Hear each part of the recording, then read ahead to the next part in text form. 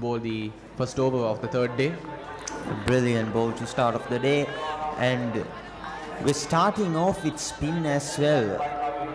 Yes, Samika, Kavis Pereira playing defensively, as you said, and Netul Lanuhas, I believe he's called in to try and take a wicket.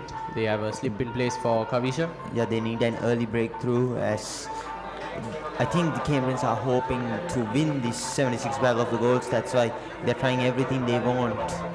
And yesterday, Samika, we talked about the importance of taking early wickets, because the batsman, he is coming in with a fresh mind, so he's not yet accustomed to the bowlers or the pitch, so there is a bit of a risk of being sent back to the pavilion. So that's why the Cambrians are a bit aggressive early on in the morning, and Kavis Pereira, he is still at 0 runs.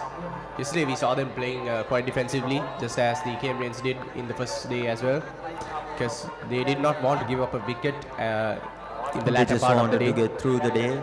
Yes, Samika. Because if you do give up a wicket, that's really in vain, because you will have another pair of fresh batsmen in the morning, and there's always a risk after coming back from a break. So no need to take 2 risks when you can just take 1. Yes, absolutely. And that's why in Test cricket we sometimes see teams sending in a bowler, because that's not that valuable of a wicket, and they are not expecting runs from him. So that, ladies and gentlemen, that is what is called a night watchman. So you send in a bowler who normally comes down the batting order, but you send him in, so if he does lose his wicket, it's not that big of a hit to the team. Tries to go for a shot. Still, he's not taking that single. Yesterday we saw the Cambrians, they were running between the wickets. And yes, this time Kavis Pereira does take the single, and he's off the mark with his first run at 25 deliveries. After a bit of a slow start for the 2 batsmen. Fernando, he was scoring all the runs yesterday, all 13 runs coming off from him. Yeah, yesterday I believe the Sebastianites did not want to lose any wickets. They just wanted to get through the day, as they had only about 10 to 15 overs left. Vice captain Roshan De Silva, he's been called in. We saw him playing a brilliant 29 with the bat yesterday. Yeah, he played, if I recall correctly, he played 29 runs, and he was smashing boundaries as well. Unfortunately, he was caught out by Chamat Lalage, bowled by Malinta Silva. Yes, Samika, bit of an aggressive batsman, aggressive bowler, dual threat for the Cambrians. Doing it in both ends of the crease. Johan, when we talk about the Cambrians, all of the players in their team, all of them are like all-rounders. Everybody is capable with the bat and the ball as well. Yes, Samika, Roshan De Silva is one of them, and Ruslan De Silva, we saw him playing a bit of a quick inning. He didn't score many runs, but the runs he did take were quite valuable for the Cambrians. Very aggressive form of play of cricket.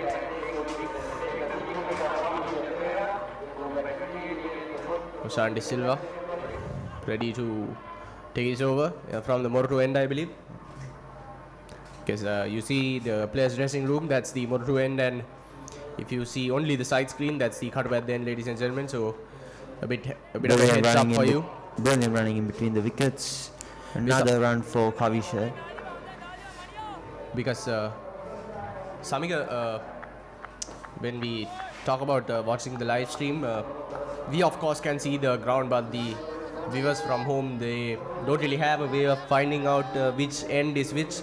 So ladies and gentlemen, when you're looking at the bowler, if you see the players' dressing room, that's the Moratuwa end the bowler is coming from, and if you only see the side screen and maybe a bit of a pavilion, that's the Khatba end for you. So right now Roshan is bowling from the Moratuwa end. Fernando deciding to leave it. A bit of a mix of spin and pace by Suhas Fernando. Maybe he's trying something.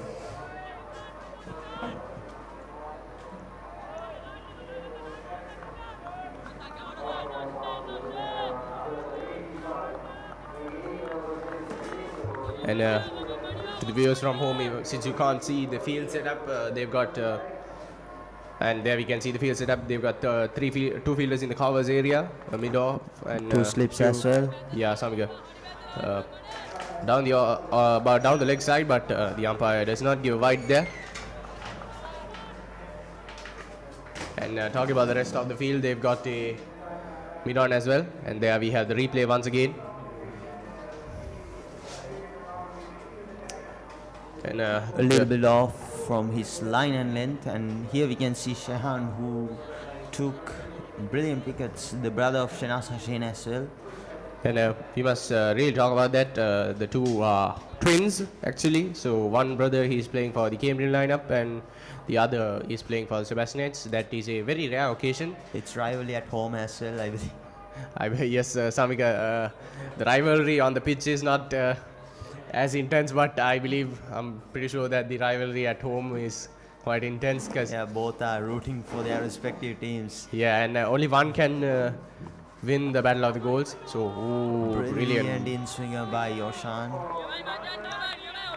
A bit more spin, and Fernando, he would have been sent back to the stands. And once again, we can see the replay. Ball swinging into the batsman. Tivanka didn't really expect it to come into him that much, so going in the inside of his bat. I don't think we can expect that much swing in this pitch as in day 3, but Oshan is using the maximum advantage he can to try and swing the ball into the batsman, hopefully bowl him out. Yes, Samika, that inside edge quite dangerous, because if it did have a bit of an inside edge, Another inside edge. see, And they take one single off of that. Brilliant running though. and I believe that's 2 actually. A quick second run for the Sebastianites. They're slowly closing in on the trail. 34 runs.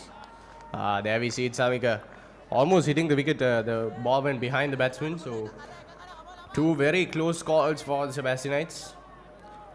Oshan De Silva. he's really trying to put the pressure on the Sebastian batters early on in the day, trying to take the wicket. And yesterday also we saw when you create those close moments, when you create those chances, the batting team, they are Really under very much pressure. and they are at Just one point they off will of make a his mistake. length and goes all the way for a boundary. A brilliant boundary for Tivanka Fernando to start off the day and to end Oshan's over. So brilliant shot right there. They were under a bit of pressure. Yeah, and he had some close calls as well. So Yeah, he flicked it towards the leg side and he just found the gap perfectly. A brilliant shot by Tivanka to end the over 21 for the loss of none, end of the 10th over. And I don't know about you, Samika, but I'm feeling some deja vu. We saw this yesterday as well. The Cambrians, when they started their innings on the first day, they were quite defensive. They were quite slow, and so was Sebastianites. And starting off the second day of their innings, they come out blazing. And this time we have Tivanka Fernando going for a brilliant boundary. Yes, yeah, and absolutely, I do get deja vu for that. Netulanos once again from the cut at the end.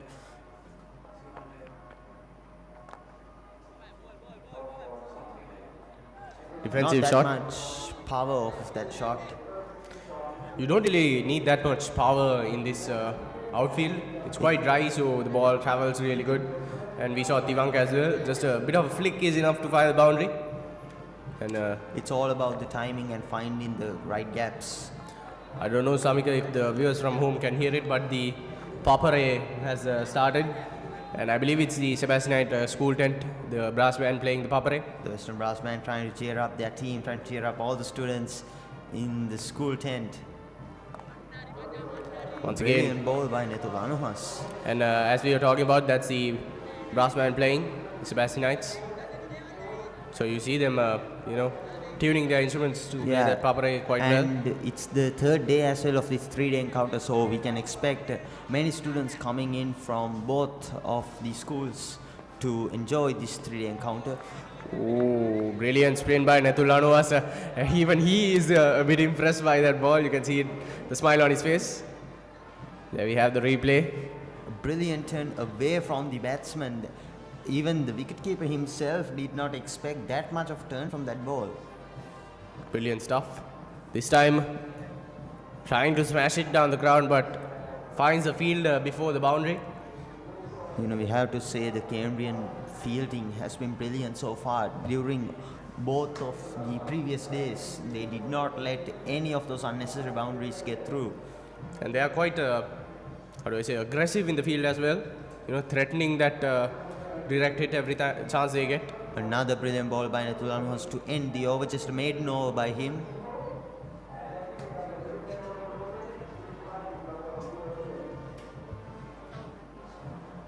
Strike rotates back to Fernando, the man with 19 runs.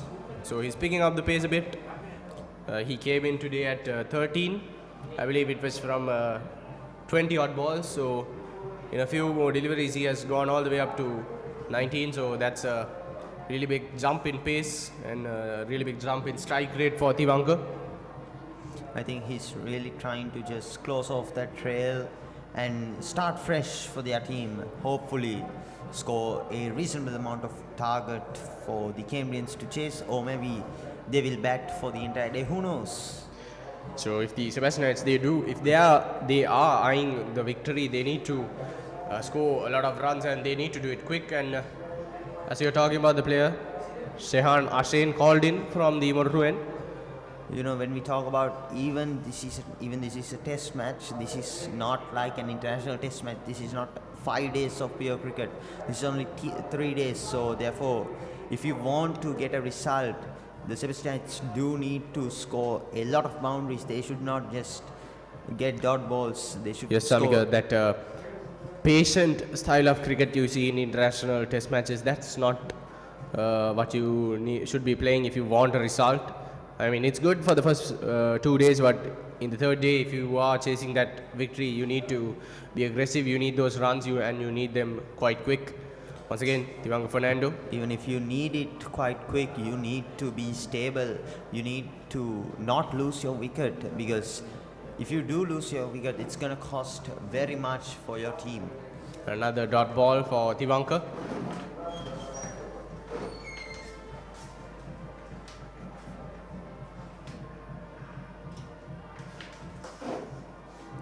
Shehan Ashen from the Moratuwa, ready for his third delivery of the over. Right arm off spin action. Brilliant ball by Shehan Ashen.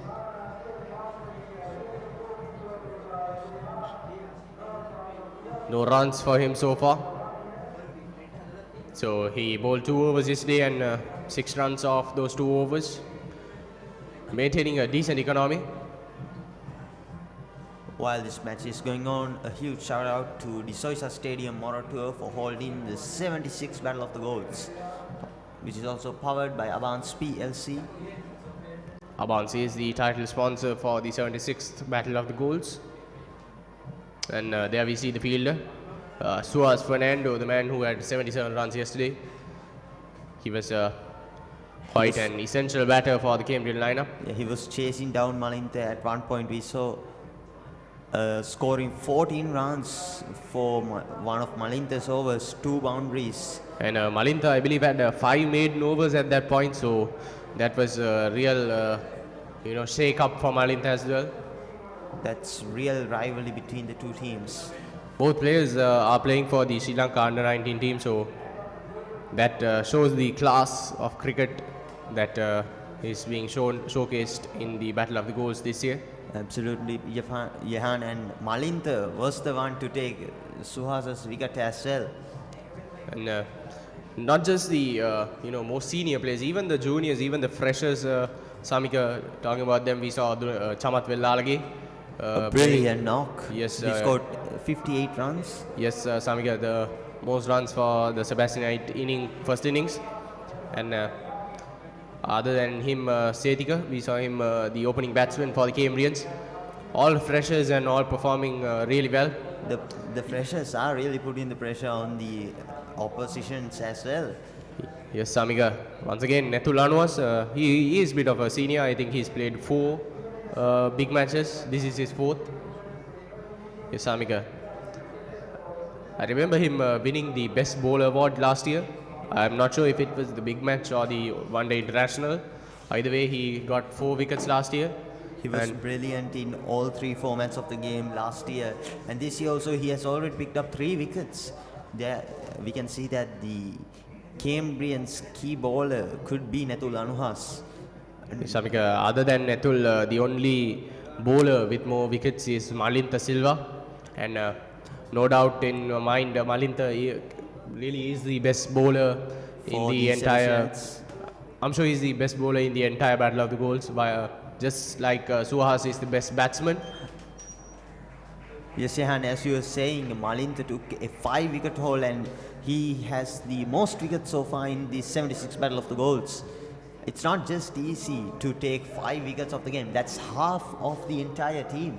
And Pasan Kure with the quick hands, but no response from the umpire this time. And we must say there, we don't have the third umpire option here. So the umpire's decision is the final call for the 76th Battle of the Goals. Yes, Jehan, we saw yesterday when the Sebastian were bowling, there were multiple appeals for a leg before wicket, but the umpire did not give, maybe because he knew it was not going. But the Sebastianites could not appeal for it. And a bit of miscommunication between the batsmen. There was a bit of hesitation from Kavisha Pereira on whether or not to take that run. Something in the Sebastianites innings we saw earlier in day 1 as well. A lot of miscommunication between the batsmen. They had 2 runouts, one of Koshendra and the other of Sendinu.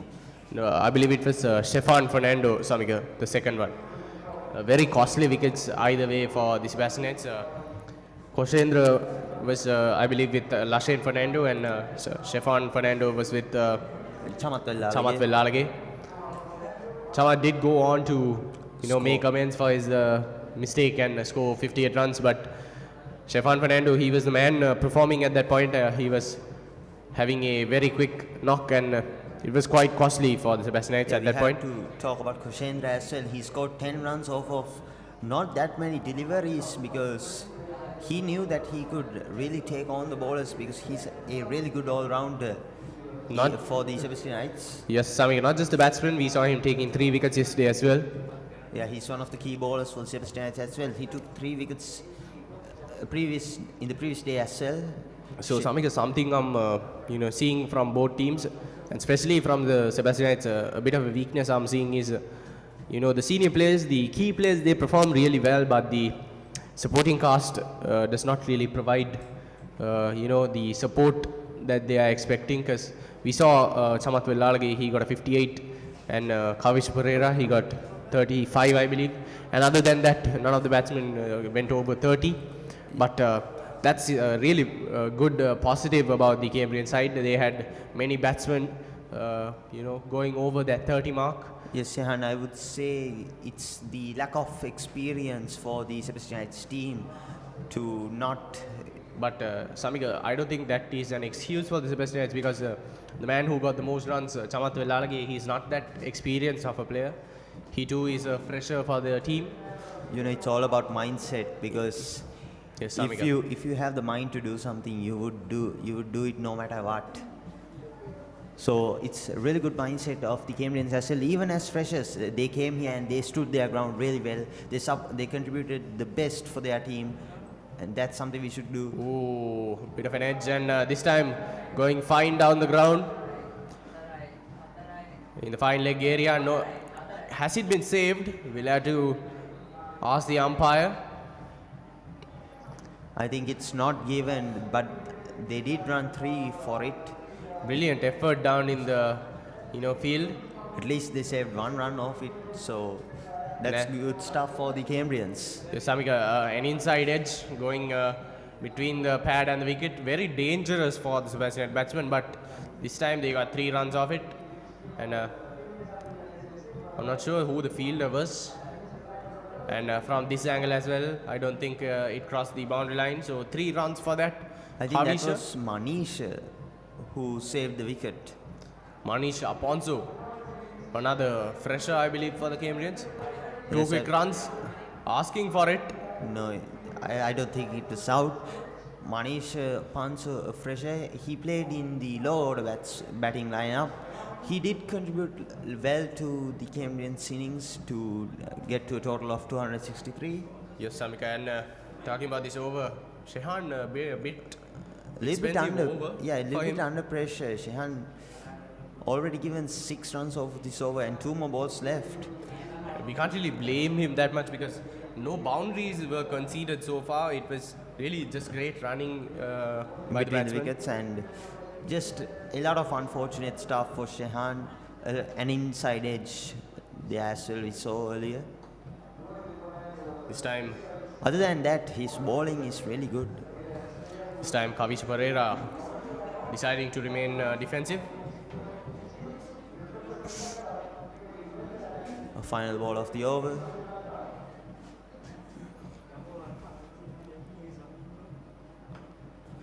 Tried to go for a cover drive.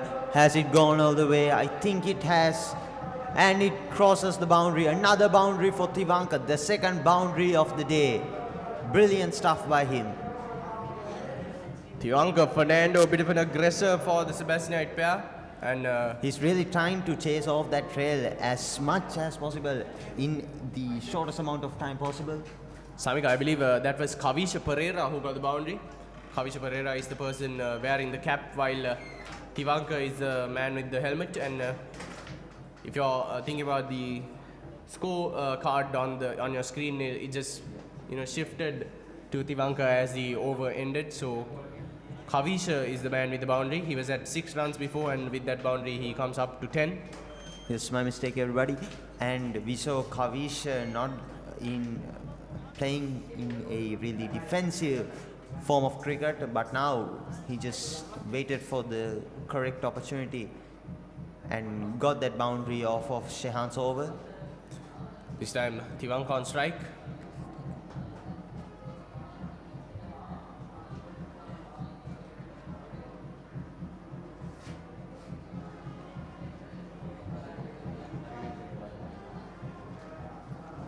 Once again, Netu Lanuas, fourth-year colorsman, called in for the Cambrians.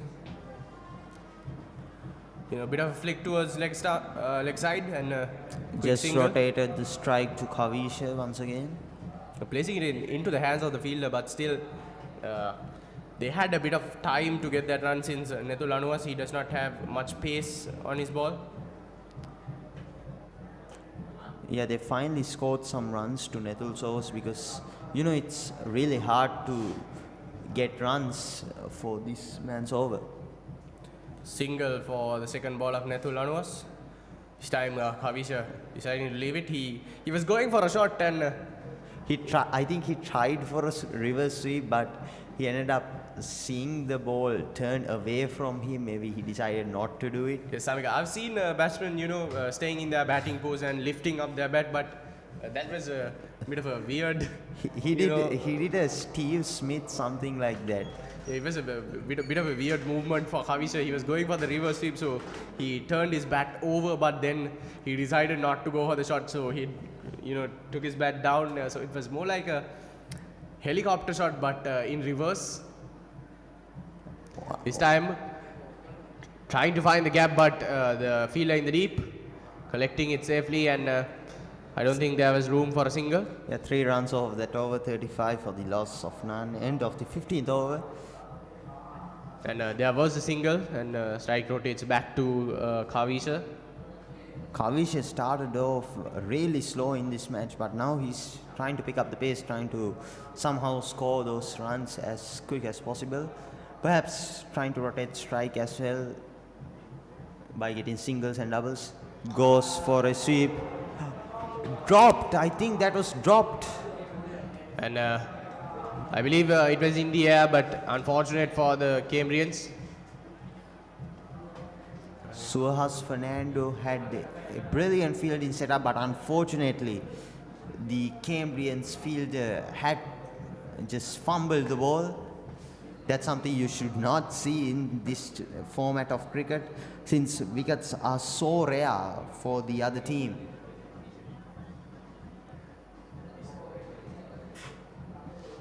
Kavish saved for now.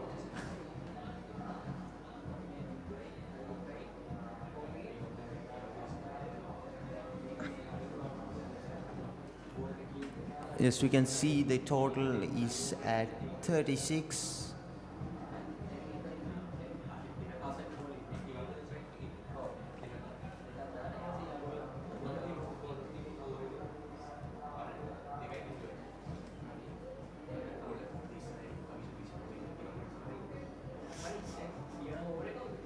Yes, the score is currently at 36. Shehan Ashain once again bowling from the cutter at the end. Yes, Moratuwa in Samika. My mistake, it's the Moratuwa end.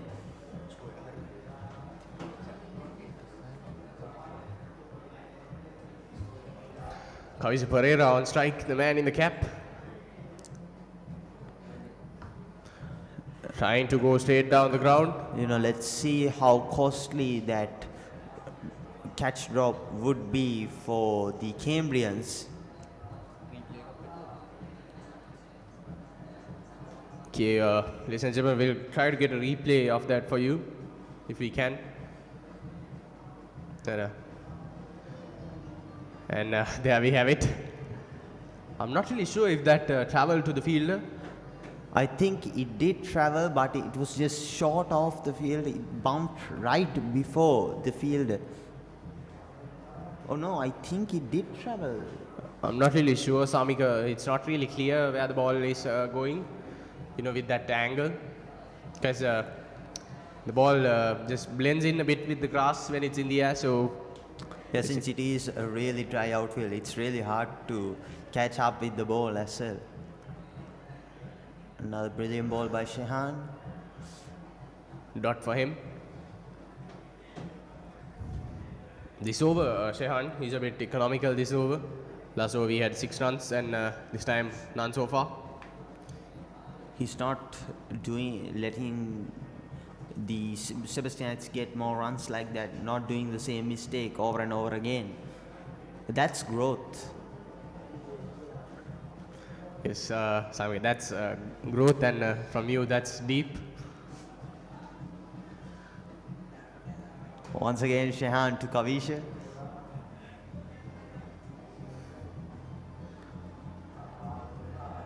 Ooh. No runs of that over maiden for Shehan. Score remains at 36 at the loss of none. Shehan really recovered from that last over he bowled. Fernando at 25, while Kavisha, he remains at 11 runs. And I believe Netulanuas is the man called in once again. Really using the advantage of all the spin bowlers they have, especially using Netulanuas. And yes, Samika, it's Netulanuas coming in to bowl the next over. Dressed in number 88. At least that's how I recognize him out of the bunch.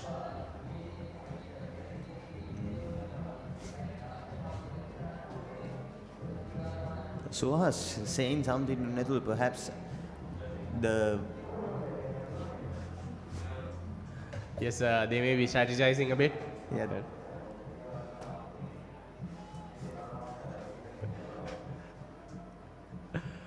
Once again, from the hardware then, Netulanuas is ready. First ball. First ball is a dot. I think Netulanuas is going according to Fernando's plan. Perhaps somehow trying to take the wicket. Netulanuas, he hasn't given much runs in his spell so far. Only 11 runs in 8 overs.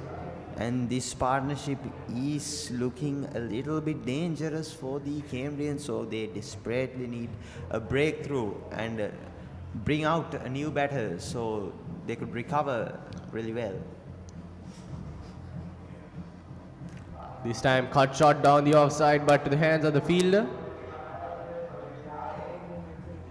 Chance of run out, but unfortunately it wasn't. And that's why the communication between the batsmen, it's quite important. So I don't think there was a run in that delivery. It was straight to the hands of the fielder, so they didn't have enough time to go for that run.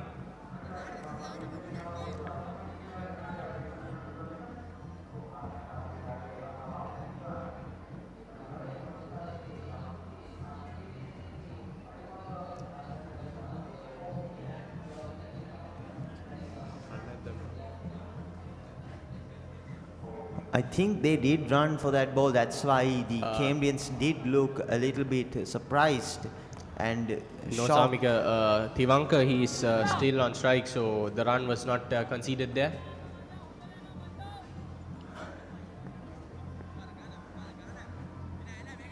The man in the helmet still at the striker's end. Natul seems They to were be asking for a run, but I believe Kavisha Pereira, he turned back.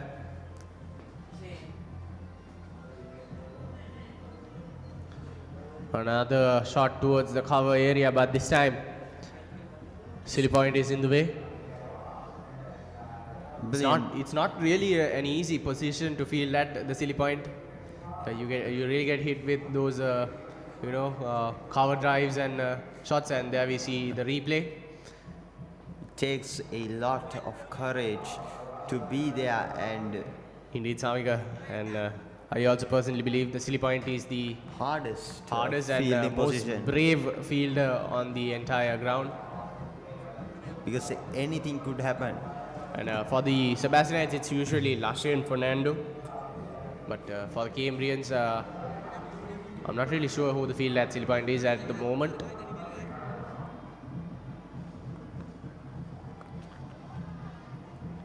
Bit of a flick towards leg side. Natul not trying to give them a run in this over. And Natul seems to be bowling a bit more towards leg stump, but he's not really going after that outside edge, it seems. Yeah, and the end of Natul's over as well. Another maiden over for Natul Lanuhas. 36 runs so far, only 13 more needed to close off that trail. You know, when it comes to Natul Lanuhas, the value of maiden overs, it goes down, because for any other bowler, it's a rare occurrence and a bit of a feat to show their bowling prowess. But when it comes to Natul Lanuhas, he does it so often that it loses the wow factor. So it may be a good thing, but on the other side of things, It's just normal stuff for Natul at this point. We've been bowl. desensitized to it. Once again, Shehan Ashrin. You know, when we talk about Shehan as well, I think he bowled 2 maidens so far.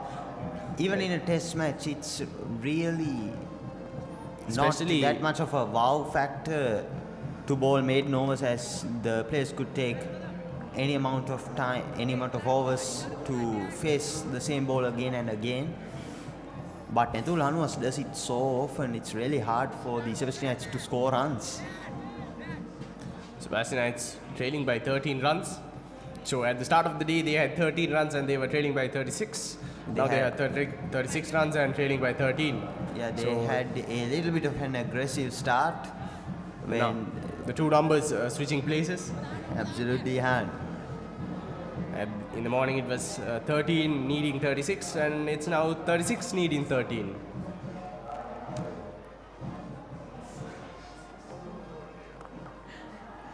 Tries to go for a cover shot. Brilliant running in between the wickets.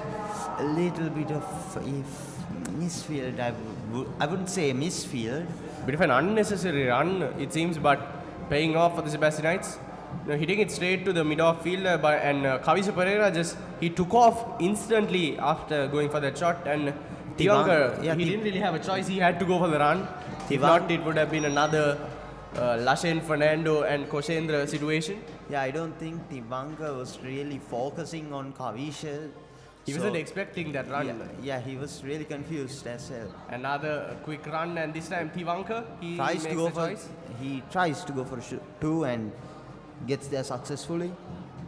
Now they trail by 10 runs. And not just one, they get a couple of runs on that last delivery, 2 for Tyronne. And we were talking about how Shehan bowled a maiden over in his last over, and Tyronne and Kavisha coming back for their due runs, asking for what Shehan owes him for last over.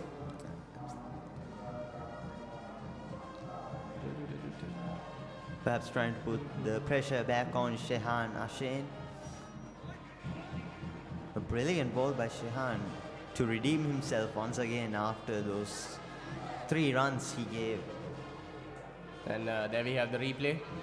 Ball pitching, in line with the middle stump and turning away from the right-handed batsman. So really good ball there by Shehan. And there wasn't that much of contact in the middle of the bat as well. Yes, Samika. And this is a bit dangerous ball to face, because if you do not time it right, if you do not place it right, it will carry over to the slip field or the silly point. Yes, we saw in Netul Anuhas's over, the spin bowlers had the ability to turn the ball very much away or into the batsman. And when it comes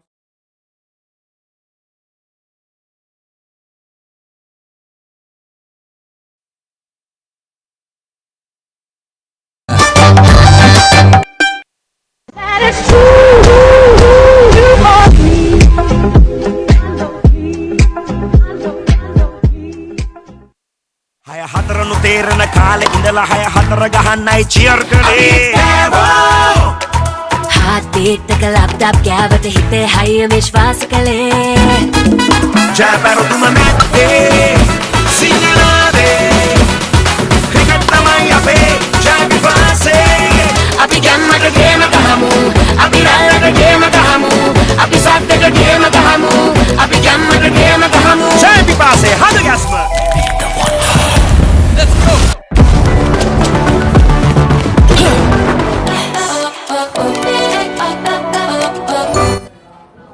Ladies and gentlemen, we are back after that short commercial, and Kavisha Pereira not letting us catch a break. Sending the first ball of Netulanu straight to the boundary. We have the replay for you since you missed it last time. A beautiful cover drive by Kavisha. The fielder just couldn't get enough of that momentum to stop the ball. He couldn't get there in time, and Kavisha Pereira finding that gap in the field, threading the needle to find the boundary. Sebastianites, turning up the heat, getting a bit aggressive with their batting. They trail by 6 runs. Yeah, this is good so far. They haven't lost a wicket and they only trail by 6 runs so far. So brilliant stuff from the Sebastians. And this opening pair, we saw, quite positive batting from them. And this time, Kavisha Pereira sweeps it down the leg side. No fine leg in place, so that easily runs away to the boundary. Back-to-back boundaries for Netul Anuhas's overs as well. Really putting the pressure on him. The Cambrians, they should really put in a fine leg or third man if they are bowling more towards that leg stump area, because a sweep shot, it's almost a guaranteed shot when you're bowling in that line. And I believe Netul Anuhas, he didn't really mean to bowl that line. He just made a bit of a mistake, and a mistake that was worth four runs for the Sebastianites. Yeah, he took all the advantage he can from that ball, because you don't get that many chances from Netul Anuhas. Another quick single. And at the start of the day, Samika, we saw Tiwanka, he was at 16 at one point, while Kavisha, he still hadn't gotten a single run off. But Kavisha, he has come up to 21, while Tiwanka is still at 27. So yesterday we thought Tiwanka would be the aggressor, but it seems that Kavisha is today. And those two boundaries really helping that total come up. Because asking for a quick run. A little bit of miscommunication from the batsman, and they close in on the trail, scoring 49 runs. Usually, Samika, that shot wouldn't have resulted in a run, but for the Cambrians, they did not have any cover fielders, close by to the batsman, so they were all at the 30-yard circle. And Tiwanka, he saw that, he made a quick decision. He asked for the run, and when Kavisha didn't respond, he hesitated for a bit, but in the end, they got there safely, and that's all that the Sebastianites are looking for. A 49-run partnership, one more to go for 50. And I'm not trying to jinx it or anything, but almost a 50-run partnership for the Sebastianites. And if I do jinx it, I don't take any responsibility for it, Samika. I'm really sorry. Well, they did not score a run, so I mean, I would blame you personally if they did not, if they couldn't get their partnership up to a 50. Yes, I didn't mean to jinx it, but sweep shot. Has it gone all the way? And ladies and gentlemen, I believe that it has 4 runs, 4 more. And Kavisha Pereira gets to 25. 3 boundaries off the over. Sebastianites, they get their 50 up. 53 for the Sebastianites to be exact, and the 53-run partnership. Brilliant stuff by the opening pair. And especially Kavisha. And Samika, I believe we didn't jinx the Sebastianites, but we did jinx Nethu Lanuas, because we were talking about his bowling performance and how maiden overs were not something special for Nethu Lanuas, but this time. Well, this is a wow factor for the Sebastianites, scoring 14 runs. And in the morning we were talking about Malintha and Suhas Fernando, and how Suhas scored 14 runs for Malintha's over. So Kavish and Tivanka replicating exactly that. And it may not be in that convincing of a fashion as Suhas Fernando, because Suhas Fernando, he is very aggressive, finding the boundary every chance he got. But and I believe it is the same result. Suhas also got 4 boundaries and 2 singles. The thing with Suhas is that he scored the 14 runs himself, I believe, but in this case, Tivanka and Kavisha both scored those 14 runs. And Samika, I believe there's a change in bowling. It's Rusandu Silva being called in. Perhaps. We'll have to wait. I believe no, Samika, he's a spinner. So, talking about Suhas taking all the runs, it was Kavisha who got 13 of the 14 runs. He had the first 2 boundaries, then he got a single. Shai was rotated back to him by Tivanka, and he got the last boundary as well. So, Kavisha Pereira doing what Suhas did to Malintha.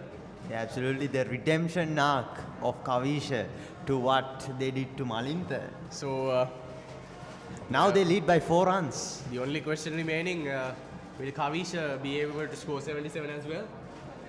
I think at this pace, if he seems really comfortable with the bowlers as well, I think he might be able, if he can play like that with Nethu Lanuas, I think he will be able to reach that, but he'll have to be quite cautious, because one mistake is all it takes to be sent walking back to the pavilion. Yeah, because Nethu Lanuas, a bowler with many variations, you don't know what he might come up to next. And this time, a new bowler called in, Rusandu Silva. So, I believe Suhas may have thought that Shehan was bowling too many expensive overs, so he's changing the bowlers up. Yeah, Tivanka being a bit defensive for the new bowler. Even in Nethul's over, even if they scored 14 runs of that, he did not give that many runs for the rest of the over, so I don't think that Suhas seems too bothered for that expensive over. We'll have to wait for the end of this over, Samika, to see that, but he might send another spinner asking for it. Very, very, very dangerous for the Sebastianites. Because Tivanka, he came down the ground a few steps and he missed it that time. If it did carry over to the keeper, it would have definitely been a something. And they asked for the leg before wicket, but I think it was hitting the bat as well, and it was going away from the leg stump. Tivanka getting a bit creative with his batting, putting his leg out, and you can see the replay right there. You know, Ihan, when I look at Tivanka, the first person that comes to my mind is Steve Smith, the opening batsman of the Australian cricket team. And this time Tivanka goes above and beyond. Rusandu Silva goes for a maximum. That's something you would see once in a while, and that too from Tivanka. Taking a knee, sent towards the school tent.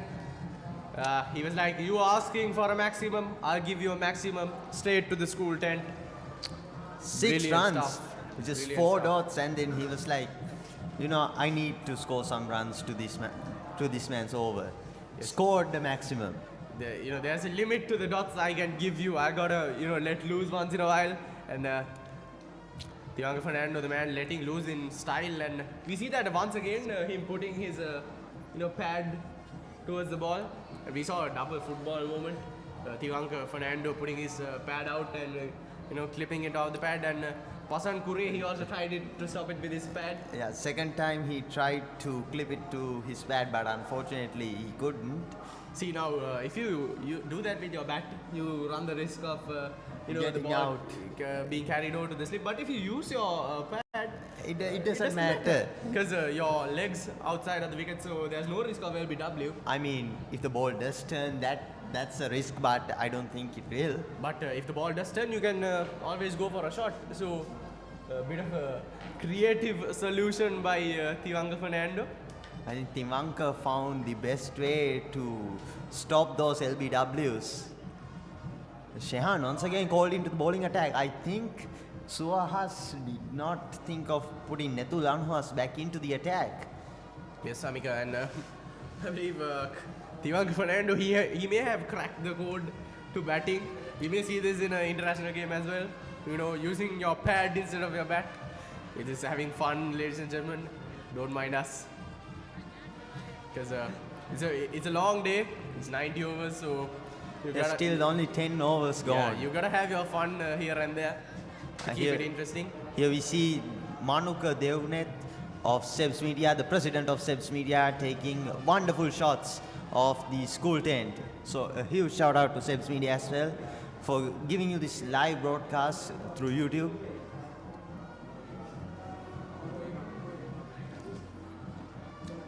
Kavish Pereira on strike.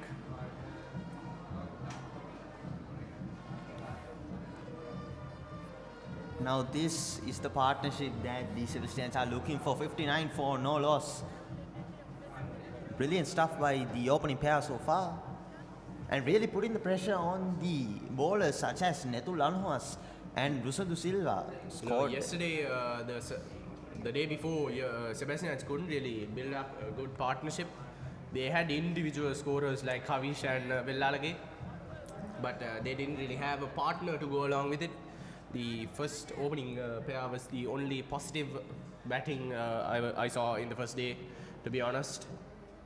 Both players selflessly batting to get that score up.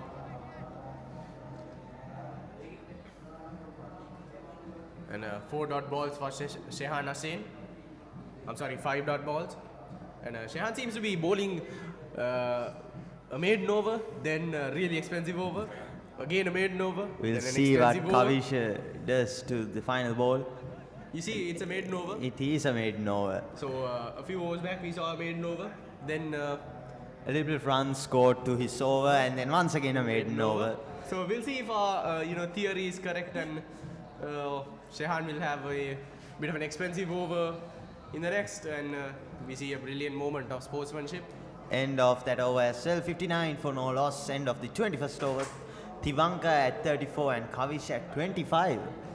Brilliant stuff by the opening pair. This is why the opening pair of any team is important to any team, because if they lose that momentum, I don't think anybody could build up that momentum once again after they lose a wicket. Yes, Samika, and talking about the run rates, yesterday we played 9 overs, we had 13 runs off of it, and for the next 9 to, it's been 12 overs technically, and it's been 46 runs so far. 13 for 9 and 46 for 12, so I believe that really shows putting the pressure on the game. I believe that shows the change of pace from yesterday, the change of strike rate. Here's Rusadu Silva once again. Flick down the leg side, finding the gap. Will it run all the way to the boundary? That is the question, ladies and gentlemen, and yes, it definitely will. And that was Tyronne once again, scoring a boundary. Both batsmen going for those shots. Not that big of a shot, he just flicked it into that gap in the field, and the field will do the rest. They had a man in the deep, but he was unable to get to it in time.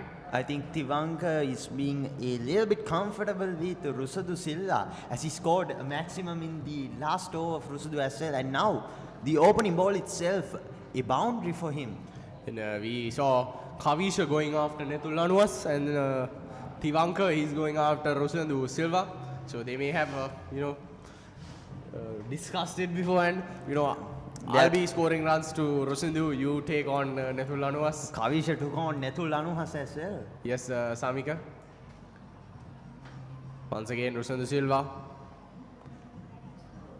This time, a more defensive approach to it. And score goes up to 63 at the loss of no wickets. Brilliant stuff by the batters so far. And we were shown on the live stream without any warning beforehand. So thank you for that. Trying for a sweep shot, asking for it. Not given by the umpire. He stays with his decision of not out. This is good stuff for the Bastians, I believe.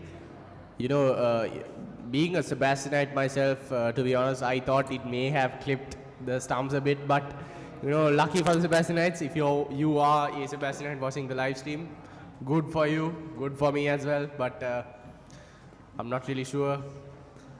It did look a little bit out. I think the ball might bounce more than it. That's why it could be missing. To be honest, Samika, I personally think it would have been, further down the leg side, and if it did miss, it would be too far towards the leg stump. But I don't know. It's a split-second decision for the umpire, and we have to stick with that decision because they are the professionals. We are just watching from the live stream. Yeah, Silva. We are no good compared to them.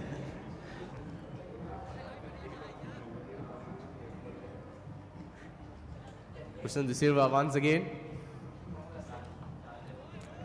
tries to drive it down the ground.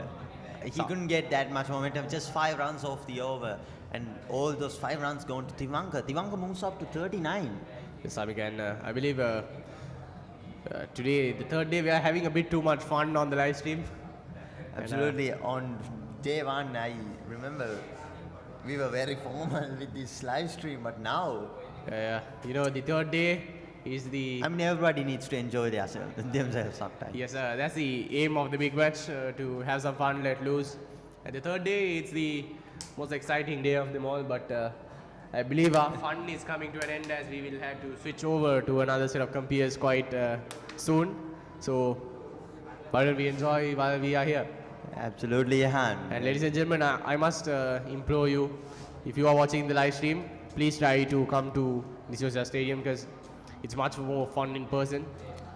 But in case you are unable to come, you have the live stream, don't worry. It will be running all throughout the game. We will be bringing you all the updates through Seb's Media. If you do come to the Soysa Stadium, you'll get to experience a lot of things. Yes, Samika. Once again, Shehan Nashin called in to bowl from the Khatub at the end. Ihan, just the vibe of big match itself excites me. Yes, Samika, it's a really big part of cricket culture in Sri Lanka. Especially in school cricket. Yes, Samika. Shehan Nashin to Tyronne Fernando. Cut shot.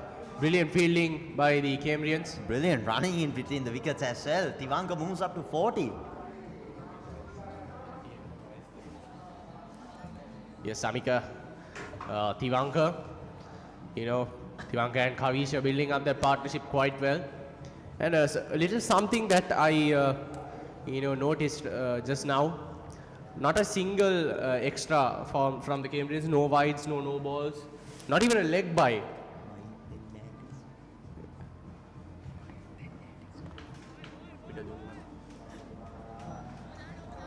Brilliant shot, but no chance for runs.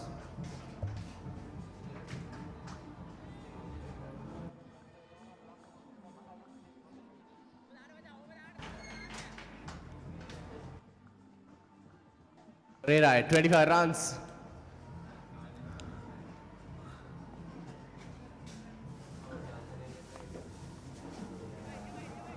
Straight to the hands of the fielder. Suas Fernando is the man skipper. who gathers the ball. A brilliant batsman and fielder, Suhas Fernando. Great captaincy by him as well.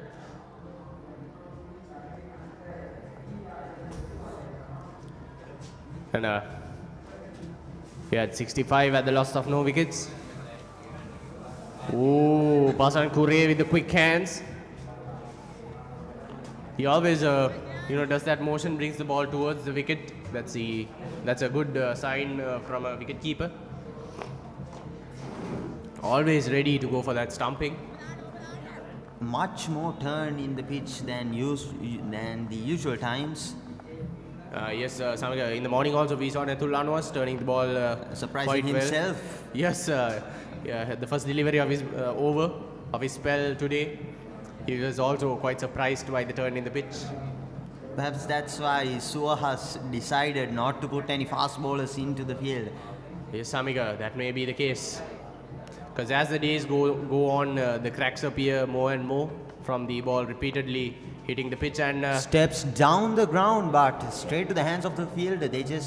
I think they only take one. No, they did not take any runs off of that ball. And Samika, our theory, it appears to be wrong because we told you that They might score some runs to Yes, Shehan's over, but Shehan proved us wrong by only giving one run. we are talking about how Shehan, he bowls a maiden over, then the next over he gets a lot of runs scored on him, then he bowls I another wouldn't say maiden over. a lot of runs, just 6 to 7 runs. Yeah, and as you're saying about fun coming to an end, ladies and gentlemen, we'll have to leave you for now as we hand over the mic to our fellow Singalakam peers. Over to you.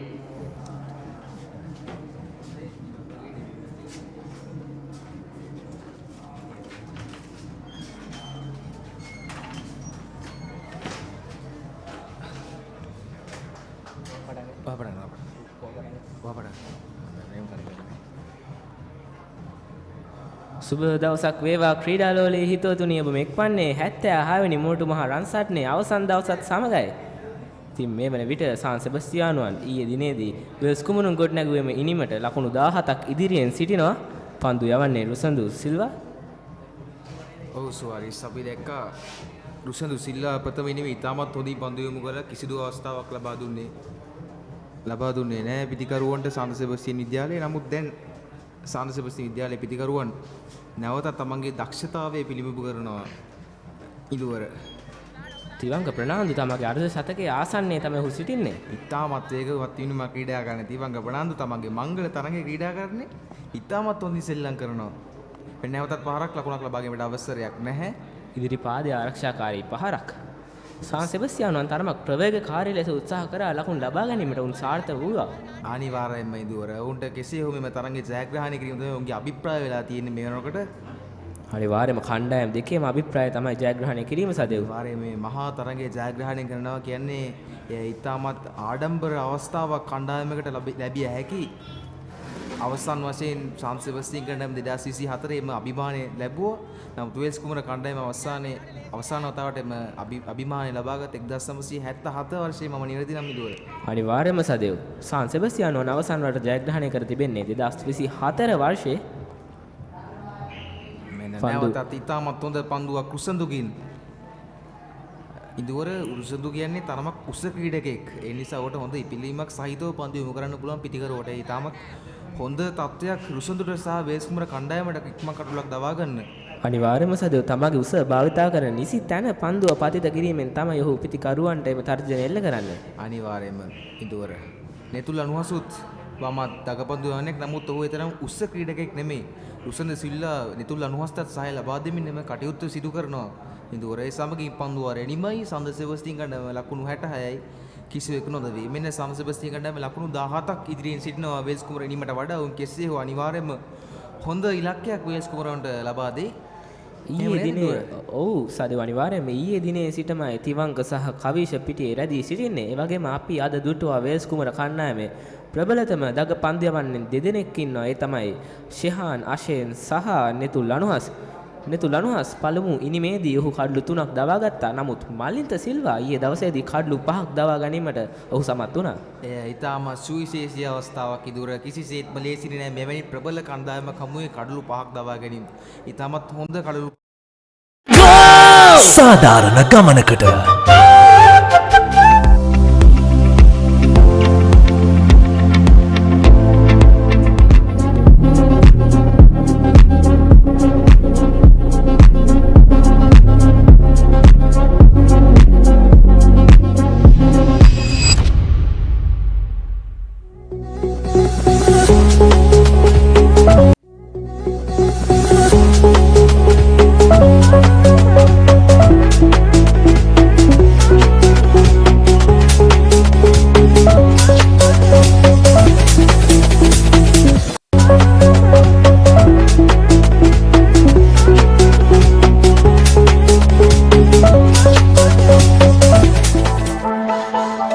Life is good.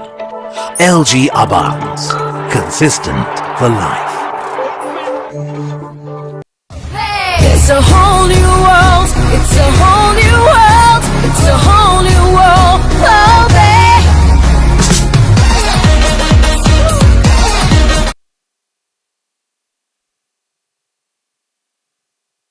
This is the rhythm of the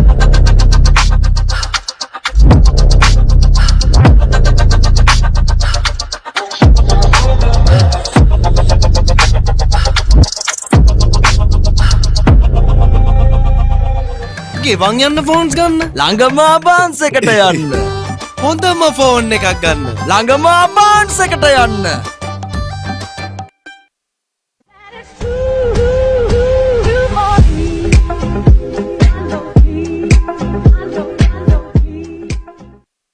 හය හතරනු තේරෙන කාලේ ඉඳලා හය හතර ගහන්නයි cheer කළේ Heartbeat එක laptop ගෑවට හිතේ හයිය විශ්වාස කළේ ජයපැරදුම නැත්තේ සිංහනාදේ ක්‍රිකට් තමයි අපේ ජය විශ්වාසේ අපි ගැම්මට ගේම ගහමු අපි රැල්ලට ගේම ගහමු අපි සද්දට ගේම ගහමු අපි ගැම්මට ගේම ගහමු ජය විශ්වාසේ හද ගැස්ම Elephant House ලෙමනේ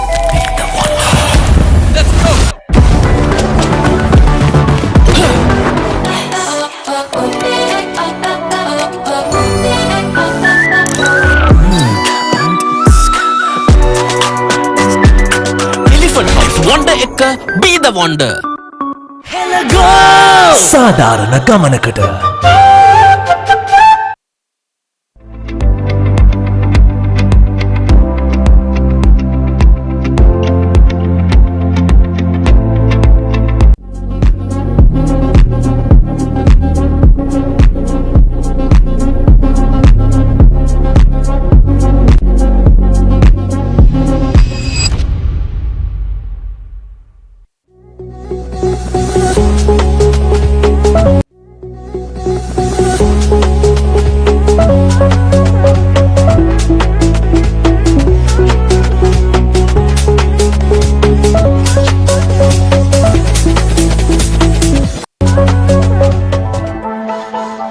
Life is good. LG ABANS. Consistent for life. It's a whole new world. It's a whole new world. It's a whole new world. Oh, babe.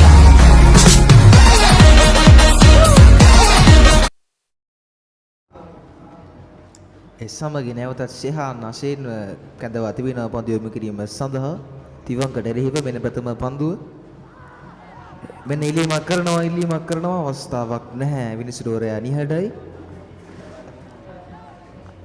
ශෙහා නශේන් ඉතාමත් හොඳින් පන්දු යොමු කරා ඉදුවර එහෙම නේද ඔහු ඉතාමත් හොඳ ලෙන්ත් එකක් පවත්වාගෙන යමින් පන්දු යොමු කරන දිගටම සාන්ති සෙබස්ටියන් කණ්ඩායමේ පිටිකරුවන් වෙත අනිවාර්යෙන්ම සදෙව් පිටිකරුවන් තරම කසන තත්වයකට පත් කරමින් තමයි පන්දුව නිසි අයුරෙන් දෝලනය කරමින් ශෙහා නශේන් පන්දුව යොමු කරේ මෙන්න නැවතත් පහරක් එල්ල කරනවා මෙවර ලකුණක් ලබා ගැනීමට අවසරයක් නැහැ. ඊටමත් හොඳ පන්දු රැකීමකට නිරත වෙනවා. කණ්ඩායම් දෙකේම ක්‍රීඩකයන් විසින් ඉදූර අපි දුටුවා ඊයේ දිනේදී සාන්ත සෙබස්ටියන් කණ්ඩායම වෙනුවෙන් ඊටමත් හොඳ උඩ පන්දුවක් ලබා ගත්තා ලසේන් ප්‍රනාන්දු. මේ අද දිනේ වේල්ස් කුමර කණ්ඩායමේ පන්දු රකින්නන්ගේ ඉතාමත් හොඳ පන්දු රැකීම. තවත් පහරක් එල්ල කරනවා ලකුණක් ලබා ගැනීමේ අවසරයක් නැහැ. නමුත් සදේ ඕන්ගේ හොඳ පන්දු රැකීම අතරේදීත් අපේ දුටුවා අද උදෑසන කවිෂගේ කඩුල්ල දවා ගැනීමට තිබූ අවස්ථාව රුසදු සිල්වාගේ අතින් ගිලිහී ගිය අයුරු. අනිවාර්යයෙන්ම ඔවුන්ට ඉතාමත් වැදගත් කඩුල්ලක් වී තිබුණා ඉදුවර. නමුත් ක්‍රීඩාවේ ස්වභාවයයි හැම උඩ පන්දුවක්ම රැක ගැනීමට අපහසුයි සහ මෙම කාලගුණයත් එක්ක කිසිසේත්ම ලේසි පහසු කාර්යයක් නෙමෙයි මෙහෙම ක්‍රීඩා කිරීම පන්දු රැකීම. නැවතත් නිලකණු පන්දුවක ඉතාමත් හොඳ පන්දුවක පන්දු යැවීමක යොමු වෙනවා ෂෙහාන් නසීන් විසින්. අපිට පෙනී යන කණ්ඩායම් නායකයා සුවහස් ප්‍රනාන්දු ඊයේ දිනේදී අර්ධ ශතකයක් සමග ලකුණු 77ක් වාර්තා කර ක්‍රීඩකයා. අනිවාර්යයෙන්ම ඉදිරිය එනම් නායකත්වයේ ඉනිමයක් නිස්සකයි. ඔහු ලකුණු 50 අර්ධ ශතකයක ලබා ගන්න තේ ඉතාමත් හොඳින් ක්‍රීඩා කරා. ඊට පස්සේ ඔහු ප්‍රවේගකාරී පිටිකරන එක තමයි නිතෝනේ ඉදිවර. ඔව්සා දේවගේ අපි මෙතෙක් වෙලා දුටුවා සාන් සෙබස්තියානු පිටිකරුවන් ඔවුන් උත්සාහ කරා ෂෙහාන් නෂේන්ගේ පන්දු වාරයේදී ලකුණු ලබා ගැනීමට. නමුත් දැන් ෂෙහාන් නෂේන් සමත් වී තිබෙනවා නිලකුණුව පන්දු වාර නිම කිරීමට. මෙවර පහරක් කෙල කරන මෙවර සාර්ථක විය යුතුයි. ඕ සාර්ථකයි. මෙවර නැවතත් ලකුණු 4ක් ලබා ගැනීමට සමත් වෙනවා. කවිෂ පෙරේරාගේ පිත්ත ක්‍රියාත්මකයි. ඒ වගේම මම කිව්වා විතරයි ෂෙහාන් නෂේන්ට වුන් කලින් පන්දු වාරවලදී ප්‍රහාරාත්මක ක්‍රියා කරා කියා කිව්වා විතරයි. ඒ අනිත් පැත්තට 4 පහරක් එල්ල කර අනර්ග පහරක්. අනිවාර්යයෙන්ම දර්ශනීය 4 පහරක් කිසිදු ආකාරයකින් පන්දු රකින්නෙක්ට පන්දු රැක ගැනීමට අවස්ථාවක් නැහැ. ඉතාමත් මනරම් පහරක් එහෙනම් කවිෂගේ පිටෙන් වේගවත් 4 පහරක්. කවිෂ කියන්නේ අත්දැකීම් බහුල ක්‍රීඩකෙක්. අනිවාර්යයෙන්ම සදේව අපි දුටුවා ඊයේ සන්ධ්‍යාවේ සිට ඔවුන් දෙදෙනා මෙම ස්ථානයේ රැඳී සිටින්නේ. ඔවුන් තමයි කඩුල්ලත් ආරක්ෂා කර ගනිමින් ඉක්මන් ලකුණු කරාත් යනවා. අනර්ග ප්‍රතිකරණයක්. අනිවාර්යයෙන්ම ඉදුර මෙන්න නැවතත් කැඳවා තිබෙන රුසඳු සිල්වාව පන්දු යොමු කිරීම සඳහා. රුසඳු සිල්වා තමයි මම හිතන්නේ වේස් කුමර කණ්ඩායමේ ප්‍රධානම වමත් දගපන්දු යන ලෙස කටයුතු කරන ක්‍රීඩකයා. අනිවාර්යයෙන්ම සදේව සඳහන් කළ යුතුයි ප්‍රවීන් ජයවික්‍රම පිළිබඳ අවසානයේ වමත් දගපන්දු යන ලෙස ශ්‍රී ලංකාව නියෝජනය කරපු ක්‍රීඩකයා සාන් සෙබස්තියන් කණ්ඩායම තමයි ඌව බිහි කරේ. ඉන්පසුව කිසිදු දගපන්දු යන්නෙක් බිහි වුණේ නැහැ මේ පාසල් දිත්තෙම. නමුත් අපි බලාපොරොත්තු වෙමු රුසඳු සිල්වාට එය කිරීමට හැකි වේවා කියා. අනිවාර්යයෙන්ම අපි නැවතත් රුසඳු ඉදිරිපාද ආරක්ෂාකාරී පහරක් ලකුණකට අවසරයක් ලැබෙන්නේ නැහැ. රුසඳු ඉතාමත් හොඳින් පන්දු පතිත කරන පිටිකරුවට කිසිදු ආකාරයකින් ලකුණක් ලබා ගැනීමට අවසරයක් දෙන්නේ නැහැ දුවර. අනිවාර්යයෙන්ම සදේව ඒ තමයි විය යුතු කාරණේ සහ ඉතාමත් මැනවින් ඉටු කරනවා. නැවතත් රුසඳු තවත් ඉදිරිපාද ආරක්ෂාකාරී පහරක් ලකුණකට අවසරයක් නැහැ. දිවංග ප්‍රනාන්දු දිවාව මෙන්න දැන් කවිෂ ප්‍රනාන්දු ඒ සමගින් ලකුණක් ලබා ගැනීමට අවසරයක් ලැබෙනවා. යම් තාක් දුරකට දුර්වල පන්දු රැකීමක් ඒ අවස්ථාවේ ඒ සමගින් ලකුණක් ලබා ගැනීමට අවස්ථාව ලැබුණා සාන් සෙබස්තියන් කණ්ඩායමේ පිටිකරුවන් දෙපළට. ඔව් සදේව දුර්වල පන්දු රැකීමක් හමුවේ දක්ෂ කඩළු අතරේ දිවීමක්. එලෙස සාන් සෙබස්තියානුවන් දැන් වේල්ස් කුමර එනීමට වඩා ලකුණු 22ක් ඉදිරියෙන් සදේව ඉන්නේ. අනිවාර්යයෙන්ම කෙසේ හෝ ඔවුන්ගේ සැලසුම වී ඇත්තේ ප්‍රවේගකාරී ඉනිමක් ක්‍රීඩා කොට කෙසේ හෝ යම් තාක් දුරකට පීඩනයක් සහිත ලකුණු පූරක් නිර්මාණය කරමින් වේල්ස් කුමරන්ට අභියෝගයක් ලබා දීම මම හිතනවා ඔවුන් ඒ ඉතාමත් හොඳින් මැනවින් මේ කාර්යය සිදු කරන ආකාරය අපිට පෙනී යනවා සහ මම බලාපොරොත්තු වෙනවා සාන් සෙබස්තියන් කණ්ඩායමේ එසේ කරා වී කියා. ඔව් අනර්ග දග කැවීමක්. නමුත් ලේසි පහසු කාර්යයක් වන්නේ නැහැ ඉදුවර. අපිට පේනවා නිතුල් අනුහස් දැරුසඳු සිල්ලා ඔෂාන්ද සිල්ලා අති ප්‍රබල පන්දු යවන්නන් දැස්සක් සිටින කණ්ඩායමක් තමයි වේල්ස් කුමර කණ්ඩායම කියන්නේ. කිසිසේත්ම පහසු දෙයක් නෙමෙයි ඒක. ඔව් වංගේ පන්දු බලෑනිය බොහොමයක් සිටින්නේ දග පන්දු යවන්නන්. අනිවාර්යයෙන්ම මෙම තනතිරුව දග පන්දුවලට උචිත තනතිරුවක් වී තිබෙන්නේ ඉදුවර. නැවත රුසඳු තිවංකට එරෙහිව රුසඳු ඔව් පැමිණෙනවා. ඉතාමත් හොඳ පන්දුවක් මෙවර. ඉතාමත් හොඳ පන්දුවක් ලකුණක් ලබා ගැනීමට අවසරයක් නැහැ. රුසඳු පන්දු වාර 5ක් එල්ල කර තිබෙනවා සෙබස්තියානුවන්ට එරෙහිව. නමුත් ලකුණු 15ක් පමණයි සාන් සෙබස්තියානුවන් රැස් කරේ. අපිට පෙනී යනවා තිවංක ප්‍රනාන්දු ලකුණු 45ක් රැස් කරගෙන තිබෙනවා පන්දු 79ක් තුලදී. ඒ වගේම කවිෂ ලකුණු 26ක් රැස් කරගෙන තිබෙනවා පන්දු 76ක් තුලදී. තිවංක ප්‍රනාන්දු තමගේ අර්ධ ශතකයේ පෙනෙන මානේ තමයි සිටින තව ලකුණු 4ක් පමණයි අවශ්‍ය තමන්ගේ මංගල අර්ධ ශතකය ලබා ගැනීම සඳහා අපි බලාපොරොත්තු වෙමු. තිවංගට මෙම තරගය තුළම හාස්කම එම විස්කම සිදු කිරීමට හැකියාව ලැබේ කියා. තව ලකුණු 4ක් පිටුපසින් සිටින්නේ තිවංග. ඒ වගේම සදෙව් ආරම්භක පිතිකරුවන් දෙදෙනා නිසි අඩි තාලමේ යෙදුවා සාන් සෙබස්තියානු නිමට. අනිවාර්යයෙන්ම ඉඳුවර මම හිතන්නේ මෙම තරගය තුළ වැඩිම සබඳතාව තිබෙන ලකුණු පූර්වතම මේ ලකුණු සබඳතාව තුළ මේ ආරම්භක පිතිකරුවන් දෙපළක් වශයෙන්. අනිවාර්යයෙන්ම වෙන යම් තාක්කුරකට පිටියේ සැකස්මක් සිදු කරනවා කණ්ඩායම නායකයා සුහාස් ප්‍රනාන්දු විසින්. කඩුල්ලක් තමයි ඔවුන්ගේ ප්‍රධානතම අවශ්‍යතාවය සහ අභිප්‍රාය වී තිබෙන්නේ. අපි බලමු ශෙහාන් අස්සෙන්ට එය සිදු කිරීමට හැකි වේද කිය. අනිවාර්යයෙන්ම සදේ ඔබ කිව්වා නිවැරදි. දග පන්දු යවන්නක සිටින සෑම අවස්ථාවකදීම වේල්ස් කුමරුන් ස්ලිප් ක්‍රීඩකයෙකු සිලි පොයින්ට් ක්‍රීඩකයෙකු හෝ ෂෝට් ලෙග් ක්‍රීඩකයෙකු ගෙන්න ගන්නවා එම ස්ථානයට ඔවුන් බලාපොරොත්තු වන්නේ මෙම කඩුල්ලයි. අනිවාර්යයෙන්ම තිවංග ප්‍රනාන්දුගේ කඩුල්ල නැතිනම් කවිෂ පෙරේරාගේ කඩුල්ල කියන්නේ ඉතාමත් ප්‍රබල කඩුල්ලක් වේල්ස් කුමර කණ්ඩායමට. මොකද ඔවුන් ඉතාමත් හොඳින් තමන්ගේ ඉනිම ගොඩනගන ආකාරය අපිට වෙනවා. කිසිදු ආකාරයකින් පීඩනයකින් තොරව ඔවුන් පන්දුවට පහර දෙනවා. හැම පන්දුවෙන් එක්ක පහේ ඔවුන් අඳුනගෙන තියෙන දూరు මේ වෙනකොට. ඒ ඉතාමත් හොඳ තත්ත්වයක්.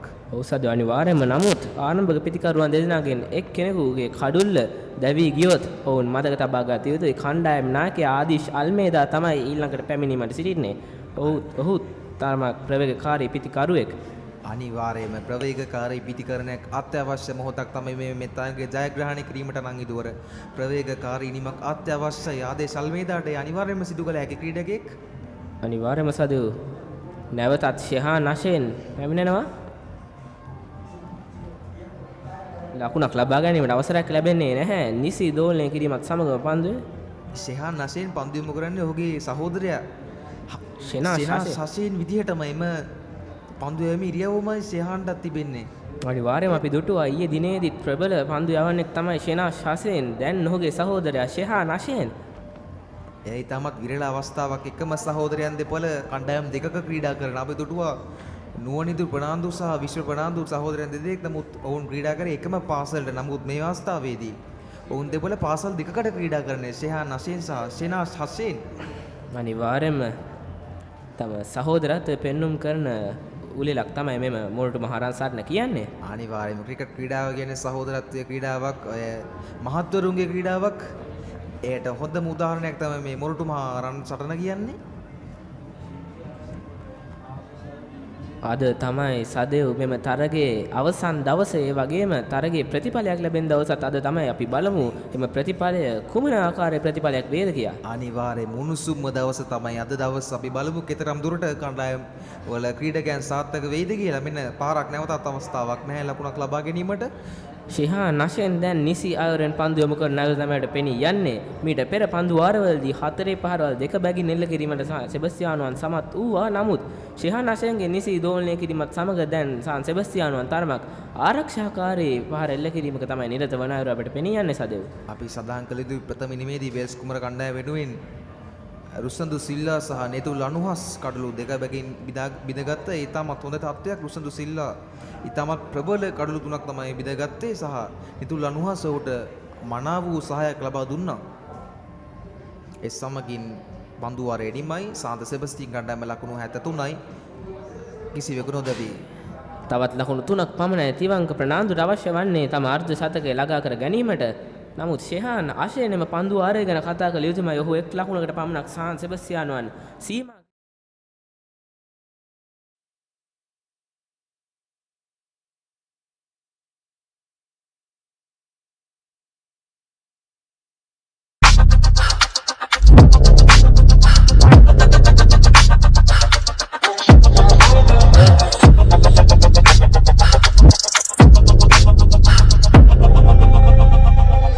ගෙවන් යන්න ෆෝන්ස් ගන්න ළඟම ආබාන්ස් එකට යන්න.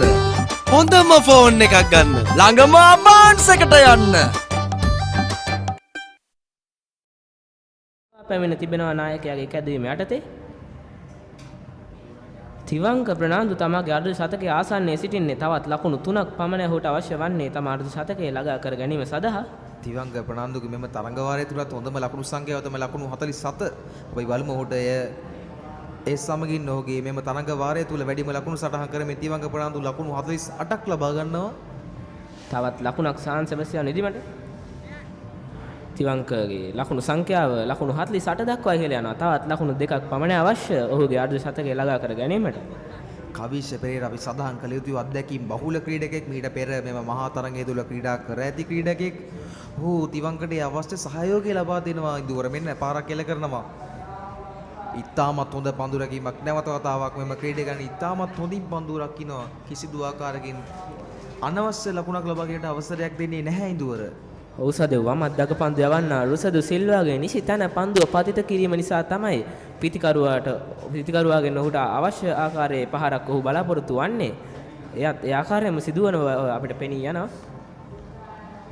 මෙන්න නැවතත් ලකුණක් ලබා ගැනීමට අවසරයක් නැහැ. ඉතාමත් හොඳ පන්දු යැවීමක් මේ රුසදු සිල්වාගෙන් තමන්ගේ වගකීම නිසි අයුරින් ඉටු කරන බව තමයි මට පෙනෙන්නේ. මුලදී තරමක් ප්‍රහාරාත්මක ලෙස ක්‍රීඩා කරමින් සිටි සෙබස්තියානුවන් දැන් තරමක් ආරක්ෂාකාරී වී ඇති අයුරු අපිට පෙනී යනවා සදෙව්. එය තමයි පීඩනය කියන්නේ ඉදුවර. අනිවාර්යයෙන්ම වේස් කුමර කණ්ඩායම දැන් ඔවුන්ගේ පන්දුවේ ප්‍රබලත්වයේ සාන් සෙබස්තියන් කණ්ඩායමේ ක්‍රීඩකයන්ට පිළිඹු කරන අවස්ථාවක් මේ. ආසන්න අවස්ථාවක් දැවී යාමට අවස්ථාවක් තිබුණා. ඔව් ඒ වගේ අවදානම වුන් නොගත යුතුයි.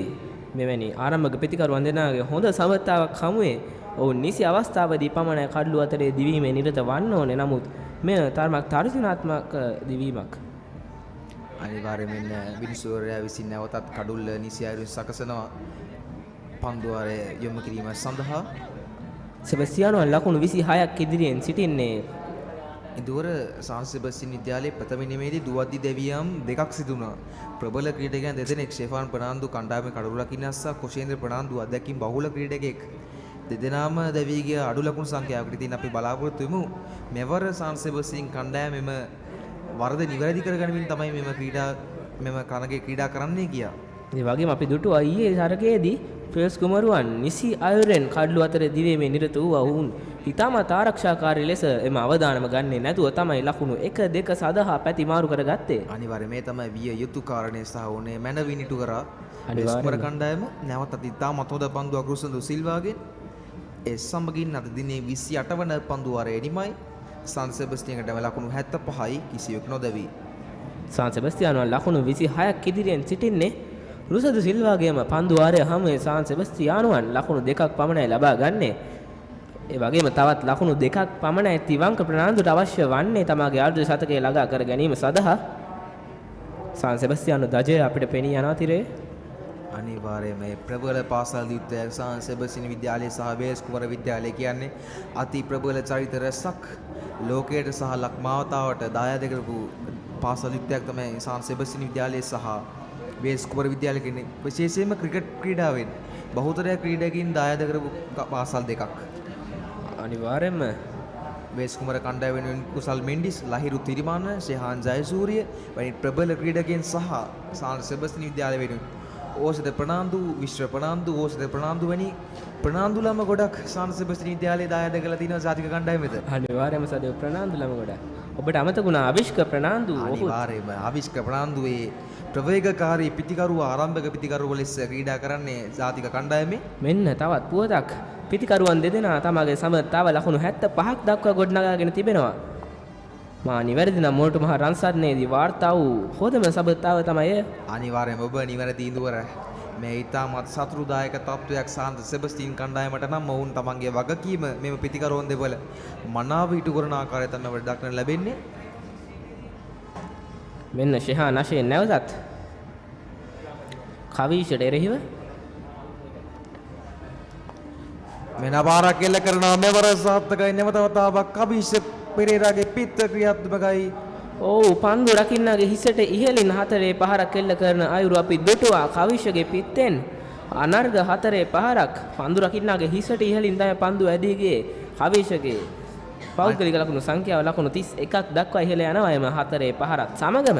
අනිවාර්යයෙන්ම ඉදුරේ නම් ඉතාමත් දර්ශනීය මනරම් පහරක් ශෙහාන් නසීන්ට එරෙහිව වාර්තා කරේ කවිෂ පෙරේරා තමන්ගේ අත්දැකීම් වල ප්‍රබලත්වය තමන් මෙවැනි තරඟවල මෙවැනි අවස්ථාවල ක්‍රීඩා කර ඇති ක්‍රීඩකයෙක් තමයි කවිෂ පෙරේරා කියන්නේ. ඔහු තමන්ගේ අත්දැකීම් වල ප්‍රබලත්වය මෙන්න නැවත වතාවක් අප හමුවේ විදහාපාන අවස්ථාවක්. අපි දුටුවා ශෙහාන් නෂෙන්ගේ මීට පෙර පන්දුවාරවලදී සෙබස්තියානුවන් තරමක් නිහඬව ආරක්ෂාකාරීව ක්‍රියා කරා. නමුත් නැවතත් ඔවුන් පැමිණ තිබෙනවා තම ප්‍රහාරාත්මක ක්‍රියාකලාපයට. මෙන්න කෙසේ හෝ සාන්ද සෙබස්තියන් කණ්ඩායමට මේ තරගය ජයග්‍රහණය කළ යුතු තරගයක් වී තිබෙනවා. අපි බලමු කොතරම් දුරට උන්ට සාර්ථක වීමට හැකි වේද කියලා. නමුත් වේල්ස් කුමර කණ්ඩායම කිසිසේත් මෙන්න ඉල්ලීමක් කරනවා. දැඩි ඉල්ලීමක්. නමුත් විනිසුරු ප්‍රතික්ෂේප කරන අය අපි කතා කරමු සිටි වේල්ස් කුමර කණ්ඩායම අති ප්‍රබල කණ්ඩායමක්. විශේෂ ක්‍රීඩකයන් රැස්සක් සහිත කණ්ඩායම සුහාස් ප්‍රනාන්දු කණ්ඩායමේ නායකයා. ශ්‍රී ලංකා 19 ජාතික කණ්ඩායම නියෝජනය කරපු ක්‍රීඩකයා. අනිවාර්යයෙන්ම ඔහු ඊයේ දිනේදී කඩලු 5ක් දවා ගත්ත දගපන්දු යවන්න ගැන ඔබේ කතා කරේ මලින්ද සිල්වා. මෙන්න ඉල්ලීමේ පුනරූපණය කිසිසේත් මිනිසුරෝයා එම කඩුල දැවී ගිය කඩුලකස සංඥා කරන්නේ නැහැ. නැවතත් ෂෙහාන් අෂේන් කටු බැද්දන්තයේ සිට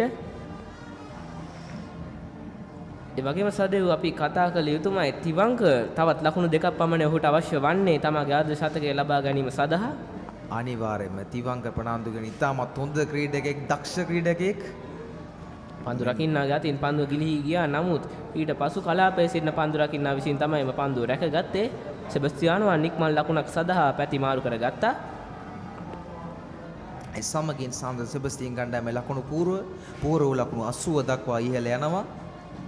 තිවංක ප්‍රනාන්දු ලකුණු 48ක් ලබාගෙන නොදවී කඩුල්ලේ රැඳී සිටිනවා සහ උට අනග්ගි සහායක් ලබා දෙමින් කවිෂ පෙරේරා ලකුණු 32ක් ලබාගෙන නොදවී සිටිනවා. මෙන්න අවසන් පන්දුවාරේ නැවත ඉතාමත් හොඳ පන්දුවක් යොමු කරන ෂෙහාන් අෂේන් විසින් ඒ සමගින් පන්දුවාර 29ක් අවසන්.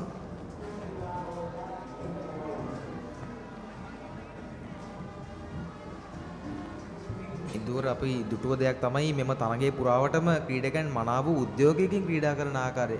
ක්‍රීඩකයන් විතරක් නෙවෙයි සදෙව් තරගය බලන්න පැමිණ සිටින ප්‍රේක්ෂකයන්වත් උද්‍යෝගීමත් කරමින් තමයි ක්‍රීඩකයන් සෙල්ලම් කරේ. අනිවාර්යයෙන්ම ප්‍රේක්ෂකයන් ගැන අපි කතා කළ යුතුමයි. ඉතාමත් විනෝදෙන් සාමකාමීව සතුටින් මෙම තරගයේ බැලුව ආකාරය, නරඹපු ආකාරය, තරගයේම විනෝදය ලබාගත් ආකාරය අපි අත්දුටුවා. ඉතාමත් සතුටුදායක තත්ත්වයක්.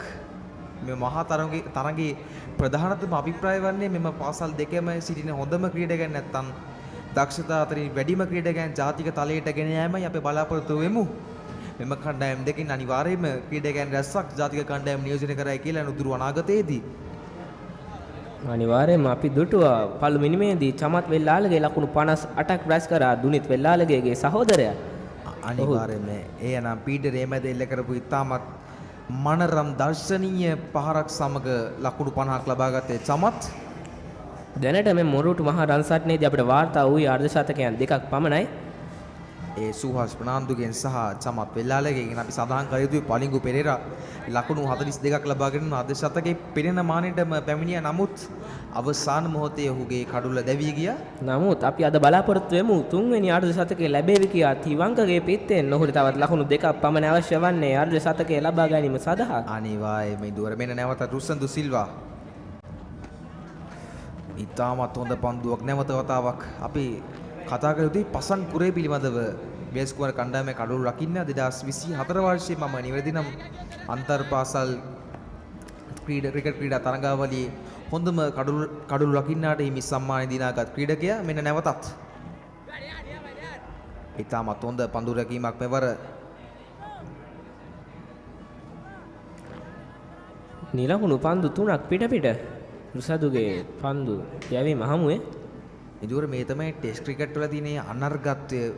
පන්දු වන ඉතාමත් හොඳින් පන්දු පතිත කරන හොඳ ස්ථානවල කිසිසේත්ම පිතිකරුවන්ට ලකුණු ලබා ගැනීමට අවස්ථාව ලබා දෙන්නේ නැහැ. නමුත් පිතිකරුවන් ඉතාමත් හොඳින් මැනවින් පහර එල්ල කරමින් තමන්ගේ දර්ශනීය පහර ප්‍රධාන වශයෙන්ම දර්ශනීය පහරවල එල්ල කරමින් ඔවුන්ගේ ඉනිම කෙමින් ගොඩනගමින් හොඳ ගෞරවාන්විත ලකුණු පුරවක් නිර්මාණය කිරීම තමයි ටෙස්ට් ක්‍රිකට් ක්‍රීඩාවේ මූලික අඩිතාලම.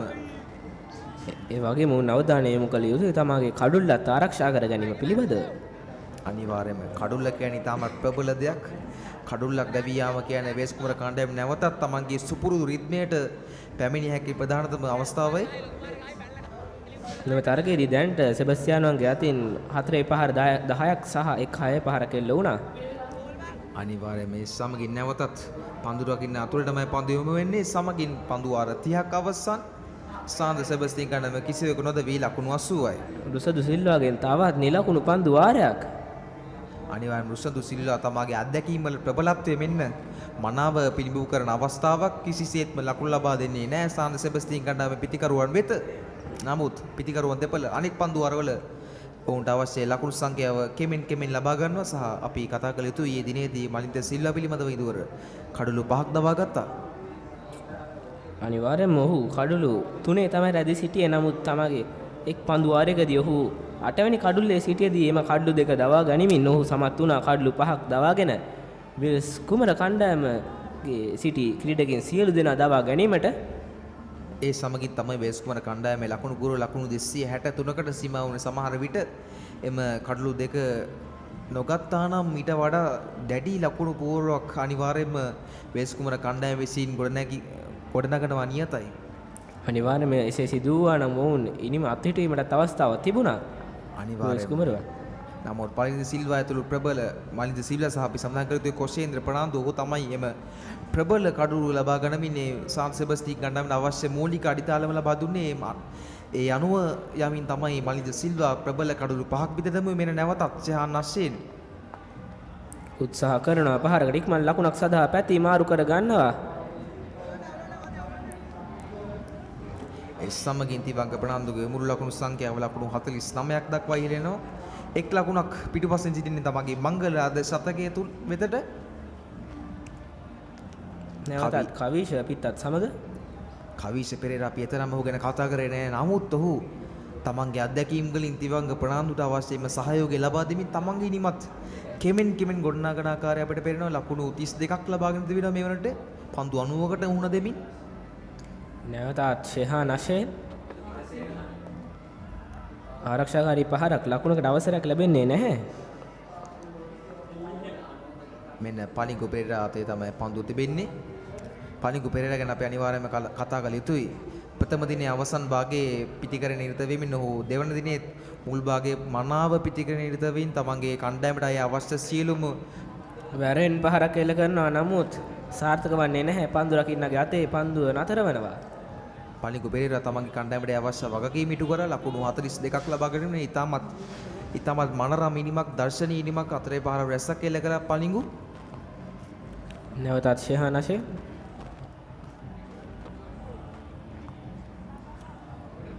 තවත් ඔහු පහරකට උත්සාහ කරා. නමුත් සාර්ථක වූයේ නැහැ.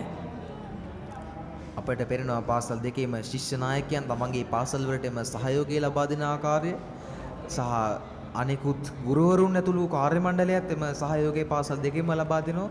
තමන්ගේ කණ්ඩායමට අනිවාර්යයෙන්ම ජයග්‍රහණයට සුබ පතමි. ඒ සමගින් පන්දු වාරය නිමයි. ෂෙහාන් අෂේ නෙම පන්දු වාරයත් ලකුණකට සීමා කිරීමට සමත් වෙනවා. සහ අපි සඳහන් කළ යුතු ඉඳුර අද දිනේ රාත්‍රියේ තිබෙන 20 ලෝක කුසලානේ අවසන් මහා තරගයේ නවසීලන්ත කණ්ඩායමත් ඉන්දියා කණ්ඩායමත් අතර මම දැනගන්න කැමති ඔයා කාටද සහයෝගය ලබා දෙන්නේ කියලා. මම නම් සදේව කණ්ඩායම් දෙකටම සමව තමයි හොඳ බලාපොරොත්තු එක් කරන්නේ. මොකද අපි බලාපොරොත්තු වුණා ශ්‍රී ලංකා කණ්ඩායම අවසන් මහා තරගයට යයි කියලා. නමුත් කුමක් කරන්නද සාර්ථක වූයේ නැහැ. දැන් මේ අවස්ථාවේදී නවසීලන්ත කණ්ඩායමට සහ ඉන්දියානු කණ්ඩායම් දෙකටම සුබ පතනවා තරගයේ ජය ලබා ගැනීම සඳහා. අනිවාර්යයෙන්ම අති ප්‍රබල කණ්ඩායම් දෙකක් නැවතත් මෙන්න අප සුපුරුදු මහා තරගයේ වෙත පියනගමු. උසඳු සිල්වා නැමතත් මොරටු අන්තයේ සිට පන්දු එීමට සූදානම්. තිවංග ප්‍රනාන්දු ඩෙරේව තිවංග ප්‍රනාන්දු එක් ලකුණක් පිටුපසින් තමන්ගේ මංගල ශතකයේ වෙත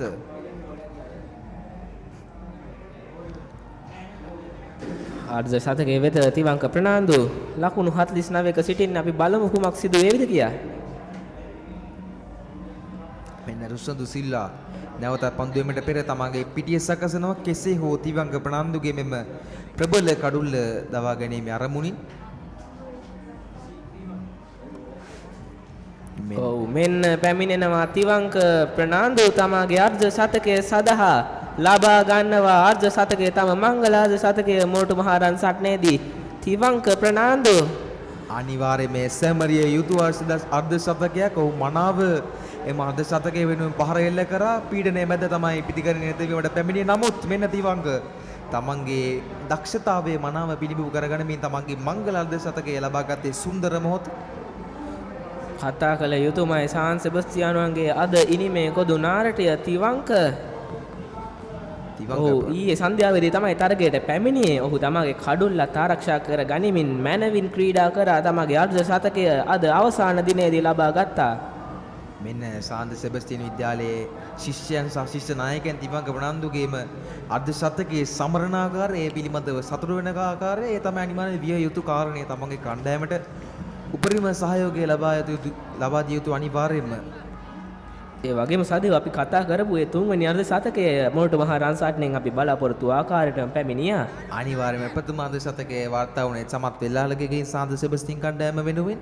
ඉන්පසුව වෙස්කුමර කණ්ඩායම වෙනුවෙන් සුහාස් ප්‍රනාන්දු ඉක්මන් ලකුණු 77ක් රැස් කරා. ඉන්පසුව දැන් නැවතත් සාන්ද සෙබස්තියන් විද්‍යාලය වෙනුවෙන් තිවංග ප්‍රනාන්දු අර්ධ ශතකයක් රැස් කළේ සමගින් මේ වනට මෙම මහා තරගය තුල අර්ධ ශතක 3ක් වාර්තා කර තිබෙනවා පිටිකරන තිදිනෙක් විසින්. සදේව අපි කවිෂ පෙරේරා ගැන අඩුවෙන් කතා කරේ. නමුත් තිවංකට මෙම අර්ධ ශතකය ලබා ගැනීම සඳහා ප්‍රධානතම සහයෝගය ලැබුණේ කවිෂගෙන්.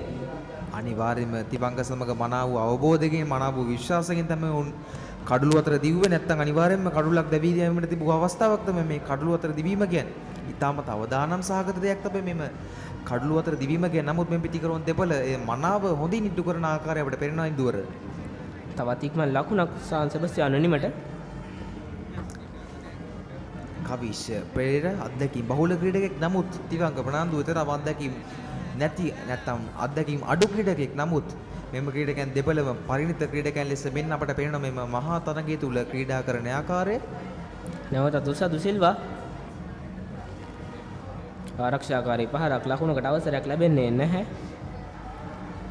මේ ඉතාමත් හොඳ පන්දුවේමක් රුස්සන්දු සිල්වාගෙන් වාර්තා වෙන්නේ කිසිදු ආකාරයකින් ලකුණු 4ක් ලබා ගැනීමට අවසරයක් නැහැ සාන් සෙබස්තියන් කණ්ඩායමේ පිටිකරුවන් වෙත.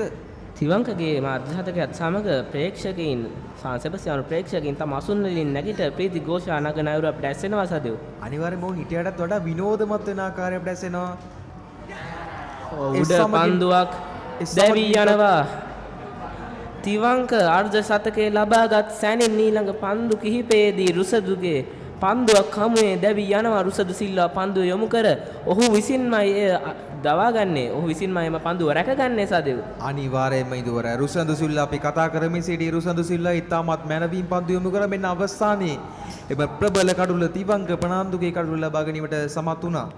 අපි සඳහන් කළ යුතුයි රුසන්දු සිල්වා තරම් ආක්‍රමණශීලී ක්‍රීඩකයෙක් නෙවෙයි. ඔහු ඉතාමත් සාමකාමීව විනෝදයෙන් සිටින ක්‍රීඩකයෙක්. ඒ සමගින් ඔහුගේ තරමක් දුරට ඔහුගේ සැමරීම සිදු කිරීමෙන් පසුව මෙන්න තිවංග ප්‍රනාන්දු නැවතත් ක්‍රීඩාගාරයට පැමිණ අවස්ථාව මෙන්න. ඔව් පැමිණෙනවා කණ්ඩායම් නායකයා පිටියට ආදේශ අල්මේදා. අපි බලමු ඔහු පළමු ඉනිමේදී සාර්ථක වූයේ නැහැ. මෙම ඉනිමේදී කුමක් සිදු වේවිද කියා. මෙන්න ඒ ප්‍රවේගකාරී පිටිකරු ආදේශ අල්මේදා පිටියට පැමිණෙන ආකාරය තමන්ගේ අවසන් මහා තරගයේ තමයි ක්‍රීඩා කරන්න ආදේශ බලාපොරොත්තු වෙමු. ඔහුටත් අනිවාර්යයෙන්ම හොඳ ඉනිමක් ගොඩනැගීමට අවශ්‍ය ලකුණු සංඛ්‍යාව ලැබේවා කියා අනිවාර්යයෙන්ම තිවංකටත් හොඳ අත්පොළ සන්නාදයක් ලබා දිය යුතුමයි. ඔහු තමයි මෙම අඩිතාලම සැපුවේ සෙබස්තියාන් වෙනීමට. සහ අනිවාර්යයෙන්ම රුසන්දු සිල්වා කියන්නේ ප්‍රබල ක්‍රීඩකයෙක්. එයට මේ තමයි කදිම උදාහරණයක් කිසිසේත්ම පීඩනය තමා වෙත නොගනමින් ඉතාමත් හොඳින් පන්දු යොමු කර ඒ සමගින් ඒ ප්‍රබල කඩුල්ල බිඳ දැමුවේ සාන් සෙබස්තියන් කණ්ඩායමේ. ඔව් තමාම පන්දු යොමු කර තමාමයි රැකගන්නේ. එයත් සමග බිඳ වැටෙන පළමු කඩුල්ල සෙබස්තියාන් වෙනීමේ. අපි මීට පෙර මෙම තරගය තුල සමාවෙන ලෝක ක්‍රිකට් ක්‍රීඩාව තුළ තිලකරත්න දේශාන්ගේ මෙවැනි අවස්ථාවන් රැසක් දැක තිබෙනවා. ඉතාමත් හොඳින් පන්දු යොමු කරන ඉතාමත් හොඳ කඩුළු ලබාගත් ක්‍රීඩකයෙක් තමයි තිලකරත්න දේශාන්. ප්‍රවේගකාරී ආරම්භක පිටිකරු ශ්‍රී ලංකාවේ බිහි වෙච්ච මට තරමක් මහේෂ් තීක්ෂණත් මතක් වූවා. ඔහුත් ඒ ලෙසම තමාම පන්දුව යොමු කර තමාම පන්දුව රැකගනු අවස්ථාවක් අපි දුටුවා මෙම ලෝක කුසලානයේදී. අනිවාර්යයෙන්ම මහේෂ් තීක්ෂණ අපි සඳහන් කළ යුතුයි. අති ප්‍රබල පන්දු යවන්නේ ශ්‍රී ලංකාව වෙනුවෙන්. නැවතත් කවිෂ තමගේ සියවන පන්දුවට මුහුණ දෙන්නේ කවිෂ පෙරේරා. වැරෙන් පහරක් එල්ල කරනවා. අනිවාර්යයෙන්ම වේස් කුමාර කණ්ඩායම දැන් ඔවුන්ට අවශ්‍ය වූ කඩුල ලැබුණා. ඔවුන්ට ඒ අවශ්‍ය වූ උද්‍යෝගය ලැබුණා. ඔවුන් අනිවාර්යයෙන්ම තවත් කඩුලක් අනිවාර්යයෙන්ම ලබා ගනි. කෙසේ හෝ නැවතත් පීඩනයේ සාන්ත සෙබස්තියන් විද්‍යාලය වෙත යොමු කරමින් මෙන්න කවිෂ නැවතත් ලකුණක් ලබා ගැනීමට අවසරයක් නැහැ. මෙන්න ලකුණක් ලබා ගන්නවා. දුර්වල පන්දු රැකීමක් මෙවර සමගින් ලකුණක් සඳහා පැතිමාරු කර ගන්නවා පිටිකරුවන් දෙපළ. කවිෂ දැන්ට මෙම තරගයේ අත්දැකීම් මෙම මොනට මහ රන්සට්නේ අත්දැකීම් බහුලතම ක්‍රීඩකයා වී අවසන් ඔහු පන්දු 100කට මුහුණ දී තිබෙනවා. අනිවාර්යයෙන් අපට වෙනවා දෙපිලීම ක්‍රීඩකයන් මනාව වූ සහයෝගයෙන් කටයුතු කරන ආකාරය ඕන් ඉතාමත් යහළුකමින් යහළුවන්සේ කටයුතු කරන ආකාරය මොකද ඒ තමයි අනිවාර්ය විය යුතු කාරණය කණ්ඩායම් දෙකේම ක්‍රීඩකයන් මනාව වූ සම්බන්ධතාවයක් යහළුකමක් පවත්වා ගැනීම අත්‍යවශ්‍ය කාරණයක් වෙන්න කණ්ඩායම වේස් කුමාර කණ්ඩායම නායක සුහස් ප්‍රනාන්දු යම් තාක් දුරකට උපදෙස් ලබා දුන්නා සිහා නසෙන්ට ඔහු ලාභාල ක්‍රීඩකෙක් අනිවාර්යයෙන්ම ආදේශ අල්මේදා තම පළමු පන්දුවට ප්‍රහාර එල්ල කිරීමට සූදානම්.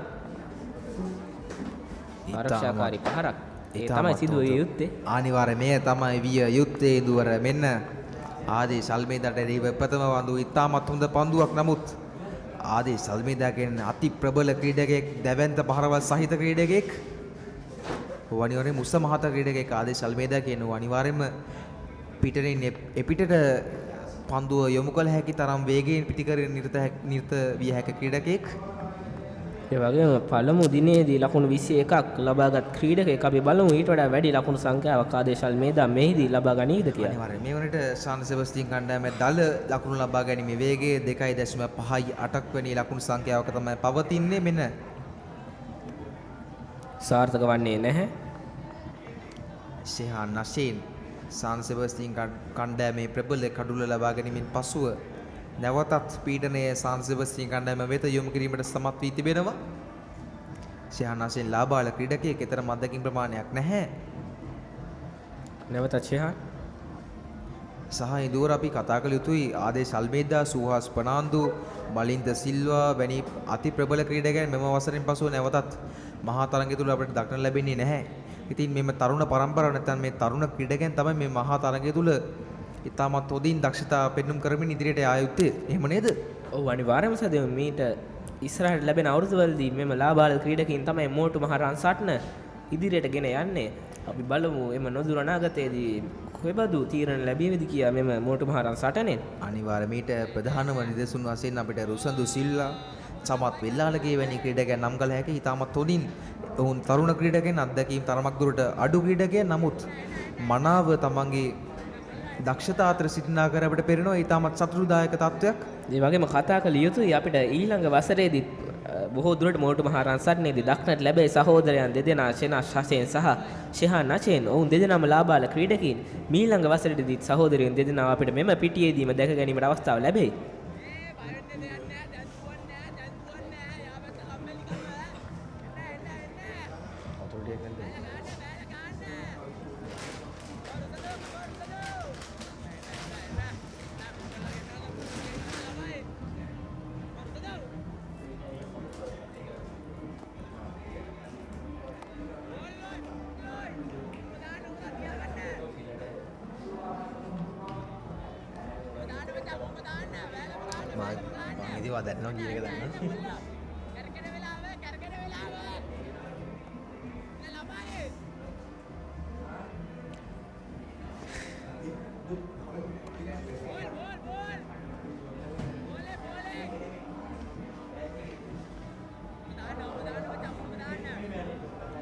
ABANS යන්න.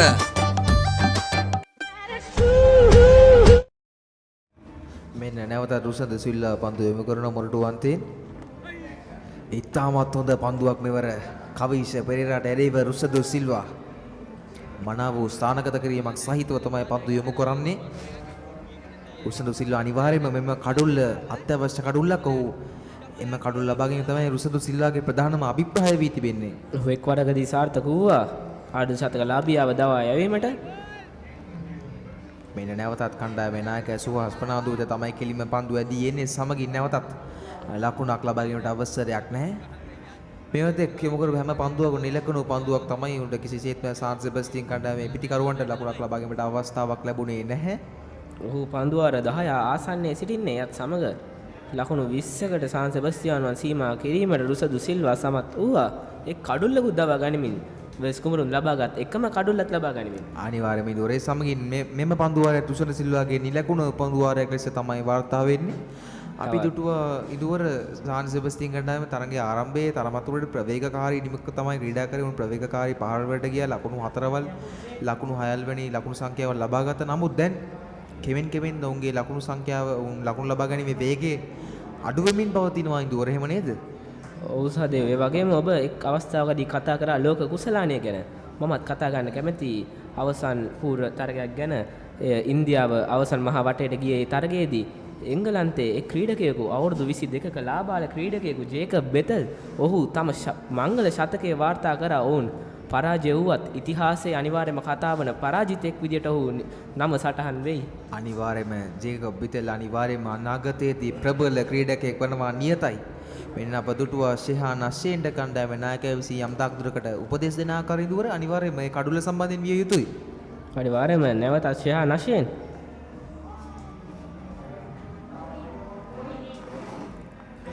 නැවතත් ආදේශ අල්මේදාට එරෙහිව ඉතාමත් හොඳ පන්දුවක් යොමු කරන ශෙහාන් අෂේන් අංක 10 දරන ක්‍රීඩකයා. ඉදුවර මට මතකයි ජාතික කණ්ඩායම නියෝජනය කරන අෂේන් බණ්ඩාර. ඔහු අෂේන් බණ්ඩාර අංක 10 දරන ක්‍රීඩකයා. දැන් මෙන්න ශෙහාන් අෂේනුත් අංක 10 දරන ක්‍රීඩකයා. අපි බලමු එම අංකයේ වාසනාවත් ඔහුට ලැබෙයිද කියලා. අනිවාර්යයෙන්ම අංකයේ වාසනාව ලැබිය යුතුයි. අනිවාර්යයෙන්ම තව කඩුල්ලක් ලබා ගනිමින් සාන්ත සෙබස්තියන් කණ්ඩායමටම පීඩනය එල්ල කිරීම සඳහා අංක 27 ක්‍රීඩකයන් ඕනිදු ප්‍රනාන්දු ජාතික කණ්ඩායම නියෝජනය කරන ඔහුත් ආදේශ අල්මේදාත් අංක 27 කණ්ඩායම් නායකයා. අනිවාර්යයෙන්ම සාන්ත සෙබස්තියන් කණ්ඩායම නියෝජනය කරපු අති ප්‍රබල ක්‍රීඩකයෙක්. මෙන්න පහරක් එල්ල කරනවා මෙවර එක් ලකුණක් සඳහා පැතිමාරු කර ගන්නවා. ආදේශයේ සමගින් ආදේශකේ ප්‍රථම ලකුණ මෙම ඉනිම තුල වාර්තා වෙනවා. එක් පන්දු රකින්නෙකුගේ හිසට ඉහළින් තවත් පන්දු රකින්නෙකුගේ අතට තමයි පන්දුව යොමු වන්නේ. අනිවාර්යයෙන්ම දුර අපි කතා කරමු සිටි නුවණිදු ප්‍රනාන්දු ගැන. ඊයේ දිනේදී නුවණිදු ප්‍රනාන්දු පැමිණ සිටියා තමන්ගේ පාසල් තමන් ඉගෙනගත් පාසලේ මේ මහා තරගයේ නැරඹීම සඳහා ඒ තම සතුටුදායක දෙයක්. නිනුස් ප්‍රනාන්දු විතරක් නෙවෙයි ඊයේ දිනේදී දුනිත් වෙල්ලාලගේ හවස් වරුවේදී මෙම තරගය නැරඹීමට ආපු බවට අපිට ආරංචියක් ලැබුණා. අනිවාර්යයෙන්ම තමන්ගේ සහෝදරයා මේ මහා තරගය තුල ක්‍රීඩා කිරීම නැරඹීමට තමන්ගේ සහෝදරයා පැමිණීම ඉතාමත් සාමාන්‍ය කරුණක්. ඒ වගේම සදෙව් එලෙස තරගයේ නැරඹීමට නොපැමිණෙන පුද්ගලයන්ට සජීවීව මෙම තරගය ලබා දීමේ බලාපොරොත්තුව තමයි සෙබ්ස් මීඩියා මා දේකකෙන් අපි මේ කරන කාර්යය. අනිවාර්ය බිඳුවර අපි සඳහන් කළ යුතු දුනිත් වෙල්ලාලගේ සාන් සෙබස්තියන් කණ්ඩායමේ ආදි ශිෂ්‍යෙක් සාන් සෙබස්තියන් විද්‍යාලයේ ආදි ශිෂ්‍යෙක් ඔබ සිටියා කාලයකින් පසු තමයි වූ සාන්ත ජෝසප් විද්‍යාලයේ 19න් 15 කණ්ඩායම නියෝජනය කරේ. මෙන්න ශෙහාන් අෂේන් තමගේ අවසන් පන්දු යොමු කිරීම සඳහා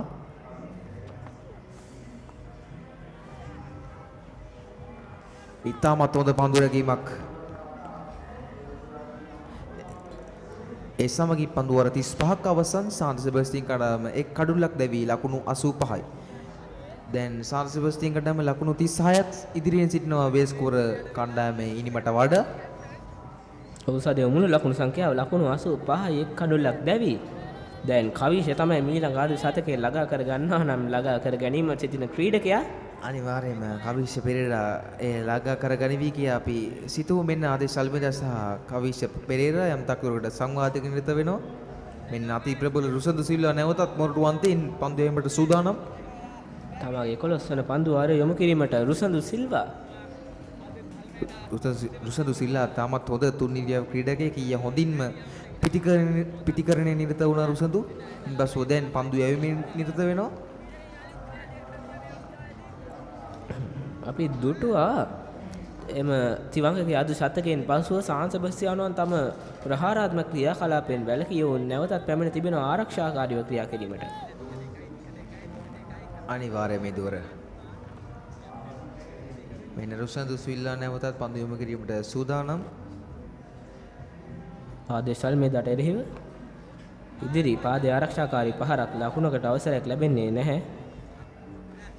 ඉදුවර මම නිවැරදින ආදේශ සල්මේදා මේව ක්‍රීඩා කරන්නේ තමන්ගේ 5 වෙනි මහා තරගයයි. ඉතින් ඔහුට අත්දැකීම් බොහෝමයක් අත්දැකීම් සම්භාරයක් සහිත ක්‍රීඩකයෙක්. අනිවාර්යයෙන්ම කණ්ඩායම් දෙකේම නායකයින් දෙදෙනා මේ ශ්‍රී ලංකාවේ තමගේ 5 වෙනි වසරයි. ඒ වගේම අවසන් වසරයි. තවත් ඒ අයුරේම කඩලකින් රුසදු සිල්වාගේ පන්දු රැකීම හා පන්දු යැවීම හමුවේ ආදේශල් මේදාගේ කඩුල දැවි යනවා. ඔව් අනර්ග පන්දු යවන්නෙක් මීට පෙර කඩුල්ලේදීත් අපි දුටුවා රුසදු පන්දු යොමු කර ඔහුමයි පන්දුව රැකගත්තේ නැවතත් ආදේශ අල්මේදාවත් එක් ලකුණකට හෝ ලකුණු දෙකකට සීමා කිරීමට සමත් වනවා රුසදු සිල්වා මෙන්න නැවතත් එම පන්දුව රුසදු සිල්වා අති ප්‍රබල ක්‍රීඩකෙක් මෙන්න එම කඩුල්ලේ පුනරූපණය අති ප්‍රබල කඩුල්ලක් තමයි දබාගත්තේ සාන්ත සෙබස්තියන් කණ්ඩායමේ නායකයාගේ මෙන්න රුසදු සමරනවා එම කඩුල්ල වේස්කුමර කණ්ඩායම මෙන්න තරගෙන් නැවතත් අවතීර්ණ වෙමින් පවතින ආකාරයෙන් දුර අපිට පේන කාරණයක්. ඔව් මුලින්ම රුසදු සිල්වාගේ පන්දු යැවීම හා පන්දු රැකීම හමුවේ දැවි ගියා අර්ධ ශතකලාභියා තිවංක ප්‍රනාන්දු දැන් ආදේශ අල්මේදා කණ්ඩායම් නායකයා දැවි යනවා එවන්ම පන්දුවකට. අනිවාර්යයෙන්ම එකම ආකාරයෙන් තමයි තිවංක ප්‍රනාන්දු සහ තිවංක ආදේශ අල්මේදා දෙදෙනාම දැවි ගියේ. කෙලින්ම රුසදු සිල්වාගේ අතටම තමයි පන්දු යොමු කරේ. ඒ සමගින් තමයි කඩළු දෙකම දැවි ගියේ. මෙන්න නවක ක්‍රීඩකයා ලසේන් ප්‍රනාන්දු අංක 66 දරන ක්‍රීඩකයා. ලසේන් පැවෙන පිටියට ඔහු මීට පෙර අවුරුද්දේ මොරටු මහ රන්සට්නේදී මෙම ටෙස්ට් තරගාවලියේදීම අර්ධ ශතකයක් ලබාගත් ක්‍රීඩකෙක් තමයි ලසේන් කියන්නේ. අපි බලමු මෙම තරගයේදී ඔහුගේ අතින් කුමක් සිදු වේවිද කියලා. කෙසේ වෙතත් රුසදු පන්දු වාර 10ක් එල්ල කර සාන් සෙබස්තියානුවන්ට ඔහු ලකුණු 20කට සෙබස්තියානුවන් සීමා කරමින් කඩළු දෙකක් දවා ගැනීමට සමත් වූ අනර්ග පන්දු යවන්නේ. අනිවාර්යයෙන්ම ඉදුවර ලසේන් සිල්වාගේ ලසේන් ප්‍රනාන්දුගේ සමාන ලසේන් ප්‍රනාන්දුගේ අංක 66 දරන ක්‍රීඩකයා තමයි ලසේන් ප්‍රනාන්දු කියන්නේ. ඉතින් ජාතික කණ්ඩායම නියෝජනය කරපු ලහිරු තිරිමාන වේස්කුමර කණ්ඩායම ආදිශිෂ්‍යයෙක් වන ලහිරු තිරිමානගේ එම අංක 66. ඉතින් අපි බලමු මොහොත දෙදෙනා කිතරම් දුරට සමාන පිටිකරණයක නිරත වේද කිය. අපි දුටුවා තරගයේ මුල් භාගයේදී රුසදු සිල්වාගේ අතින් එම අර්ධ ශතකලාභියාගේ කඩොල ලබා ගැනීමට දූ අවස්ථාව ගිලිහි ගියා. ඔහු විසින් දුර්වල පන්දු රැකීමක් හමුවේ. නමුත් දැන් ඔහුම පන්දුව යොමු කර ඔහුම පන්දුව රැකගෙන කඩළු දෙකක් දවා ගැනීමට සමත් වනවා රුසදු සිල්වා. අනිවාර්යයෙන්ම තමන්ගේ වැරදි නිවැරදි කරගැනීමේ මෙන්න රුසදු සිල්වා අති ප්‍රබල පන්දු යැවීමක නිරත වෙනවා මේ අවස්ථාවේ. සාන්ත සෙබස්තියන් කණ්ඩායමේ දෙවනි කඩුල්ලක් දවාලමින් මෙන්න ලසේන් ප්‍රනාන්දු පන්දුවට පහර දීමට සූදානම්. රුසදු සිල්වා අනිවාර්යයෙන්ම ලසේන් ප්‍රනාන්දුගේ කඩුල්ල දවා ගැනීම අභිප්‍රායයෙන් තමයි මේ පන්දු යොමු කරන්නේ. මෙන්න ලසේන් රුසදු සිල්වාට එරෙහිව ඉතාමත් හොඳ පන්දුවක් මෙවර රුසදු සිල්වාගෙන් ලසේන්ම අන්ද මන්ද කරමින් කෙලින්ම කඩුළු රකින්න පසන් කුරේ වෙත පන්දුව ඇදී යනවා. ලසේන් කිසිසේත් හිතුවේ නැහැ එසේ වේ කියා. නමුත් ඔහු උත්සාහ කරපු දේ සාර්ථක වූයේ නැහැ. අනිවාර්යයෙන්ම රුසදු සිල්වා වමත් දඟ පන්දු යවන්න වේස්කුමර කණ්ඩායමේ. මෙන්න නැවතත් රුසදු ඉදිරිපාදයේ ආරක්ෂාකාරී පහරක් ලකුණකට අවසරයක් නැහැ. සාන්ත සෙබස්තියන් කණ්ඩායම මේ වෙනට ලකුණු 36ක් ඉදිරියෙන් සිටිනවා වේස්කුමර ඉනීමට වඩා. අපි බලාපොරොත්තු වෙමු ඕන ඉතාමත් හොඳ ලකුණු සංඛ්‍යාවක් ලබා ගනිමින් වේස්කුමර කණ්ඩායමට ඉතාමත් හොඳ ලකුණු සංඛ්‍යාවක් කබා යාමට ලබා දෙයි කියා. නැවතත් ඉතාමත් හොඳ පන්දුවක් ඉදුවර රුසදු සිල්වාගෙන්. රුසදු සිල්වා දැනටමත් කඩළු දෙකක් දවාගෙන ඉවරයි. තමාම පන්දුව යොමු කර තමාම පන්දුව රැක ගනිමින් තමයි ඔහු ඒ කඩළු දෙකම දවා ගත්තේ. අනිවාර්යයෙන්ම ඉදුර මට සිහි වෙන්නේ තිලකරද දිශානේ අති ප්‍රබල ක්‍රීඩකයාව. මෙන්න ලසෙන්ගේ පළවෙනි ලකුණ සදා පැති මාරු කර ගන්නවා. ඉතාමත් ඉක්මන් ලකුණක් ලබාගත් ලසේන් ප්‍රනාන්දු ඒ සමගින් රුසදු සිල්වාගේ පන්දු වාරය නිමයි. පන්දු වාරය තුල එක් කඩුල්ලක් සහ එක් ලකුණක් පමණයි රුසදු සිල්වා ලබා දුන්නේ. සමගින් පන්දු වාර 36ක අවසානයේ සාන්ත සෙබස්තියන් කණ්ඩායම ලකුණු 86යි කඩළු දෙකක් දැවේ. කොසදේවියත් සමග අපිට තාවකාලිකව සමු ගැනීමට සිදු වෙනවා. අපි මයික්‍රොෆෝනය බාර දෙන්නම් නව ඉංග්‍රීසි විස්තර විචාරයේ යෙදෙන සමිකට සහ යහන් කොස්තාට. මම ඉදුවර සුවාරිස් මාත් සමග එක් වූයේ සදේව් කරුණාරත්න. ස්තුතියි සුබ දවසක්.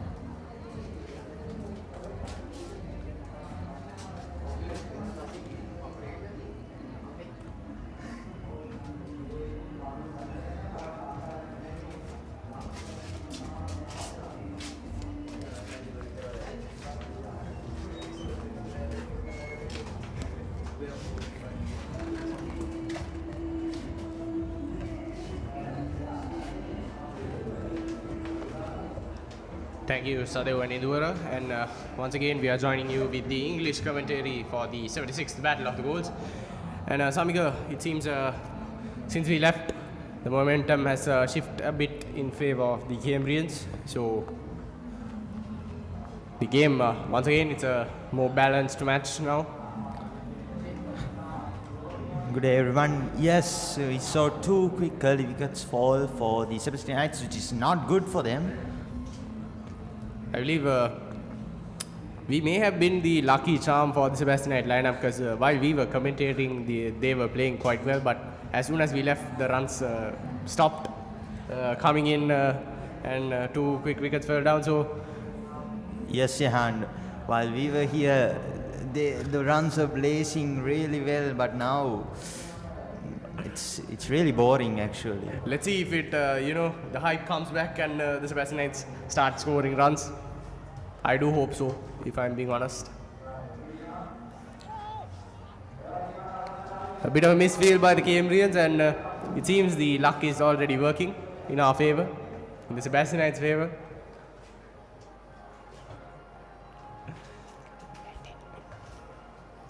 I'm pretty sure the Cambrian fans are asking for the singular commentators back at this point, because as soon as we come to the commentary box, the Sebastianites are starting to score runs.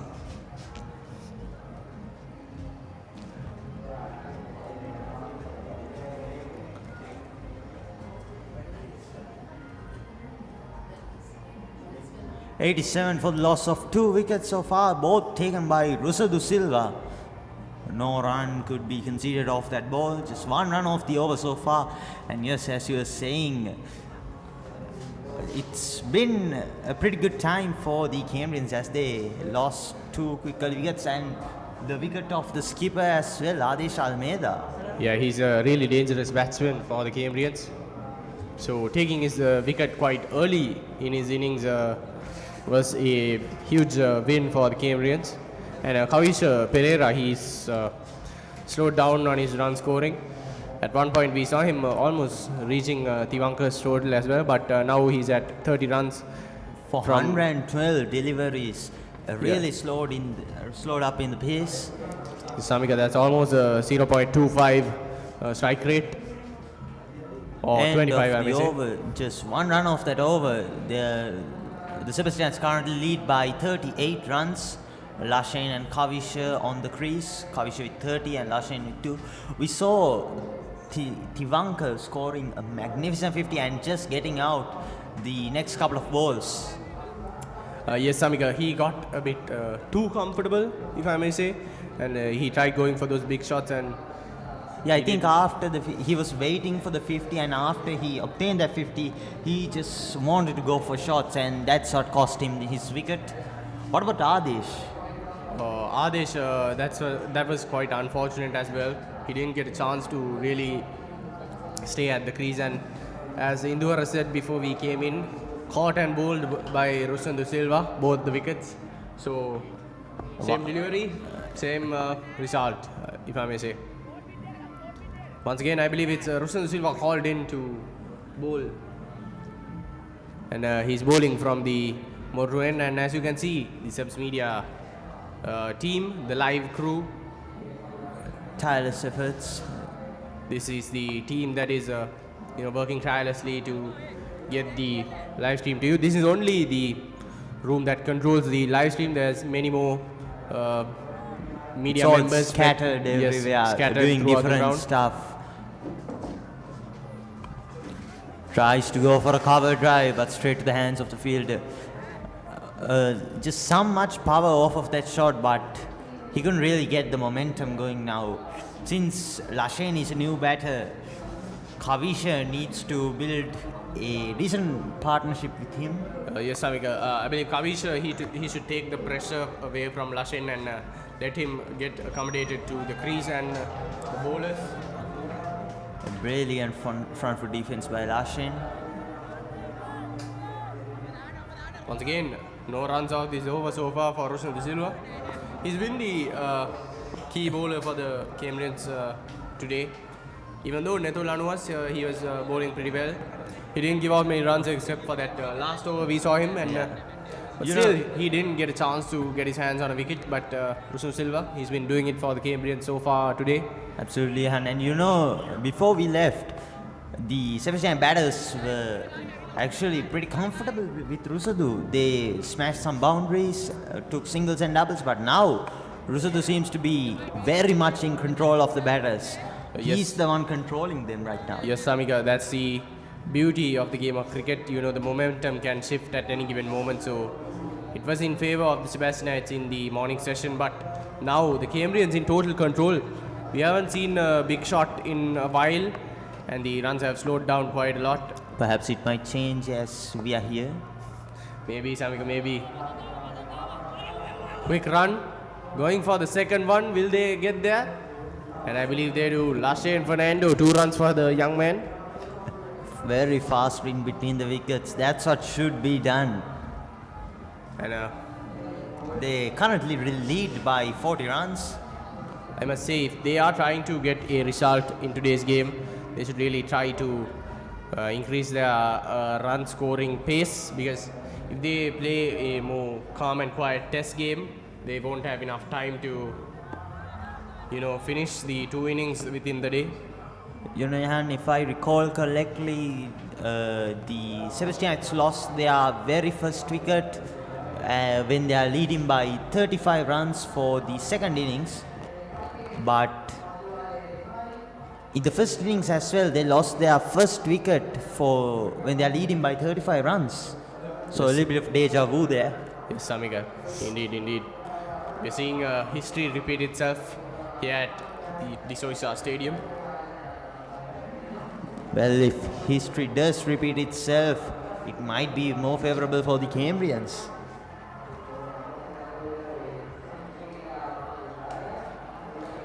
End of the 38th over, 89 for the loss of 2. Oshan, the new bowler. Only 1 no ball so far. 7 runs has been conceded for that over. So he was called in, but after a bit of an expensive over, he was not called back. So he's switching it up a bit. Just doing a pre-run-up before the actual run-up. We haven't really seen the Cambrians using that pace bowlers as much as we saw in the first innings. I think they only used the pace bowlers for 1 time in the entire second innings of the of the Sebastianites. Yes, Samika, I believe that is true. Once again, Kavisha at 30. So he is the man who is expected to perform well for the Sebastianites at this moment. That's the wicket the Cambrians are aiming for, Kavisha. A bit too far towards. Just put a little bit of effort to that shot, but it didn't really time it well with the bat. Yes, Samika, he couldn't, find the cover gap in the covers.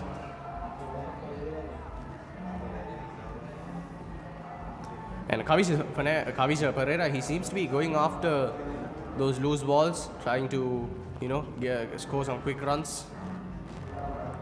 Quick single, and no, they say no. Kavisha wanted to rotate, strike, but Lashen says no. Kavisha backpedaling back into the crease.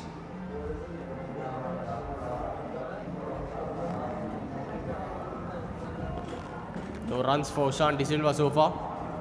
You must say he's the vice captain of the Cambrian squad. Brilliant defense by Kavisha. No runs off the over so far. Sean De Silva doing a magnificent job at keeping that scoreboard from ticking. Yeah, after 7 runs has been conceded for his very first over.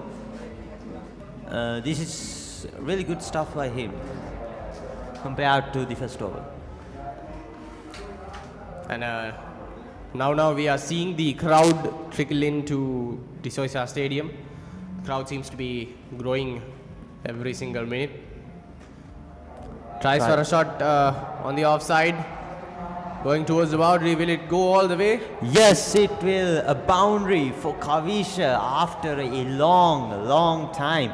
I think luck might be working to the Sebastianites. Yes, Samika, a much needed boundary for the Sebastianites. He tried to cut it down. He tried to play an inside out. Yes, Samika, Kavisha Pereira, trying to find those boundaries. And talking about those inside-out shots, that's when a batsman, if the ball is coming straight towards him, wicket to wicket, he moves towards his leg side to get that ball on his away from his body, so he could go for a shot on the offside. That is what an inside-out shot is. So that's when a batsman uses his feet, his footwork to get that ball in whatever line he wishes. It is a bit of a dangerous technique, but it does pay off quite well. And I believe, ladies and gentlemen, we are stopping the game for lunch. And at the start of the lunch break, the score is at 93 at the loss of 2 wickets at the end of 39 overs. Sebastian are getting to a blazing start, but Cambrians shifting the momentum towards their side, and Lashin, Fernando and Kavisha Pereira at the strike currently. So we will be back after the lunch break, won't we, Samika?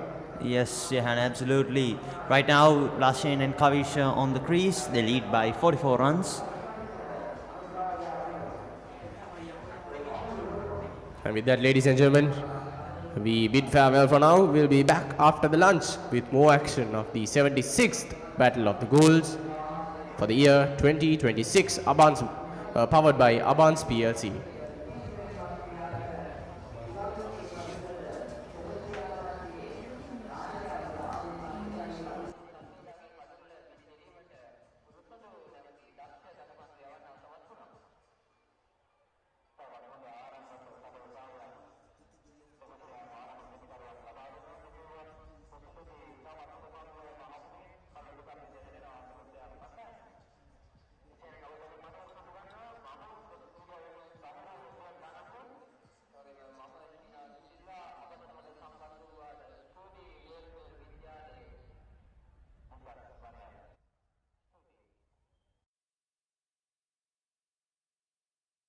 හොඳම phone එකක් ගන්න ළඟම ආබාන්ස් එකට යන්න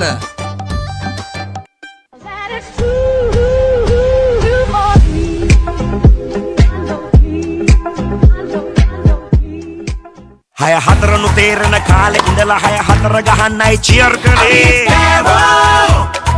Heart beat එක laptop ගෑවට හිතේ හයිය විශ්වාස කළේ ජයපැරදුම නැත්තේ සිංහනාදේ ක්‍රිකට් තමයි අපේ ජය විශ්වාසේ අපි ගම්මට ගේම ගහමු අපි රැල්ලට ගේම ගහමු අපි සද්දට ගේම ගහමු අපි ගම්මට ගේම ගහමු ජය විශ්වාසේ හද ගැස්ම Elephant house ලෙමනේඩ්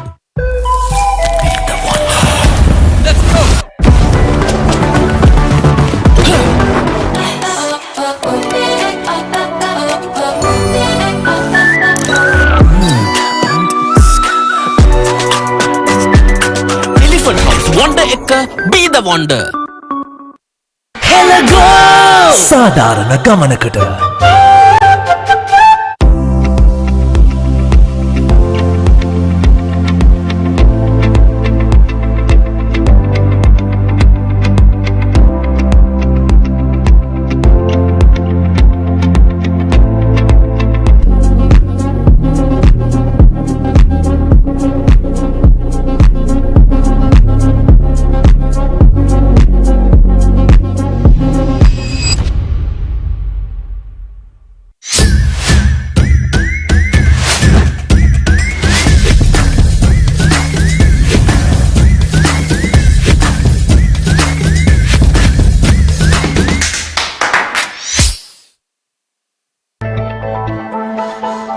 Life is good. LG ABANS. Consistent for life. This is the rhythm of the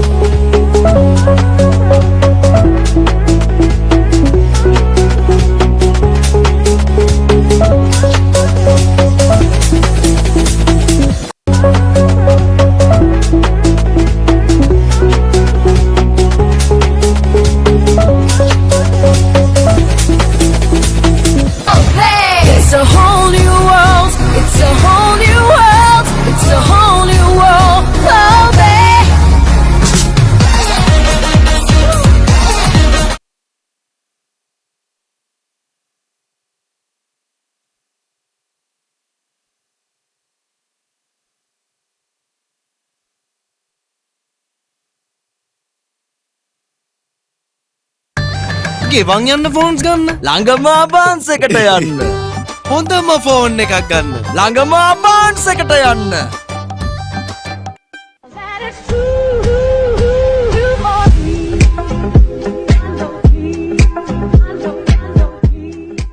හය හතරනු තේරෙන කාලෙ ඉඳලා හය හතර ගහන්නයි චියර් කළේ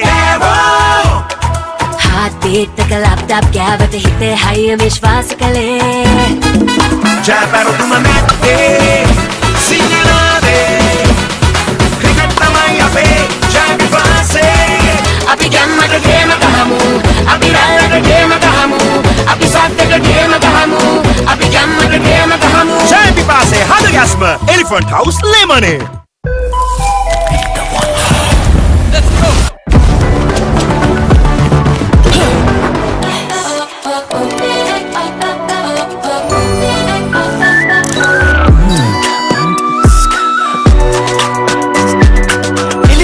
Wonder එක be the wonder Hello go සාධාරණ ගමනකට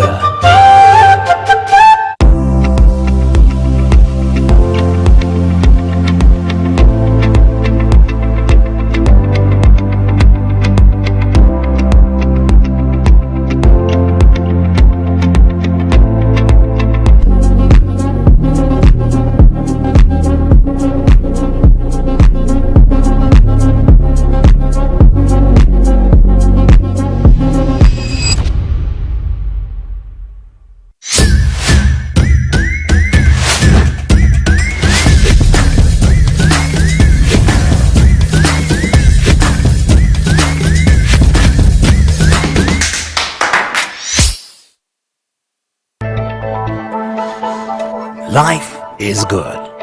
LG ABANS. Consistent for life. This is the rhythm of the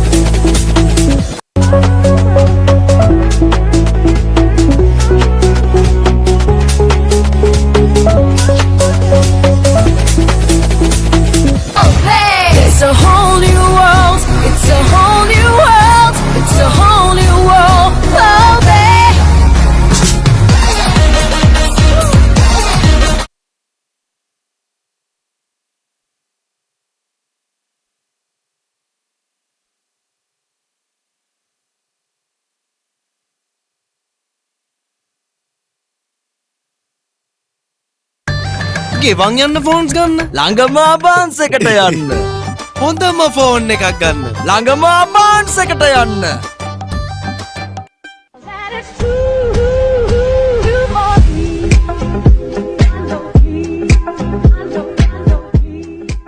හය හතරනු තේරෙන කාලෙ ඉඳලා හය හතර ගහන්නයි චියර් කළේ Heartbeat එක ලැප්ටොප් ගෑවට හිතේ හයිය විශ්වාස කළේ ජයපැරදුම මැත්තේ සිංහලාදේ ක්‍රිකට් තමයි අපේ ජය විශ්වාසේ අපි ගැම්මට ගේම ගහමු අපි රැල්ලට ගේම ගහමු අපි සද්දට ගේම ගහමු අපි ගැම්මට ගේම ගහමු ජය විශ්වාසේ හද ගැස්ම Elephant House ලෙමනේ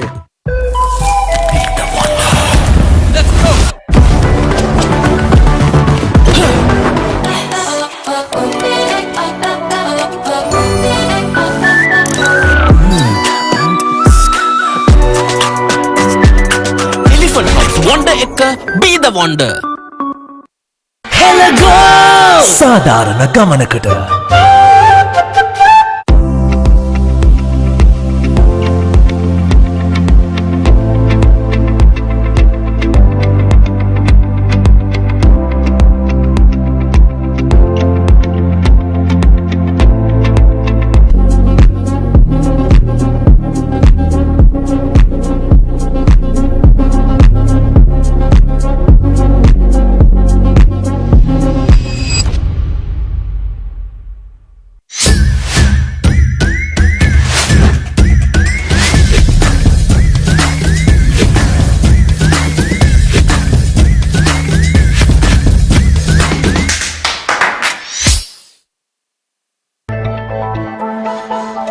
Life is good.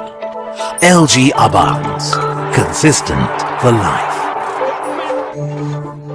This is the rhythm of the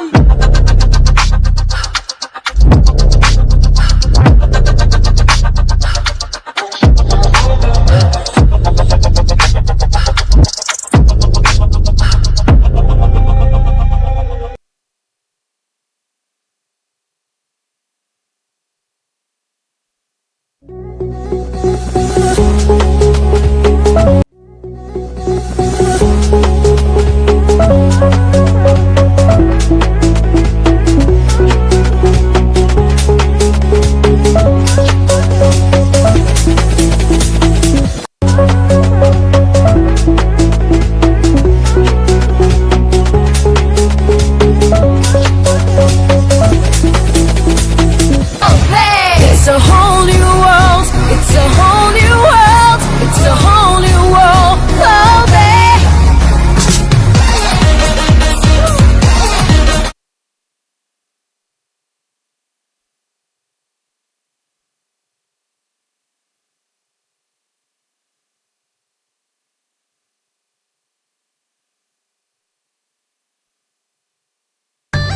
ගෙවන් යන්න ෆෝන්ස් ගන්න ළඟම ආබාන්ස් එකට යන්න හොඳම ෆෝන් එකක් ගන්න ළඟම ආබාන්ස් එකට යන්න That is true for me.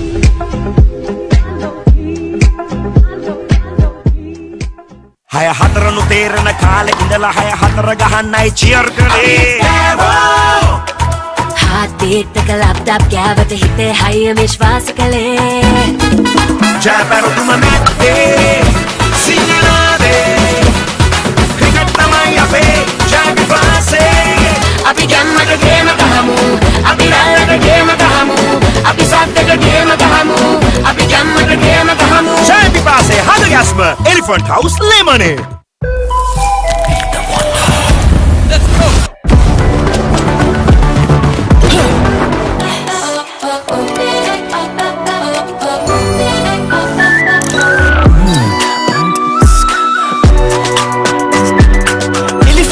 වොන්ඩ එක be the wonder සාධාරණ ගමනකට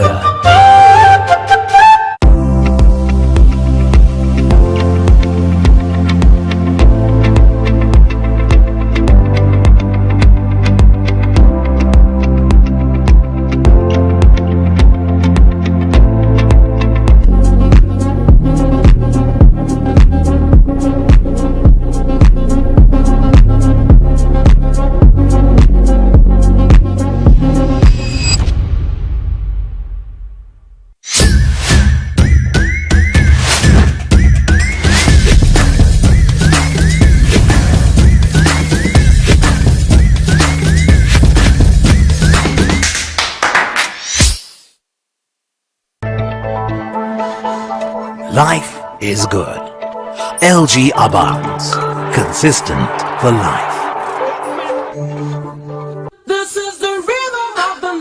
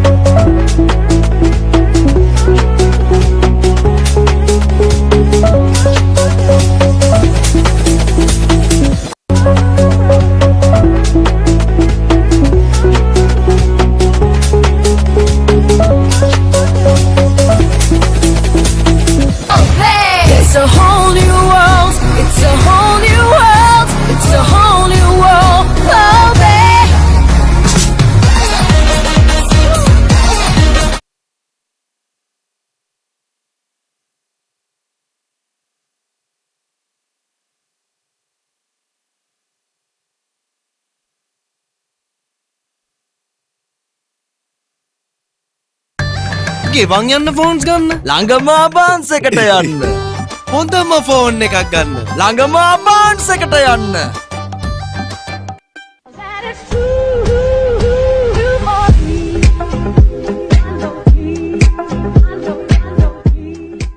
හය හතරනු තේරෙන කාලෙ ඉඳලා හය හතර ගහන්නයි චියර් කළේ Heartbeat එක ලැප්ටොප් ගෑවට හිතේ හයිය විශ්වාස කළේ ජයපැරදුම නැත්තේ සිංහනාදේ ක්‍රිකට් තමයි අපේ ජය විශ්වාසේ අපි ගැම්මට ගේම ගහමු අපි රැල්ලට ගේම ගහමු අපි සද්දට ගේම ගහමු අපි ගැම්මට ගේම ගහමු ජය විශ්වාසේ හද ගැස්ම Elephant House ලෙමනේ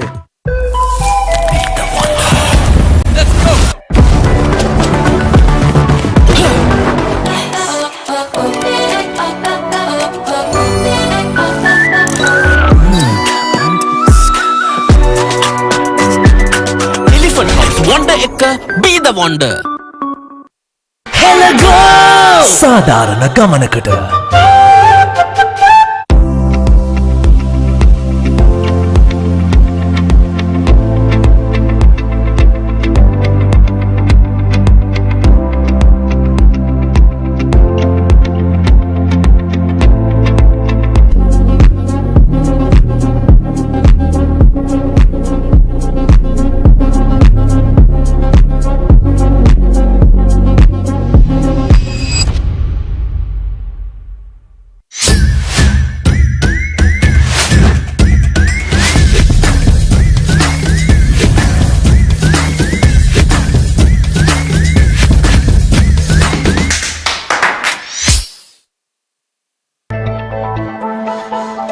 Life is good.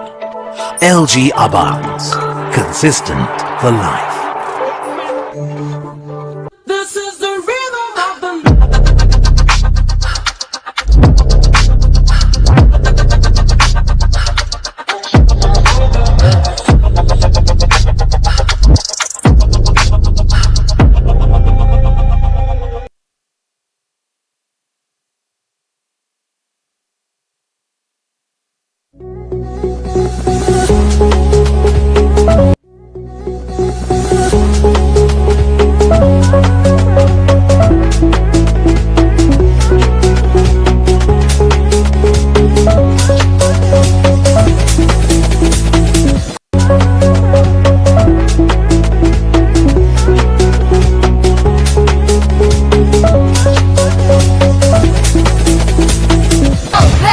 It's a whole new world. It's a whole new world. It's a whole new world. Oh, babe.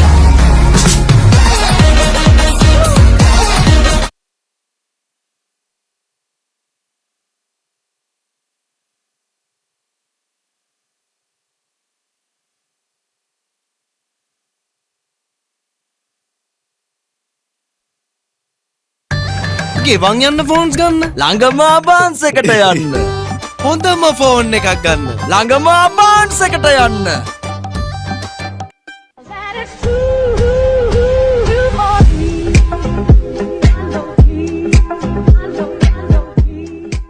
හය හතරනු තේරෙන කාලෙ ඉඳලා හය හතර ගහන්නයි චියර් කළේ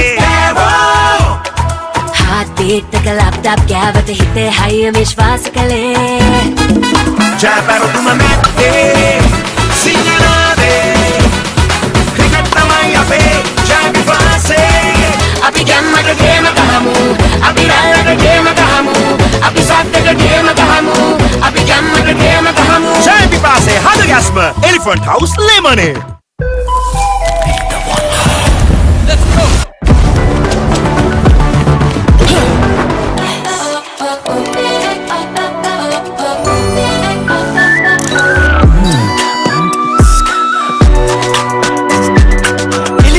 Wonder එක be the wonder. Hello go! සාධාරණ ගමනකට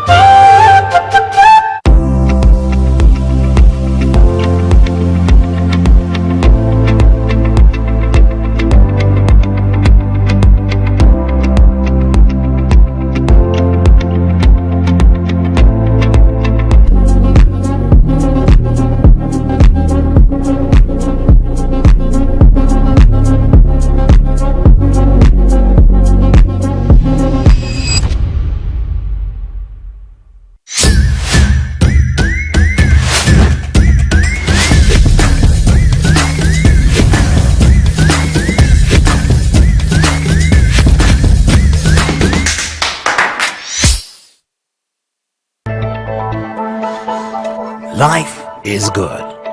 LG ABANS. Consistent for life. This is the rhythm of the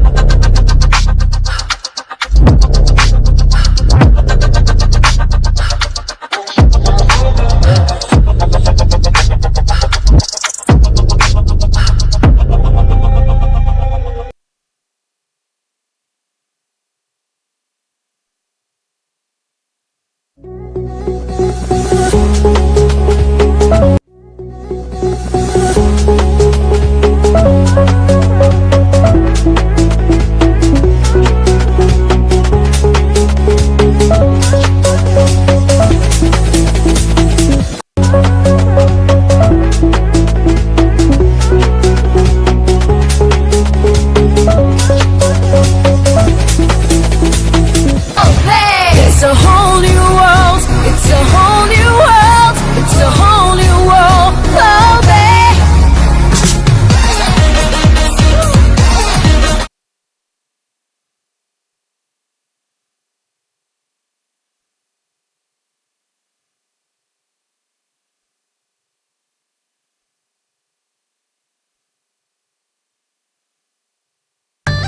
ගෙවන් යන්න ෆෝන්ස් ගන්න ළඟම ආබාන්ස් එකට යන්න හොඳම ෆෝන් එකක් ගන්න ළඟම ආබාන්ස් එකට යන්න That is true for me.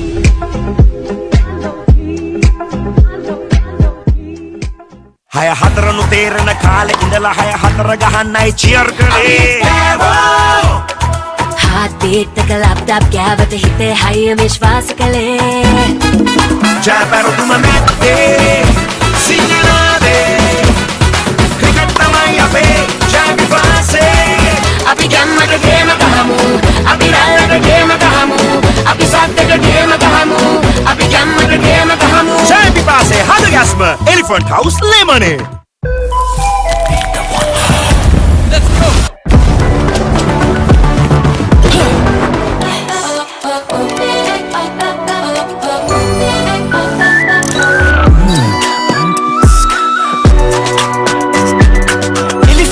වොන්ඩ එක be the wonder සාධාරණ ගමනකට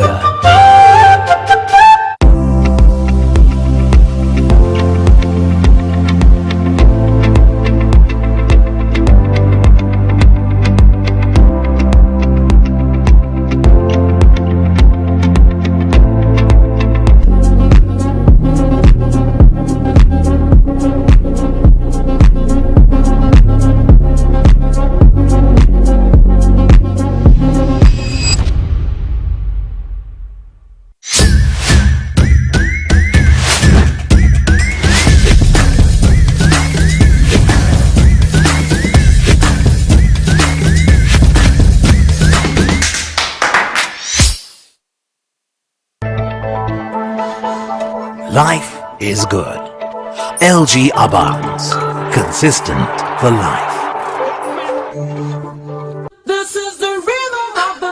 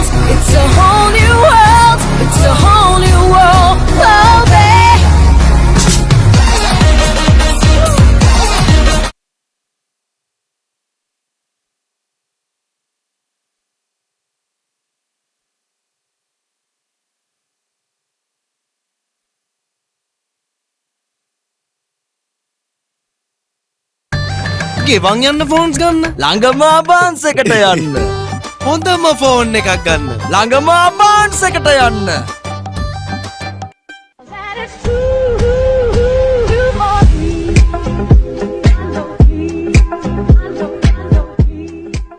Haya hataranu තේරෙන කාලේ ඉඳලා හය හතර ගහන්නයි cheer කළේ. Heartbeat එක ලැප්ටොප් ගෑවට හිතේ හයිය විශ්වාස කළේ. ජයපැරතුම මැත්තේ සිංහනාදේ ක්‍රිකට් තමයි අපේ ජය විශ්වාසේ. අපි ගැම්මට ගේම ගහමු අපි රැල්ලට ගේම ගහමු අපි සද්දට ගේම ගහමු අපි ගැම්මට ගේම ගහමු ජය විශ්වාසේ හද ගැස්ම Elephant House ලෙමනේ.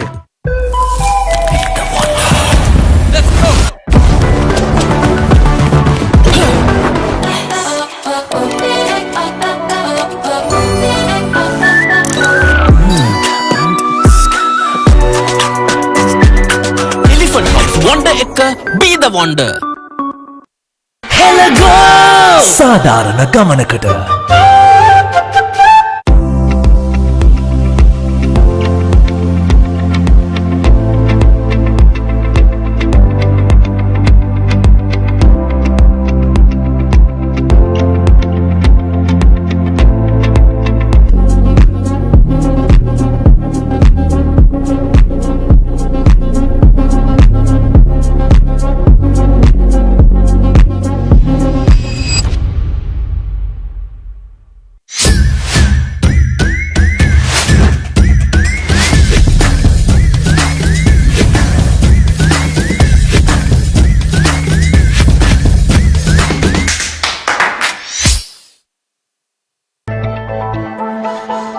Life is good. LG ABANS. Consistent for life. This is the rhythm of the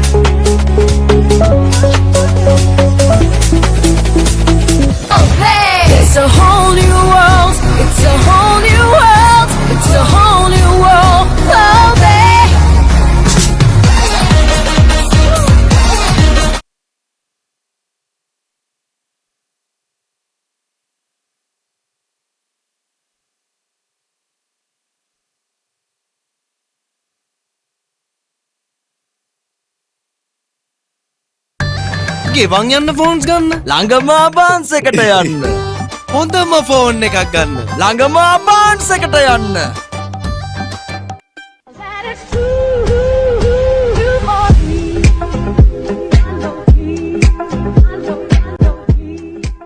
හය හතරනු තේරෙන කාලේ ඉඳලා හය හතර ගහන්නයි cheer කළේ. Heartbeat එක ලැප්ටොප් ගෑවට හිතේ හයිය විශ්වාස කළේ. ජයපැරතුම මැත්තේ සිංහනාදේ ක්‍රිකට් තමයි අපේ ජය විශ්වාසේ. අපි ගැම්මට ගේම ගහමු අපි රැල්ලට ගේම ගහමු අපි සද්දට ගේම ගහමු අපි ගැම්මට ගේම ගහමු ජය විශ්වාසේ හද ගැස්ම එලිෆන්ට් හවුස් ලෙමනේ.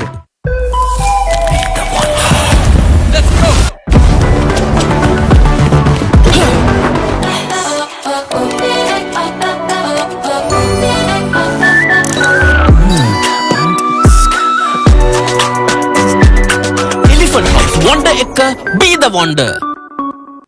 Hello go සාධාරණ ගමනකට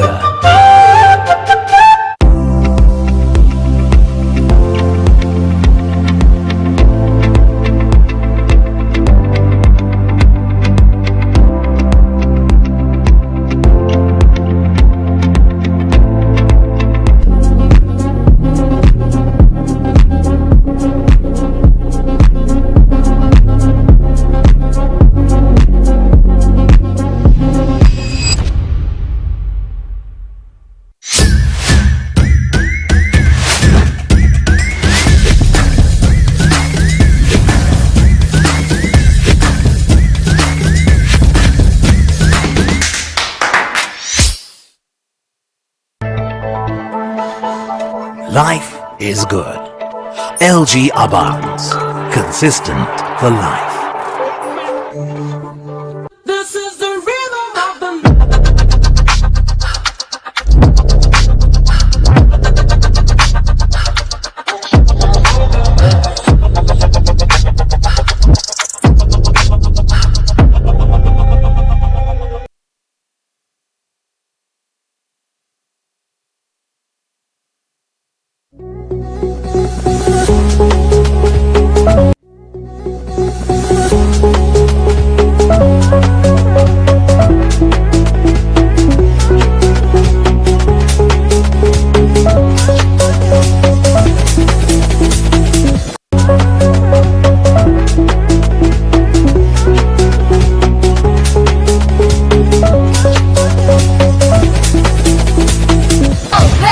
It's a whole new world. It's a whole new world. It's a whole new world. Oh, babe.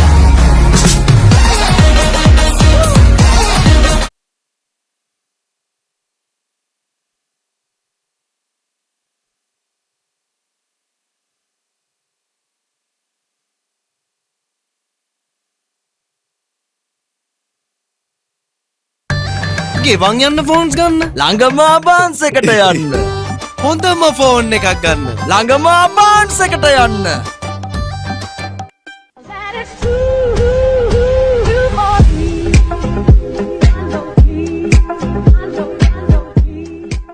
හය හතරනු තේරෙන කාලෙ ඉඳලා හය හතර ගහන්නයි චියර් කළේ. Heartbeat එක ලැප්ටොප් ගෑවට හිතේ හයිය විශ්වාස කළේ ජයපැරදුම නැත්තේ සිංහනාදේ ක්‍රිකට් තමයි අපේ ජය විශ්වාසේ. අපි ගැම්මට ගේම ගහමු. අපි රැල්ලට ගේම ගහමු. අපි සද්දට ගේම ගහමු. අපි ගැම්මට ගේම ගහමු. ජය විශ්වාසේ හද ගැස්ම එලිෆන්ට් හවුස් ලෙමනේ.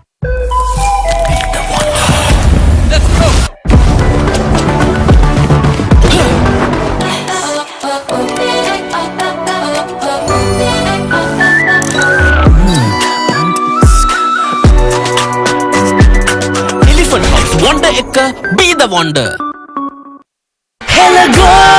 සාධාරණ ගමනකට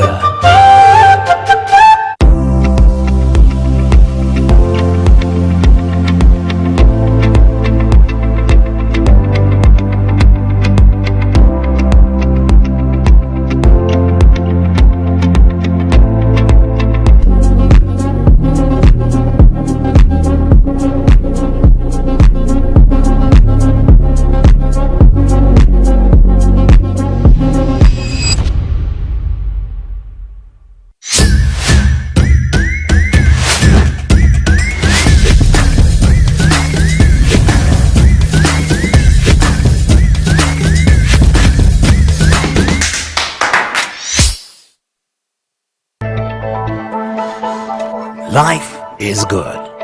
LG ABANS. Consistent for life.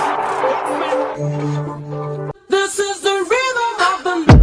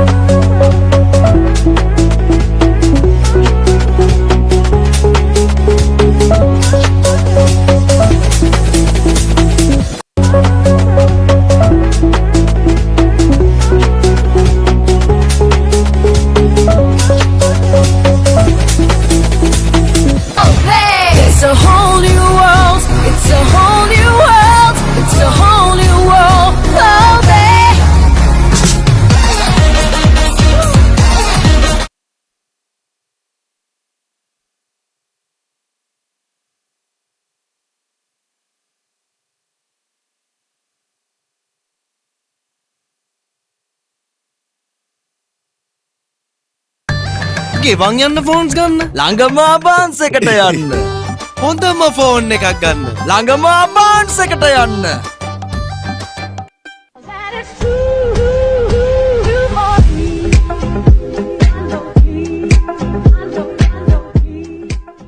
හතරනු තේරෙන කාලෙ ඉඳලා හය හතර ගහන්නයි චියර් කළේ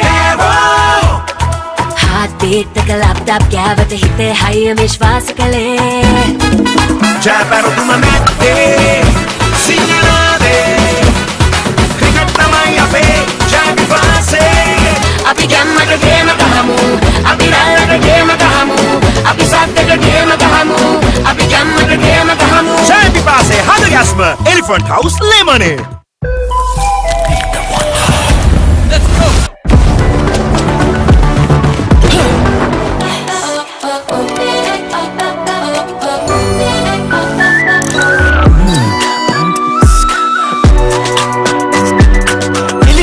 Wonder Ekka, be the wonder. Hello සාධාරණ ගමනකට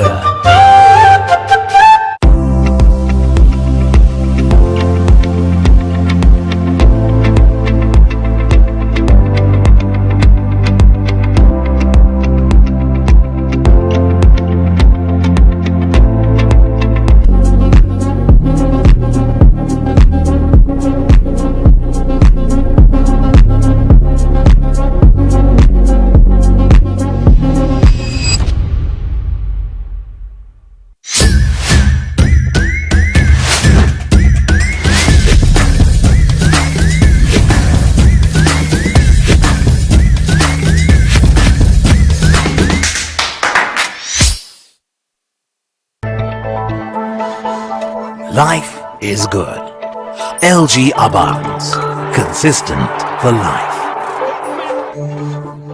This is the rhythm of the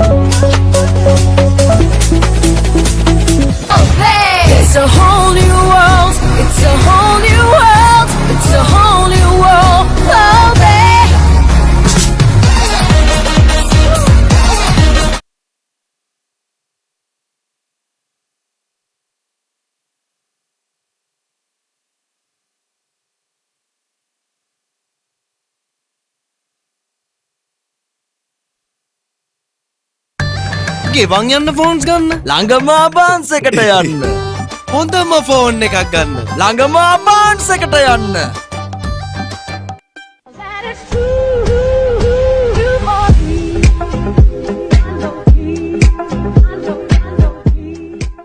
හය හතරනු තේරෙන කාලෙ ඉඳලා හය හතර ගහන්නයි චියර් කළේ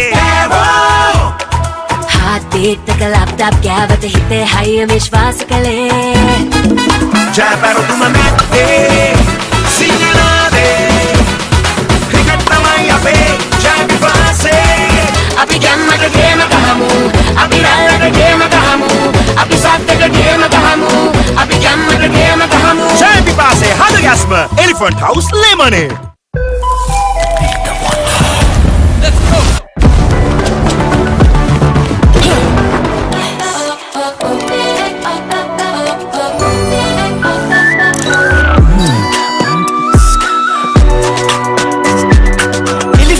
Wonder Ekka, be the wonder. Hello සාධාරණ ගමනකට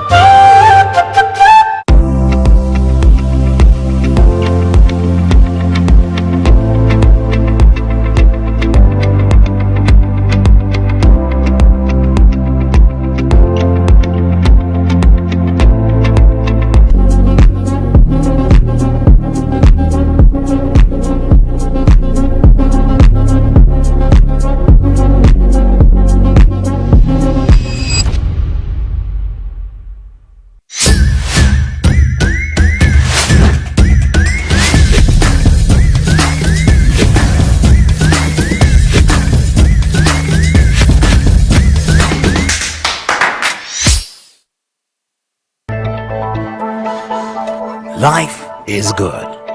LG ABANS. Consistent for life. This is the rhythm of the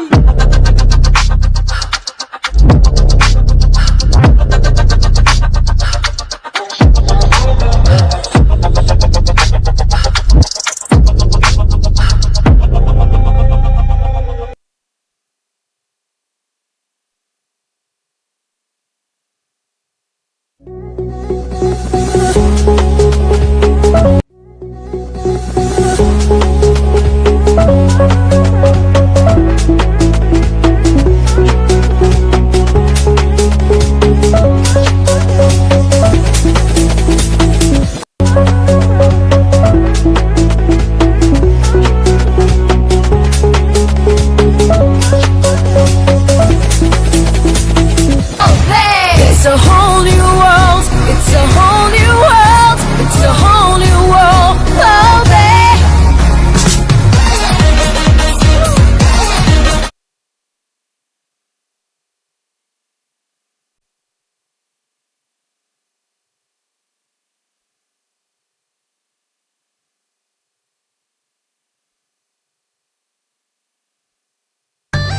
ගෙවන් යන්න ෆෝන්ස් ගන්න ළඟම ආබාන්ස් එකට යන්න හොඳම ෆෝන් එකක් ගන්න ළඟම ආබාන්ස් එකට යන්න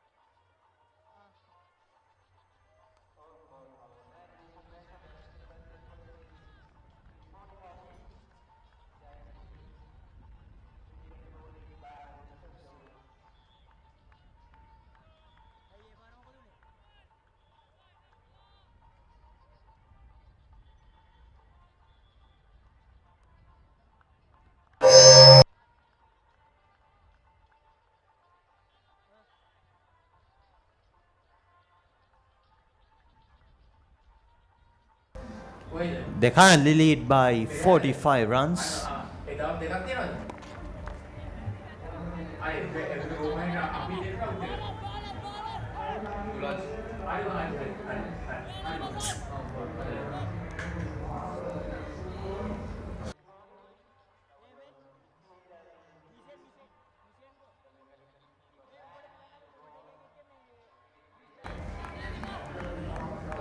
And once again, the score for you is 95 at the loss of 2.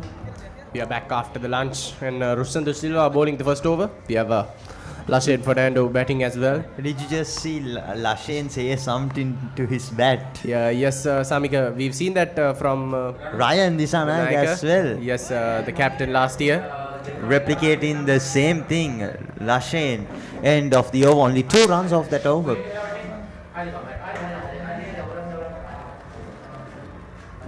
That bit of a pre-batting routine we've seen from Ryan Disanayaka.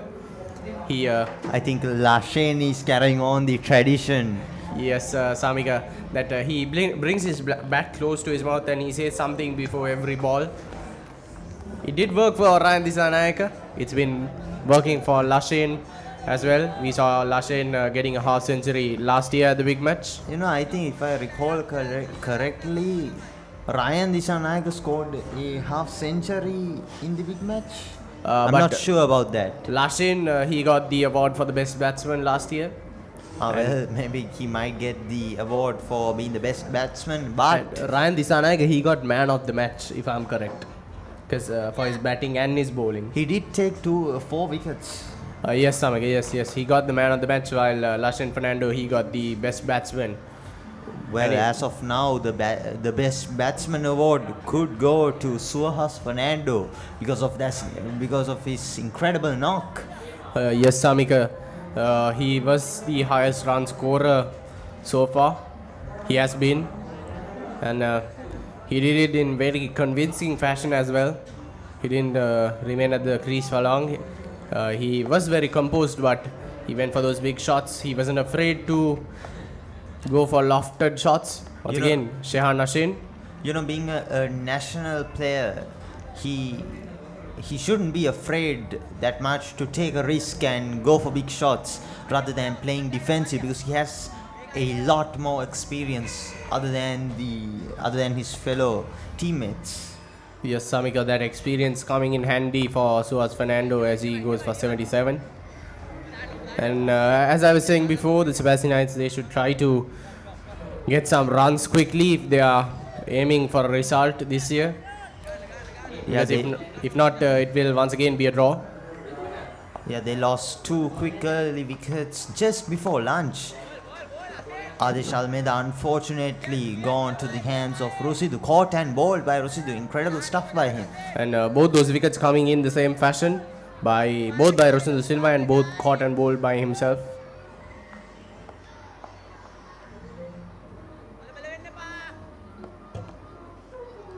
This time Shehan Ashen, the man coming in for the bowling attack. He's bowling from the Katubadel. You know, we have to keep in mind this is just after lunch.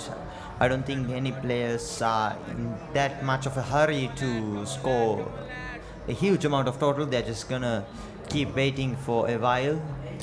But Samika, if they want to see a result at the end of the day, they will need to increase that pace. Because if not, we won't be able to have a victor in the 76th Battle of the Goals. A quick run there for Kavisha Pereira. They need to increase their scoring pace, their strike rate, if you say.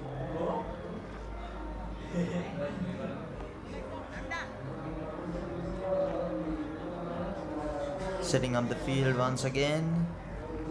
They're currently leading by 47 runs. This last ball of Shehan Suhas, I think, telling him something to level things up, maybe perhaps try a different variation apart from his normal run. Yes, Samika, indeed. Tries to go for a shot. Unable to find that gap in the field. Straight to the hands of the field at mid-on. And that is Netul Lanuas, if I'm correct. Just 2 runs off the over, 2 runs off of this over, 2 runs off of the last over as well. Only 3 more runs for the Sebastianites to score 100 runs. Yes, Samika.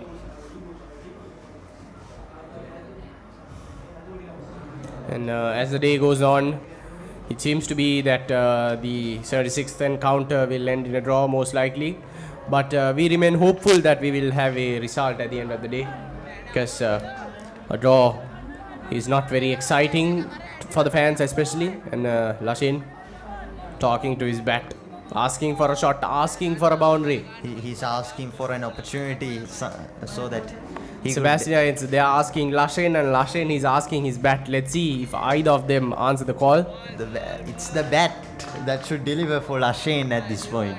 And Lashin is who should deliver for the Sebastianites.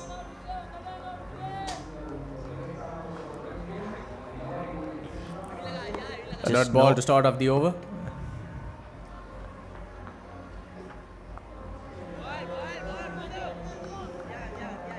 Fernando.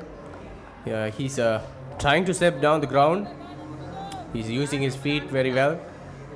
Once again, Lashin talking to his bat. And we've seen those pre-batting rituals from a few players, especially Adish Almeida. He has his signature stretch where he tries to go for a shot off the offside. Will it go for all the way to the boundary? Brilliant save by the Cambrian fielders. And it's given a 4. Unfortunately for the Cambrians, it's a 4 for the Sebastianites.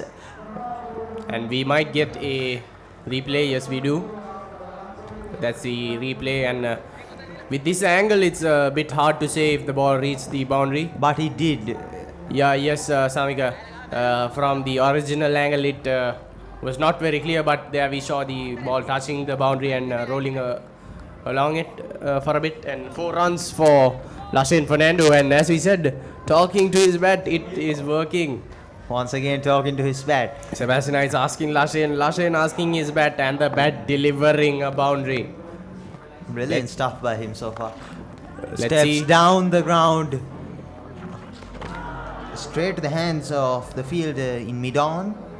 Only a single permitted off that ball, and they rotate the strike back over to Kavisha Pereira. Kavisha Pereira has been excellent so far, playing in a very defensive form of cricket. 36 of 128 deliveries. Is Samika maintaining a really low strike rate, Kavisha? But on the other hand, Lashin, he has 11 runs from 20 balls. Even though it's a bit of a low strike rate, it's the wicket that matters. Yes, and even though it's a bit of a low strike rate for a game of Test cricket, it's not that bad. It's a really good, margin to keep. Trying for a sweep shot, unable to connect. Kavisha Pereira. He's also now trying for that big shots. He's trying to find that boundary. I think at lunch they might have discussed that if they want a result, they must, as you said, they must increase their pace of attack. So I think that's what they're trying to do. Brilliant running in between the wickets. A brilliant throw by the Cambrians as well. Yes, Samika. No time wasted before that throw. Brilliant fielding in the deep from the Cambrian fielders. And that's the end of another over. The score goes up to 103 at the loss of 2 wickets. Lashin Fernando and Kavisha Pereira at the crease. Lashin with 11, Kavisha with 37. Sebastianites leading 54 runs. Kavisha once again on strike. They're discussing a little bit. Perhaps I think they're trying to attack the bowlers at this point. Shehan once again from the Moratuwa end. Yes, Samika. Nethul Anuwas was the danger man in the morning, and after Tivanka and Kavisha smashed him a little bit, I think they switched him up for a little while. Yes, we haven't seen Nethul Anuwas in a while. And we saw Kavisha Pereira especially going after Nethul Anuwas, and Tivanka, he was going after Shehan as well. So with Tivanka not at the crease anymore, we will need a new batsman to take up that role to be a bit aggressive against Shehan. Turned into the batsman. And Kavisha Pereira, he seems to be taking that role quite well. He was trying for a big shot down the offside, but unable to connect with the bat this time. At this point, Kavisha does seem a little bit impatient. He's trying for a boundary. And yes, Samika, that impatience is what creates opportunities for the Cambrians, especially in a game of Test cricket. But that is a risk that they need to take if they need a result. Yes, if they need a result, they have to take a risk, because no reward comes without a risk. The higher the risk, the higher the reward. Shehan Ashin from the Khatubad then. A silly point and a slip. This time, smash down the offside. Will it go all the way? And I believe it does, ladies and gentlemen. No chance for the fielder in the deep. Splitting the covers, Kavisha Pereira. Kavisha moves to the 40s, 41 over 133. We see him waiting for a boundary, a little bit impatient now. He finally gets the boundary he wants, and that too to Shehan Ashin's over. Brilliant stuff from the Sebastian batsmen. They are starting to pick up the pace. Boundaries seem to be coming in. I think they want to win this 76 battle of the goals. That's why they are increasing their pace, trying to go for big shots. It's really working for them so far. Yes, and Kavisha and Lashe, they aren't taking any unnecessary risks. They aren't going for lofted shots. So for now, it's okay. And a sweep shot. But I believe there's a fielder there. Yes, indeed, Samika. Only one run off that. So, Suhas Fernando has really analyzed his field really well. He knows what the batsman is up to. So that's why the Sebastian batsman really can't find that many gaps. And Shehan Hussain is maintaining a really good line and length, placing the ball where he wants. Because if he does give it to the batsman furthermore down the leg side, he could go for a more finer sweep shot that would lead to a boundary. But brilliant with ball the by line that Shehan is maintaining, that sweep shot, it goes more square off the ground. So there is a square leg in place. Yehan, something I noticed is that we always mix up Shehan and Shenaz. Yeah, yes, Samika. It's quite an honest mistake by me, and it's hard to keep track at a certain point because they both look very similar, and they have the same bowling animation. They have both the nearly the same name as well. And whenever I'm thinking about Shehan, I sometimes accidentally say Shenaz because that's the name that I'm more familiar with since he's from St. Sebastian's College. So that's the end of the over from Shehan Hussain. A little bit of an 109. expensive over, I would say. 86 runs over. Right? I mean, for Test cricket, it's a little bit expensive. Samika. If we look at it from a neutral perspective, without knowing what the format is, 6 runs doesn't seem much, but for a Test match, a 3-day game that has been played at a very slow pace for the past 2.5 days, that's a bit of an expensive over for the Cambrians.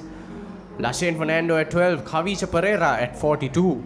So both batsmen doing really well. Rusunda Silva once again from the cut at the end.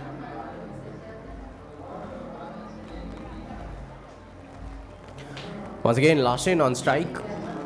And we saw Lashin going for a boundary in the last over bowled by Rusunda Silva. Let's see if he can replicate that success this time. Talk to his bat. Netul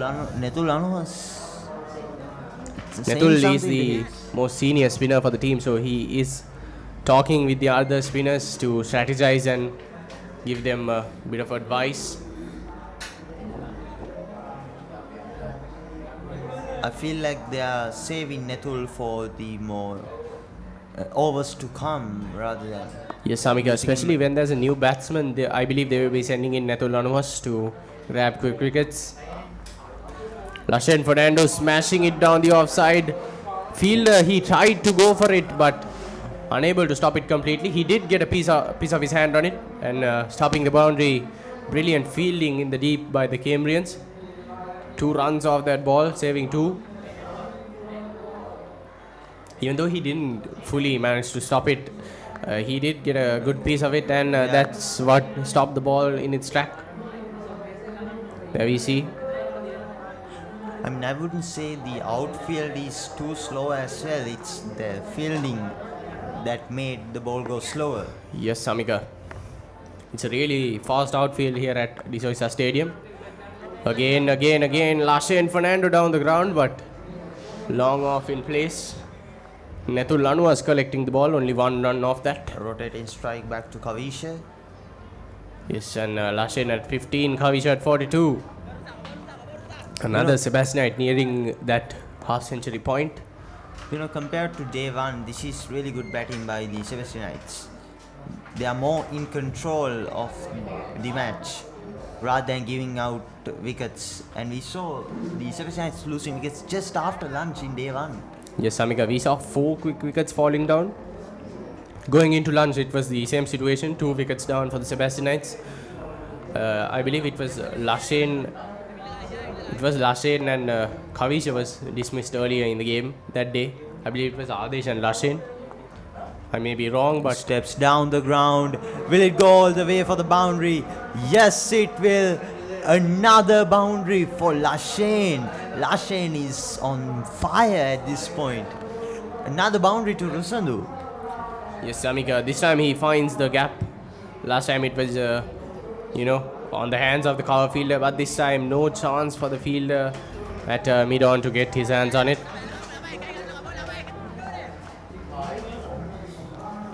Lashane Fernando, 19 off of 25. A blazing inning for Test cricket. The tradition of talking to his bat might be working for Lashane at this point. Scored 2 boundaries so far. Yes, Samika, Lashane working magic on his bat. Once again, same shot, but this time straight. Oh, to the fumble. Very unfortunate for the Cambrians. Couldn't capitalize on that mistake from Kavisha Pereira. Could have been a very costly mistake. We have to keep in mind that the last run out, the first run out of the Sebastianites was from Lashane and Koshendra. Lashane unfortunately did not run and Koshendra got out due to that. Yes, the same thing happening this time. Lashane refusing to give that run. But I believe this time Lashane, he was making the right decision because they didn't really have much time to go for a run. Once again, Lashane Fernando, this time a bit defensive. And I believe that was bat before the pad, therefore the umpire states this decision of not out. Yes. End of the over, 8 runs over that over. The runs are getting a little bit expensive as the overs go on. Yes, Samika, before it was 2 or 3 per over, then it climbed up to 4. Last over we saw 6 and this time 8.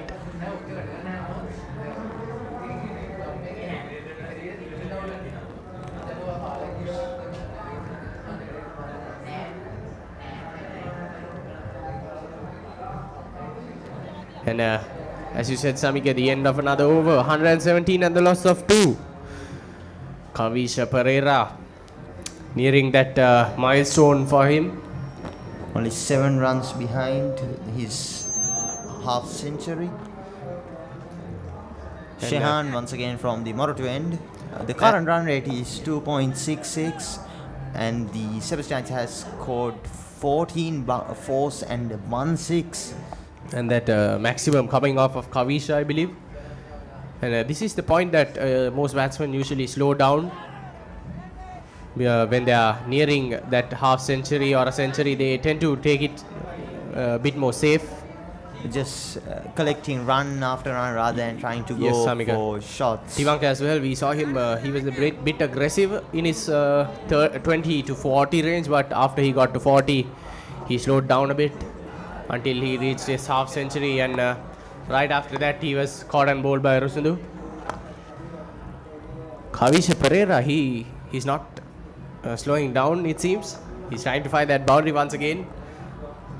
He seems to be putting his team's scoreboard above his half century. That's a really good classy decision. That's what should be done as a batsman, to care for your team before yourself. That's such a selfless act by Kavisha.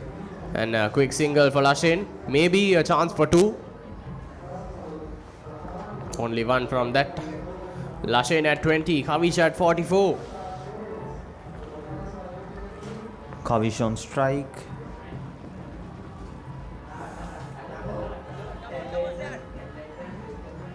Even though the run rate is at 2.67, we have been seeing a bit of more fast-paced action in the past few overs, but that run rate is being held back by the early overs in which they were quite slow.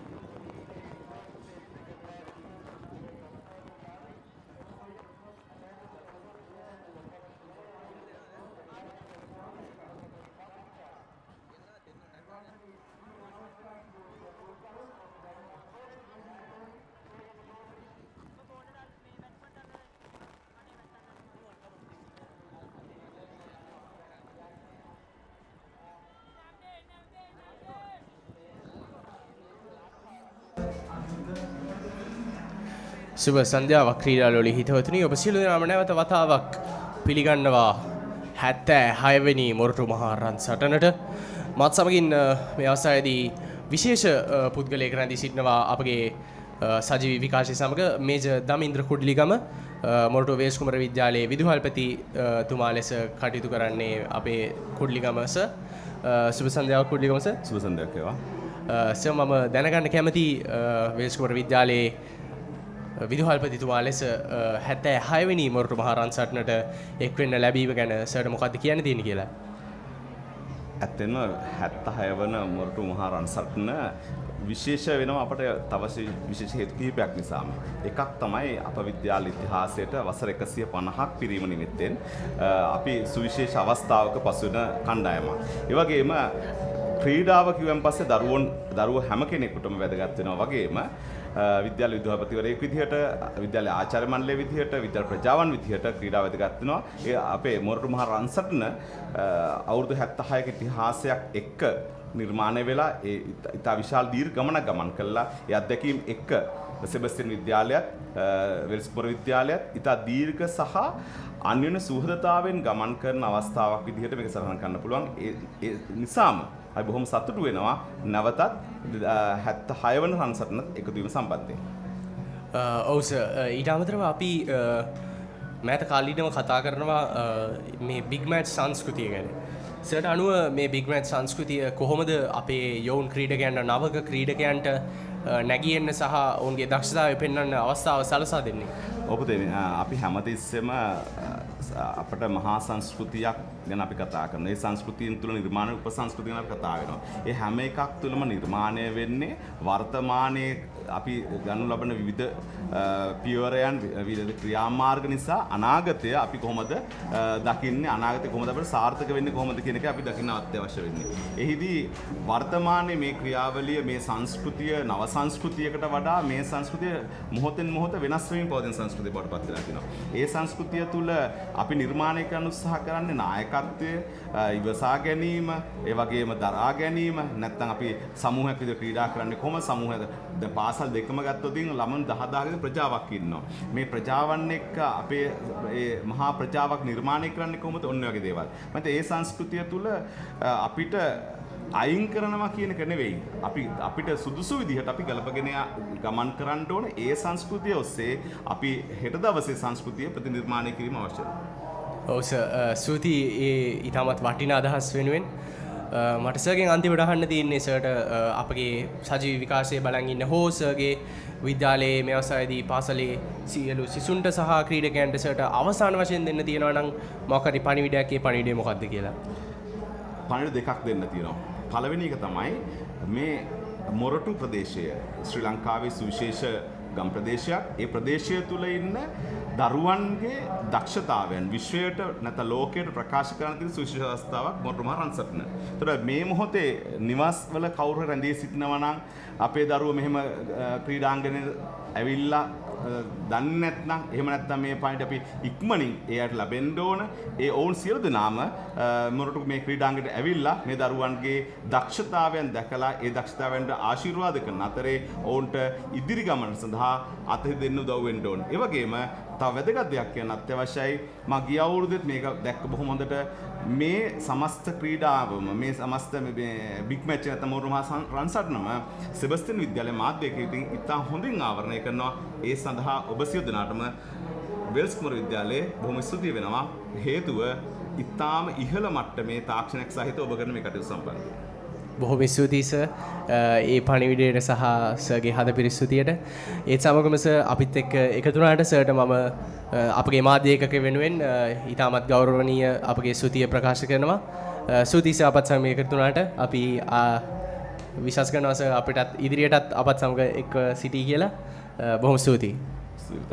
ඔබ සියලු දෙනාටත් මම කියන්න කැමතියි රැඳී සිටින සෙබ්ස් media මාධ්‍ය එකක වෙනුවෙන් අප සූදානම් ඔබට මෙම තරගයේ ඉදිරියටත් සියලු තොරතුරු හැකි විගස සජීවීව ලබා දෙන්න. රැඳී සිටින සෙබ්ස් මීඩියා මාධ්‍ය එකක වෙනුවෙන් මම යහන් කොස්ටා. ස්තුතියි.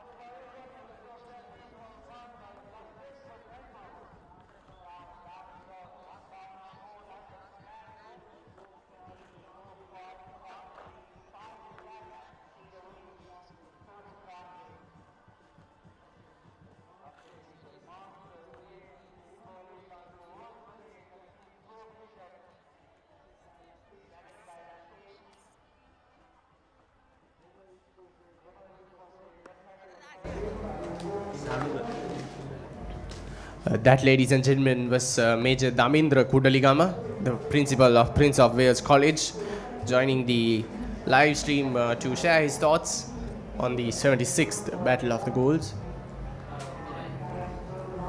Once again, we give him a heartfelt gratitude for joining our live stream to share his valuable thoughts and his inspiring words, not just to his Cambrian students and past pupils, but to everyone, not just in the two schools, but to everyone who is watching the live stream, to everyone who is tuning in to enjoy this game of cricket. Thank you, sir, for joining us once again.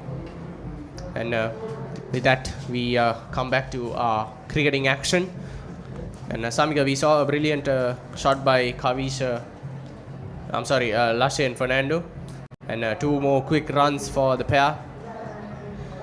Total going up to 129 at the moment.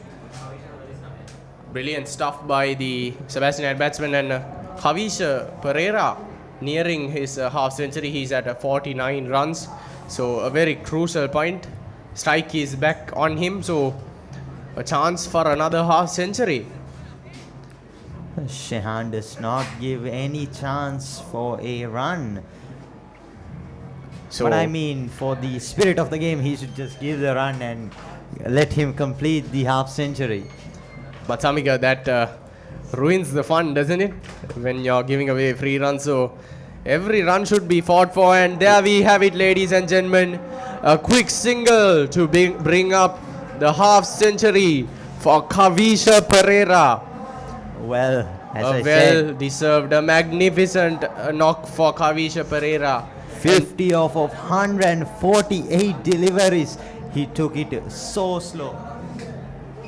And we talked on the first day, Samika, you and I, on how Kavisha Pereira, he was not playing in the first 11 team for a bit, but when he came back in his first game, he had his highest score of the season with a century. And this man showing why he deserved that spot on the first 11 team. He's showing why he is a brilliant batsman for the Sebastianites.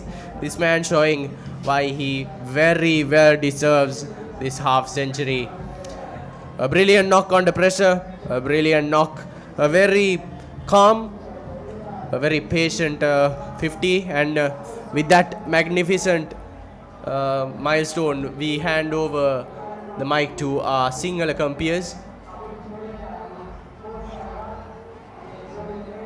Ladies and gentlemen, we will be handing over the mic to the single accompaners in another over. So you will have to bear with us and tolerate me and Samika for another over. Apologies for that. I don't think they mind, Samika, don't they? Yeah. Even if they did, they have no other option. We'll be staying for another over. Exactly. So if you want to watch the match, you will have to tolerate us. Don't worry, ladies and gentlemen. I'm just messing with you. I mean, where's the fun without us at this point? Yes, indeed. To be honest, I'm a bit scared to leave the live stream room. Yeah, exactly, Han. If we leave this live streaming room, the wickets are just going to tumble as it did in the last time. Yes. So it's our luck at this point. So Samika and I are very, I think it's auspicious, or we believe in those kind of mystical things. We were talking about how Shehan Ashen was bowling maiden over every other over, and then we were talking about how Lashen, he can talk to his bat to get what he wants. Now we are talking about how the commentators in the live stream are affecting the game of cricket. So we are very weird in that way, but I feel like we are jinxing almost everything we say. Yes, and I said I didn't want to jinx the half century for Tivanka, but he did get that half century, and still he was sent back to the pavilion right after. Well, yeah, that was actually pretty fun to let Kavish get a half century rather than getting him out on 49. Yes, indeed, Samika. So Sebastian lead goes up to 82 runs. Netul Lanua's called back into the bowling attack. Tries to go for a shot, has it? No, straight to the hands of the fielder at deep extra cover. Palingu Pereira in the deep.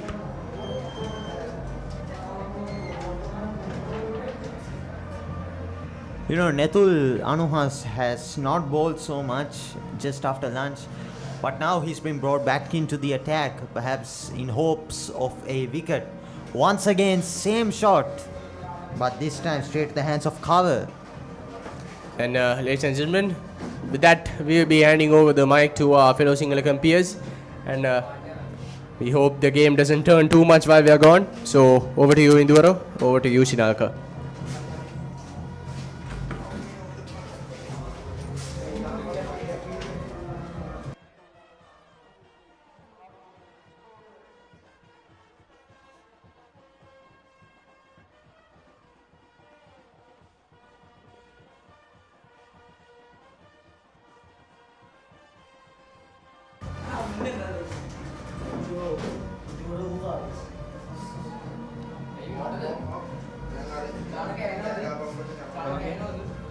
සුබ දහවලක් ක්‍රීඩාලෝලී හිතවතුනි නැවතත් සිංහල විස්තර විචාරය ඔබෙතගෙන එන මම ශිනල්ක ඒ වගේම මාත් සමගින් සිටිනවා ඉඳුවර සුබ උදෑසනක් ඉඳුවර සුබ දහවලක් ශිනල්ක ඔව් මේ වන විට කවිෂ පෙරේරා තම අර්ධ ශතකයේ වාර්තා කර අවසන් ශිනල්ක අපි පුනමුණා බලා සිටි අවස්ථාවක් තමයි ඒ උදා වුණේ.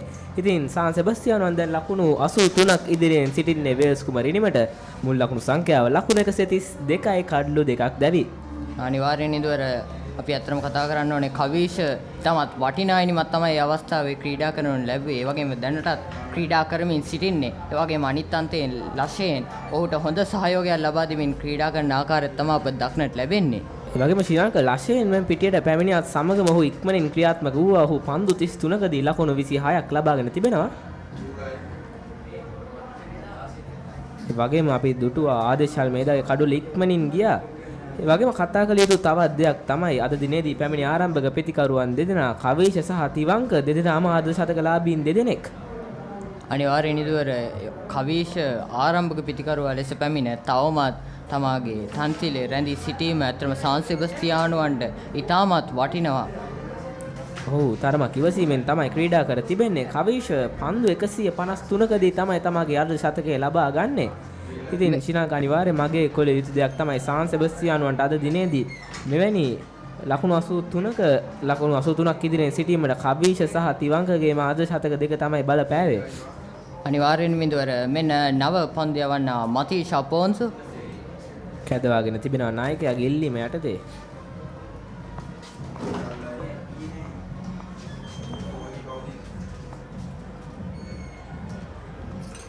ඉදිරියට පැමිණ වරන් පහරක් එල්ල කරනු ලබනවා.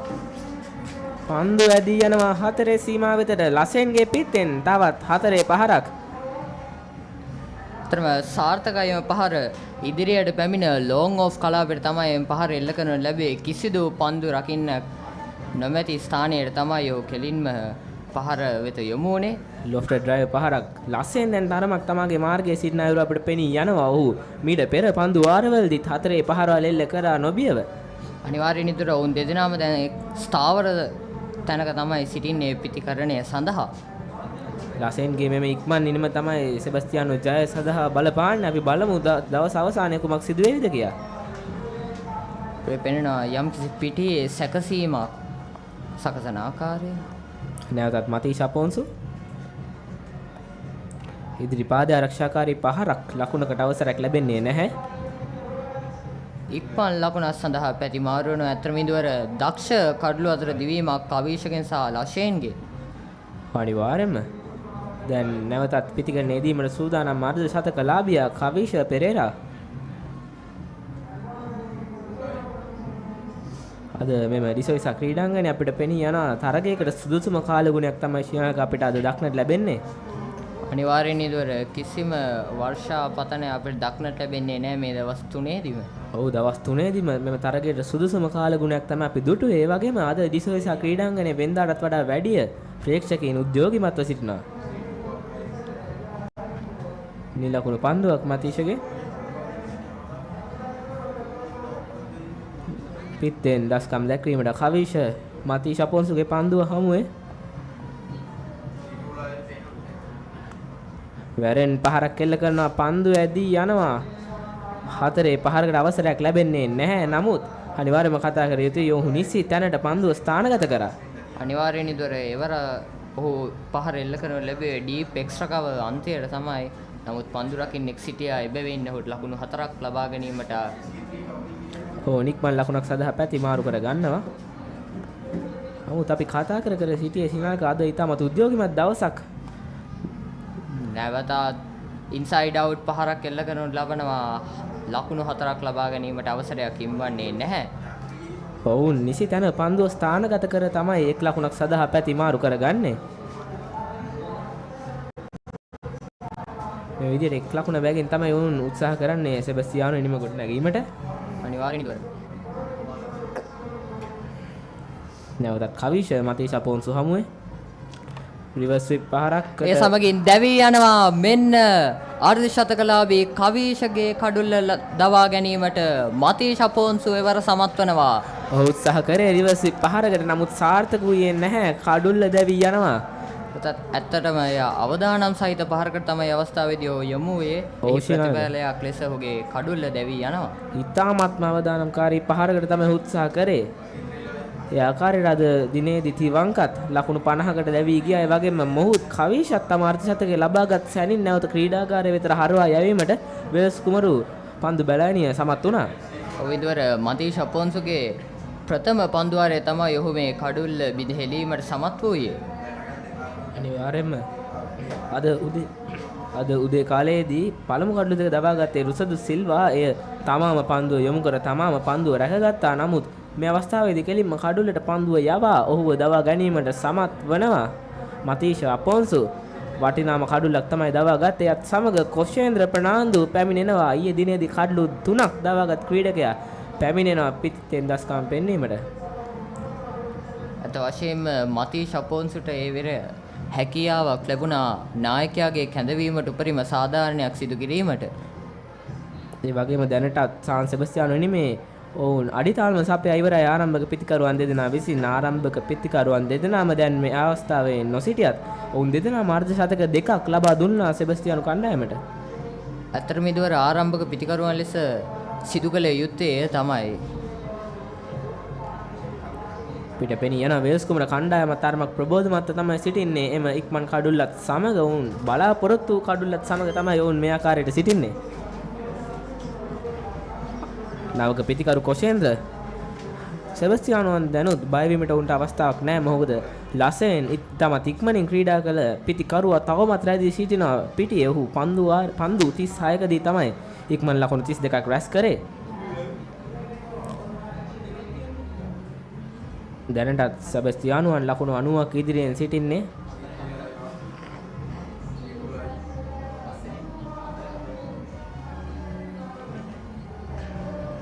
නවක පිතිකරුවා කොෂේන්ද්‍ර ලසෙන් අපි කතා කරා ඔහු ඉක්මන් ඉනිමක් තමයි ක්‍රීඩා කරේ කියලා. ඔහු පන්දු 36කදී 32ක් රැස් කරත් ඔහු එම 32ට 4 පහර 4ක් හෙල්ල කළා ශිනාක. අනිවාර්යෙන් ඉදවර අපි දුටුවා උදේ සිටම ඉතාමත් ප්‍රවේගකාරී ඉනිමක් ලෂේන්ගේ. අනිවාර්යයෙන්ම නායක ආදේශ අල්මේදාගේ කඩුල්ලෙන් පසු පැමිණීම ක්‍රීඩකයා නිසි සාධාරණ ඉටු කරා කියලා අපි හිතනවා ලසෙන්. මෙන්න නායකයා පන්දු යැවීම සඳහා නෙතුල් අනුවස්ස නැවතත් කැඳවනවා. අද පන්දු වර 12ක් එල්ල කරත් ලකුණු 29කට සෙබස්තියානෝන් සීමා කිරීමට සමත් වූ පන්දු යවන්නා තමයි නෙතුල්. ඒ වගේම ඔහු මීට පෙර ඉනිමේදී කඩලු 3ක් දවා ගත්තා. නමුත් තාම එක් කඩුල්ලක් දවා ගැනීමට උඩ අවස්ථාව ලැබුණේ නැහැ. නැවතත් වැරෙන් පහරක් එල්ල කරනු ලබනවා. සාර්ථකයි. ලකුණු 4ක් ලබා ගැනීමට ලෂයෙන් සමත් වෙනවා. ලසෙන් දැන් තරමක් ප්‍රහාරාත්මක ලෙස ක්‍රීඩා කරන අය අපිට පෙනී යන ඔහුගේ පස්වෙනි 4 පහර තමයි අපි ඒ දුටුවේ. පස්වෙනි 4 පහරත් සමග ඔහුගේ මුල් ලකුණු සංඛ්‍යාව ලකුණු 36ක් දක්වා ඉහළ යනවා. අපි බලමු දවසේ 3 වෙනි අර්ධ ශතකලාභියා වේද කියලා ලසෙන්. මෙන්න එහි පුනරූපණය. අනර්ග 4 පහරක් නිසි තැන පන්දුව ස්ථානගත කරමින් පන්දු රකින්නාට එරෙහිව තමයි 4 පහර එල්ල කරේ ඔහු විසින්.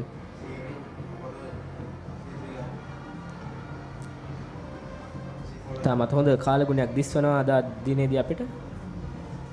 ආරක්ෂාකාරී පහරක් ලකුණකට අවසරයක් ලැබෙන්නේ නැහැ. ලසෙන් එම 4-5 එල්ල කරන්නේ නෙතුල් අනුහස් වේල්ස් කුමරේ මේ සිටින ප්‍රබලතම දගපන්දු යවන්නාට එරෙහිවයි. අනිවාර්යයෙන්ම දුවර ඊයේ දිනේදී කඩළු ත්‍රිත්වයක් දවාගත් ක්‍රීඩකයෙක් තමයි නෙතුල් අනුහස් කියන්නේ වේල්ස් කුමරුවන්ට සිටින දක්ෂතම සහ ප්‍රබලතම දගපන්දු යවන්න. වැරෙන් පහරක් එල්ල කිරීමට උත්සාහ කරා සාර්ථක වූයේ නැහැ. පන්දු රකින්නෙක් සිටිනම ස්ථානයේ.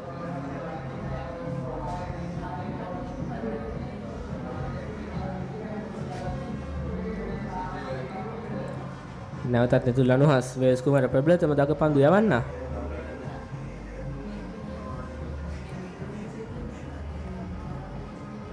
සුයි පහරක් එල්ල කරනු ලබනවා.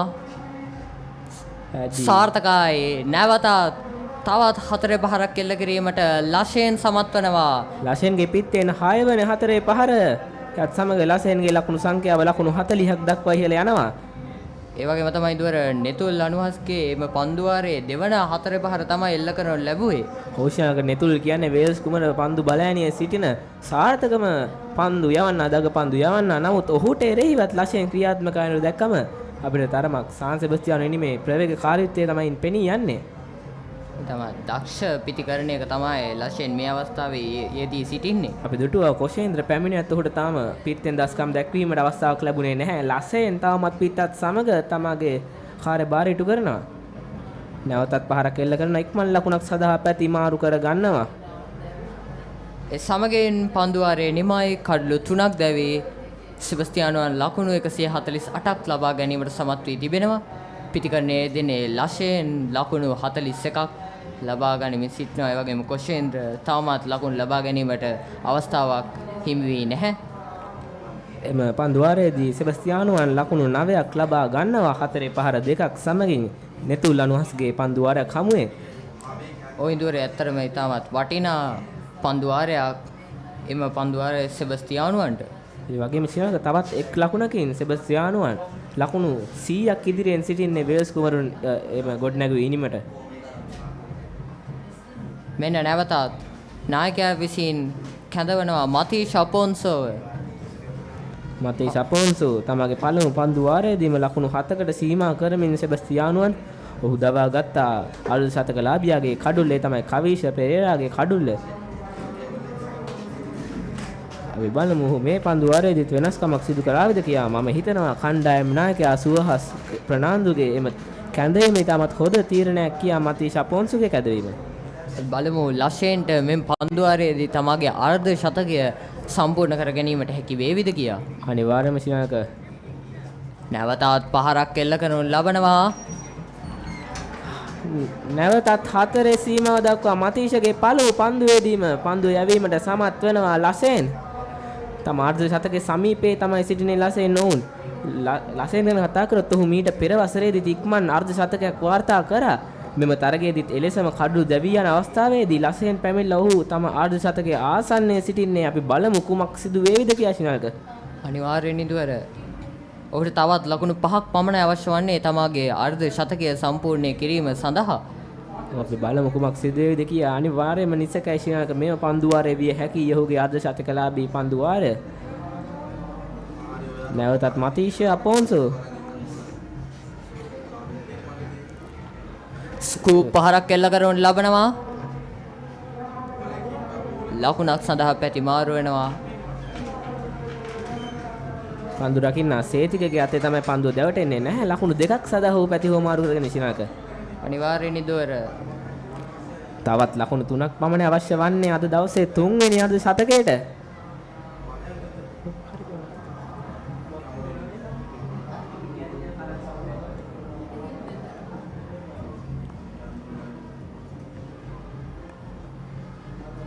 පහරක් එල්ල කිරීමට ඔහු උත්සාහ කරා. නමුත් සාර්ථක වූයේ නැහැ.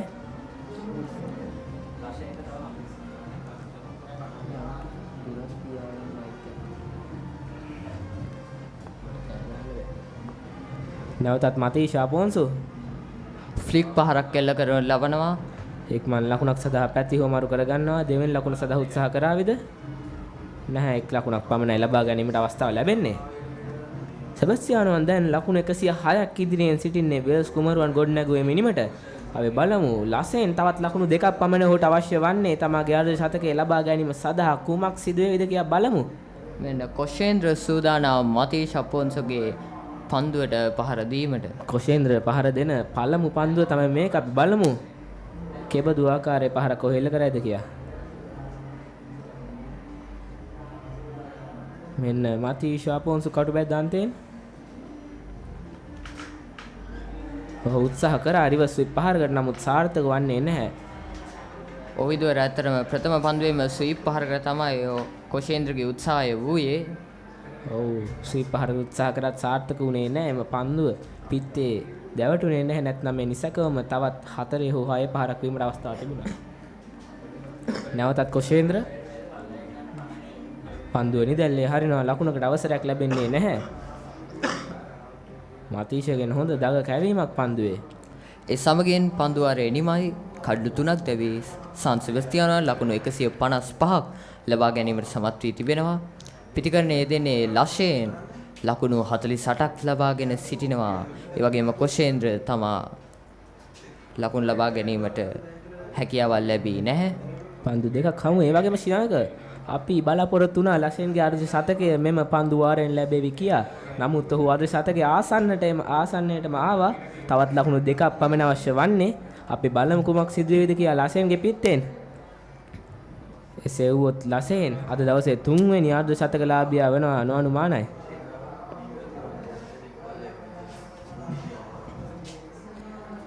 නවත නායකයාගේ කැඳවීම යටතේ නෙතුල් අනුහස් වේල්ස් කුමර පන්දු බලෑනියේ දක්ෂතම දග පන්දු යවන්න පැමිණ සිටිනවා. ඔහුට අද දිනේදී කඩුල්ලක් ලබා ගැනීමට අවස්ථාවක් ලැබුණේ නැහැ. අපි බලමු ඔහුගේ වාසනාවන්ත පන්දු වාරයේ මේද කියලා. දකුණත් පිටිකරුවාට වම දග පන්දු යවන්නෙක් තමයි ඒ අවස්ථාවේදී කැඳවා තිබෙන්නේ. අපි බලමු නෙතුල් අනුහස්ට තමාගේ ප්‍රථම කඩුල්ල ලබා ගැනීමට හැකියාවක් ලැබේවිද කියලා. ලෂේන් ගිය වසරේදීත් ඔහු ඉක්මන් අර්ධ ශතකයක් තමයි රැස් කරේ සාන් සෙබස්තියානෝට අවශ්‍ය වීම තිබූ. හැරෙන් පහරක් එල්ල කරනවා. පන්දු ඇදී යනවා 4 සීමාව වෙතට. ඔහු ලබා ගනීවිද? කෙසේ වෙතත් ලකුණු දෙකක් සඳහා පැති මාරු කර ගන්නවා. ඒ සමගින් තමාගේ අර්ධ ශතකය ලබා ගැනීමට මේ අවස්ථාවේදී ලෂේන් සමත් වෙනවා. ඉතාමත් ප්‍රවේගකාරී ඉනිමත් තමයි අවස්ථාවේදී ඔහු ලබා ගත්තේ. පන්දු 47කදී තමයි දුවර ලෂේන් තමාගේ අර්ධ ශතකය සම්පූර්ණ කරන ලැබුවේ. ඉක්මන් ඔව් ශිනාක අපි දුටුවා ලකුණු දෙකක් සදා පැති මාරු කරගත්තා කියා. නමුත් නෑ 4 සීමාව දක්වා පන්දු ඇදී ගිහිල්ලා එයත් සමග තමයි ලෂේන් තම අර්ධ ශතකය ලබා ගන්නේ. ඔහු ගිය වසරේදී ඉක්මන් අර්ධ ශතකයක් වාර්තා කරා. මෙහිදීත් ඔහු පන්දු 47කදී සාන් සෙබස්තියානෝන්ට අවශ්‍යම කරන ඉක්මන්ම ජාතියේ අර්ධ ශතකයක් ගෙන පෑවා. අනිවාර්යයෙන් ඉදවර ඒ අවස්ථාවේදී ඔහු යොමු වූයේ කට් පහරකට තමයි. කිසිදු පන්දු රකින්නෙක් නොමැති ස්ථානයකට තමයි ඔහු එම පහර එල්ල කරනු ලැබුවේ. කෙසේ වෙතත් දක්ෂ ඉනිමක් ලෂේන්ගේ නේ වගේම ප්‍රවේගකාරී. ලෂේන්ගෙන් විතරක් නෙවෙයි ශ්‍රීලංක අද දවසේදී සාන් සෙබස්තියානෝ පිටිකරුවන් 3 දෙනෙක් අර්ධ ශතක ලාභිය වෙලා අවසන්. ඒ වගේ මෙතනින්ම සාන් සෙබස්තියානෝ නිමට ලකුණු 150ක් අත්පත් වෙද්දී සාන් සෙබස්තියානෝන් තම අසුන් වලින් නැගිට තම ප්‍රීති ഘോഷා ලක් කරන කණ්ඩායමට අපිට පේනවා සාන් සෙබස්තියානෝ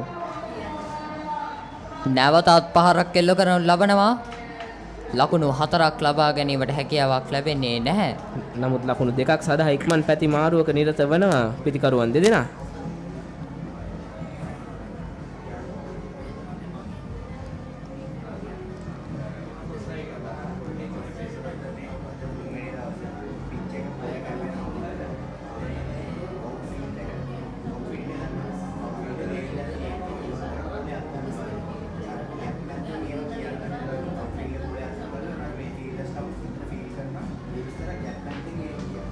නැවතත් කට් පහරකට යොමු වෙනවා. නමුත් ලකුණක් ලබා ගැනීමට අවස්ථාවක් හිමිවන්නේ නැහැ.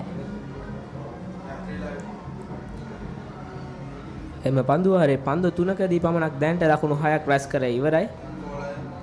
තවමත් පිටිකරණය දෙන්නේ ලෂේන්.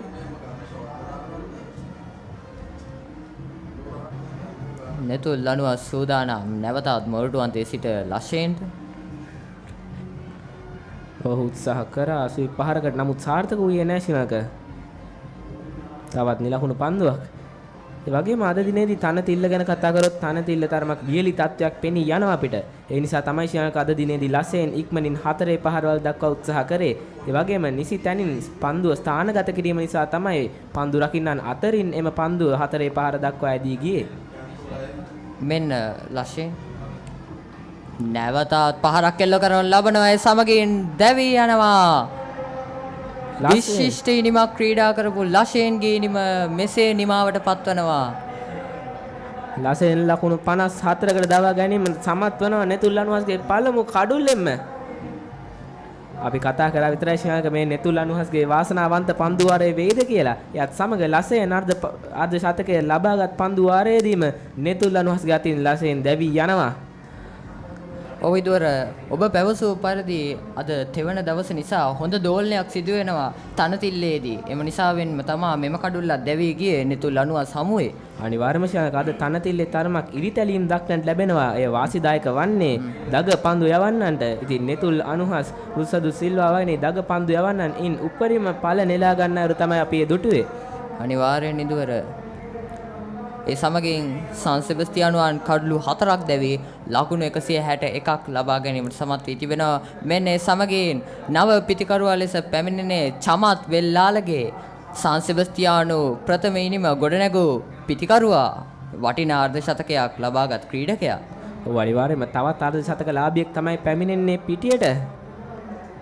අපි බලමු ඉදුවර ඔහුගේ දෙවන අර්ධ ශතකයක් ලබා ගැනීමට හැකියාවක් ලැබේවිද කියලා. අනිවාර්යයෙන්ම ශ්‍රීලංක අපි කතා කළ යුතු තවත් දෙයක් තමයි අද දිනේදී සාන් සෙබස්තියානුවන් අර්ධ ශතකයක් ලබාගත් සැනින් ඔවුන් අද දිනේදී දැවී ගියා. මොකද අපි දුටුවා අද පළමු අර්ධ ශතක ලාභියා තිවංක ඔහු ලකුණු 50ක් ලබාගත් සැනින් දැවී ගියා. කවිෂත් ලකුණු 51ක් හෝ 52කින් දැවී ගියා. දැන් මේ අවස්ථාවේදී ලසෙන් ඉක්මන් අර්ධ ශතකයක් රැස් කර ලකුණු 54කින් දැවී ගියා. ඒ සමගින් දුවර අපි කතා කරන්න ඕනේ වේල්ස් කුමරු විද්‍යාලයේ නායකයා.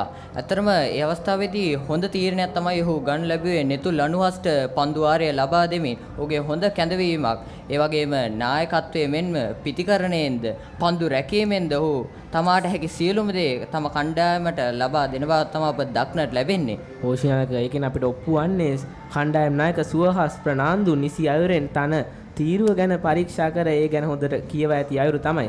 ඔහු ඒ නිසා තමයි දගපන්දු යවන්නෙක් විදියට නෙතුල් අනුහස් එම ස්ථානයට කැදවාගෙන තවත් අර්ධ ශතක ලාභියෙක් ක්‍රීඩාගාරය වෙතට හරවා යෑමට උත්සාහය දරුවේ. එයත් සාර්ථක වුණා.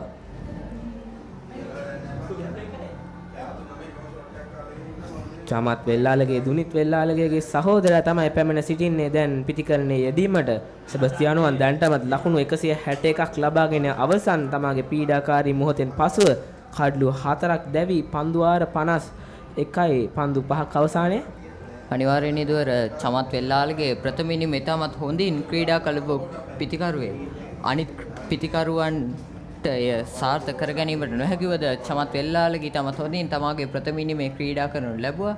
ඉතින් අපි හිතමු දෙවනි ඉනිමේදීත් ඔහු තමත් අනර්ග ඉනිමක් ක්‍රීඩා කරાવી කියලා. ලකුණු 112ක් ඉදිරියෙන් තමයි සිටින්නේ.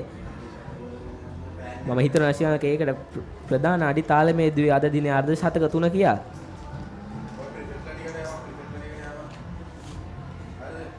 ඒ වගේම චමත් සහ කොෂේන්ද්‍ර තවමත් ලකුණු බිඳුව සීමාවේ තමයි සිටින්නේ. නමුත් අපි බලමු ඔවුන්ගේ පිත්තෙනුත් යම් කිසි දස්කමක් අපිට දක්නට ලැබෙයිද කියලා. අතරමිදුවර ඒ අවස්ථාවේදී පන්දු රකින්නන් මෙහෙවා තිබූ ආකාරය තමත් සිත් ගන්නාසුලුයි. තමත් ආවේ යම්කිසි පීඩනයක් ලබා දීමට තමයි මේ අවස්ථාවේදී පන්දු රකින්නන් යොදවා තිබුවේ.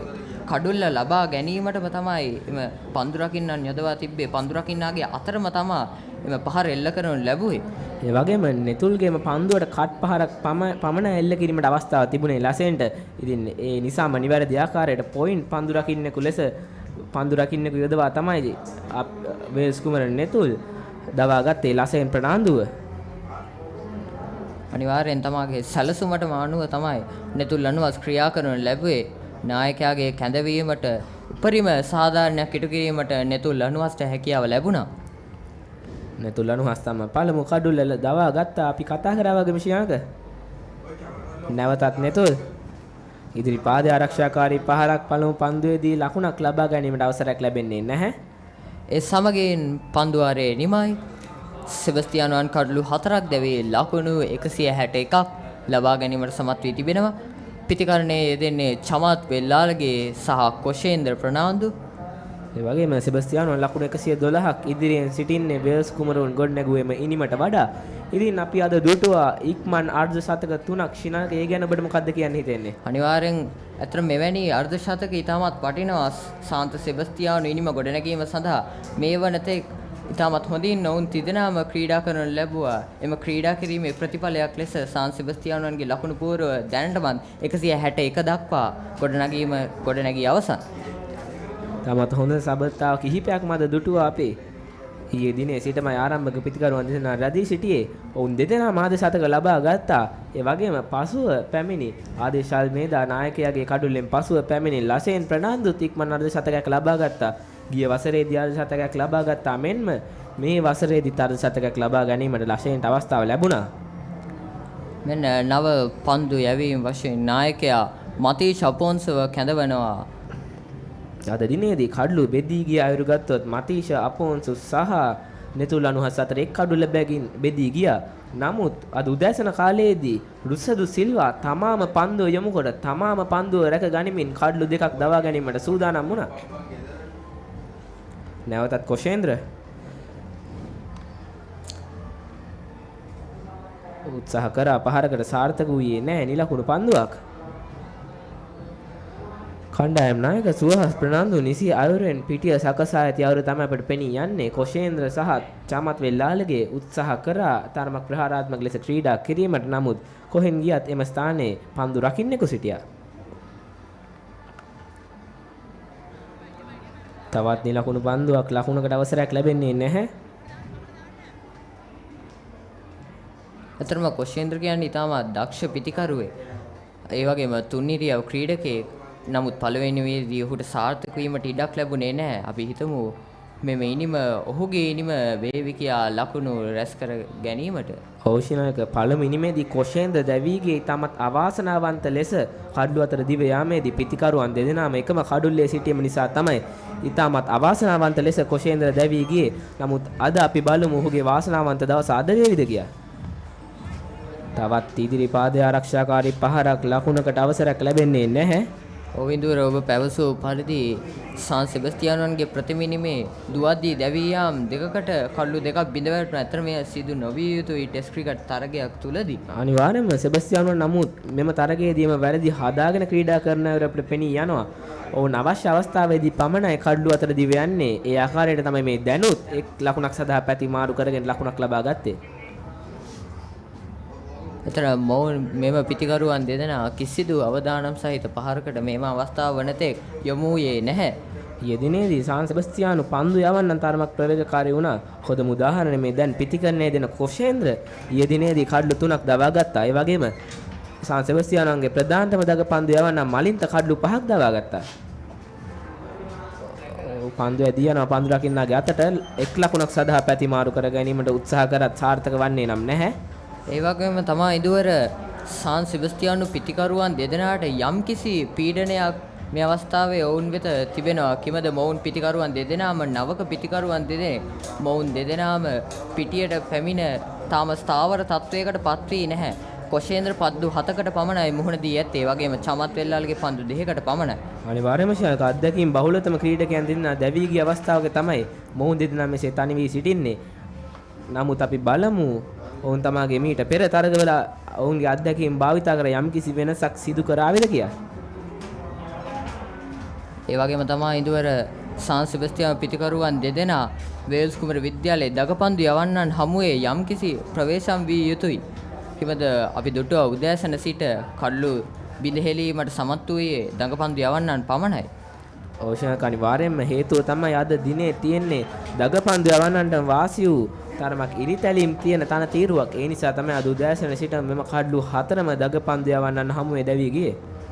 මෙන්න නායකයා පන්දු ආරය යොමු කිරීමට ඔෂාන් කැඳවනවා. අංක 19 දරන ඔෂාන් කණ්ඩායමේ උපනායකයා. අතරම ඔෂාන් කියන්නේ ඊයේ දිනේදී ප්‍රහාරාත්මක ඉනිමක් ක්‍රීඩා කරපු ක්‍රීඩකයෙක්. පන්දු 29ක් තුරදී ලකුණු 29ක් ඉතාමත් දක්ෂ ඉනිමක් ක්‍රීඩා කරපු පිතිකරුවෙක්. ඔෂාන්දි සිල්වාගේ පන්දුව හමුවේ ආරක්ෂාකාරී පහරක්.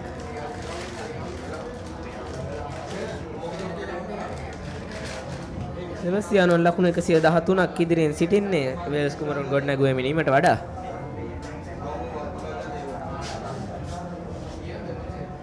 කොෂේන්ද්‍ර සූදානම් ඔෂාන්ගේ පන්දුවට පහර දීමට.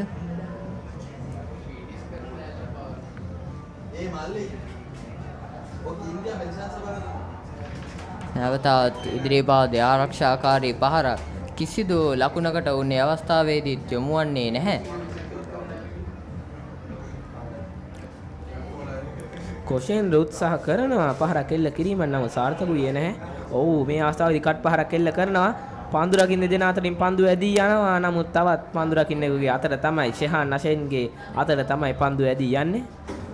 ඇත්තටම ඉඳුවර එම පන්දුව ඔහු යොමු කරන ලැබුවේ කඩුල්ලෙන් එපිටට තමයි. ඉතින් එම නිසා තමයි චමත් වෙල්ලාලගේ කොෂේන්ද්‍ර ප්‍රනාන්දු එම පිටතින් පැමිණි පන්දුවට කට් පහරක් එල්ල කරේ ශිනාක.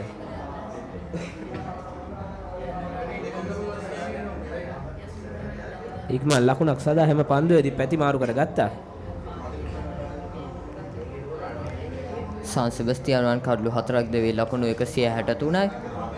පිටිකරණයේ දෙන්නේ චමත් වෙල්ලාලගේ මෙන්න එම ලකුණේ පුනරූපණය. ඔෂාන්ගේම පන්දුව එල්ල කරේ කඩුල්ලට මතක් එපිටින්. ඒ නිසා තමයි ඔහු තරමක් පැන කට් පහරක් එල්ල කරේ. එයත් සාර්ථක වුණා. පන්දු රකින්නන් දෙදෙනා අතරින් තමයි පන්දු ඇදී ගියේ. ඔව් ඉදවර ඇත්තටම එම පන්දුවේ යම්කිසි හොඳ දෝලනයක් සිදුවෙනවා අපි දුටුවා. ඒ වගේම අපිට පේනවා නායකයා සහ පන්දු යවන්න පන්දු රකින්නන් මෙහෙවන ආකාරය. කණ්ඩායම උපනායකයා තමයි පන්දු යොමු කරන්නේ. ඔෂාන්දි සිල්වා.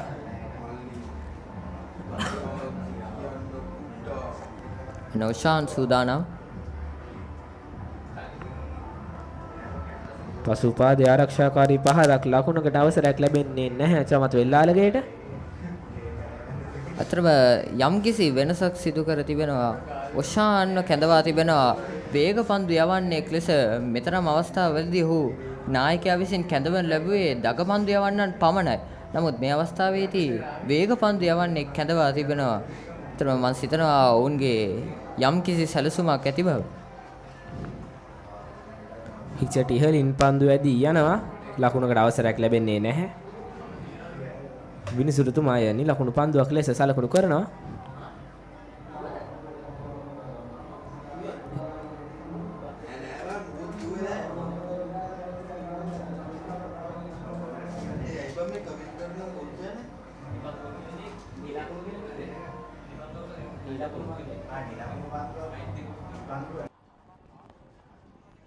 දෝ යොමු කිරීමට සූදානම් ඔෂාන්. කෙටි පහරක් එල්ල කරන ලබන ඒ සමගින් ඉක්මන් ලකුණක් සඳහා පැති මාරු වීමට චමත් සහ කුෂේන්ද්‍ර සමත් වෙනවා. ඒ වගේම ශිනාල්ක ප්‍රතිකරුවන් දෙදෙනා ඔවුන්ට තරමක් අත්දැකීම් අඩුයි මෙම තනතිරුව ගැන. ඒ නිසා ඔවුන් මේ ආකාරයට කෙටි ප්‍රහාර එල්ල කරමින් ඕන ඉක්මන් ලකුණු සඳහා තමයි උත්සාහ කළ යුත්තේ. අනිවාර්යයෙන් ඉදවර මාත් සිතන ආකාරයට ඔහු යම්කිසි ස්ථාවර තත්වයකට පැමිණිය යුතුයි ලකුණු රැස් කිරීම සඳහා. ඒ සඳහා ඔවුන් පන්දුව විමර්ශනය කළ යුතුයි පහර දීමට පෙර. ඒ සමගින් පන්දු වාරයේ නිමයි කඩලු 4ක් දැවි සාන් සෙබස්තියානුවන් ලකුණු 164ක් ලබා ගැනීමට සමත් වී තිබෙනවා. මීට පෙර සිටි පිතිකරුවන් ත්‍රිත්වයක්ම ඔවුන්ට අවශ්‍ය කරන එම ස්ථානයට සාන් සෙබස්තියානු කණ්ඩායම ගෙන අවසන්. දැන් චමත් වෙල්ලාලගේ සහ කොෂේන්ද්‍රගේ අතේ තමයි තියෙන්නේ මෙම ඉනිම. ඒ වගේම වේල්ස් කුමරුන් බලාපොරොත්තු වන්නේ මොවුන් දෙදෙනාගේ කඩුල්ලක්. ඔවුන්ට අවශ්‍ය කරපු මීට පෙර අපි දුටු ආදේශ් අල්මේදාගේ තිවංකගේ ලසෙන්ගේ ඒ වගේම තවත් අර්ධ ශතකලාභියෙක් සිටියා. ඔහු තමයි කවිෂගේ කඩුල්ල දබා ගැනීමට උත් සමත් වුණා. නමුත් තවමත් චමත් සහ කොෂේන්ද්‍ර ඉතුරු වී සිටිනවා. අපි බලමු කුමක් සිදු වේවිද කියලා. තරම් වේල්ස් කුමරුවන්ට අවශ්‍ය වෙනවා මෙම සබඳතාවත් බිඳ හෙලීමට. කිමද මොවුන් පිතිකරුවන් දෙදෙනාම ඉතාමත් දක්ෂ පිතිකරුවන් දෙදෙනෙක්.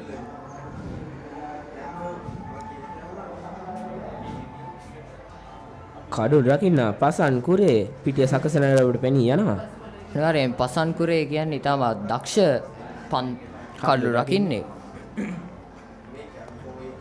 දුනේ චමත් වෙල්ලාලගේ පහරකට උත්සාහ කරනවා ඉක්මන් ලකුණක් සඳහා පැතිමාරු කරගන්නවා පන්දු රකින්නගේ අතේ පන්දුව නැවතෙනවා.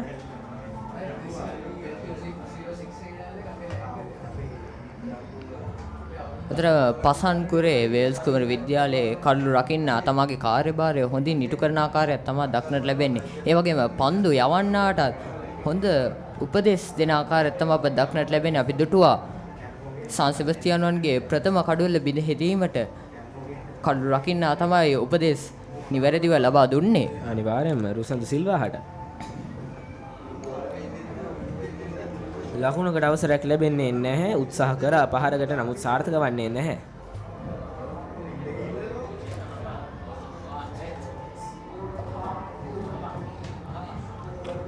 කොෂේන්ද්‍ර සූදානම් පන්දුවට පහර දීමට. ස්වීප් පහරක් එල්ල කරනු ලබනවා. ලකුණක් සඳහා පැතිමාරු වීමට සමත් වෙනවා.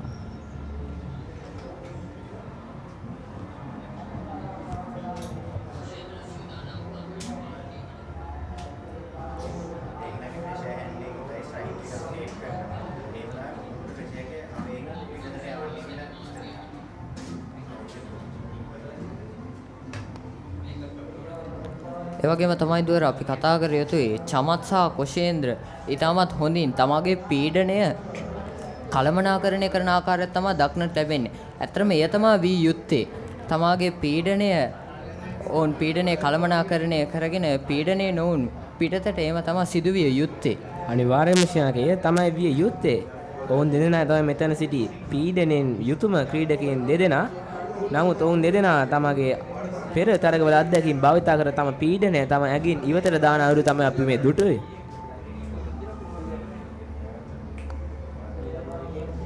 නැවතත් පහරක් එල්ල කරන ලබනවා. නමුත් ලකුණු ලබා ගැනීමට අවස්ථාවක් හිමිවන්නේ නැහැ. ඔෂාකයත් සමග අපිට තාවකාලිකව ඔබෙන් සමු ගැනීමට සිදු වෙනවා. මෙතෙක් වේලා ඔබත් සමග විස්තර විචාරයේ යෙදුණු මම ඉදොර සුවාරෙස් මම ශිනාක සිල්වා ස්තුතියි. සුබ දවසක්.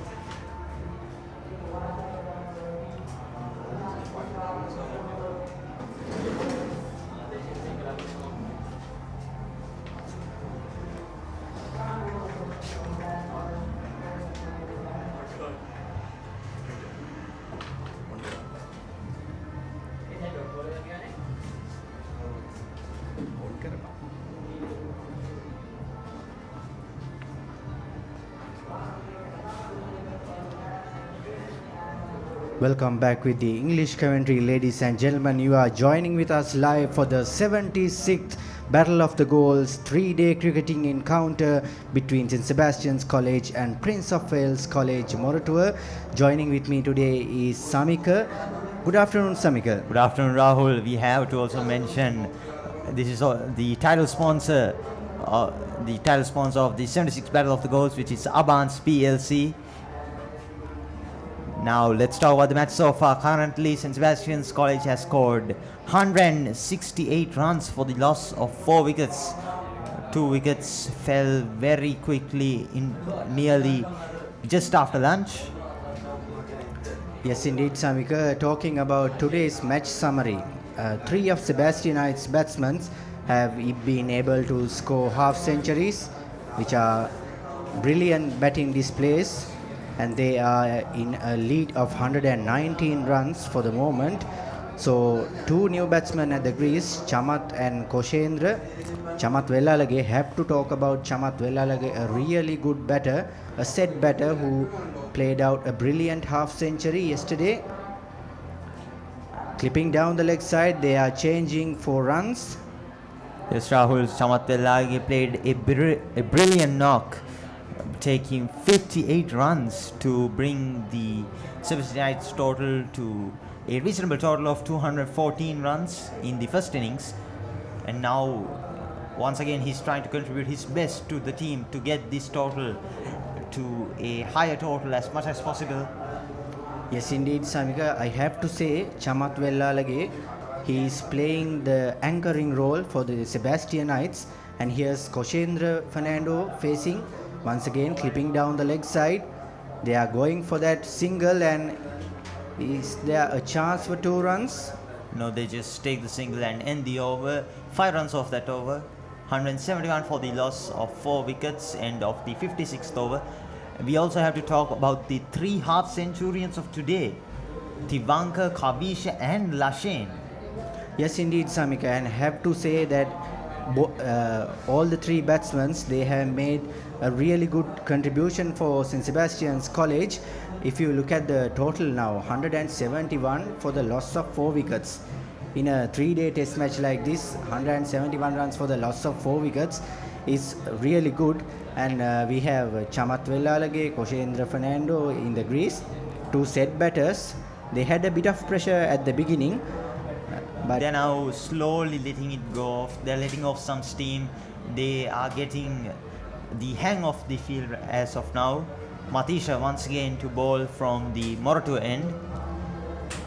And also I have to specially, is that a chance? A loud appeal from the keeper. Pasan Kure is the wicket keeper of Prince of Wales College. He's a brilliant wicket keeper, quick behind the stumps. Such quick hands Pasan Kure has, and that's something a wicket keeper must have.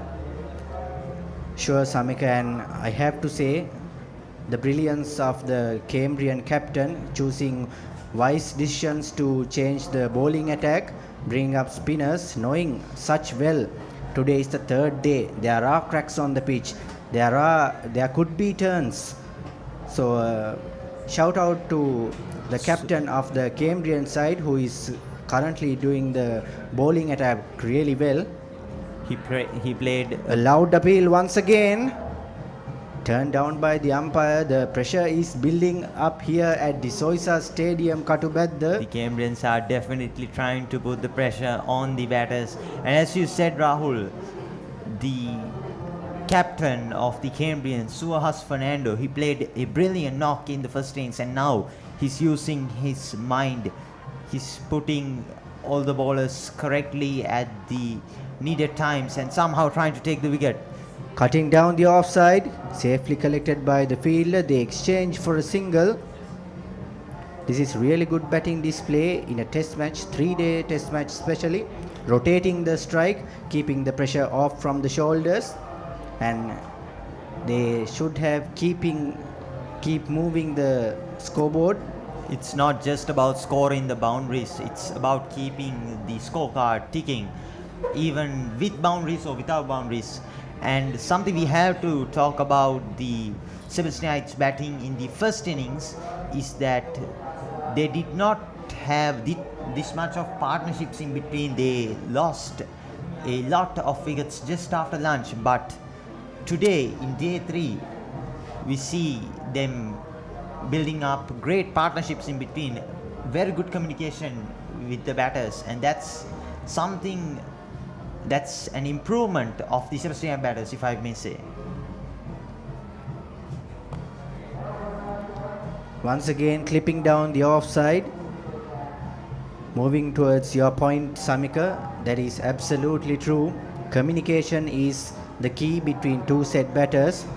There were small miscommunications going on in the first innings which cost wickets, but they have been managed to score 210 runs. 214 runs. And in reply, Cambrian batters gave a really good game. They had a lead of, I think, 49 runs. Yes, they had a lead of 49 runs. They scored 263 runs for the loss of all wickets.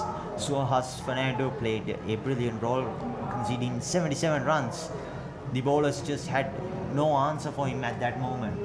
Finally, Malinta Silva took the crucial wicket of Suhas Fernando to end his magnificent innings. Talking about Malinta Silva, a proud Sebastianite who has represented national level gaming in Sri Lanka. So this is what it's all about, Samika. The Battle of the Goals is not just about the rivalry. It's the best players that has been produced, not only from Sebastianites but also from the Cambrians. Short ball tapping down the offside once again. The fielder at the deep collects it. To your point, Rahul, yes, the Battle of the Goals is not just the rivalry. After all these players are here to represent Sri Lanka and the Sri Lankan cricket team.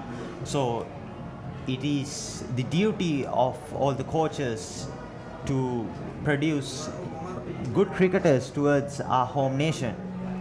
Yes, indeed, Samika, and I have to say, these two schools are giving their best, even though for this period of March Madness they are rivals, but off the field they have a really good brotherhood carrying on for more than 76 years. Absolutely, Rahul. Once again, Oshan to Koshendra. Clipping down the offside once again. They are rotating the strike, keeping the scoreboard moving. That's really good stuff by Koshendra and Chamat, just running in between the wickets and collecting runs. We have to talk about Koshendra, an unfortunate run out in the first innings with Lashen. That's just a little bit of miscommunication, but now I think he has learned from his mistake and communicating well with Chamat Lalage. Indeed, Samika, these two batsmen are really giving up their best, rotating the strike, keeping the pressure off from their shoulders, even though there is a slight chance of getting a result. Let's say we have a really low chance of getting a result at the end of the day. I mean, if they keep up this pace, I don't think we could expect that much of a result. But if the Sebastianites do score a higher total and let the Cambrians back, and if they are able to chase it down, then, or if the Sebastianites are able to bowl out the Cambrians before they chase that target, then we might get a result. Yes, indeed, Samika, I have to say, cricket is an unpredictable game. Once again, a loud appeal turned down by the umpire. Oh, Oshan is giving his best. He is trying to find that momentum. Look at that beautiful line and length. I think that could be slightly moving away from the leg side. A good call though. It turned towards the batsman, and I think it bounced a little bit over the wicket. That's why the umpire did not give it out. After all, we have to respect the umpire's decision. Yes, indeed, Samika. Have to mention these two umpires. They are really doing their best. A really good job. End of the over. It's 176 for the loss of 4 wickets. 58 overs bowled. Chamat Lalage with 5 runs and Koshendra with 10 runs.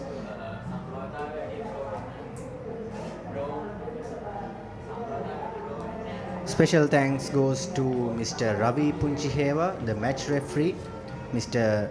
Rasanja Dulsiri, standby umpire, Mr. Chaturan Sanjeeva, on-field umpire, and Mr. Rohita Kottarachi, once again the on-field umpire, who are giving their best to carry on with the Battle of the Goals 76 3-day cricketing encounter.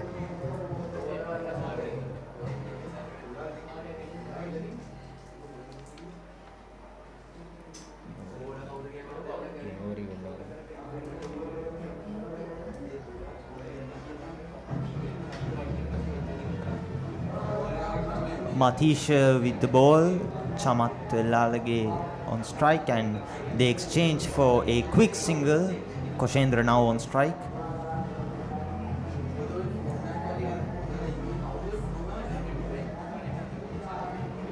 Although this 3-day cricketing encounter might end up in a draw, I have to say, Samika, the atmosphere is never going down with entertainment.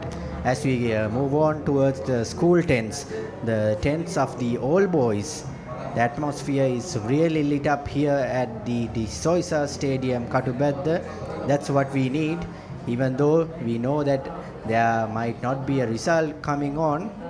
Still, the entertainment is going on, flicking down the leg side.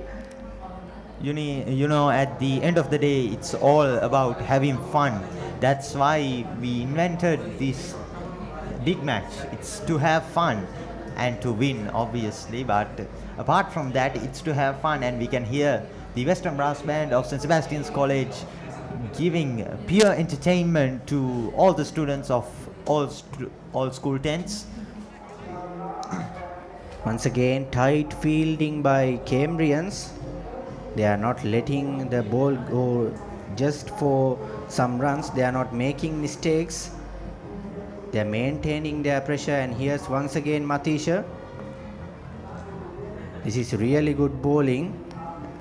Matisha had bowled 5 overs so far, giving up 21 runs and claiming the crucial wicket. He took the crucial wicket of Lashane, if I recall correctly. You know, Lashane was looking way too aggressive for the Cambrian bowlers, so he had to somehow take that wicket and regain momentum for the Cambrians, and he did exactly that.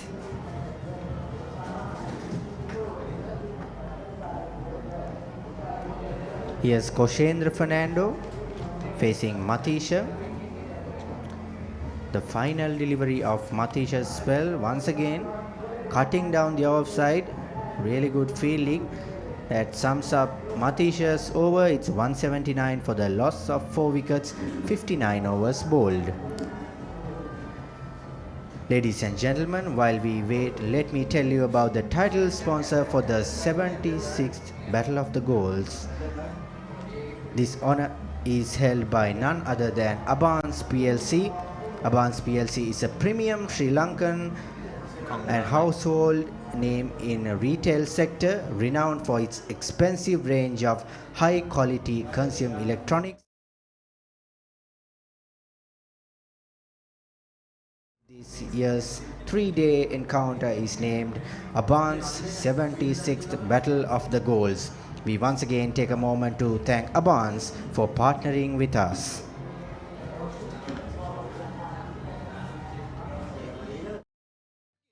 Phones ගන්න ළඟම ආබාන්ස් එකට යන්න හොඳම phone එකක් ගන්න ළඟම ආබාන්ස් එකට යන්න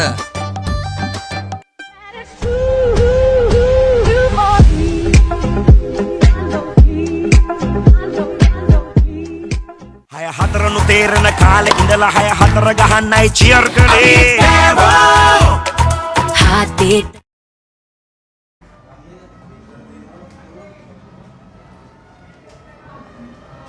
Once again cutting towards the offside. They exchanged 2 runs off that ball. Chamat once again on strike. Oshan bowling from the Moratuwa end. Change of bowling attack, I see, Samika. A pace bowler brought into the attack. I think it's Oshan Manisha, right? Yes, Rahul, it is Oshan Manisha. My mistake, it's Oshan De Silva. The right arm medium pace bowler brought into the attack. I think there is some tactic behind this. A brilliant call by the Cambrian captain. You know, we haven't seen that much of pace bowling in this 3-day encounter. We saw both teams using pace bowlers earlier on in the day, but then switching on to spin.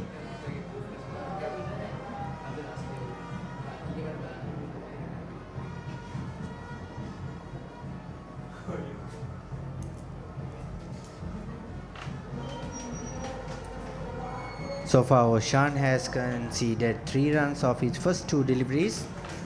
Chamat and Koshendra building up that slow partnership, keeping that scoreboard ticking 182 for the loss of 4 wickets. I mean, for the loss of 4 wickets, they are currently leading by 133 runs. It's pretty good for the Sebastian batters, I would say.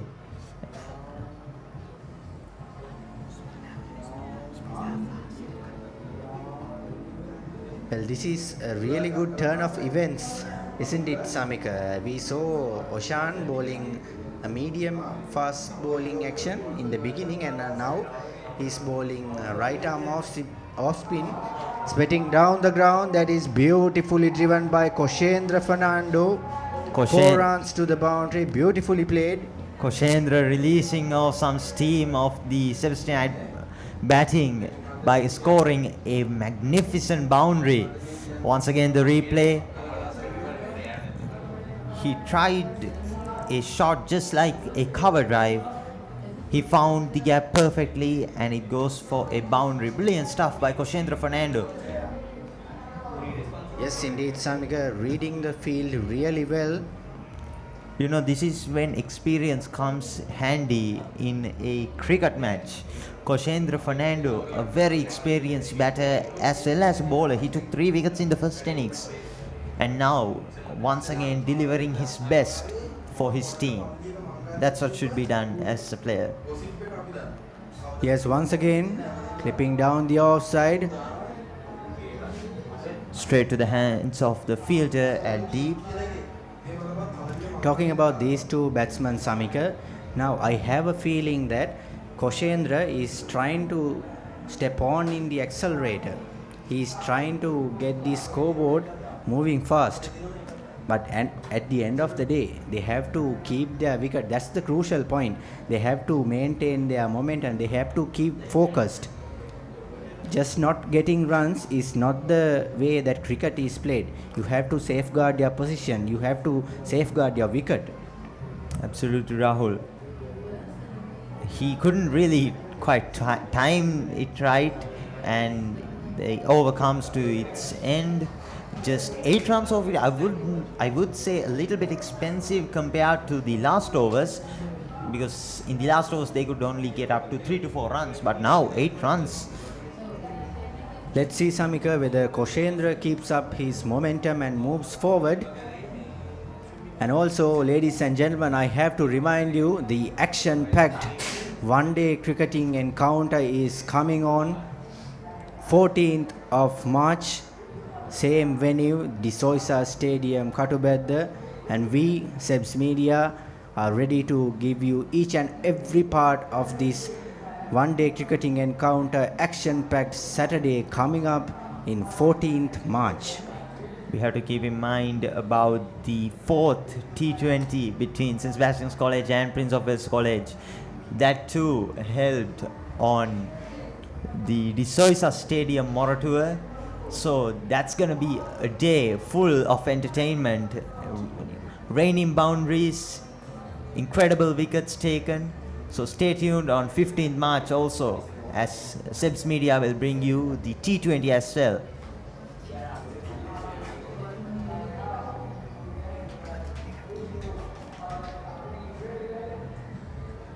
Yes, once again Koshendra facing, stepping down the ground, going for a huge shot.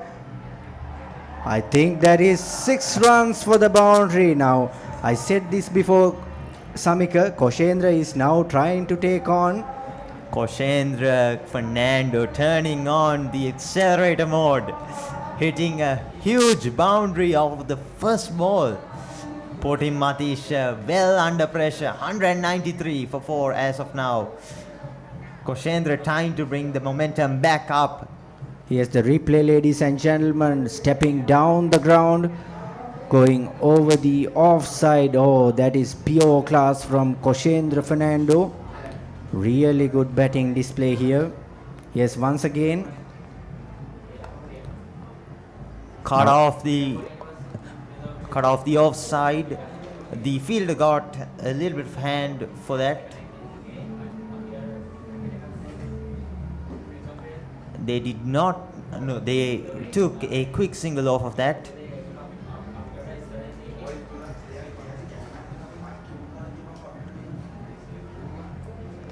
Brilliant fielding by the Cambrian so far. Here's once again Matisha. Clipping down the leg side. They are going for a single. Are they going for 2 runs? Brilliant fielding once again. I have to say, at some point, Samika, how the roles change between these two batsmen. Now, when we just get a summary of day number 1, Koshendra was playing the anchoring role. He was patient, but now see how the tables have turned. Koshendra stepping on in the accelerator, and the one who drove really like the highway, Chamath Vellalage, now playing the anchoring role.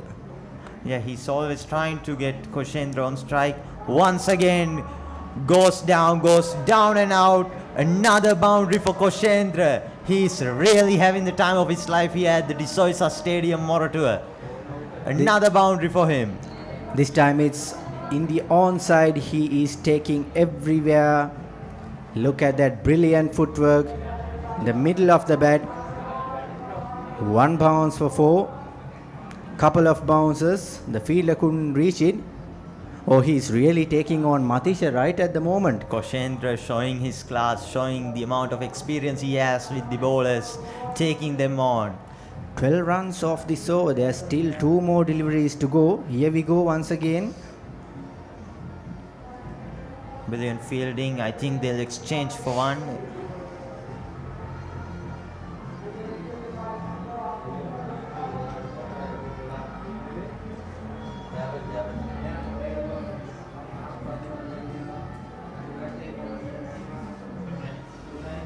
This is really good batting display by St. Sebastian's College, Samika.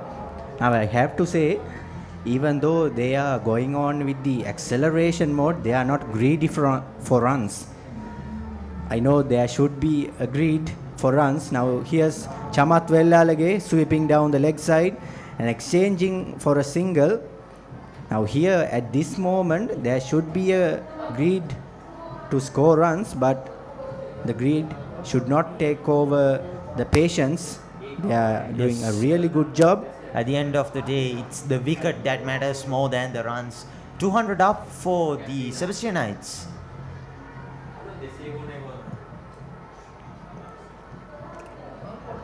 They had a little bit of a slow start in the second innings yesterday, as we saw, only conceding 13 runs.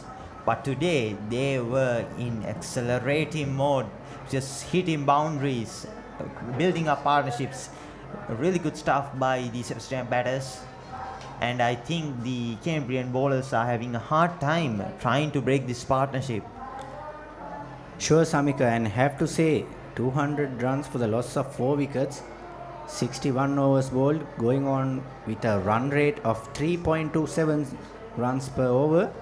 So it's a pretty decent run rate, I guess. In a test match, 3-day encounter test match, 3.27 is a brilliant run rate to maintain. And also I have to say that even though they have lost 4 wickets here, now they are trying to make a set partnership. They are letting the foundation build. I think they want a result so bad, that's why they are trying to score as much as runs possible and hopefully give the Cambrian batters a chance to bat and take on the wickets. And as me and Jehan talked earlier, the run rate was probably held because of yesterday evening and today morning as well, because right now they seem to be accelerating. Once again, I have to say, Samika, cricket is an unpredictable game. We don't know what will happen, even though there's a low chance of getting a result. We could not definitely say, right, we have roughly 3 more hours of play. Here's once again, down the offside, is that running away for 4? Oh, brilliant fielding. That is top class fielding by the Cambrian fielders. They have exchanged for 2 runs, but have saved 2. He just tipped the ball away from the boundary and letting the other fielder take it on. Brilliant fielding by the Cambrians. The lead goes up to 154 runs. And to your point, Rahul, in the 2024 big match, it was very unpredictable, but somehow the Sebastianites got the match. They won the 74th cricketing encounter. So we might get a result this time also if they keep up this momentum. Sure, Samika, and 155 is, I don't like to say it's a good target to chase, but according to the pressure given by the time, now we have roughly 3 or 3.5 hours of play for final day. I mean, it's not even tea time yet, so anything could happen at this point. Brilliantly played by Koshendra, defending for Oshan, who is a right arm off spinner.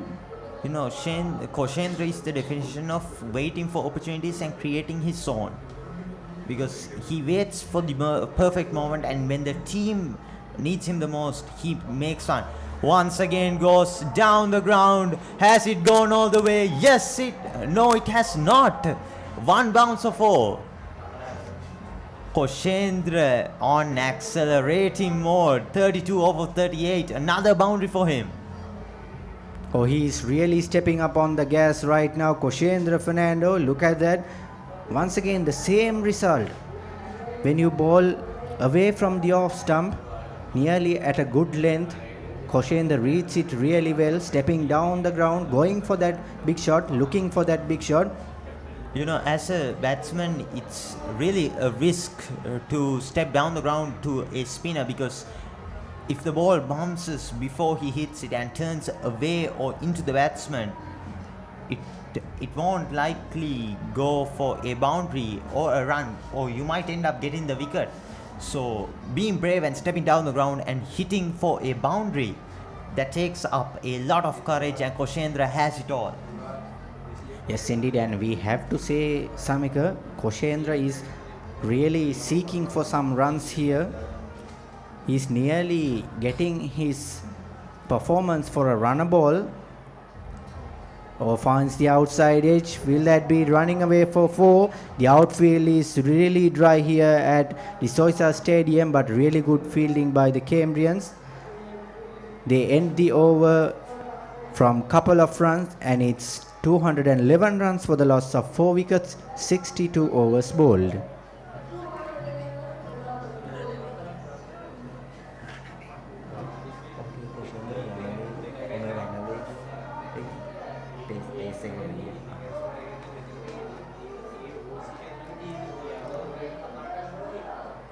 Talking about the boundaries, 23 fours and 2 sixes.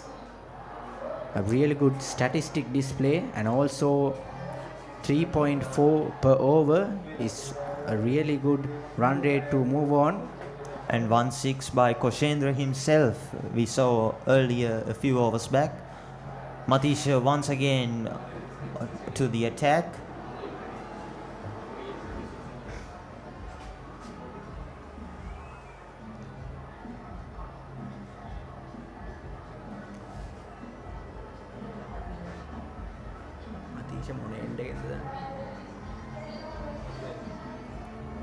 Here's Matisha from Katub at the end to Koshendra Fernando.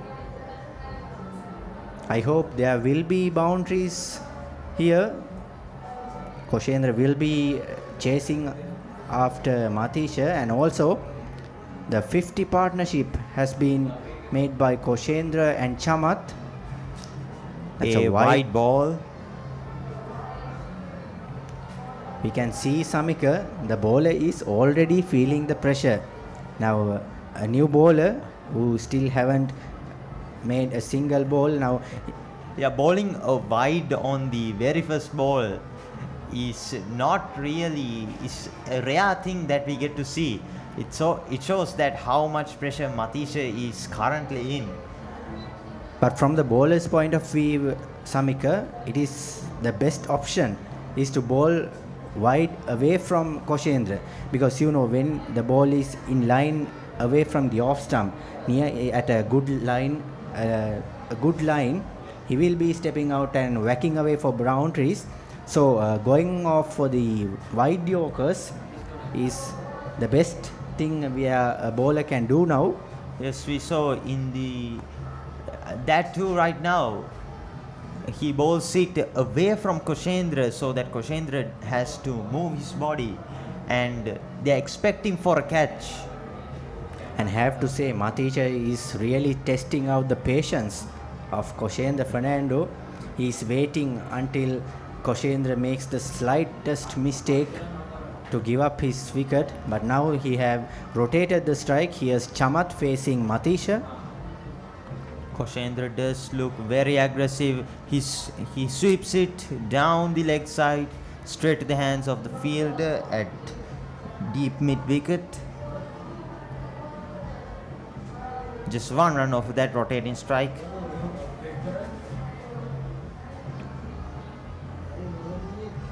You know, this was the total that the Sebastianites had before they were bowled out in the first innings. But as of now, only 4 wickets has fallen. This shows the growth of the Sebastianite batting lineup. Oh, going over the head of keeper. Now that is some cheeky runs, but still it could not go for the boundary. But really good batting display by Koshendra Fernando. He is covering all the parts of the ground. He has analyzed the field. Lightning fast running of Pasankure as well. He was like, I'm just going to run for it if nobody's there. And he gets to the ball. Just 2 runs of that. Save 2 more runs. The intent is clear by Koshendra Fernando. Now he is really up to the game. He really wants to score some runs here at the Soysa Stadium, Katubedda. Something about Koshendra is that he's going for boundaries rather than wanting singles or doubles. So he wants to put up a good total.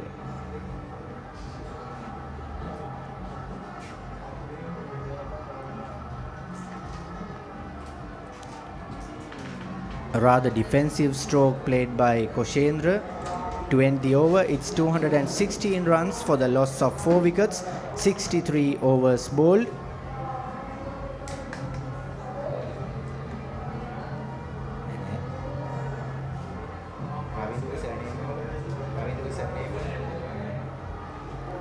The partnership has built up for 55 runs of 91 balls. Contribution between the two batsmen, Chamat Velalage contributing 18 runs and Koshendra contributing 36 runs. And have to specially mention about Master Ravindu Fernando, who is behind all of this brilliant work, the brilliant scorecard here. And also have to mention the crew of Seb's Media, the cameraman, the videographers, the photographers, everybody contributing well for the 76 Battle of the Golds. They are really giving up a high-class cricketing action for the 76th Battle of the Golds 3-day cricketing encounter.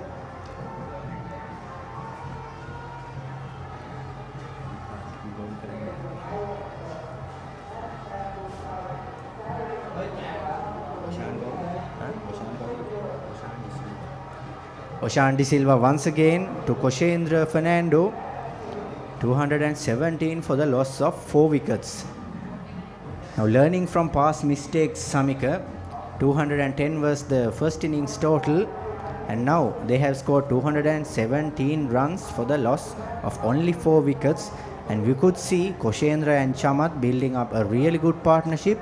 56 runs. Yeah, Koshendra seems to be getting a little bit comfortable with the bowlers. He's trying out new shots, as we saw, tried to go for a scoop in the previous over. Oshan once again to Chamat, cuts it down the offside. 1 run off of that.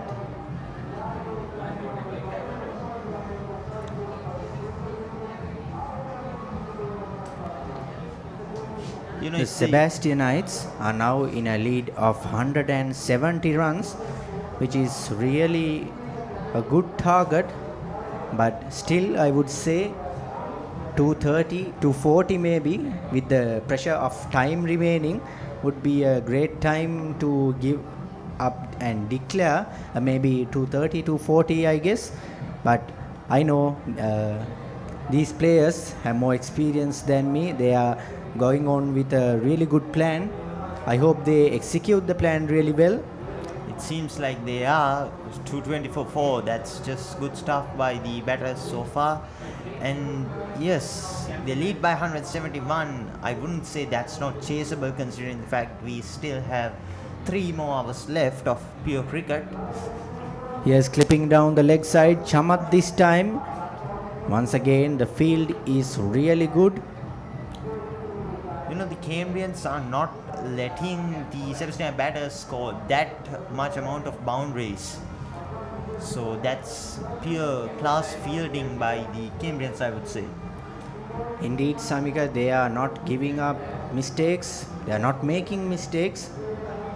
The slightest mistake would cost this match. Here's Oshan once again to Chamat Vellalage, clipping down the leg side.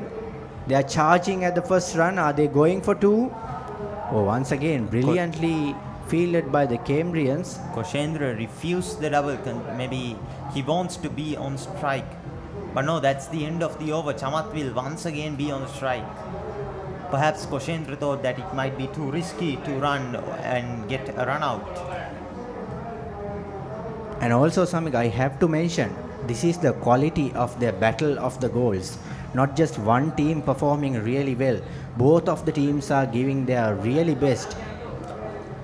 Absolutely, Rahul. I mean, where's the fun in a match if one team is performing really well and the other is not?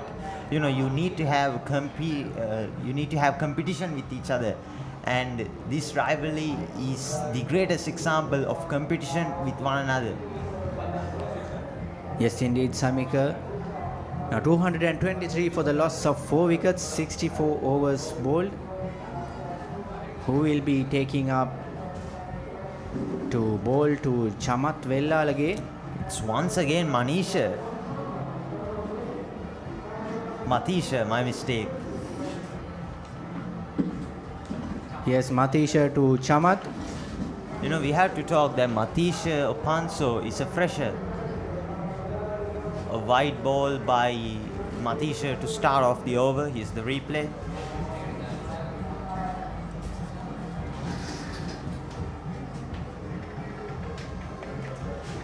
Sweeping down the ground, going for the big shot. Just short of the fielder. You know, if it traveled a little bit far, I think it would be in the safe hands of Shehnaz Hussain. My mistake, Shehan Hussain.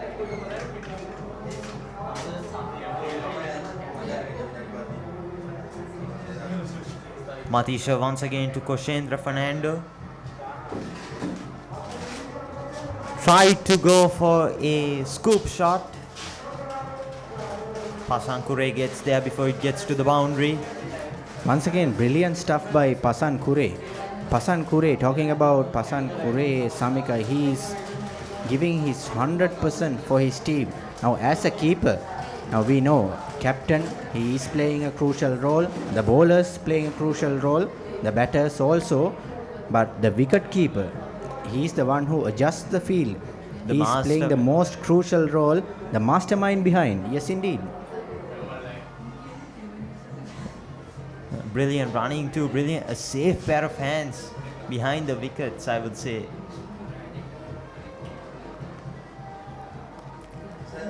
Moving down the offside, trying to find that single, brilliantly executed. They rotate the strike. We see Chamat Vellalage reading Matisha at this point. He knew that he's going to bowl wider, away from the stumps. That's why he moved and hit it towards the leg side.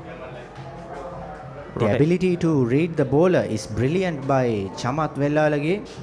Here's Matisha once again facing. Going for a hard shot once again. Couldn't really time it well with the bat, I would say. It didn't hit the middle of the bat. That's why it did not travel as far as Koshendra would have expected to. Now Koshendra's intent is clear. He's still on the mood for going on for runs. He's still in the greed for the runs. Absolutely, just 4 runs off the over so far. 1 more ball to go. Here's Matisha to Chamat. Once again clipping down the leg side. This is brilliantly read by Chamat Vellalage, reading the bowler's mind. moving on to the rhythm of the ball and once again changing for a single, rotating the strike. Brilliantly executed by Chamath Vellalage, keeping off the pressure of the shoulders of St. Sebastian batting lineup. Absolute, Rahul, and one more ball to go since the first ball was wide. Going for the big shot that is gone. Once again safely collected by the fielder. Didn't travel as much as Chamath expected it to be, and just one run off that. 5 runs off the over, 227 for 4, end of the 45th over. And I think the players are going for the tea break.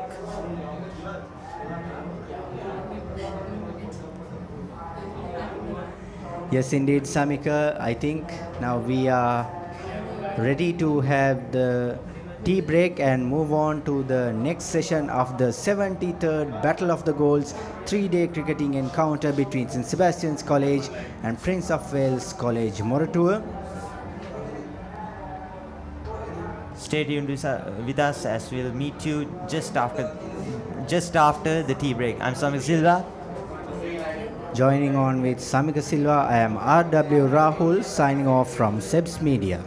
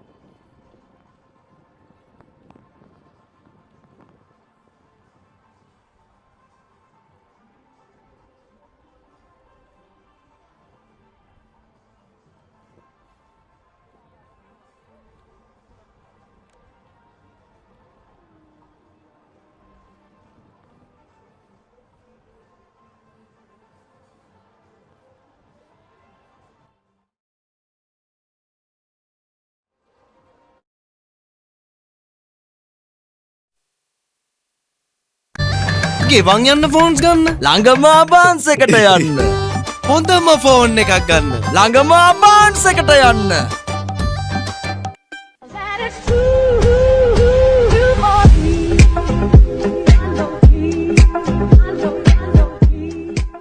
හය හතරනු තේරෙන කාලේ ඉඳලා හය හතර ගහන්නයි cheer කළේ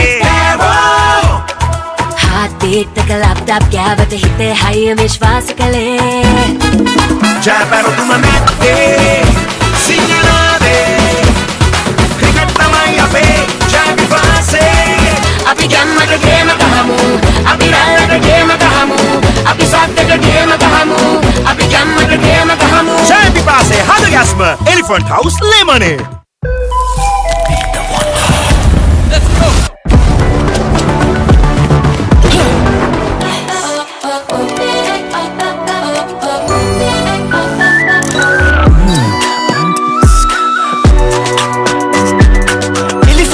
Wonder එක be the wonder Hello go සාධාරණ ගමනකට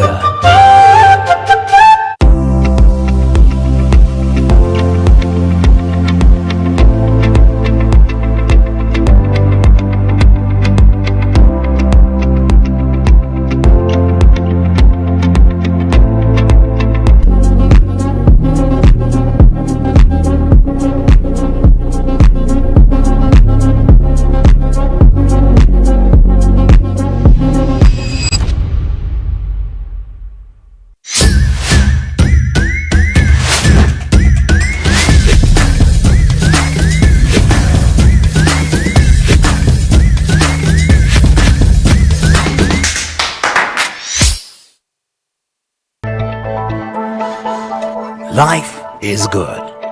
LG ABANS. Consistent for life. This is the rhythm of the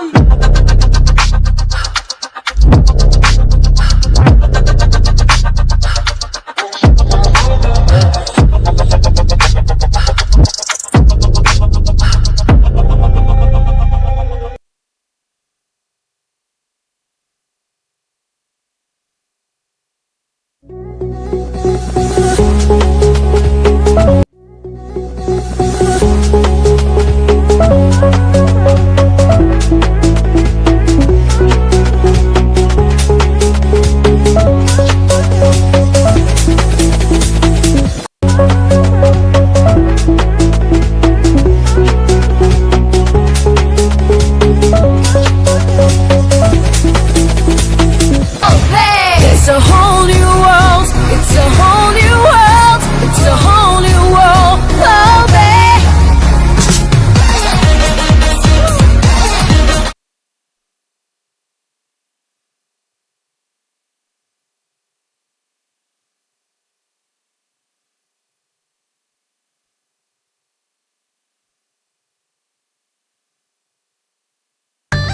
ගෙවන් යන්න ෆෝන්ස් ගන්න ළඟම ආබාන්ස් එකට යන්න හොඳම ෆෝන් එකක් ගන්න ළඟම ආබාන්ස් එකට යන්න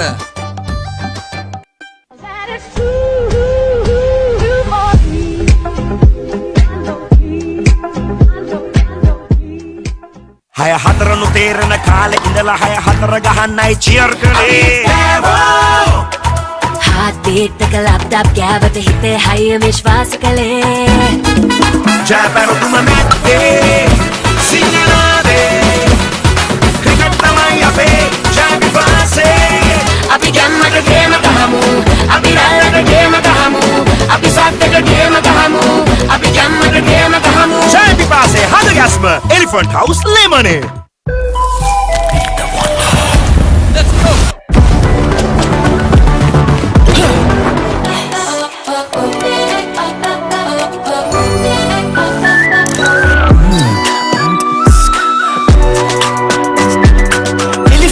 Wonder එක be the wonder.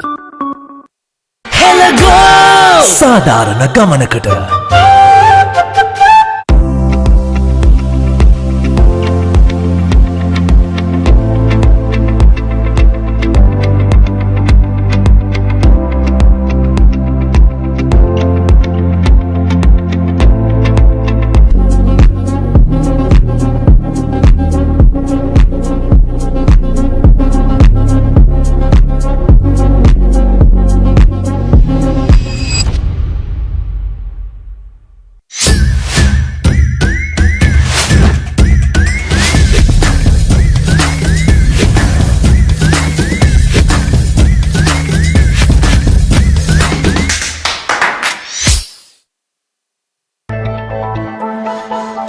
Life is good. LG ABANS. Consistent for life. This is the rhythm of the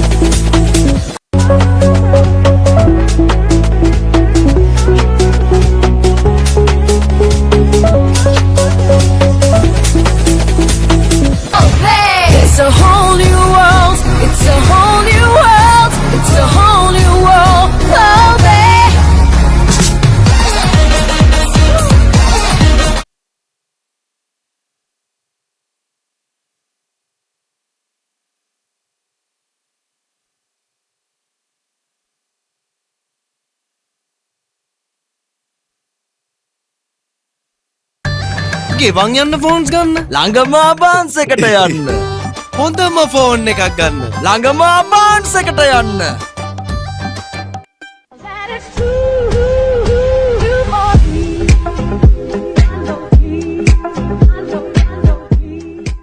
හය හතරනු තේරෙන කාලෙ ඉඳලා හය හතර ගහන්නයි චියර් කළේ Heartbeat එක ලැප්ටොප් ගෑවට හිතේ හයිය විශ්වාස කළේ ජයපැරතුම නැත්තේ සිංහනාදේ ක්‍රිකට් තමයි අපේ ජය විශ්වාසේ අපි ගැම්මට ගේම ගහමු අපි රැල්ලට ගේම ගහමු අපි සද්දට ගේම ගහමු අපි ගැම්මට ගේම ගහමු ජය විශ්වාසේ හද ගැස්ම Elephant House ලෙමනේ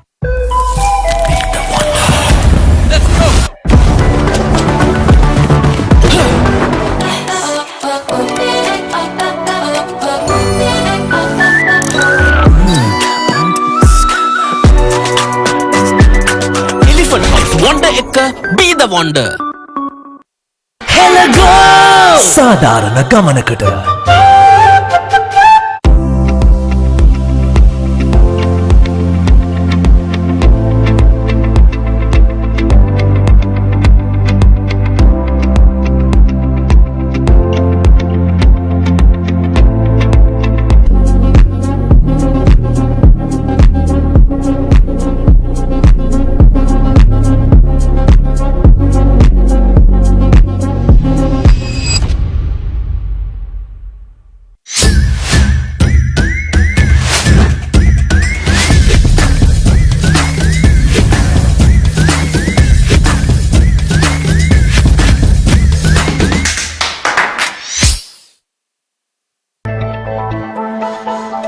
Life is good. LG ABANS. Consistent for life. This is the rhythm of the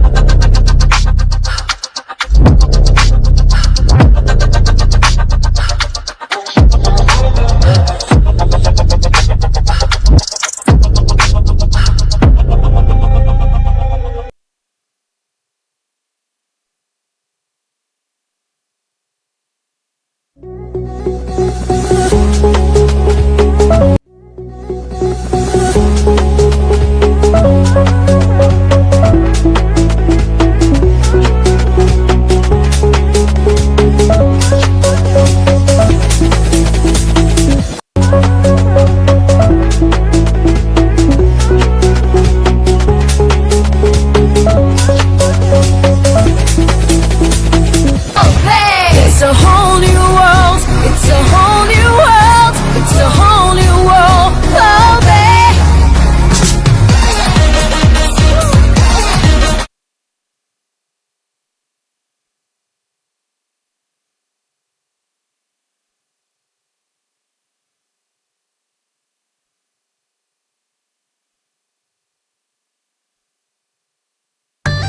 ගෙවන් යන්න ෆෝන්ස් ගන්න ළඟම ආබාන්ස් එකට යන්න හොඳම ෆෝන් එකක් ගන්න ළඟම ආබාන්ස් එකට යන්න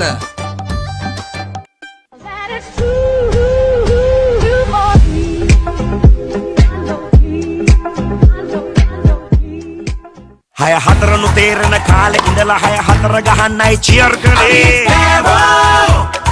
Heartbeat එක ලැප්ටොප් ගෑවට හිතේ හයිය විශ්වාස කළේ ජයපැරදුම නැත්තේ සිංහනාදේ ක්‍රිකට් තමයි අපේ ජය විශ්වාසේ අපි ගැම්මට ගේම ගහමු අපි රැයට ගේම ගහමු අපි සද්දට ගේම ගහමු අපි ගැම්මට ගේම ගහමු ජය විශ්වාසේ හද ගැස්ම Elephant House ලෙමනේ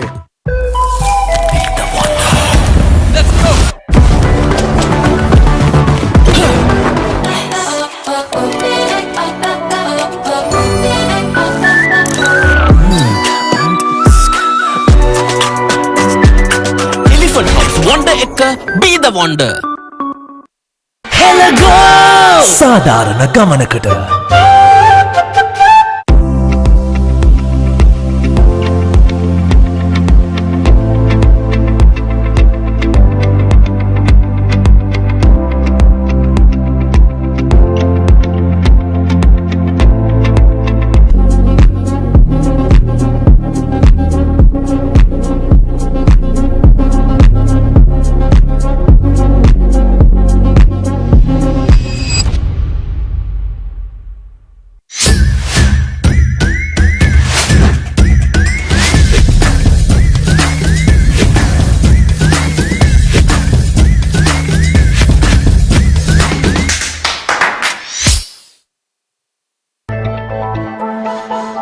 Life is good. LG ABANS. Consistent for life. This is the rhythm of the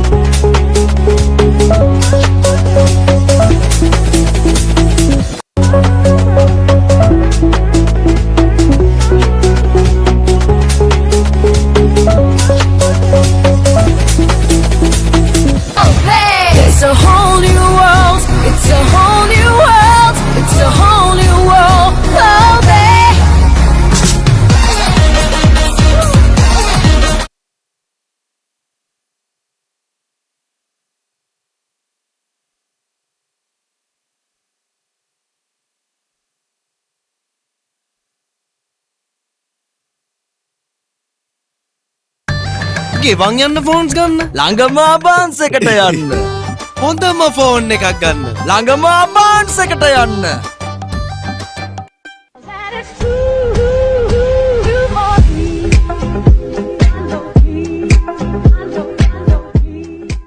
හය හතරනු තේරෙන කාලෙ ඉඳලා හය හතර ගහන්නයි චියර් කළේ Heartbeat එක ලැප්ටොප් ගෑවට හිතේ හයිය විශ්වාස කළේ ජයපැරදුම මැත්තේ සිංහලාදේ ක්‍රිකට් තමයි අපේ ජය විශ්වාසේ අපි ගැම්මට ගේම ගහමු අපි රැල්ලට ගේම ගහමු අපි සද්දට ගේම ගහමු අපි ගැම්මට ගේම ගහමු ජය විශ්වාසේ හද ගැස්ම Elephant House ලෙමනේ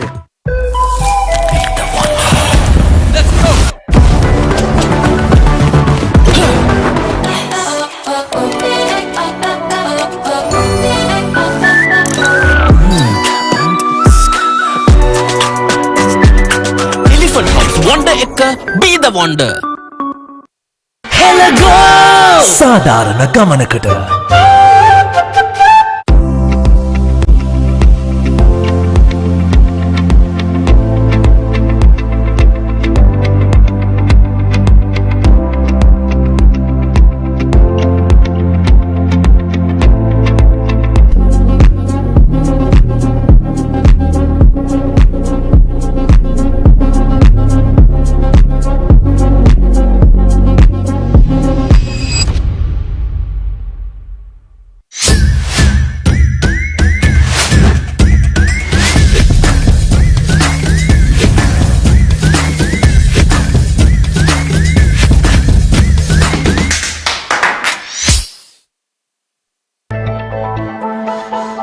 Life is good.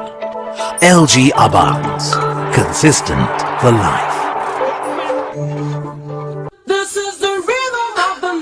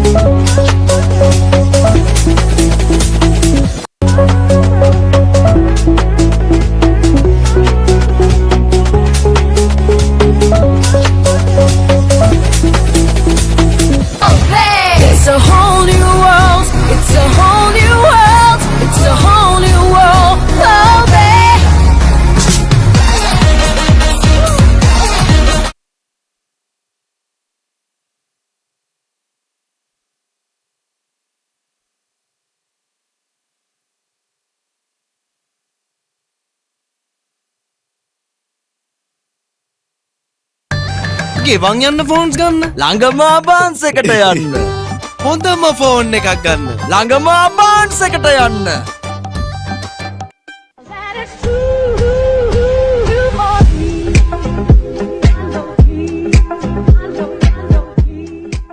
හය හතරනු තේරෙන කාලෙ ඉඳලා හය හතර ගහන්නයි චියර් කළේ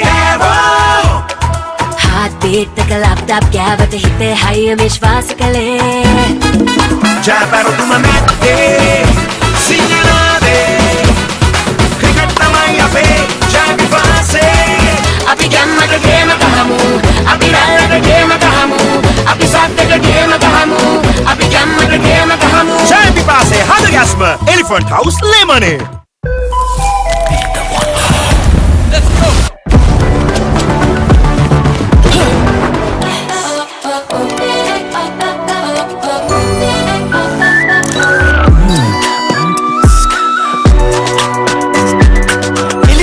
Wonder එක be the wonder Hello go සාධාරණ ගමනකට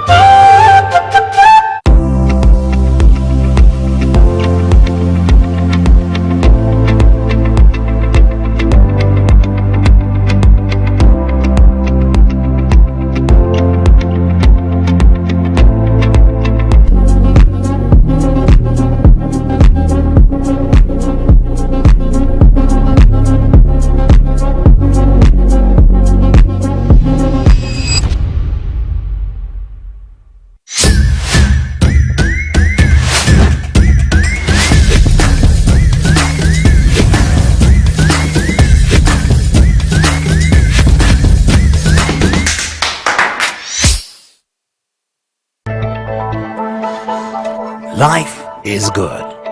LG ABANS. Consistent for life. This is the rhythm of the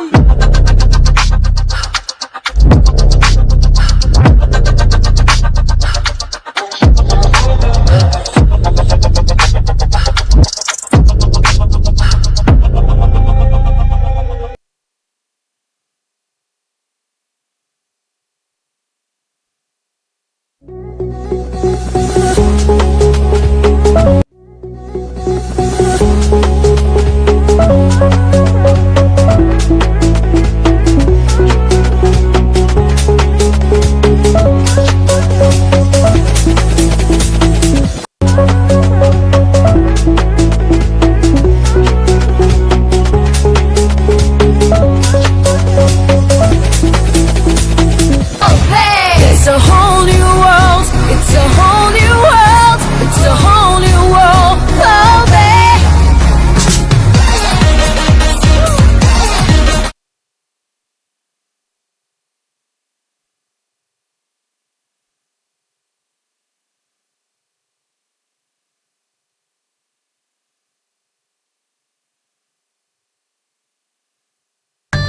ගෙවන් යන්න ෆෝන්ස් ගන්න ළඟම ආබාන්ස් එකට යන්න හොඳම ෆෝන් එකක් ගන්න ළඟම ආබාන්ස් එකට යන්න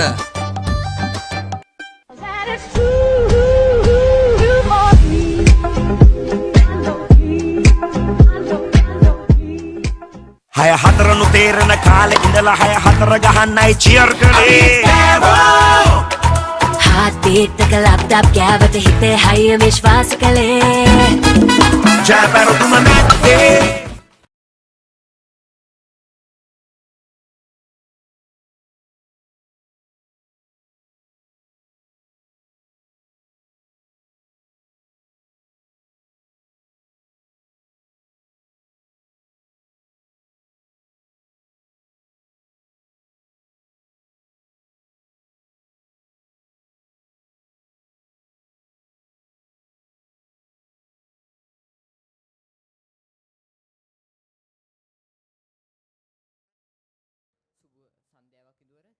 සුබ සන්ධ්‍යාවක් ශ්‍යාක ඔව් තරගේ මද අවස්ථාවකට තේ පානය සඳහා නවත්වා තිබී දැන් තමයි නැවත ආරම්භ කරේ දැන්ට පිතිකරණය යෙදමින් සිටිනවා කොෂේන්ද්‍ර ප්‍රනාන්දු සහ චමත් වෙල්ලාලගේ කොෂේන්ද්‍ර තරමක් ඉක්මන් ඉනිමක් ක්‍රීඩා කරා ඔහුත් තමාගේ අර්ධ ශතකයේ ආසන්නයේ සිටින්නේ එසේ සිදුවොත් අද දිනේදී සෙබස්තියානු කණ්ඩායමෙන් අර්ධ ශතකලාභීන් 4 දෙනෙක්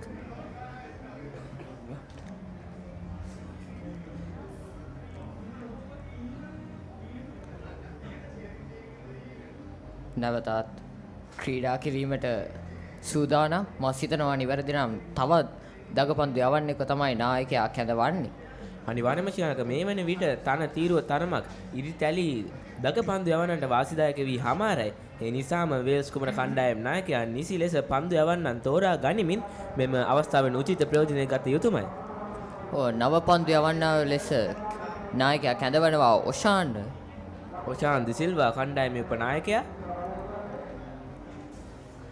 මේ අවස්ථාව වන විට සාන් සෙබස්තියානු කණ්ඩායම කඩලු 4ක් දැවේ ලකුණු 230ක් රැස් කරගෙන සිටිනවා. සෙබස්තියානුවන් වෙනුවෙන් චමත් වෙල්ලාලගේ ලකුණු 25ක්ද කොෂේන්ද්‍ර ප්‍රනාන්දු ලකුණු 41ක්ද ලබා ගනිමින් සිටිනවා. මෙන්න පන්දුව යොමු කරනවා. බෑරෙන් පහරක් කෙල්ල කරනවා ප්‍රථම පන්දුවේම සාර්ථකයි ලකුණු 4යි තේබැන් පාණයෙන් පසු පැමිණීමට පසු ප්‍රථම පන්දුවෙන්ම ලකුණු 4ක් කෙල්ල කිරීමට චමත් වෙල්ලාලගේ සමත් වෙනවා සම වෙන්න ශ්‍රීලංක කොෂේන්ද්‍ර පිටෙන් තමයි එම 4 පහර එල්ල වූයේ තේබැන් පාණයෙන් පසු පැමිණි සැනින් කොෂේන්ද්‍රගේ පිටෙන් වාර්තා වෙනවා එම 4 පහර ඔවින්දුවර ඔබ නිවැරදි සමගින් කොෂේන්ද්‍රගේ ලකුණු සංඛ්‍යාව ලකුණු 45 දක්වා ඉහළ නම් වෙනවා. තවත් ඉක්මන් පහරකට උත්සාහ කරනවා නමුත් පන්දුව පිටේ දැවටෙන්නේ නැහැ. ඔහුට සාර්ථක වන්නේ නැහැ එම පහර. ඔවින්දුවර එම පන්දුව ඉතාමත් හොඳ දෝලනයක් අපි දුටුවා එම පහරේදී. අනිවාර්යයෙන්ම අද දිනේදී අපි දග පන්දු යවන්නන් බොහෝමයක් දුටුවා කණ්ඩායම උපනායකයා දක්ෂ දග පන්දු යවන්නෙක්. ඔව් පන්දුව ඇදී යනවා. නමුත් එක් ලකුණක් සඳහා පැති මාරු කර ගැනීමට අවස්ථාවක් ලැබෙන්නේ නැහැ ශිනාක. එවරත් උත්සාහ කරන ලැබුවේ කට් පහරකට තමයි. නමුත් සාර්ථක වූයේ නැහැ. අද දිනේ දැන්ටමත් අර්ධ ශතකලාභීන් 3 දෙනෙක් සිටිනවා සාන් සෙබස්තියානු වෙනුමේ. අපි බලමු කොෂේන්ද්‍ර 4 වෙනියා වෙයිද කියලා. කට් පහරක් එල්ල කරනවා, පන්දුව ඇදී යනවා බැක්වර්ඩ් පොයින්ට් කලාපයට. තමත් හොඳ පන්දු රැකීමක් වේල්ස් කුමර විද්‍යාලයන්ගේ ලකුණු ලබා ගැනීමට අවස්ථාවක් හිමි වූයේ නැහැ එම පන්දුවේදී. ඒ වගේම ශ්‍රීලංක ඊයේ දිනේදී වේල්ස් කුමරුන් ගොඩ නැගුවෙම ඉනිමට වඩා සෙබස්තියානුවන් ලකුණු 185ක් ඉදිරියෙන් සිටින්නේ මේ අවස්ථාව වන විටත්. තවමත් පිච්ච සමගින් කොෂේන්ද්‍ර අපි බලමු මේ පන්දුවේදී වෙනසක් සිදු වේවිද කියලා. පන්දුව යොමු කිරීමට සූදානම් ඔෂාන් විසින්. ඒ අපි දුටුවේ ලෂේන්ගේ පිතිකරණය, කවිෂගේ පිතිකරණය දැන්. තවත් කට් පහරක් පන්දු ඇදී ගියා කෙලිම පන්දු රකින්නාගේ අතට. ඔහු බලාපොරොත්තු වූ දේ සපුරා ලීමට අවස්ථාවක් ලැබුණේ නම් නැහැ.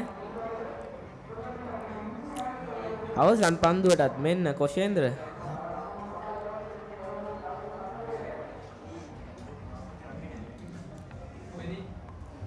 නැවතත් පහරක් එල්ල කරනු ලබනවා. එක්පාන් ලකුණක් සඳහා පැතිමාරු වීමට කොෂේන්ද්‍ර සහ චමත් වෙල්ලාලගේ සමත් වනවා. නැවතත් මීළඟ පන්දුවට පහර දීමට සිටින්නේ කොෂේන්ද්‍රමයි. ඒ සමගින් පන්දුවාරයේ නිමායේ කඩලු 4ක් දැවී සෙබස්තියානුවන් ලකුණු 235ක් ලබා ගැනීමට සමත් වී තිබෙනවා. ඒ වගේම ශ්‍රීලංක කොෂේන්ද්‍ර ලකුණු 4ක් තමයි තවත් ඔහුට අවශ්‍ය වන්නේ තම අර්ධ ශතකයේ සපුරාලීම සඳහා. ඒ වගේම තමයි දුවර අපි දුටුවා චමත් සහ කොෂේන්ද්‍ර පිතිකරණයට පැමිණි මුල් භාගයේදී ඔවුන්ට යම්කිසි පීඩනයක් ඔවුන් සමග තිබුණා. නමුත් මේ අවස්ථාව වන විට මනාව එම පීඩනය කළමනාකරණය කරමින් පීඩනයෙන් මිදීමට ඔවුන් දෙදෙනා දැන්ටමත් සමත් වී තිබෙනවා. ශ්‍රීලංක ඔබ නිවැරදි. ඔවුන් දෙදෙනාම පැමිණියේ එකම ළඟ අවස්ථා දෙකකදී අර්ධ ශතකලාභීන් දෙදෙනා දැවී යද්දී.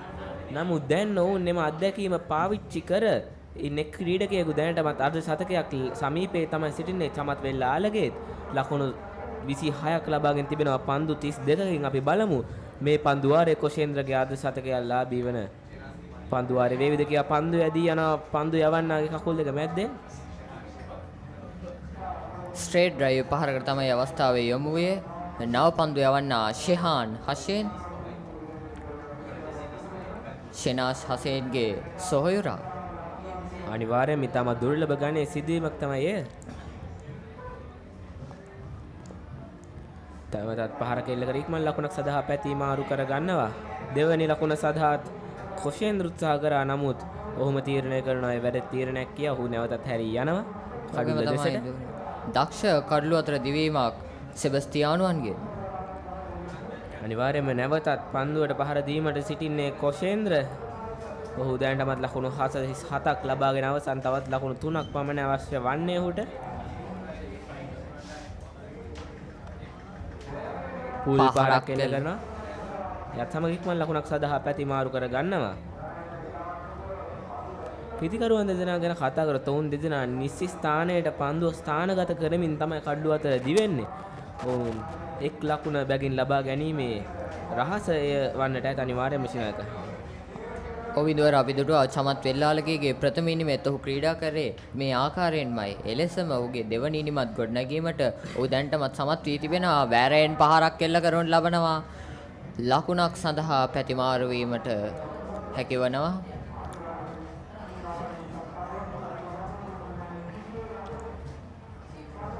ඔවුන් මේ ආකාරයට එක් ලකුණ බැගින් තමයි දැන් ඔවුන්ගේ ඉනිම ගොඩ නැගීමට උත්සාහ කරන්නේ.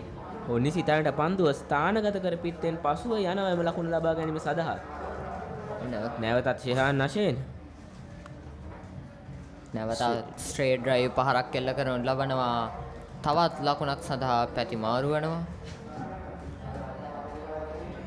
කොෂේන්ද්‍ර තවත් එක් ලකුණක් පමණ අවශ්‍ය වන්නේ ඔහුට තම අර්ධ ශතකය ලබා ගැනීම සඳහා. අවසන් පන්දුව යොමු කිරීමට සූදානම්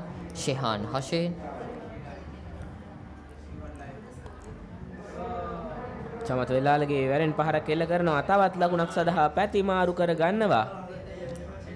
ඒ සමගින් පන්දුවාරයේ නිමායේ කඩලු 4ක් දැවි සෙබස්තියානෝ ලකුණු 241ක් ලබාගෙන තිබෙනවා. සෙබස්තියානෝ වෙනුවෙන් පිටිකරණයේ දෙන්නේ චමත් වෙලාලගේ ලකුණු 29ක්. ඒ වගේම කොෂේන්ද්‍ර ප්‍රනාන්දු තමගේ අර්ධ ශතකයට එක් ලකුණක් පිටුපසින් සිටිනවා. ඒ වගේම ශ්‍රීලංක අපි කතා කළ යුතුමයි ෂෙහාන් අශගෙන්ගේ මෙම පන්දු වාරයේදී පන්දු 6ට මොවුන් එක බැගින් කඩලු අතරේ දිව්වා. එලෙස තමයිම පන්දු වාරයට ඔවුන් ලකුණු 6ක් ලබා ගන්නේ. ඔවුන් නිසි තැන පන්දු රකින්නවන් සිටිනවදෝ කියා පරීක්ෂා කළ බලා නිසි තැනට පන්දුව ස්ථානගත කරමින් තමයි ඔවුන් එම ලකුණු සඳහා පැති මාරු කරගන්නේ. හොවින්දුවර ඔබ නිවැරදි. කිසිදු අවදානම් සහිත පහරකට ඔවුන් දෙදෙනා මෙම පන්දු වාරයේදී යොමු වූයේ නැහැ. නැවත චමත් වෙල්ලාලගේ සූදානම් ස්වීප් පහරක් එල්ල කරන ලබනවා. චමත් වෙල්ලාලගේ සුපුරුදු ස්වීප් පහර ඇදී යනවා. 4 සීමා වෙතට තවත් 4 පහරක් චමත් වෙල්ලාලගේ පිටෙන් සාර්ථකයි එවර ස්වීප් කිරීම.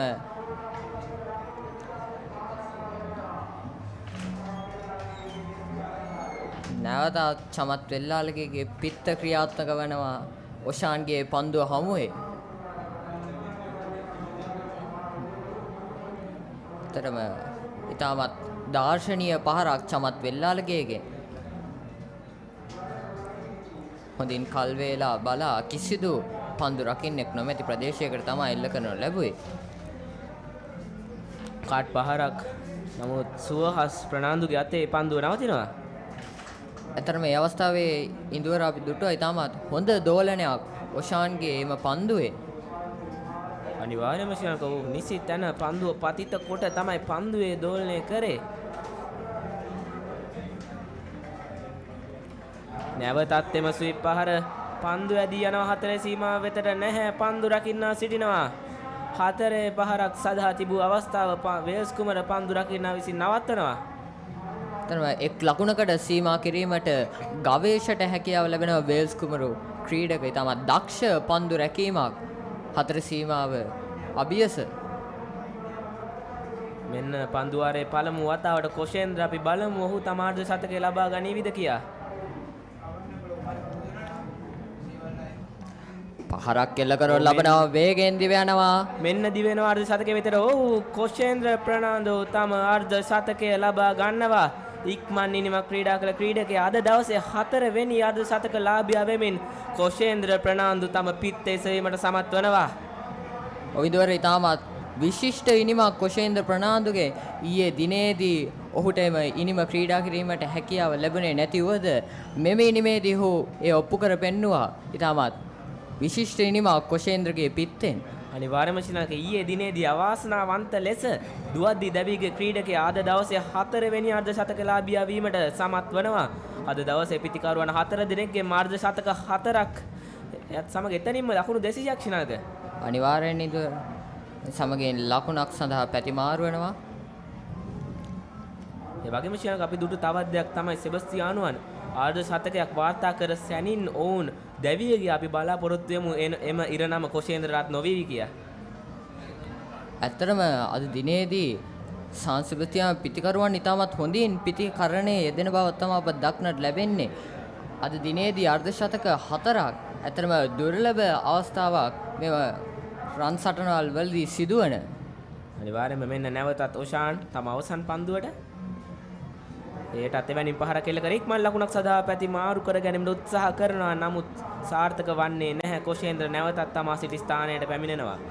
ඒ සමගින් පන්දුවාරයේ නිමායේ කඩලු 4ක් දැවී සෙබස්තියානුවන් ලකුණු 248ක් ලබා ගැනීමට සමත් වී තිබෙනවා. ඔෂාන්ක ඒ වගේම තවත් එක් ලකුණකින් සාන් සෙබස්තියානුවන් ලකුණු 200ක් ඉදිරියෙන් සිටින්නේ වේල්ස් කුමරුන් ගොඩ නැගුවේ මිනිමට. අනිවාර්යෙන් නේද? ඒ වගේම තමයි චමත් වෙල්ලාලගේ ඔහුටත් තව ලකුණු 15ක් පමණයි අවශ්‍ය වන්නේ තමාගේ දෙවන අර්ධ ශතකයට මේ 76 වන මොරටු මහ රන් සටනේ. එසේ වුණොත් ශ්‍රීලංක මෙම 76 වන මොරටු මහ රන් සටනේ අවසන් දවස ඓතිහාසික දවසක් වෙයි. දැන්ටමත් අර්ධ ශතකලාභීන් 4යි. අපිට පෙනී යන්නේ ඊටමත් අලංකාර ලකුණු පුවරුවක්. අද දවස් අවසානයේදී අපි බලමු අර්ධ ශතකලාභීන් 5 දෙනෙක් බිහි වේවිද කියා මෙම කණ්ඩායමෙන්. ඒ වගේම අද දවසේ වැඩිම සබඳතාව ලකුණු 87ක් අපිට දිස්වනවා චමත් වෙල්ලාලගේගෙන් සහ කොෂේන්ද්‍රගෙන්. ඔවුන් දෙදෙනාම එකම අවස්ථාවේ තමයි පැමිණියේ. ඔවුන් දෙදෙනාම නැවතත් සාන් සෙබස්තියානුවන්ගේ කණ්ඩායම ඉහළ තලයකට ගෙන තිබෙනවා. තමන්ගේ පිත්තේ දස්කම් පෙන්නමින්. නැවතත් නායකයා විසින් පන්දුව යොමු කිරීමට ෂෙහාන් හෂේන්ව කැඳවනවා. ෂෙහාන් හෂේන් රිවර්ස් ස්වීප් පහරක් ඉහළින් නැදී යනවා. ප්‍රේක්ෂකාගාරය වෙතට පන්දුව ඇදී යනවා. අනර්ග රිවර්ස් ස්වීප් පහරක් චමත් වෙල්ලාලගේගෙන්. 4 පහරක් ලෙස විනිසුරුවේ සටහන් කරනවා. ඔව්. එයත් සමග සෙබස්තියානුවන් ඊයේ දිනේදී වෙල්ස් කුමරුන් ගොඩනැගූ එම ඉලක්කයට වඩා ලකුණු 203ක් ඉදිරියෙන් සිටින්නේ. අනර්ග රිවර්ස් ස්වීප් පහරක් පන්දු රකින්නාගේ හිසට ඉහළින්. අතරම ඉදුවර චමත් වෙල්ලාල්ගේ රිවර්ස් ස්වීප් පහරෙන් මීට පෙරද දස්කම් දැක්වුවා. ඒ සමගින් අපිට පෙනෙනවා සාන් සෙබස්තියානු ප්‍රේක්ෂකයින් ජයഘോഷා නගන ආකාරය පිටිකරුවන් දෙදෙනා වෙත. නැවතත් ෆ්ලික් කිරීම සාර්ථකයි. ලකුණක් සඳහා පැති මාරු වෙනවා.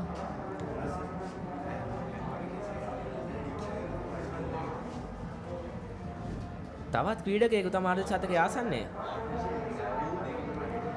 ඒ සමගින් ඉදුවර අපි කතා කළ යුතුයි මොවුන් දෙදෙනාගේ සබඳතාව ලකුණු 92ක් මේ වන විට මොවුන් දෙදෙනා නිර්මාණය කර තිබෙනවා. මෙම තරගාවලියේදීම අපි දැකපු හොඳම සබඳතාව මම නිවැරදි නම් ශ්‍රීලංක. අනිවාර්යෙන් ඉදුවර උත්සාහ කරන ස්ට්‍රේට් ඩ්‍රයිව් පහරකට එවර උගේ උත්සාහය වූයේ වැරෙන් පහරක් එල්ල කිරීමටයි. නමුත් සාර්ථක වූයේ නෑ ෂෙහාන්ගේ දක්ෂ දඟ කැවීම හමුවේ. ඒ වගේම කඩලු රකින්න උත්සාහ කරා ස්ටම්ප් කිරීමකට. නමුත් පිටිකරු ආරක්ෂිතයි. ඉදිරියට පැමිණ පහරක් එල්ල කරවන ලබනවා. පන්දු ඇදී යනවා 4 සීමාව වෙතට. නමුත් පන්දු රකින්න එකම ස්ථානයේ සිටින ඔහුට එම 4 ලබා ගැනීමට අවස්ථාවක් ලැබෙන්නේ නැහැ.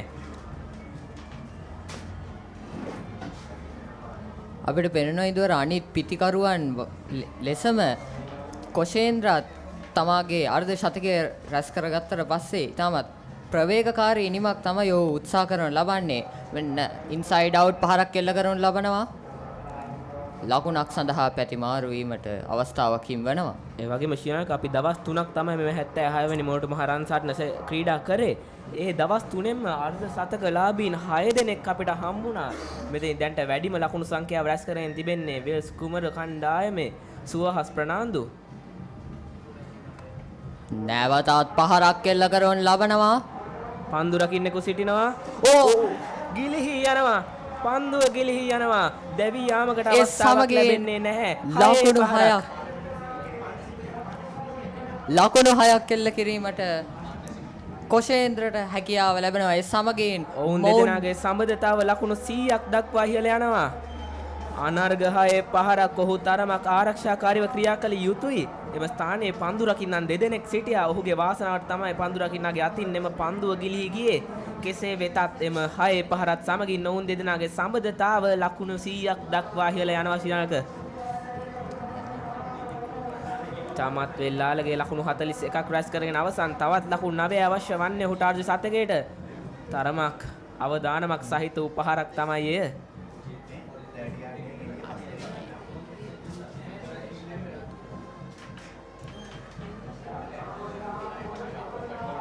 ඇත්තටම මේ අවස්ථාව ඉතාමත් වටිනා අවස්ථාවක් තමයි වේල්ස් කුමරුවන්ට ඉතාමත් වටිනා උඩබන්දුවක් තමයි මේ අවස්ථාවේ ගිලිහි ගියේ. වගේම දැන්ට ප්‍රහාරාත්මකව ක්‍රීඩා කරන ක්‍රීඩකයා වෙච්ච කොෂේන්ද්‍රගෙන් ඒ වගේම තමයි දුවර අපිට පෙනෙනවා ඉහළ ආසේ අලංකාර දර්ශනයක්.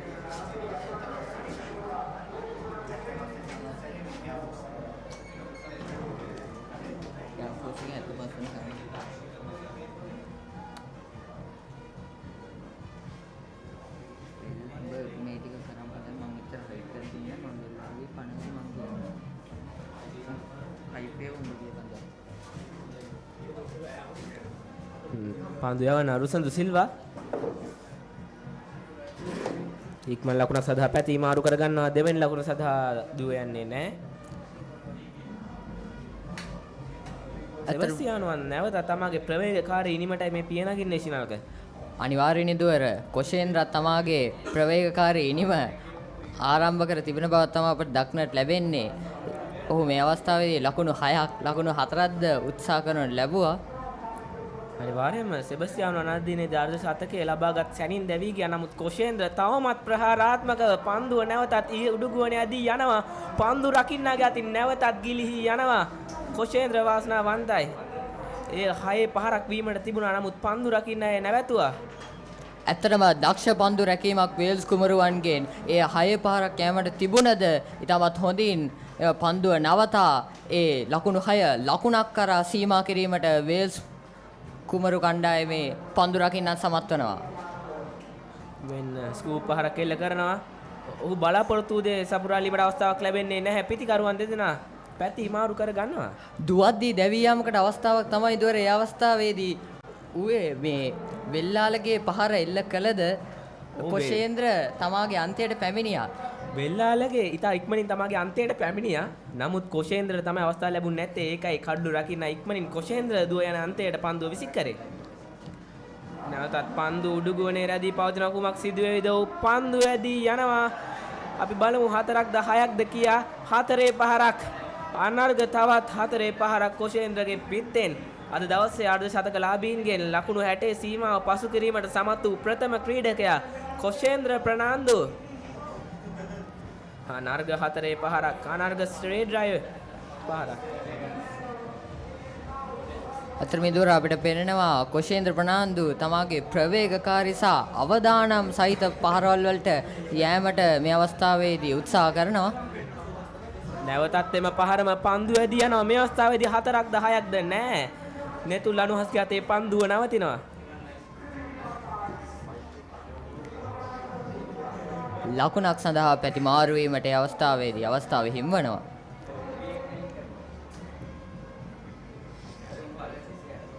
නැවතත් රුසන්දු සිල්වා ඉක්මන් පහරක් එල්ල කර ඉක්මන් ලකුණක් සඳහා පැති මාරු කර ගන්නවා. ශිනාක කොෂේන්ද්‍ර තවත් ලකුණු 4ක් පමණ අවශ්‍ය වන්නේ තම අර්ධ ශතකය ලබා ගැනීම සඳහා. ඔවිඳුර ඔබ පැවසුවා නිවැරදි. චමත් වෙල්ලාලගේට තවත් ලකුණු 6ක් පමණයි අවශ්‍ය වන්නේ. ඒ සමගින් පන්දුවාරයේ නිමායේ කඩළු 4ක් දැවි සාන් සෙබස්තියානුවන් ලකුණු 270ක් ලබා ගැනීමට සමත් වී තිබෙනවා. පිටිකරණයේ යෙදෙන්නේ චමත් වෙල්ලාලගේ තම අර්ධ ශතකයට ලකුණු 6ක් පිටුපසින් සිටිද්දී කොෂේන්ද්‍ර ප්‍රනාන්දු ලකුණු 63ක් ලබාගෙන සිටිනවා. ඒ වගේම ශිනාක අද දවසේ තීරණය කුමක් වුවත් අපිට ඊටමත් අලංකාරවත් ලකුණු පුවරුවක් දක්නට දිස් වෙවි. දැන්ටමත් අර්ධ ශතක ලාභීන් 4 දෙනෙක් සිටිනවා. අපි බලමු අනිවාර්යයෙන්ම ඡායාරූපයක් ගැනීමට වටිනා ලකුණු පුවරුවක් නිර්මාණය වේවි. අනිවාර්යෙන් ඉදුවර ඇතර මේ ඊටමත් දුර්ලභ සිදුවීමක් 70 වන මොරටුමහා රන් සටනේදී සිදු වුණේ අර්ධ ශතක ලාභීන් දැනටමත් 4 දෙනෙක්. නමුත් පස්වෙනි අර්ධ ශතක ලාභියාත් පියවරෙන් පියවර පැමිණෙනවා තම අර්ධ ශතකය ලබා ගැනීම වෙනුවෙන්. ෂෙහන් නැෂේ පැමිණෙනවා. පහරක් එල්ල කරනු ලබනවා. පන්දුව ගිලිහෙනවා. ඔව් 4-5ක් චමත් වෙල්ලාලගේ පිටෙන්. එයත් සමග චමත් වෙල්ලාලගේ ලකුණු 48 දක්වා පිය නගිනවා. තවත් ලකුණු 2ක් පමණ අවශ්‍ය ඔහුට තම අර්ධ ශතකය ලබා ගැනීමට. ඇත්තරම ඉදුවර ඒ අවස්ථාවේදී දුර්වල පන්දු රැකීමක් වේල්ස් කුමරුවන්ගේ ඇත්තරම මෙය සිදු නොවිය යුතු දෙයක් මෙවැනි අවස්ථාවකදී. ඔවුන්ට කඩළු ලබා ගැනීමට අවශ්‍ය නම් මේ ඇත්තරම අවම කරගත යුතුයි. අනිවාර්යයෙන්ම ශාකය සිදු නොවිය යුතු දෙයක්. පල්ලියකුගේ අතින් තමයි පන්දුව ගිලිහි යන්නේ 4 සීමාව වෙතට. දැන් පීඩනය වේල්ස් කුමරුවන්ට එල්ල වී තිබෙන දවවත් තමයි අපට දක්නට ලැබෙන්නේ. වෙල්ලාලගේ පිටත් සමග කෙටි පහරක් එල්ල කරමින් ඉක්මන් ලකුණක් සඳහා පැති මාරු කර ගන්නවා. දෙවෙනි ලකුණ සඳහා උත්සාහ කරන්නේ නැහැ.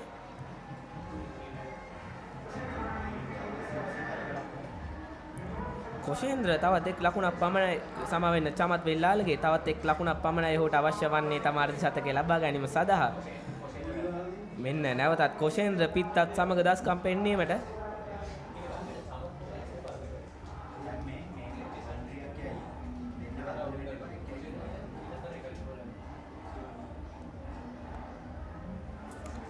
මෙන්න පන්දු ඇදී යනවා තරමක් දුරට. නමුත් පන්දු රකින්නෙකු සිටිනවා. ඉක්මන් ලකුණක් සඳහා තමයි පැති මාරු කර ගැනීමට අවස්ථාව ලැබෙන්නේ.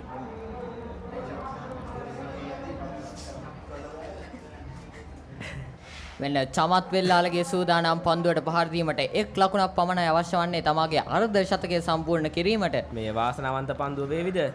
ප්‍රබල ඉල්ලීමක් කරනවා කඩුල්ල මුවා කිරීමේ වර්ධට. නමුත් එම ඉල්ලීම විනිසුරුතුමා විසින් ප්‍රතික්ෂේප කරනු ලබනවා.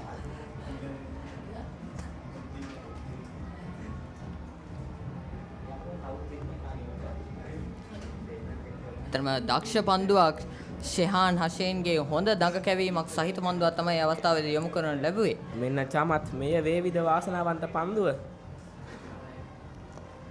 පහරක් එල්ල කරන ලබනවා. ඒ සමගින් මෙන්න ඔහුට හැකියාව ලැබෙනවා තමාගේ දෙවන අර්ධ ශතකය ලබා ගැනීමට 76 වන මොරටු මහා රන් සටනේදී.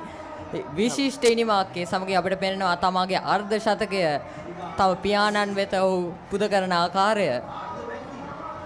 සුවහසක් සාන් සෙබස්තියානු ප්‍රේක්ෂක ලෝලීන් සතුටට පත්වන ආකාරය අපට දක්නට ලැබෙනවා.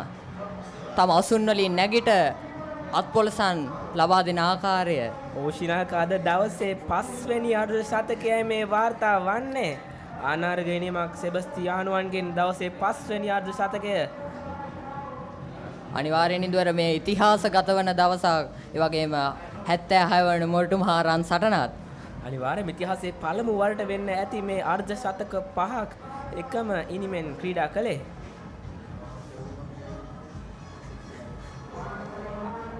ඔවින්දුවර ඔබ පැවසුවා ලකුණක් සඳහා පැතිමාරු වන ඒ සමගින් දෙවනි ලකුණත් ලබා ගැනීමට චමත් සහ කොෂේන්ද්‍රට හැකියාව ලැබෙනවා. විශිෂ්ට කඩළු අතර දිවීමක් ඔවුන් දෙදෙනාගේ. ඔවින්දුවර අපි කතා කර සිටියේ අර්ධ ශතක ලාභීන් සම්බන්ධව. ඇතරම මෙය දුර්ලභ අවස්ථාවක් ක්‍රිකට් තරගයකදී සිදුවන. නමුත් ඒ සිදු වුණා 76 වන මොරටු මහා රන් සටනේදී. ඒ වගේම ක්‍රීඩා ලෝලී හිතවතුනි මෙන්න සාන්ත සෙබස්තියානුවන් තමාගේ ඉනිම අත් හිටවීමට තීරණය කරනු ලබනවා.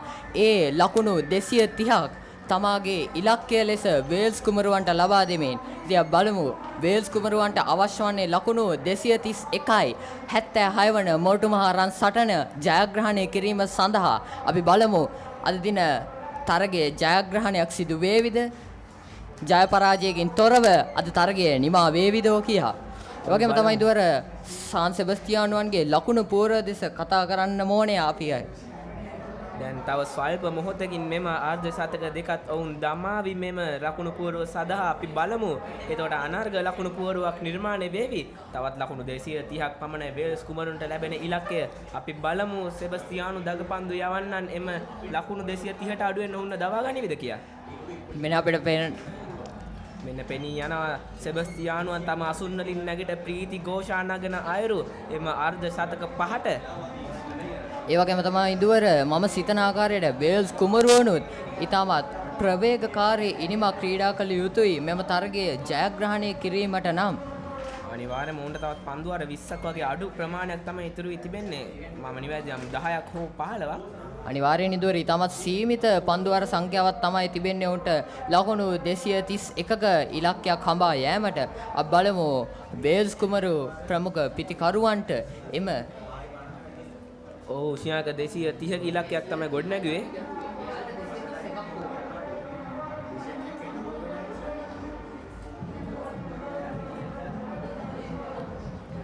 අද දිනේදී ඒකට අපි කතා කරොත් සුවහස් ප්‍රනාන්දු ලකුණු 77ක් වාර්තා කරා. ඉන්පසු වැඩිම ලකුණු ලාභියා කොෂේන්ද්‍ර ප්‍රනාන්දු ලකුණු 66යි. තවත් අර්ධ ශතක ලාභීන් 4 දෙනෙක් ඉතුරු වෙයි තිබෙනවා ශ්‍රී ලංකාවේ.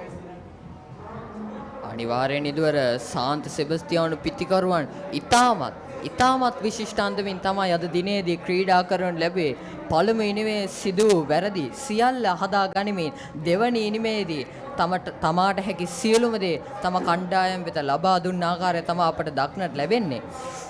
ඒ වගේම ශ්‍රීලංක අපි කතා කරපු අනර්ග ලකුණු පුවරුව දැනටම නිර්මාණය වෙමින් පවතිනවා ඇති මෙම දිසොයිසා ක්‍රීඩාංගණයේ එක් කොනක. ඉතින් අනිවාර්යයෙන්ම වැදගත්ම තරගයක්, ඓතිහාසික තරගයක්. ඇත්තටම ඉදුවර සාන් සෙබස්තියානු පිතිකරුවන් වශයෙන් මෙය තමයි ඔවුන් සිදු කළ යුත්තේ. ඇත්ත වශයෙන්ම ඔවුෂයනක මේ තමයි විය යුත්තේ අද දිනෙන් මාර්ධ ශතකලාබින් 5 දෙනෙක් පිළිවෙලින් ගත්තොත් අපි අද දවසේ වෙද්දී චමත් වෙල්ලාලගේ අර්ධ ශතක දෙකක් රැස් කරගෙන අවසන් ශිනාක අනිවාර්යෙන් ඉදුවරය නැවතත් මම පවසනවා ඒ ඇත්තම දුර්ලභ අවස්ථාවක්.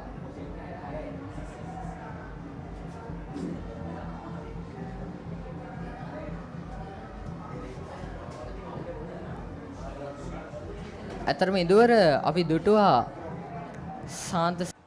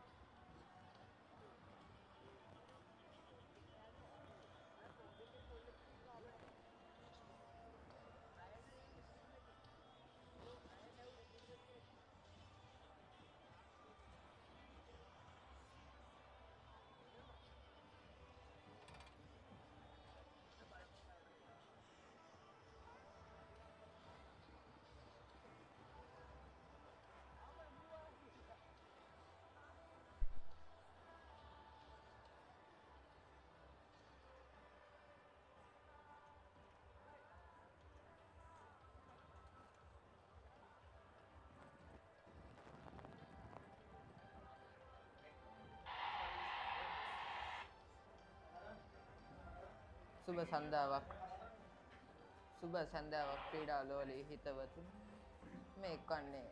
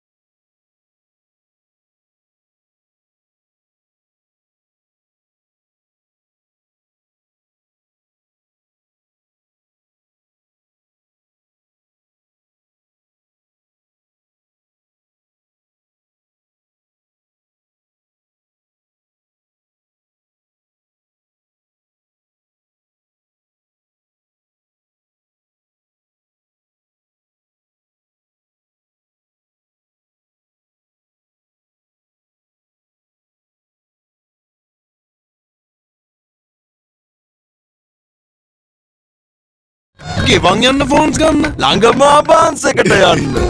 හොඳම ෆෝන් එකක් ගන්න. ළඟම ආබාන්ස් එකට යන්න.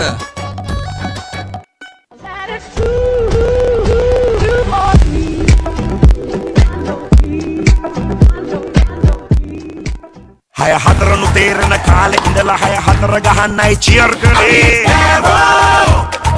Heartbeat එක ලැප්ටොප් ගෑවට හිතේ හයිය විශ්වාස කළේ. ජයපැරතුම මැත්තේ සිංහලදේ ක්‍රිකට් තමයි අපේ ජය විශ්වාසේ. අපි ගැම්මට ගේම ගහමු අපි රැයට ගේම ගහමු අපි සද්දට ගේම ගහමු අපි ගැම්මට ගේම ගහමු ජය විශ්වාසේ හද ගැස්ම එලිෆන්ට් හවුස් ලෙමනේ.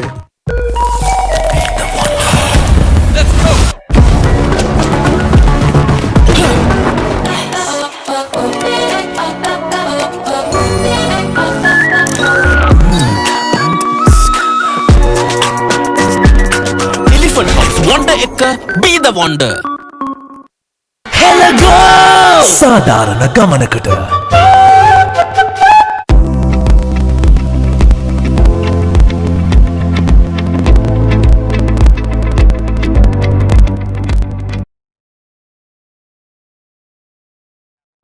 තමයි අපිට දිස්වන් නේෂනල් කද දිනේදී අනිවාර්යෙන් ඉදවර ලකුණු බිඳුවක් ගහලා තියෙනවා. අතරම ඕවර් 65කදී ඒක ඇත්තටම ලේසි කාර්යයක් නෙමෙයි.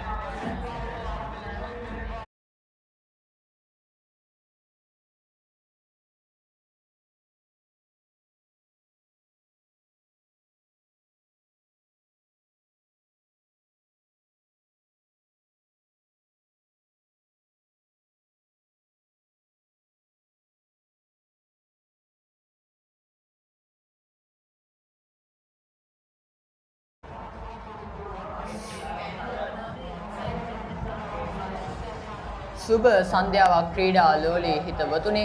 ඔබ මේ එක්වන්නේ 76 වන මොරටු මහ රන් සටනේ තුන්වෙනි දිනයත් සමගින් ඒ වගේම තමයි දෙවනි ඊමත් සමගින් වේල්ස් කුමරුවන්ගේ සාන් සෙබස්තියානෝට හැකියාවක් ලැබුණා ලකුණු 231ක ඉලක්කයක් ලබා දීමට.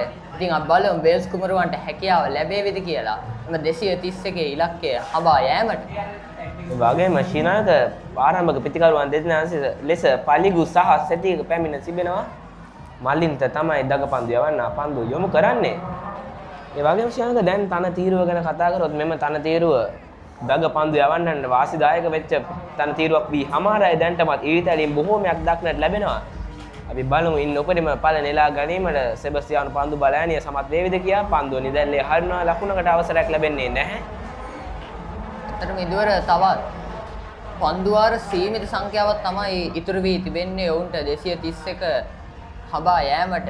ඉතින් ඔවුන්ට එය හබා යෑමට හැකියාවක් තිබෙනවා. ඒ වගේම තරගයේ ජය පරාජය තොරව අවසන් කිරීමටත් ඔවුන්ගේ අතේ ඉඩකඩ තිබෙනවා. මන්ද දැන් වැඩිපුරම අවස්ථාවක් ඔවුන්ට තිබෙනවා තරගයේ ජයග්‍රහණය කිරීමට.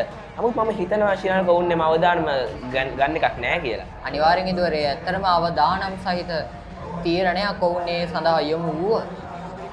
ආදේශ අල්මේදා කණ්ඩායම් නායකයා කෑ ගසමින් තමයි පන්දුව යවන්නට පිටිය සකසන්නේ. ඒ වගේම අපිට පෙනී යන පළමු පන්දු වාරයේම නිලකුණු පන්දු වාරයක් ලෙසයි අවසන් වීමට යන්නේ. ඉදිරි පාදයේ තවත් ආරක්ෂාකාරී පහරක් ලකුණකට අවසරයක් ලැබෙන්නේ නැහැ ශ්‍රී ලංකාව. අවසරයක් ලැබෙන්නේ නැහැ. වගේම තමයි දුර ලකුණක් සඳහා යොමු වන්නේත් නැහැ මේ අවස්ථාවේදී.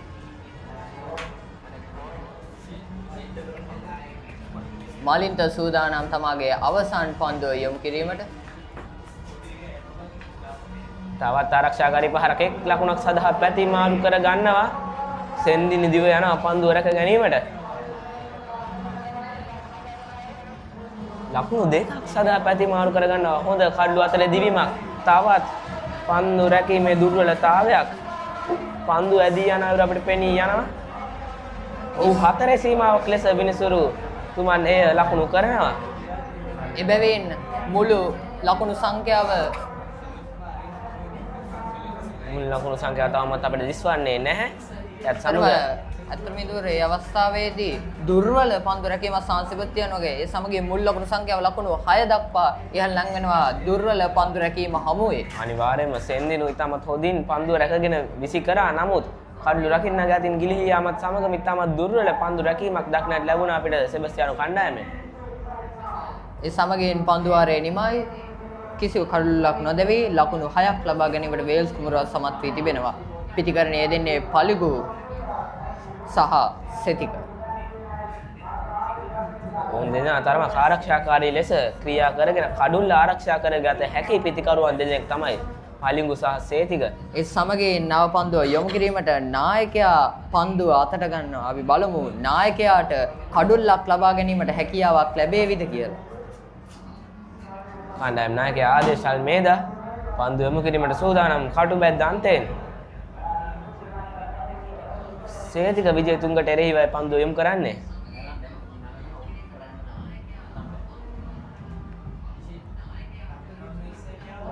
ඔහු පහරකට උත්සාහ කරා නමුත් සාර්ථක වන්නේ නැහැ. පන්දුව නැවත තමාගේ පායින්න දෙසට ඇදී යනවා. එයත් සමග ලකුණක් ලබා ගැනීමට අවස්ථාවක් ලැබෙන්නේ නැහැ ඔහුට. අතරම ඉදුවර සාන් සෙබස්තියානෝ පිටිකරුවන් ඔවුන්ගේ දෙවැනි ඉනිමේදී ඉතාමත් දක්ෂ පිටිකරණයක තමයි යෙදුනේ. විශේෂයෙන් අර්ධ ශතකලාභීන් 5 දෙනෙක් එම ඉනිමෙන් අපිට දක්නට ලැබුණා. අනිවාර්යයෙන්ම ශාක අර්ධ ශතකලාභීන් 5 දෙනෙක්. මේ නාදේශ් අල්මේදා පන්දුව නිදැල්ලේ හරිනවා ලකුණකට අවසරයක් ලැබෙන්නේ නැහැ. වෙස් කුමරුවන්ට අවස්ථාවක් තිබෙනවා මෙම තරගය ජය ගැනීමට. නමුත් මං සිතන්නේ නැහැ ශාක ඔවුන් ආරක්ෂාකාරී ලෙස ක්‍රියා කර මෙම තරගය තීරණයකින් තොරව නිම කිරීමට උත්සාහ කරාවේ. ඔව් විදුවර ඔවුන් ජයග්‍රහණය කරා යනවා නම් අනිවාර්යෙන් ඔවුන් අවදානමක් ගත යුතුයි. මා හිතන්නේ නැහැ ඔවුන් මේ අවස්ථාවේදී එම අවදානම ඔවුන් ගනීවි කියලා. කිමද ඔවුන් දැනටම ප්‍රථමයෙන්ම ජයග්‍රහණය කර හමාරයි. අනිවාර්යයෙන්ම ශාක. මෙන්න ආදේශ් අල්මේදා කණ්ඩායම් නායකයා පැමිණෙනවා. පන්දුවත් අතැතිව ඉක්මන් ලකුණක් සඳහා පැති මාරු කර ගන්නවා. මුල් ලකුණු සංඛ්‍යාව ලකුණු 7ක් දක්වා ඉහළ යනවා. කිසිදු අවදානම් සහිත පහරකට ඔවුන් යොමු වන්නේ නැහැ. සෑම විටම ආරක්ෂාකාරී පහරක් සමග තමයි ඔවුන් ලකුණු රැස් කිරීම සඳහා යොමු වන්නේ. අනිවාර්යයෙන්ම අද දිනේදී සෙබස්තියානෝ උපරිම ඵලයේ නෙලාගත් යුත්තේ දග පන්දු යවන්නන්ගෙන්. දැන්ටමත් තනතිරුව දග පන්දු යවන්නන්ට වාසිදායක විදියට ඉරිතැලි නිර්මාණය වී අවසන් ශිනාක.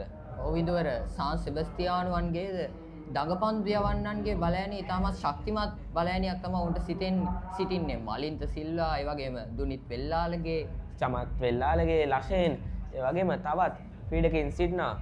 උදාහරණ උදාහරණය ෂෙහාන් හසේන්ගේ සහෝදරයා ෂෙනාෂ් හසේන්, දුනිත් වෙල්ලාලගේ සහෝදරයා චමත් වෙල්ලාලගේ ආරක්ෂාකාරී පහරකට උත්සාහ කරනවා. නමුත් පන්දුව පිටේ දැවටෙන්නේ නැහැ.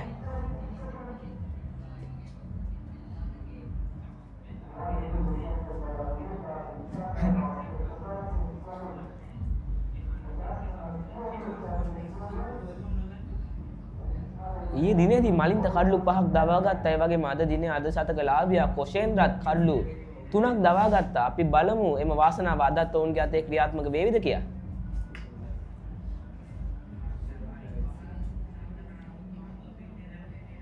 පහරකට උත්සාහ කරනවා. එක් ලකුණක් සදා පැති මාරු කර ගැනීමට උත්සාහ කරත් සාර්ථක වන්නේ නැහැ. ඒ වගේම තමයි දුර අපිට දක්නට ලැබෙනවා ආදේශ් අල්මේදාගේ පන්දු වාරය සඳහා ස්ලිප් ක්‍රීඩකයන් දෙදෙනෙක් කැඳවා තිබෙනවා. මම සිතනවා ඉදවර ආදේශ් අල්මේදාගේ යම්කිසි සැලසුමක් තිබෙන බැවින් මේ කඩුල්ල ලබා ගැනීම සඳහා අනිවාර්යයෙන්ම ස්ලිප් ක්‍රීඩකයන් දෙදෙනෙක් භාවිතා කරන්නේ අනිවාර්යයෙන්ම කඩුල්ලක් බලාපොරොත්තු වෙන වේග පන්දු යවන්නේ කොහොමද? ආදේශ් අල්මේදාත් නිසිසන පන්දුව පතිත කර පන්දුව යොමු කරොත් මම හිතනවා එම කඩුල්ල ස්ලිප් ක්‍රීඩකයාගේ අතට යාවි කියලා. නැවතත් ඒ ආකාරයෙන්ම ස්ලිප් ක්‍රීඩකයාගේ අතට පන්දුව යනවා. නමුත් උඩ පන්දුවක් නම් නෙවෙයි ශිනාග. ඔයිදවර මදකට සිතුන උඩ පන්දුවක් වේවිදෝ කියා. නමුත් එය සිදුවේ නෑ. ඒ සමගින් පන්දු වාරයේ නිමයි. කඩුල්ලක් නොදැවි ලකුණු 7ක් ලබාගෙන සිටිනවා වේල්ස් කුමරු විද්‍යාලය. පිටිකරණයේ දෙන්නේ පලිගු සහ සෙතික. ඕෂයා කතා කළ යුතුම අද ශතකලාභයන් 5 දෙනෙකු සිටින ලකුණු පුවරුවකන අපිට මේ දිස්වන්නේ එයත් සමග අද දින මෙම තනතිරුව වඩාත්ම වාසිදායක වන්නේ පිටිකරුවන්ට නොව දග පන්දු යවන්නන්ටයි. ඒ නිසා අපි බලමු කුමක් සිදු වේවිද කියලා තරගයේ අවසානයේ.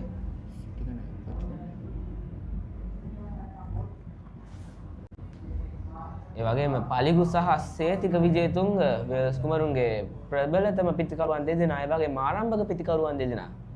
මෙන්න නැවතත් නායකයා මලින්තව කැඳවනවා කඩුල්ලක් ලබා ගැනීම සඳහා අපි බලමු මලින්තට හැකියාව ලැබේවිද කියලා මෙම සබඳතාව බිඳ හෙලීමට.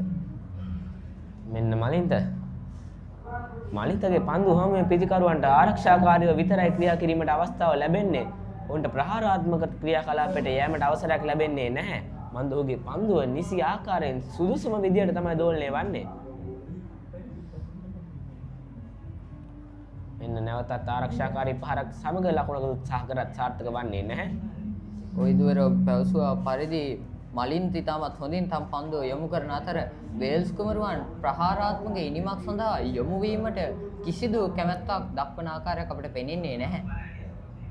මෙන්න නැවතත් මලින්ත මොරටු අන්තයෙන් උත්සාහ කරා කවරයි පහරකට නමුත් සාර්ථක වන්නේ නැහැ. පිත්තේ ගැටෙන්නේ නැහැ පන්දුව. මෙන්න එහි පුනරූපණය.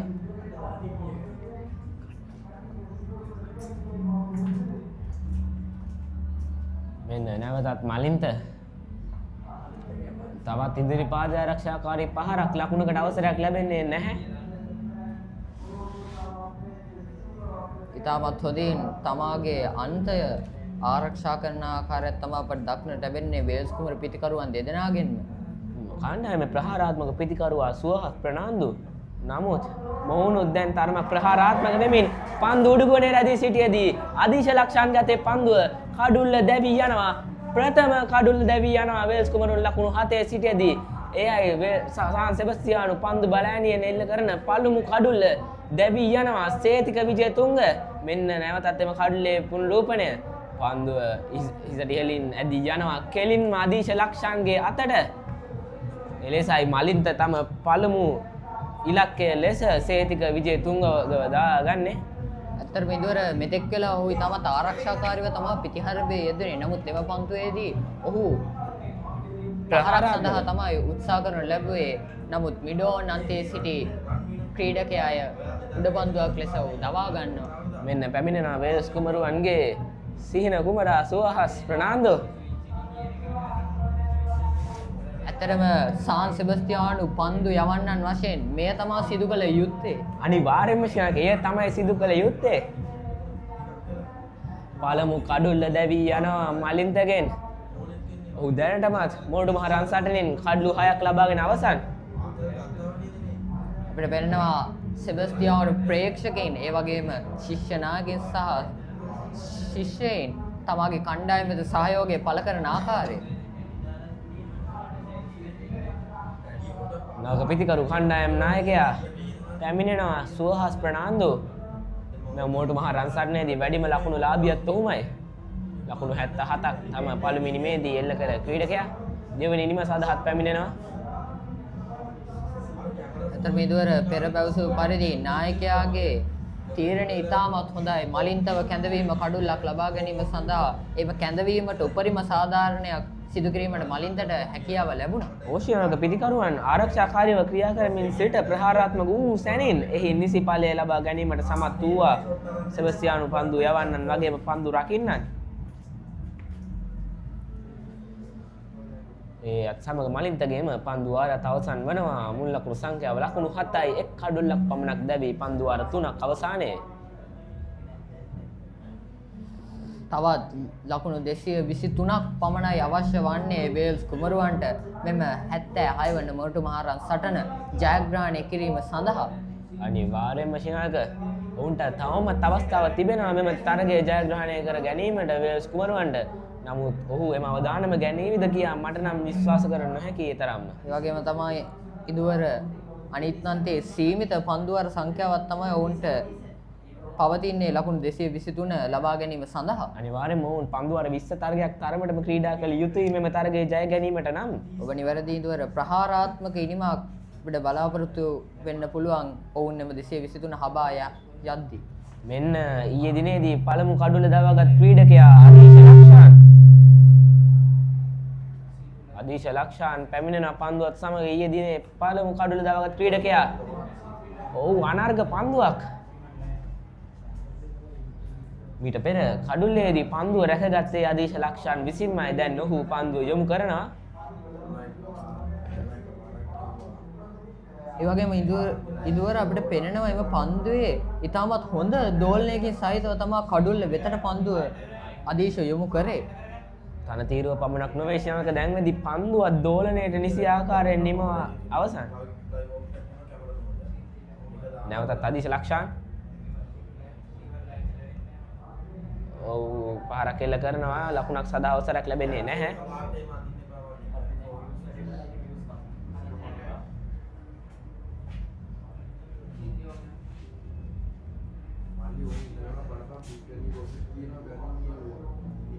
අදීශ ලක්ෂාන් ඊයේ දිනේදී තමාගේ උපරිමය කළ කඩුල්ලක් දවා ගත්තා. අපි බලමු අද දිනේදීත් එම වාග්ය උදා වේවිද කියලා. තවමත් පලිඟු සහ සුවහස් පිටියේ ප්‍රබලකාරීම පිතිකරුවන් දෙදෙනෙක් ශිනාග අනිවාර්යෙන් ඉදුවර.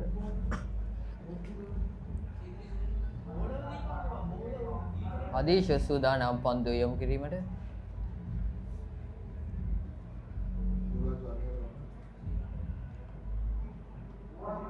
විශිෂ්ට පන්දුවක් අදීශගෙන්.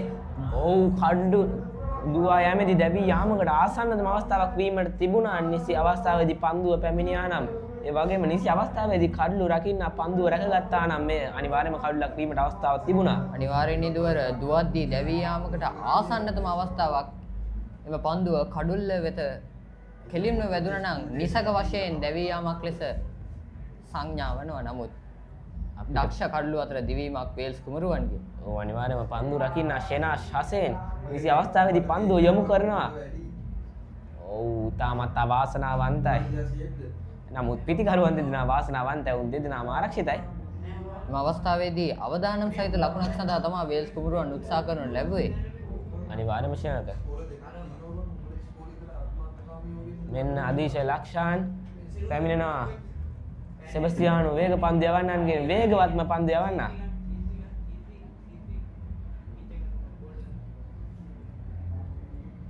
දකුණත් වේග පන්දු යවන්න ආදීශ ලක්ෂාන්.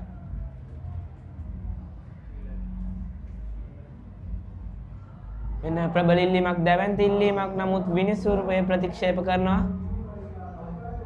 අතරම ඉදුවර මේ අවස්ථාවේදී ඉල්ලීම් කරනු ලැබුවේ කඩුල්ල මුවා කිරීමේ වරදට. මා සිතනවා නිවැරදිව මේ කඩුල්ලට ඉහළින් තමයි පන්දුව යොමු වන්නේ. මෙන්න එහි නැවතත් පුනරුපණය. කඩුල්ලෙන් ඉවතට පන්දුව යොමු වෙනවා. ඒ නිසා තමයි විනිසුරුතුමන් විසින් එම ඉල්ලීම ප්‍රතික්ෂේප කරනු ලැබුවේ.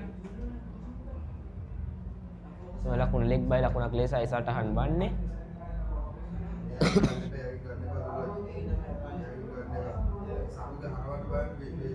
අදීශ සූදානම් පන්දුව යොමු කිරීමට. මෙන්න පැමිණෙන අදීශ පහරක් එල්ල කරනවා. පන්දු රකින්නගෙන් ගිලිහෙනවා. එම දුර්වලකමත් සමගම ඉක්මන් ලකුණක් සඳහා පැති මාරු කර ගන්නවා වේල්ස් කුමර පිටිකරුවන් දෙදෙනා. අතරම ඉදුවර දක්ෂ පන්දු රැකීමක් සාන් සෙබස්තියානුවන්ගේ එන බොහෝ විට ලකුණු 4ක් කරා යෑමට ඉඩ තිබුණද දක්ෂ පන්දු රැකීම හමුවේ ලකුණක් සඳහා සීමා වීමට සෙබස්තියාන අද දිනේදී වැඩිම ලකුණු ලාභියා තමයි හිටියේ කොෂේන්ද්‍ර ප්‍රනාන්දු.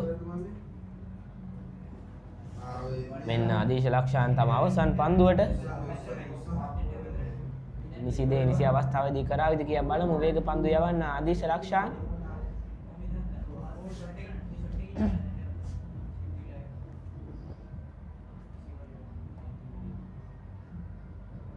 පන්දු ඇදී යනවා. ලකුණක් ලබා ගැනීමට අවසරයක් ලැබෙන්නේ නැහැ. ඒ සමගින් පන්දු වාරයේ නිමයි. කඩුල්ලක් දැවී වේල්ස් කුමරුවන් ලකුණු 10ක් ලබා ගැනීමට සමත් වී තිබෙනවා. වේල්ස් කුමරුවන් වෙනුවෙන් පිටිකරණයේ යෙදෙන්නේ පලිගු පෙරේරා සහ සුවහස්. වගේ මෙම පන්දු වාරයේනොත් ලකුණු 3ක් ලබා ගැනීමට සාමත් වනවා වේල්ස් කුමර කණ්ඩායම. දැනටමත් එක් කඩුල්ලක් ඔවුන්ගේ වටිනාම කඩුල්ලක් සේතික විජේතුංග දැවී ගියා. නමුත් පලිඟු සහ කණ්ඩායම් නායකයා තවමත් පිටියේ සිටිනවා. නැවතත් නායකයා මලින්ද සිල්ලව කැඳවනවා කඩුල්ලක් ලබා ගැනීම සඳහා. අපි බලමු එම කැඳවීමට සාධාරණයක් ඉටු කිරීමට හැකියාවක් ලැබේවිද කියලා. අනිවාර්යයෙන්ම අපි බලමු. දැනටමත් කඩුල්ලාභියෙක් වී අවසන් මලින්ත ඔහුගේ තවත් වාසනාවන්ත පන්දු වාරයක් මේ වේවිද කියලා අපි බලමු. ඉදිරිපාද ආරක්ෂාකාරී පහරක් ලකුණකට අවසරයක් ලැබෙන්නේ නැහැ.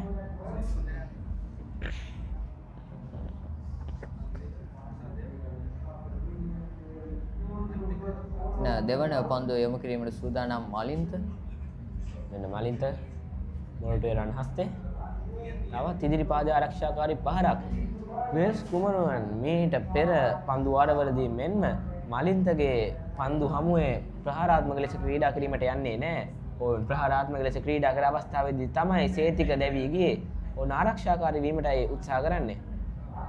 නැවතත් එම පහර සිලි පොයින්ට් ක්‍රීඩකයාගේ අතින් තමයි පන්දුව ගිලිහි යන්නේ. සිතනවා මලින්තගේ පන්දු වාර වගේම මේ පන්දු වාරයේදී සිලි පොයින්ට් ක්‍රීඩකයෙකු ගෙන්නාගෙන තිබෙන්නේ එම කඩුල්ල ලබා ගැනීම සඳහායි.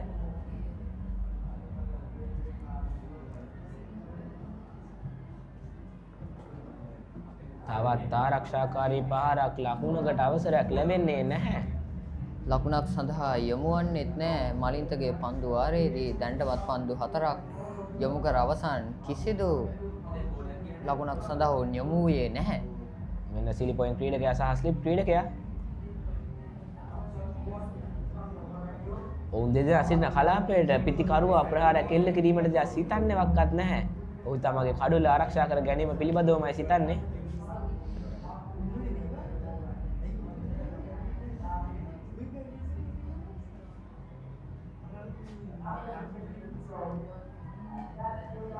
සමගින් පන්දු වාරයේ නිමයි. කඩුල්ලක් දැවී වේල්ස් කුමරුවන් ලකුණු 10ක් ලබාගෙන තිබෙනවා. අතර මේ දුවර එම පන්දු වාරයේදී කිසිදු ලකුණක් ලබා ගැනීමට ඔවුන් උත්සාහ කරේ නැහැ. එයත් සමග දැනටමත් මෙම තන තීරුව දඟ පන්දු යවන්නන්ට වාසිදායක වන ලෙස නිර්මාණය වී අවසන්. එහි උපරිම ඵලය නෙලා ගැනීමට සාන් සෙබස්තියානු පන්දු බලෑනියට අවස්ථාව ලැබේවිද කියා අපි බලමු. ඒ සමගින් නව පන්දු වාරය යොමු කිරීමට නායකයා කොෂේන්ද්‍රව කැඳවා තිබෙනවා. අපි බලමු කොෂේන්ද්‍රට යම් කිසි දෙයක් කිරීමට හැකියාවක් ලැබේවිද කියා. ඊයේ දිනේදීත් ඔහු කඩලු 3ක් දවා ගත්තා. අපි බලමු එම වාසනාව අදත් උදා වේවිද කියා.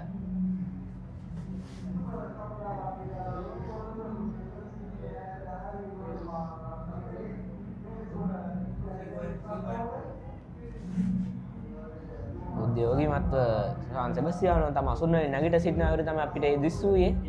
මෙන්න කොෂේන්ද්‍ර මීළඟ පන්දු වාරය යොමු කිරීම සඳහා නායකයාගේ කැඳවීම යටතේ පැමිණ තිබෙනවා ශිනාක.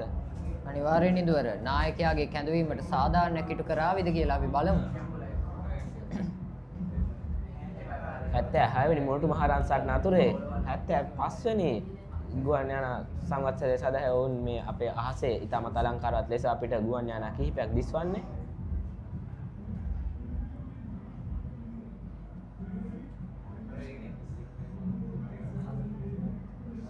කඩුල්ලකට තවත් ආසන්නතම අවස්ථාවක් නමුත් සාර්ථක වූයේ නැහැ. මෙන්න සුවහස්ට එරෙහිව කොෂේන්ද්‍ර ඉදිරිපාද ආරක්ෂාකාරී පහරක් ඉක්මන් ලකුණක් සඳහා පැති මාරු කර ගන්නවා. තවත් ලකුණක් වේල්ස් කුමරිනිමට සුවහස්ගේ පළමු ලකුණ. පෙර පන්දු වාරයේදී ඔවුන් සිදු කළ දේම තමයි මෙම් පන්දු වාරයේදී ඔවුන් අනුගමනය කරන්නේ. කිසිදු ප්‍රහාරාත්මක පහරකට ඔවුන් යොමු වන්නේ නැහැ. ඔවුන් දඟ පන්දු යවන්න හමුවේ ඔවුන් ආරක්ෂාකාරීවයි ක්‍රියා කරන්නේ. ඔවුන්ටම කඩුල්ල අවශ්‍යයි.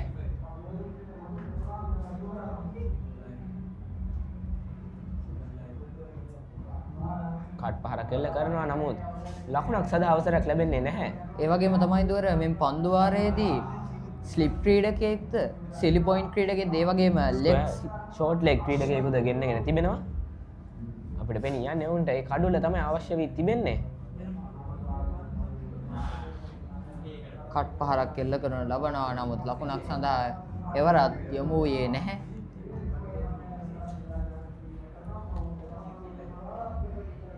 මෙන්න පලිගුට එරෙහිව කොෂේන්ද්‍ර ප්‍රනාන්දු තවත් ආරක්ෂාකාරී පහරක් ලකුණකට අවසරයක් ලැබෙන්නේ නැහැ.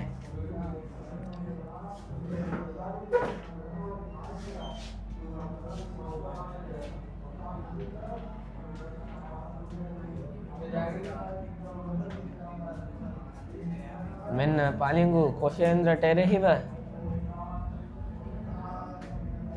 කොෂේන්ද්‍ර පිටිය සකසන අපිට නැවත වරක් පෙනී යනවා. දැන් ස්ලිප් ක්‍රීඩකයින් දෙදෙනෙක් සිලි පොයින්ට් සහ ෂෝට් ලෙග්. ඉක්මන් ලකුණක් සදා පැති මාරු කර ගන්නවා. පන්දු ඇදී යනවා හතරේ සීමාව වෙතට. නමුත් පන්දු රකින්න අදිව එනවා. දක්ෂ පන්දු රැකීමක් සාන්ත සෙබස්තියානෝන්ගේ ලකුණු 4ක් තිබූ පන්දුව ලකුණු 2කට සීමා කිරීමට සෙන්දිනුට හැකියාව ලැබෙනවා එවරත්. ඒ සමගින් පන්දු ආරේනිමායේ කඩුල්ලක් දැවි වේල්ස් කුමරුවන් ලකුණු 13ක් ලබාගෙන තිබෙනවා. වේල්ස් කුමරුවන් වෙනුවෙන් පිටිකරණයේ යෙදෙන්නේ පලිගු පෙරේරා සහ සුහාස් ප්‍රනාන්දු. වලිගු ලකුණු 10ක් රැස් කර අවසන් දැනටමත් සුහාස් 1 ලකුණක් පමණයි ලබාගෙන තිබෙන්නේ. ඒ වගේම තමයි දුවර මම සිතන ආකාරයට අපිට දැන් පැහැදිලි වේල්ස් කුමරුවන්ගේ සැලැස්ම කුමක්ද කියා. ඔවුන්ට අවශ්‍ය වන්නේ අද තරගය ජය පරාජයකින් තොරව නිමා කිරීමට තමයි. ඔවුන් ප්‍රහාරාත්මක ක්‍රීඩා කරන අපිට සිතීමට තිබ්බ ඔවුන් තමගේ ජය පසුපස තමයි හබයන්නේ කියා. නමුත් ඔවුන් දැන් ආරක්ෂාකාරී වෛශ්වික ක්‍රියා කරන්නේ. ඇත්තටම අවදානම් සහිත තීරණයක් තමයි ඔවුන් තරගයේ ජයග්‍රහණය කිරීමට යනවා කියන්නේ. නමුත් ඔවුන් අනුගමනය කරන්නේ ජය පරාජයකින් තොරව නිමා කිරීමේ තීරණය තමයි.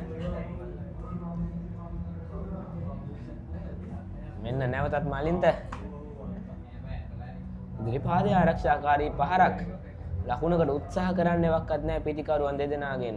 සුහාස් ප්‍රනාන්දු ඔවුන්ගේ සැලැස්මට අනුව ඔවුන් නිසි ආකාරයෙන්ම ක්‍රියා කරන ආකාරයක් තමයි අපට පෙනෙන්නේ පිටිකරුවන් දෙදෙනා විශේෂයෙන් පලිගු පෙරේරා.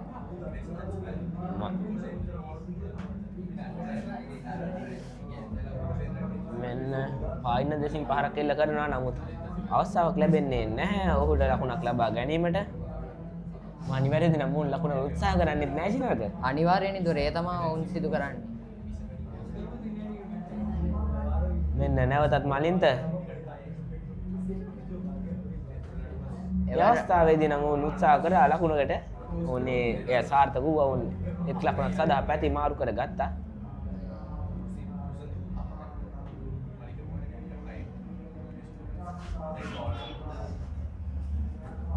මලින්ත සූදානම් තමාගේ 4 වන පන්දුව යොමු කිරීමට.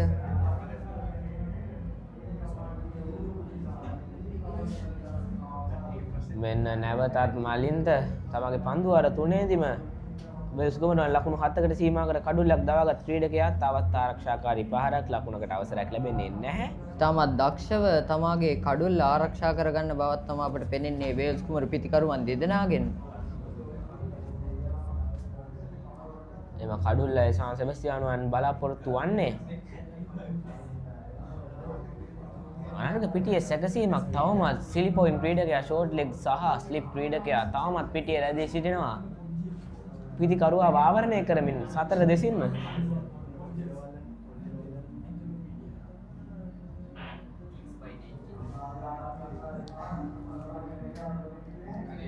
අවසන් පන්දුවටත් ඉදිරිපාදයේ ආරක්ෂාකාරී පහරක් තමයි ඔවුන් එල්ල කරනු ලබන්නේ. සමගින් පන්දුවාරයේ නිමායේ කඩුල්ලක් දැවි වේල්ස් කුමරුවන් ලකුණු 14ක් ලබාගෙන තිබෙනවා.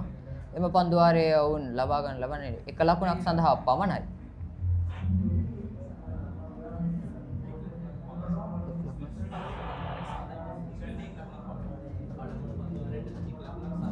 සුවහස් ලකුණු 2යි පළඟු ලකුණු 10ක් රැස් කර තිබෙනවා. පන්දුවාර 7ක් අවසානයේ වේල්ස් කුමරුවන් ලකුණු 14ක් රැස් කරගෙන තිබෙනවා. 1 කඩුල්ලක් පමණක් දැවි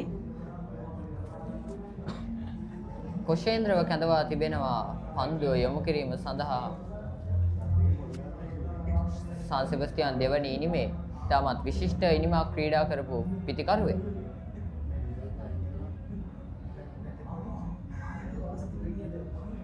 පේන හිස් වැසුම් සහිත ක්‍රීඩකයින් 4 දෙනෙක් එක ළඟ එක්කෙනෙක් පිටිකරුවා සහ පන්දු රකින්න 30 දෙනෙක්. පිටිකරුවාත් නිසි තැනට පන්දුව ස්ථානගත කරමින් තමයි තම කඩුල්ල ආරක්ෂා කරගන්නේ. ඔහු වටේටම පන්දු රකින්නන් සිටිනවා ෂෝට් ලෙග් කෙනෙක්, ස්ලිප් ක්‍රීඩකයෙක් සහ සිලි පොයින්ට් ක්‍රීඩකයෙක්.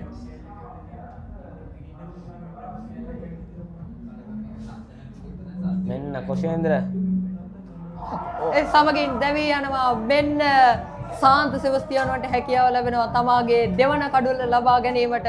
කොෂේන්ද්‍ර සමත් වනවා සුවහස් ප්‍රනාන්දුව නැවතත් ක්‍රීඩාගාරය බලා පිටත් කර යැවීම සඳහා.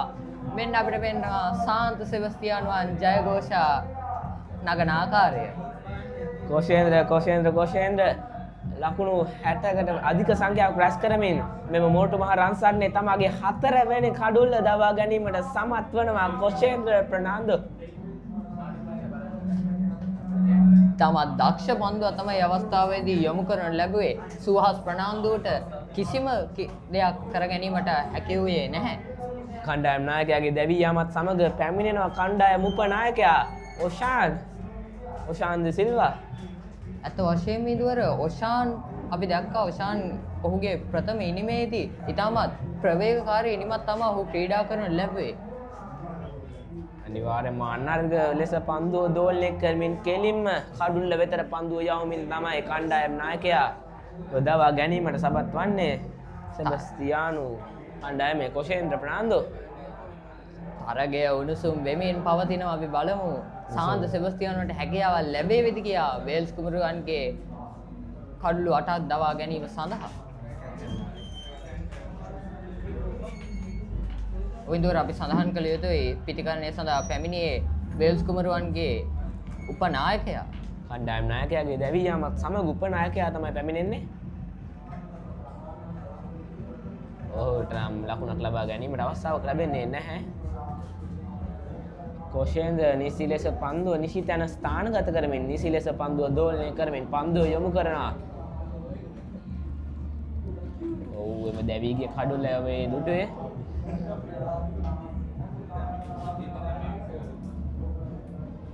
අනර්ග කඩුල්ලක්. සෙබස්තියානුවන් බලාපොරොත්තු වී සිටි කඩුල්ලක්.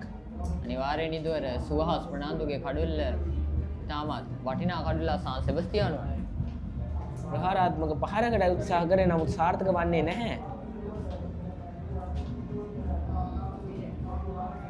කොෂේන්ද්‍ර සූදානම් තමාගේ පන්දුවාරයේ අවසන් පන්දුව යොමු කිරීම සඳහා. මෙන්න කොෂේන්ද්‍ර ආරක්ෂාකාරී පහරක් ලකුණකට අවසරයක් ලැබෙන්නේ නැහැ. කොෂේන්ද්‍ර පන්දුවාර දෙකක් එල්ල කරා නමුත් වේස් කුමරුවන් ලකුණු 3කට සීමා කරමින් ඔහු දෙවනි කඩුල දවා ගැනීමට සාර්ථක වුණා. ඒ සමගින් පන්දුවාරයේ නිමායේ වේල්ස් කුමරුවන් කඩලු දෙකක් දැවේ ලකුණු 14ක් ලබාගෙන සිටිනවා. අනර්ග පන්දු යැවීමක් සෙබස්තියානු පන්දු බලෑනියෙන්.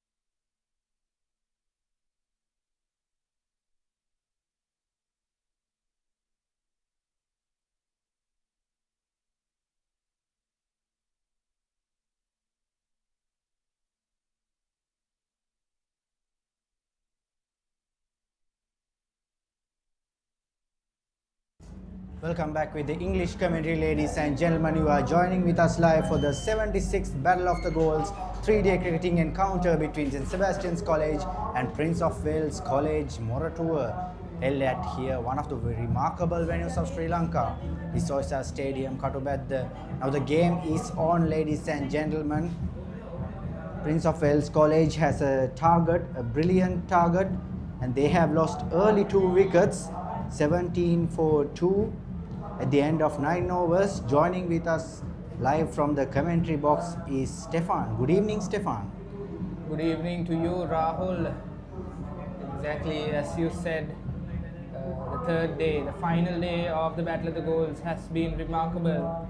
Both of the teams showcasing exceptional talent, especially the Sebastianites, who have been giving breakthrough after breakthrough, scoring half centuries back to back, piling up their innings and setting a great target for the Cambrians. Here's Fernando. He has given 3 runs and taken out 1 wicket. Extremely well played spell by him. Indeed, Stefan, and I have to say, 5 half centurions here at the second innings of St Sebastian's College batting lineup.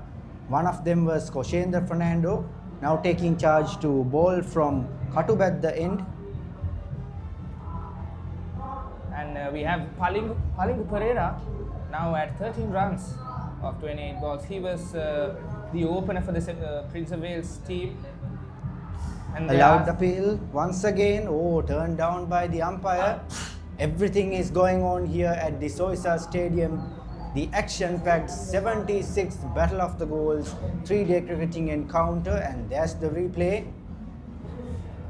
I think it's just getting off towards the leg stump, not getting inside of the wickets. Yes. And as you can see, ladies and gentlemen, there's the equation: 213 runs to win. We nearly have 1.5 hours of play for the third day of the 76th Battle of the Goals 3-day cricketing encounter. Rahul, have to talk about how Koshendra behaves in the field. He's not very excited, although he celebrates after a wicket, but he's known for his calmness and composure even during his batting spell. Not much of a fancy celebration. It's the same with the bowl as well. Indeed, Stefan, calm and quiet, as I should say, but really going and doing his job really well. Is that a missed chance? That could be a missed chance. Talking about Fernando, he is playing a major role here, backing up the Sebastianite batting lineup. Now he takes the balls to his hands and takes the responsibilities. Indeed. Here he goes for the shutdown, the covers towards the offside, but no runs off of that. On screen, we have the prefects and the stewards of St Sebastian's College. Now a little bit exhausted, but trying their best to keep up that big match vibe going. A brilliant maiden over comes to an end by Koshendra Silva. Apologies, Fernando. 17 runs for the loss of 2 wickets, 10 overs bowled. Current run rate going on as 1.7 per over. We have Palingu and Oshan at the crease, the 2 batsmen for the Cambrians.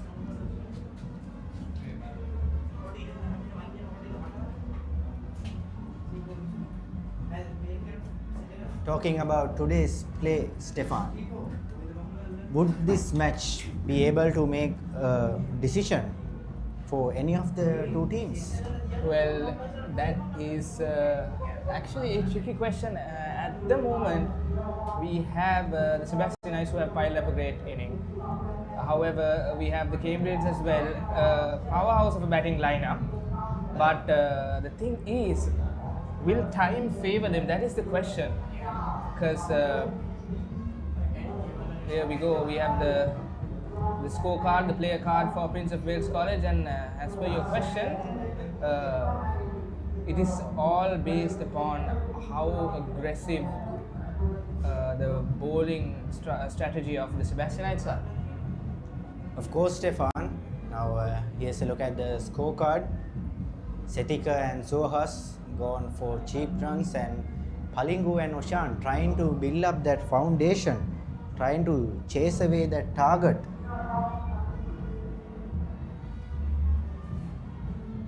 So they have been given 2 extras from Sebastian's college, and there's much more. Pasan Kure to join in, Rusandu, Netul, those are set batters as well. Definitely, Pasan being the wicket keeper, you know, it's quite special, the role of the wicket keeper when it comes to batting, because the whole of the 90 overs is being watched. Every single delivery, every single wicket, every single run is being watched by this man at the stumps. So definitely he's going to have a comparatively easier time at the crease being a batter. Indeed, Stefan, and also have to say a brilliant job done by Pasan Kure when he was keeping. He was covering all, even though he was behind the stumps, he was covering all the field, he was setting the field, actually being a relief to the captain, I might say. Exactly, great responsibility taken by this young man, Pasan Kure. I have to mention that in the recent past he has won the best wicket keeper award in the national level. He is the vice captain for the Sebastianites, Malinta Silva. Malinta Silva, a brilliant right arm off spinner who took crucial 5 wickets in the first innings. Here we go, Malinta once again. Touching down the leg side, I might say, Stefan, now these 2 Cambrian batters are not trying to take unnecessary risks here. They are trying to maintain their patience, calm, more like a composite way to carry on with the batting. Exactly. Now, if they continue to maintain the similar strike rate throughout the match, then the match will be in favor of a draw, giving both of them the title for this year. Also, I have to say, Stefan, when we look at the pitch, it's now have been cracked so far, favorable for spinners. There might be a great turn here. As you can see, both of the captains, they have been giving their best strategies, tactics too, stepping the spinners forward, giving them opportunities to build up. Surely, we only had one pace bowler, that was Aditya Lakshan. A great bowler, I have to mention. He took the first wicket, the first breakthrough for the Sebastianites in the first innings. Now, but I think the captain will settle for most of the spinners. Yes, Malinta once again to Oshan.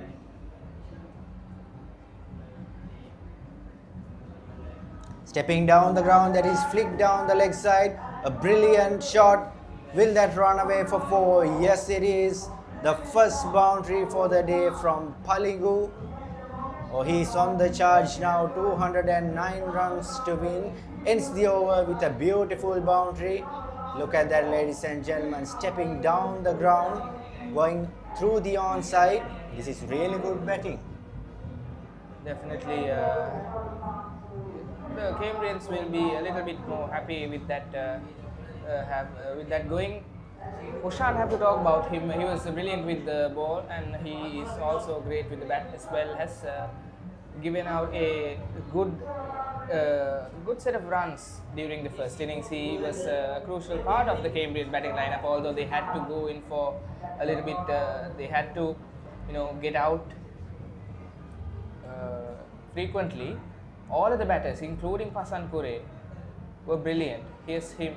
Here's Palingu. That has gone down, third man. Square leg, I believe. That has gone down to the point fielder. Yes, Koshendra once again. Trying to find that gap through the offside, but eventually missed by Palingu.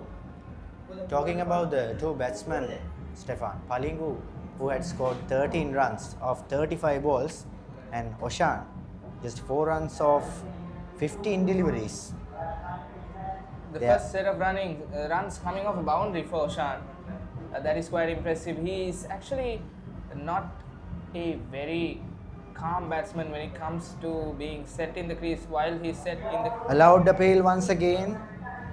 Turned down by the umpire. I think that might be drifting away from the leg side. And it has got some elevation to it as well. Here's the replay. There we go. The umpire says it's drifting down away from the leg side. Cutting down the offside. Will that beat away for 4 runs? Oh, brilliant fielding. But I believe that has cleared the ropes. It went along with the fielder towards the ropes. But however, have to mention, great effort down beyond the ropes by the Sebastianite fielders. Palingu, a great batsman, he was the second highest scorer of the Cambrians in the first innings, bagging up 42 runs. Have to ask your point of view, Stefan. Now, we have roughly 1 hour or 1.5 hour of time remaining for the 76th Battle of the Goals 3-day cricketing encounter, and within 1 or 1.5 hours they have 205 runs to chase, and Sebastianites just have to bag 8 wickets. On your point of view, just tell your thoughts, which could be the team that leads at the end of the day? Well, have to talk about how the wickets started piling up for the Sebastianites on day 2. That was yesterday. Malinta Silva on a 5-wicket haul, that is brilliant. And Koshendra initially giving out many runs. However, at the end of the day, he was really going in for those wickets. He was just aiming for them and also bagged up 3 wickets, leading to a great spell by Koshendra. But the thing is, will time favour them? That is my only concern. However, if they get the momentum going, then they will be able to they might have a slight chance of bagging up close to the 8 wickets that they need. And 205 runs to win, that is quite a target, massive target set by the Sebastianites. Of course, it is coming off of 5 half centuries. Yes, indeed, Stefan, and also I have to say, end of the day, cricket is still unpredictable. So we just have to wait a couple or more hours to see through the results. Yes, the man with the 5 again, Malinta. I looked at the field and there is a new man in for the Sebastianites, a new fielder in. He actually acts as the wicket keeper. That is the Nipa who hasn't been active during the first 2 days. He has now been put into the attack by the coaches and the captain. Let's see, hope he'll be able to give out something really good. That is drifting away down the offside. Keeper gets a hold of it. If you look at that replay or look at that turn, a massive turn. Not an ordinary day for spinners, a huge day. The 3rd day, the spinners should really seize up their moment and take the necessary advantages of the pitch. Palingu Pereira, quite the big man here, having a stocky bill. Another allowed appeal. Umpire's not interested.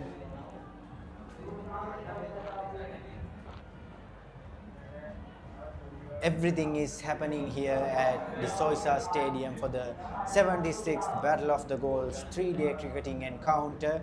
Here's Malinta Silva once again, building up pressure, dot balls, back-to-back dot balls, and he ends his spell. A brilliant spell, just 1 run conceded. Yes, now they have 204 runs to chase. Oshan will be back on strike after that over. So Oshan, known for his power hitting techniques, he might be able to get in a little boundaries here and there of the corners. Yes, indeed, Stefan, and I would also say that it's not an impossible task to chase 204 runs, but the only matter that keeps me back is the time, as you said. Let's see, this is the 76th Battle of the Goals 3-day cricketing action. This is not just a battle between two schools, this is a battle between two legendary schools here in Moratuwa. Two teams with brilliant players. Brilliant players who are playing right now, brilliant players who have been dedicated to the Sri Lankan side. I believe my co-commentator Sadib told as well, a lot of Fernandos coming off St. Sebastian's College. We have Oshad and Vishwa who predominantly plays for Test cricket, and Nuanidu and Avishka as well, who plays for 50 overs and T20. And also, as I mentioned before earlier on in the day, there's this lesser known player, Somachandra De Silva. He is from Prince of Wales College. He is a part of the first ever test playing cricket team of Sri Lanka in 1975, and he has shown exceptional performance against a match in Pakistan.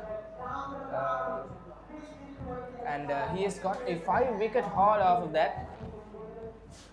So impressive stuff, just a great bunch of players who have been dedicated to the Sri Lankan side by these two schools. So it is really a rich history that they possess, and it's really an honor for these young gentlemen to play. Indeed, Stefan. Here's Koshendra Fernando once again. Right arm off spinner. Oh, trying to go for that shot. Brilliantly fielded.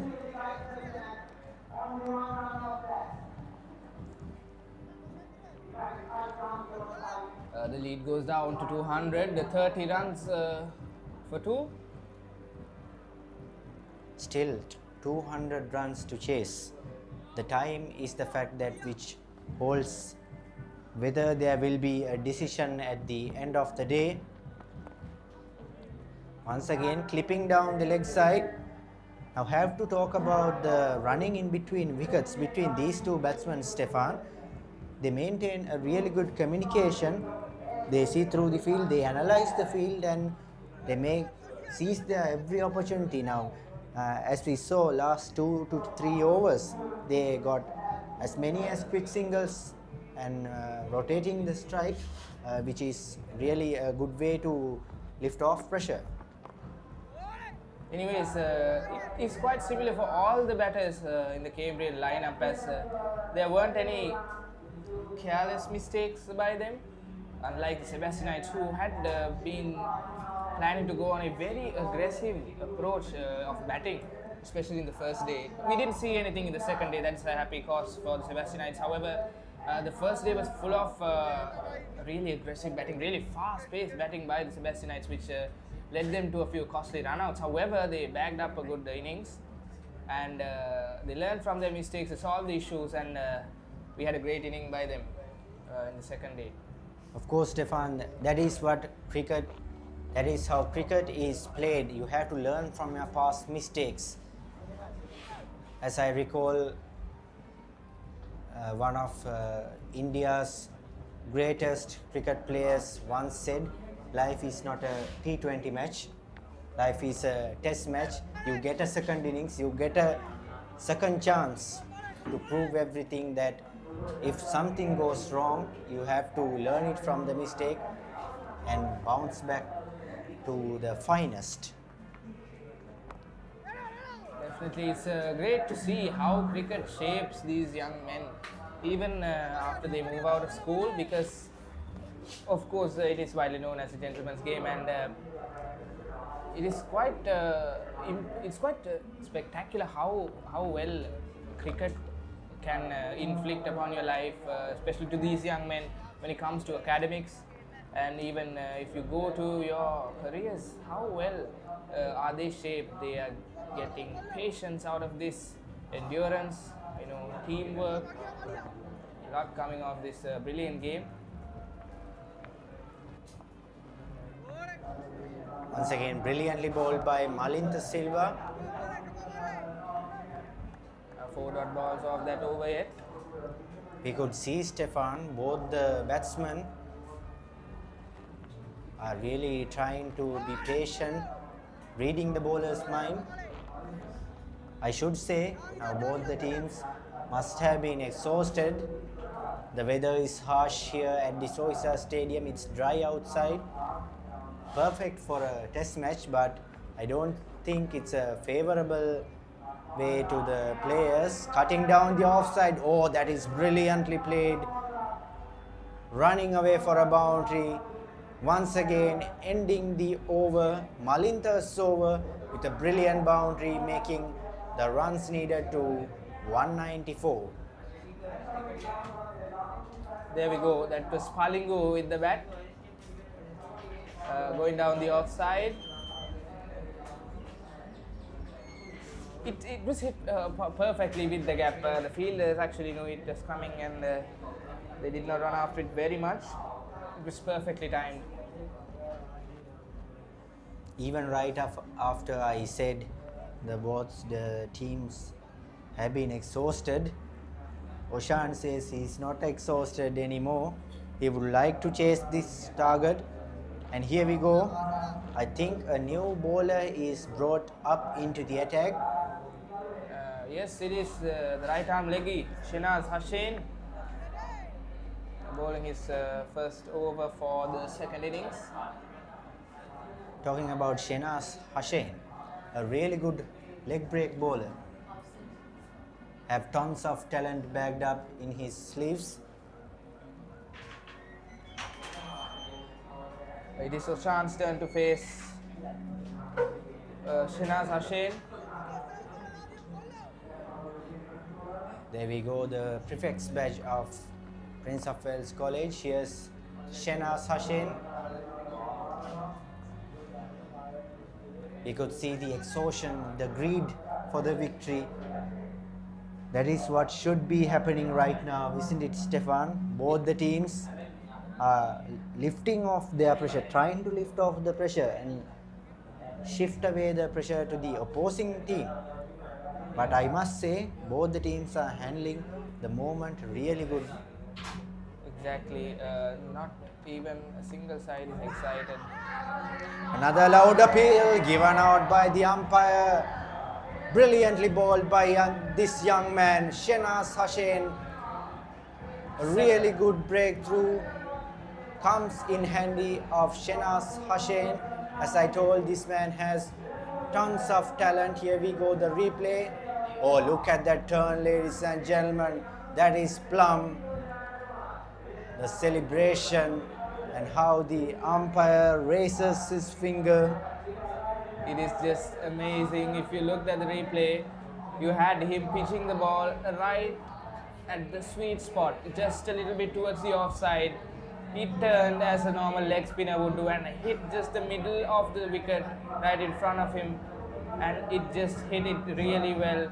The umpire gave the signal, and the crowds must be erupting right now at the Sebastian grandstands, and the new man in for the Prince of Wales team, it is the wicket keeper Pasan Kure.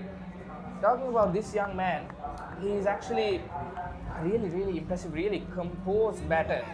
Now, unfortunately, he had to get out for a low score, but during his time in the crease in the first innings, he showed how a batter should be, because he was just going in for very classy shots. He knew what he was doing, just a small mishap, a small misunderstanding, and he had to get out. Let's see what he has in store for the Sebastianites right now.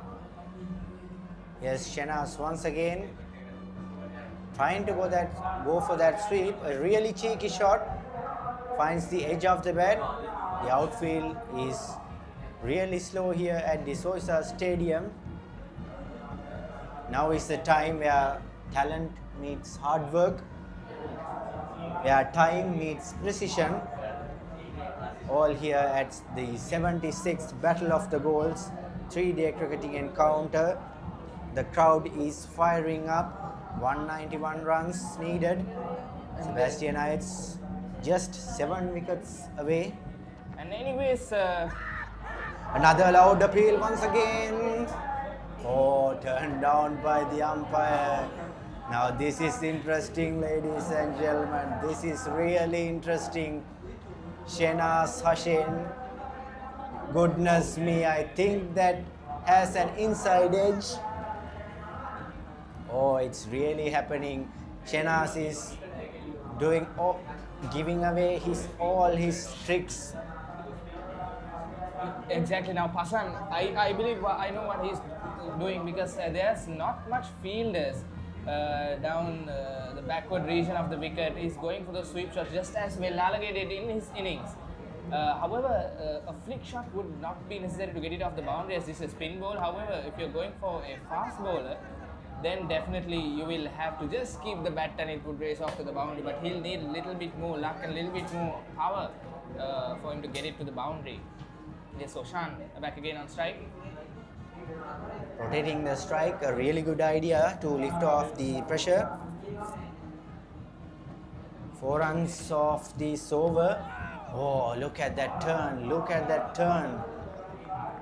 A googly to end the over. It's 190 runs, which Cambrians are behind for a clinical victory. And from the Sebastianite side, 7 crucial wickets to clinch their 76th Battle of the Goals trophy. It's all happening here at the Soysa Stadium, Katubedda. There we go, the scorecard, ladies and gentlemen. Palingu gone for 22 runs. The breakthrough made by Shena Sachin. Setika and Suahas gone for cheap runs, and Oshan and Pasan right at the moment, building up a slow and steady foundation. Oshan with 11 runs of 24 deliveries, 1 boundary to add up. Yes, Pasan once again. Look at him do that. Look at him do that. I've seen it a couple of times, even in the first innings as well. I think it's a signature celebration, or a pre-game ritual, as some would call it, for Pasan Kure. Maybe that gets him composed. Maybe that there's a little miscommunication. No harm in that though. He looks at his hands. This reminds me of Ryan Dissanayake, former skipper of the Sebastianites. He of course does not hold out his hands like this, but however he does keep his bat towards his mouth, maybe murmurs something, and that is gone down. Fine leg. Chena's running behind it, and that has gone for another boundary. This is what Pasan can do. The pre-game ritual might have worked well for him. He has flicked it down towards the backward area of the wicket. Here it is. And also have to say this, Stefan, he's not just taking on a bowler, he's taking on Malinta Silva, who had given out 23 runs in his 8 overs. Now Malinta Silva, who bagged 5 crucial wickets. Now to the moment he was oh, that's gone, that's gone. That was unnecessary by Pasan Kure, throwing away his wicket. Now this is not good at all. Malinta Silva finally regaining his momentum. Oh, Pasan, what have you done? He tried for the big shot, just trying to flick it down the leg side, I believe, but Shefan gets his hands on it and acts as soon as possible. Brilliant pair of wicket keepers from these two schools. Pasan showing great talent. Shefan this time taking the upper hand of the moment. Brilliant stuff by Shefan. Quick reflexes, and Pasan had no time for that.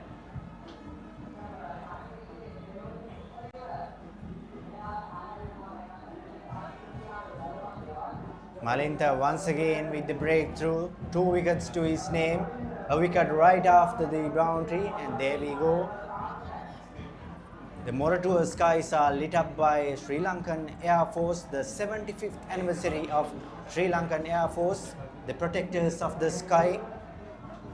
Bell 412 helicopters flying right above us. You are joining with us live from the Soysa Stadium, Katubedda, for the 76th Battle of the Goals 3-day cricketing encounter between St. Sebastian's College and Prince of Wales College, Moratuwa. Everything is happening here, right, Stefan? Exactly, new man in. It's the first time he's going in to face Malinta, and that is well left. And that is Gavesh Rohana from Prince of Wales College, who is a new man in.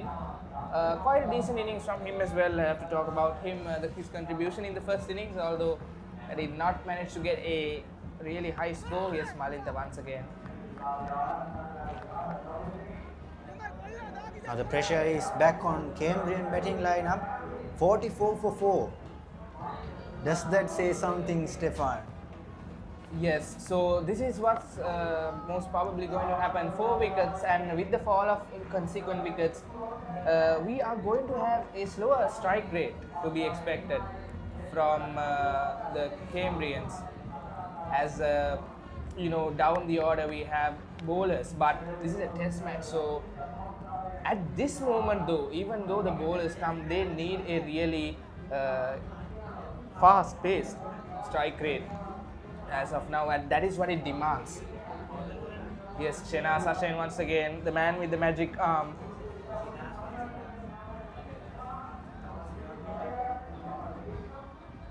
Now talking about Shehnaz Hussain, who is a brilliant youngster, bagging up a crucial wicket.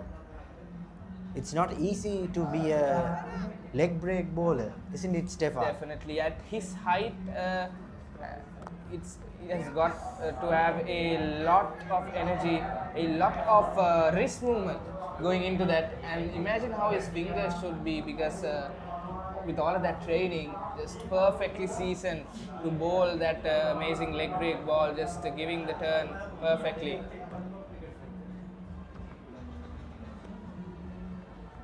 That is collected safely by Stefan. We have some serious turn of the ball here at the Soysa Stadium. Now the pitch has been in more favor in the spinners. Let's see, Oshan facing Shehnaz. Once again a calculated shot, the exchange for a single, a little wobble in the field. Sendinu underneath that. So Sendinu also a great supporter to Wellalage in his first innings, who gave him a set field, a confident approach for his half century. 185 runs is the target for Prince of Wales College in order to make and earn their trophy. And from Sebastian's point of view, it's just 6 wickets they are away. Here's Shehnaz Hussain once again.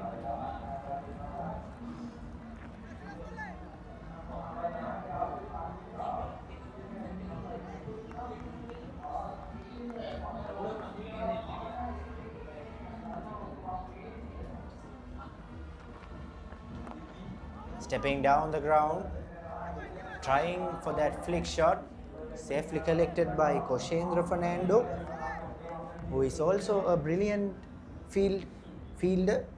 Yes, past matches have shown that he is really great down in the covers. The cover regions is where he shows his best performance. The close range catches, especially in more faster formats of the game. I believe it is Malinta back into the attack again.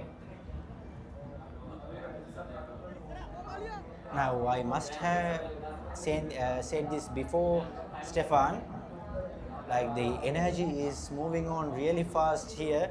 Now if you see the exchange between the overs, the Sebastianites are pumped up, they need those wickets, they need those trophy, and between the overs they are trying as fast as possible to move on with the over. Exactly. This is not a case where the bowling team slows down the pace of the game a little bit. This is just the opposite, where they try to go as fast as possible, where the ball is transferred. Here's Malinta. It's all about tactics and strategies, isn't it, Stefan? At this point of the game, it definitely is all the mind games between the bowlers and the batsmen, and how well these players handle their pressure is what matters. Because if they keep themselves composed, then that is when they can get the upper hand in the game. No runs off the first two dot balls for Malinta. Yes, Oshan facing Malinta Silva, the right arm off spinner. The pressure is immensely on the shoulders of Cambrians here. Once again, calculated shots, not premeditated. We have silly and short leg Dinipa Vikramasuriya.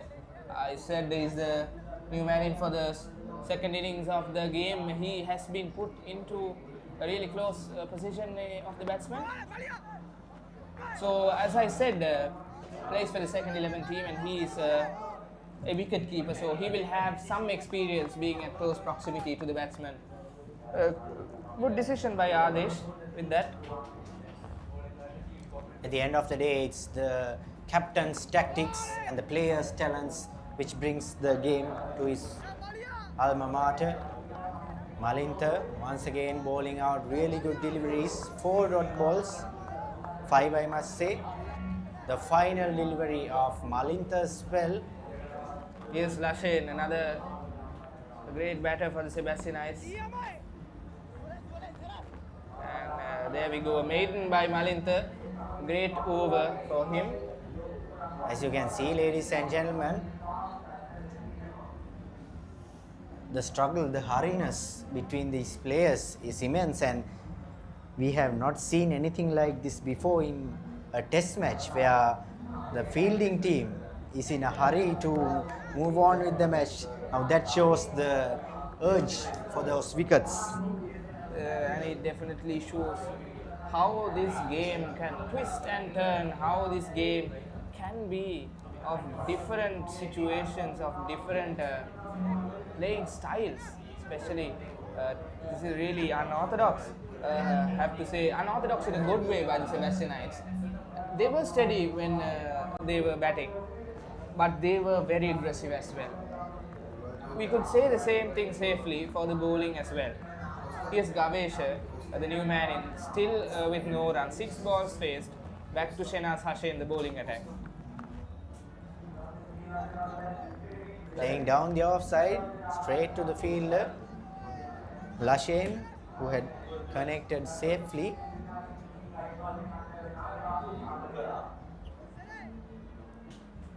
.185 is the equation for the Cambrians.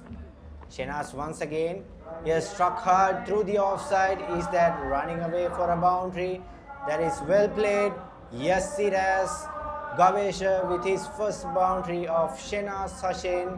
Now he is trying to get back to the game, trying to keep the Cambrian scoreboard running away. Here's the replay.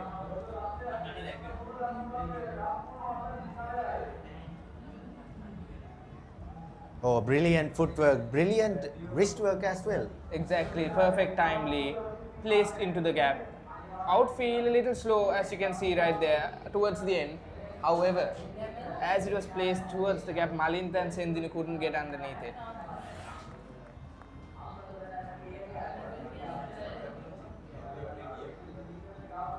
Yes, Shenaz once again.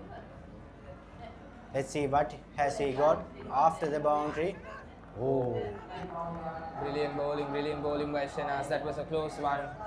4 runs off it, but I do think that they are not going to mind those occasional boundaries by the batsmen, as even they are going for a high risk, high reward strategy, and they are going for an aggressive bowling strike. They are sure to, they will be expecting hard shots from the batsmen as well.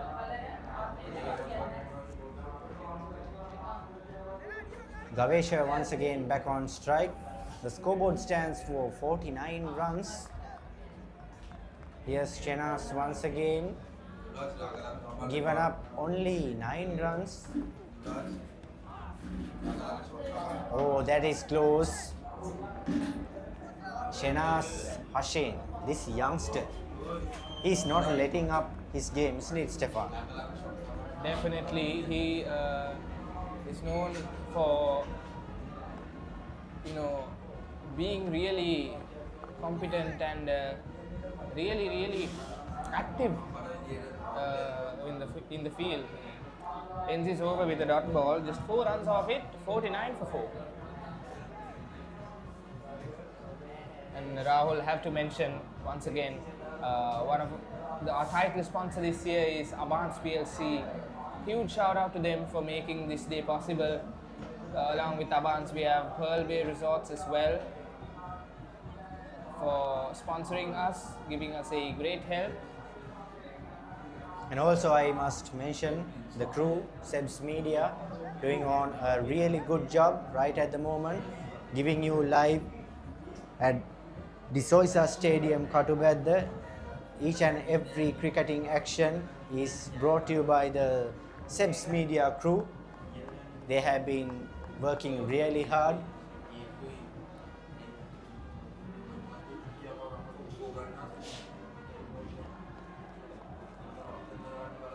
Here's Malinta, the vice captain. That is pitched a little close to the batsman. Everything is happening here at the Soysa Stadium. Here's Malinta Silva. Oh, a great turn. Now, as we can see, ladies and gentlemen, the ball has been turning up immense here.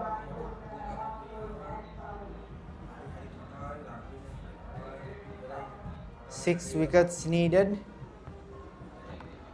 in Sebastian's favour and 181 runs needed to Cambrians to bag up the 76 Battle of the Goals 3-day cricketing encounter.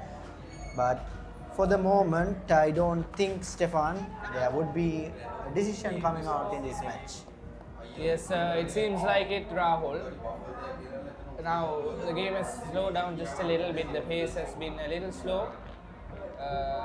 It is only based upon the umpire whether he'll call off the match at 5:30-ish like they did the previous 2 days, or will he settle for bad light to come in to stop the match? Once again, a brilliant delivery by Malinta.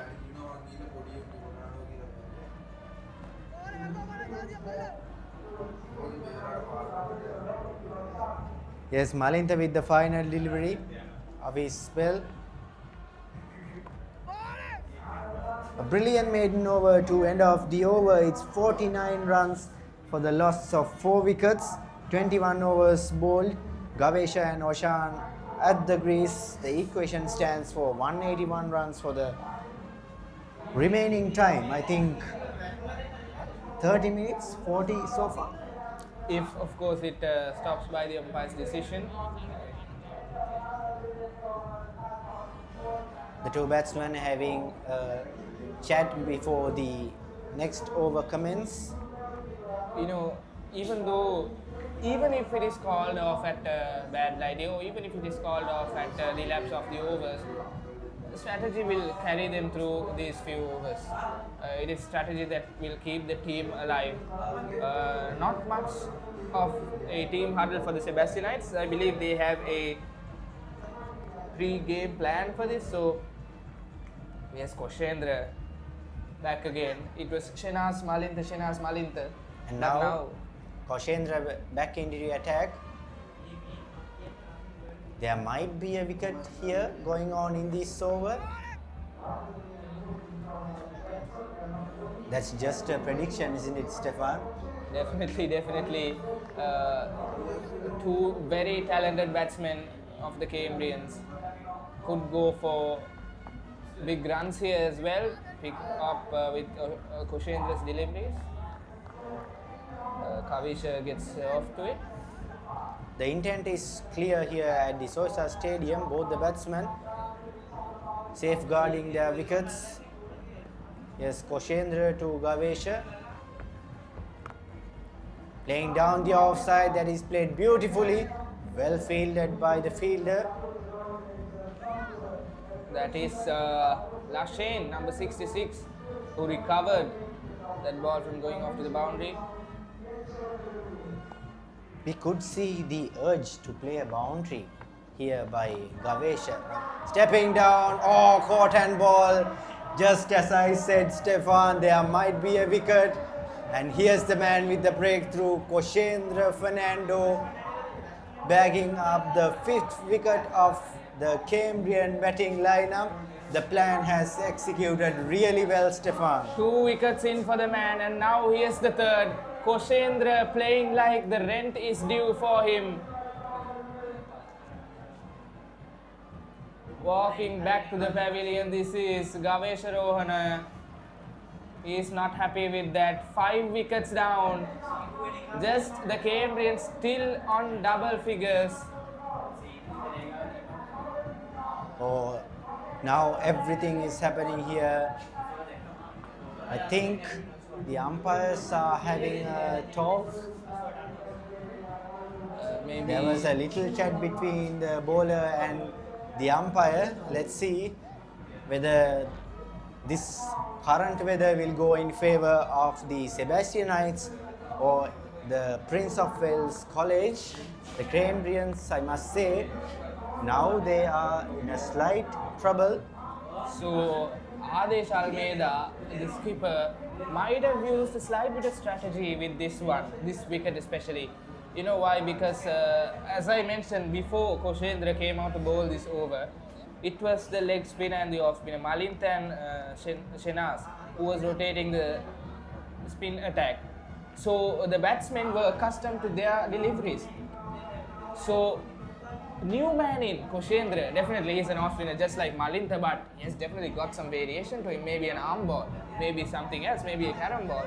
So giving him a taste of Koshendra's deliveries, that was the key for this one, this wicket, because he had a variation going on. Indeed, Stefan, brilliant decision made by Adesh.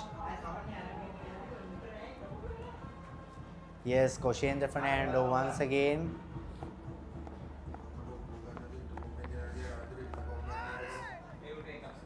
A maiden wicket over to end Koshendra's spell. Now let's see, Stefan. Everything is happening here at the Soysa Stadium. Now let's see who will take on from the other end. There's plenty of variations. We have Malinta, we have Shenaz, and many more. We have Koshendra and Lakshen, also an off spinner as well. He did bowl a couple of overs in the first innings. And we have Malinta for the next over. So we were talking about the results a couple of times, whether it will go to the Sebastianites or the Cambrians or whether it will result in a draw. So big matches are all about that. So most of the time, this big match, the big match ends in a draw. That is the nature of a test match. But that is not the main intention of playing this, as it is so much more than that. It is the collision of two cultures of schools. It is the collision of brotherhood, where two schools come together. Malinta with a great ball here, defensive stroke to start off Malinta's over.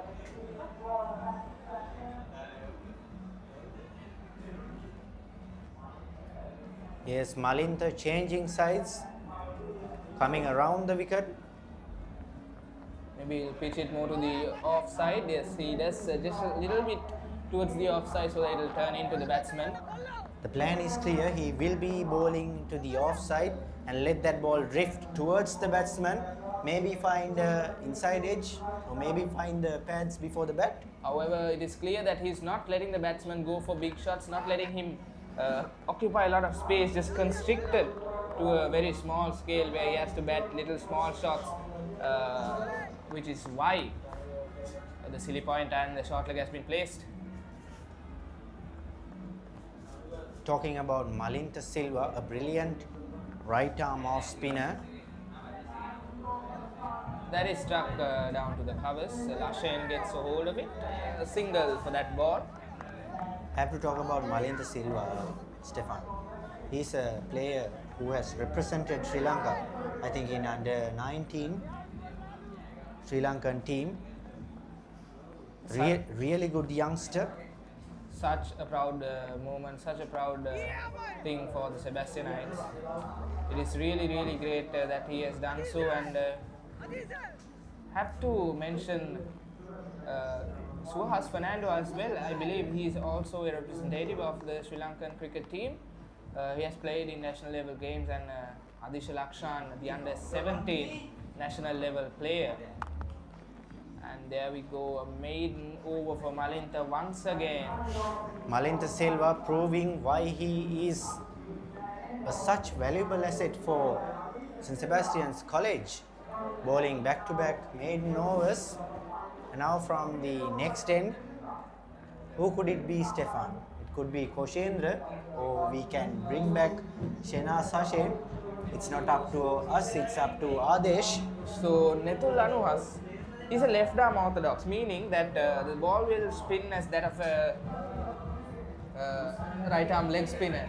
Must be accustomed to Shehnaz's delivery. So we have Koshendra. So Netul will be facing him. Koshendra having a different bowling style than Netul Anuhas will come into the attack. Now that he's gotten the most recent wicket, he'll have that form in him. He'll have that energy going on. Indeed, Stefan, it's all about the mind games now going on. We have arrived to the final, maybe half an hour of the play. Have 5 more wickets to be taken, and I know from the batsman point of view, it's pretty hard to chase down the target right now. And we could see that Koshendra's jersey full of dirt and stain just shows how committed to the batting innings he was.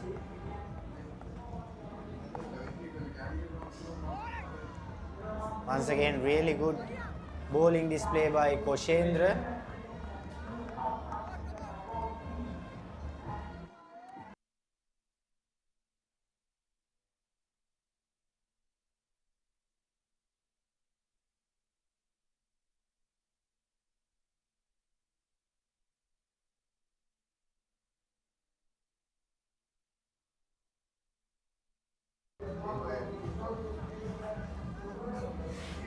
Here's the replay. So look at that delivery. Got a fair amount of elevation on that one. Pitched short and going into the body of the batsman really well. And also have to talk about this field setting, Stefan. Just as I saw, I think there is a rough amount of 4 fielders around the batsman without the wicket keeper. So the batsmen should essentially be looking for that shots in the gap, the big shots that will get them through either over the close fielders or towards the gap. Let's see, it's one moment that would be gone. Once again down the leg side, a bit of flight from Koshendra. More the flight, more the turn, as I see. Exactly, Netul still at 0 runs off 8 balls.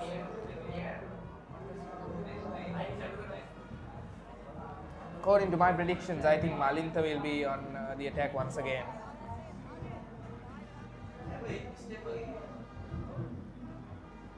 Let's see who will be brought up next to the attack.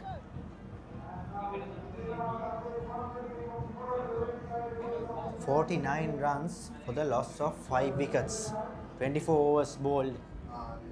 And here's once again the youngster, Shehnaz Sashay, one of the 2 twins representing St. Sebastian's College, and the other one from Prince of Wales College.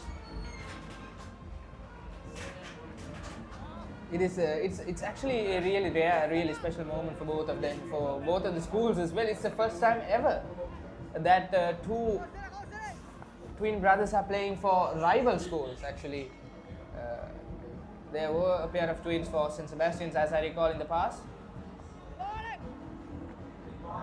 End of the day, it's the brothers from Moratuwa who will be reigning together. It's all our wish whether to make them represent in Sri Lankan team. Someday we will see these youngsters making up their names in huge stages. He's got just a little bit of distance down off the wicket, defending it, coming down the ground.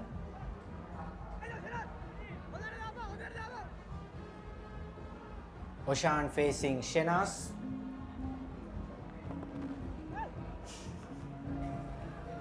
Now as we can see, both of the batsmen are not trying to go off the mark. They are calculating each and every shot. They are precising. No premeditated shots, no risks taken. That has gone down to the leg side just a little bit. We saw that the ball definitely has got some turn to it. Is the replay? 2 more deliveries remaining. Here we go. Oh, well left by the batsman. A bit of turn there. I think even the air is in favor of the deliveries. Here we go.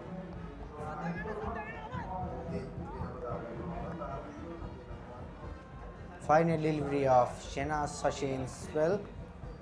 Cutting down the offside. That would run away for a boundary. Brilliantly played by Nethul. Nethul off the mark, ends the over in a beautiful boundary played down the ground through the offside.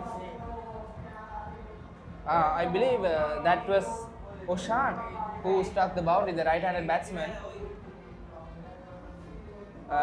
He is actually a power hitter, although he is not showing his colours at this point. He was seen in the match as a really good batsman who went in for the big shots, and this time he just manages to get it to the gap. That is what we were talking about earlier as well.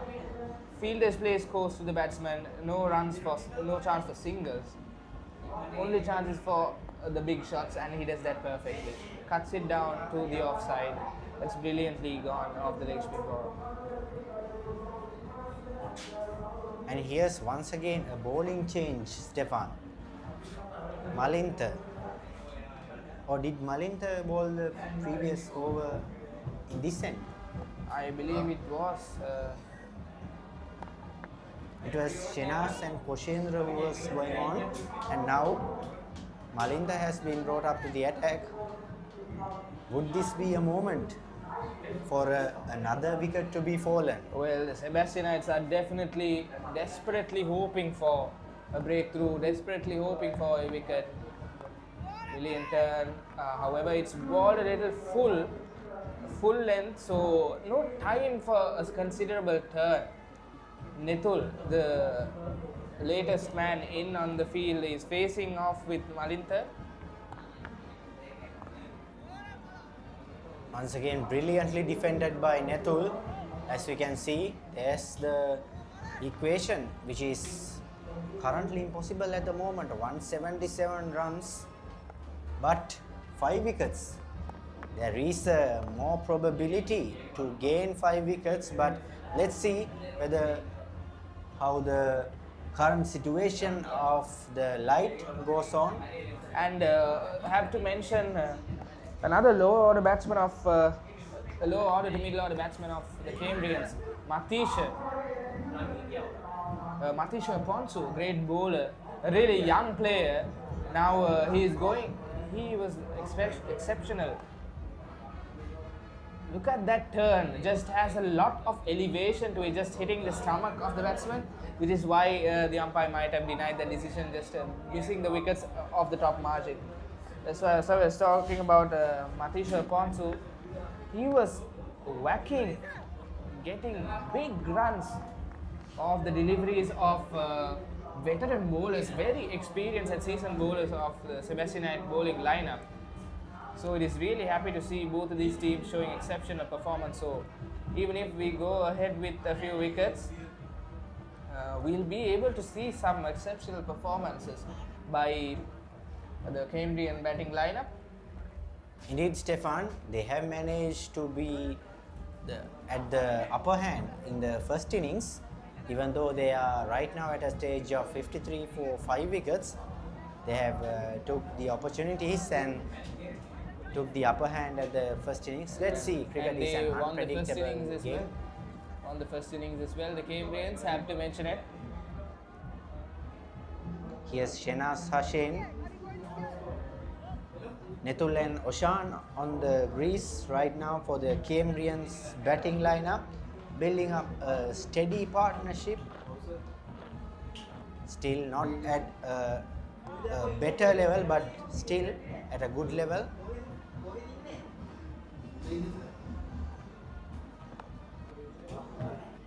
Yes, Shenaz once again.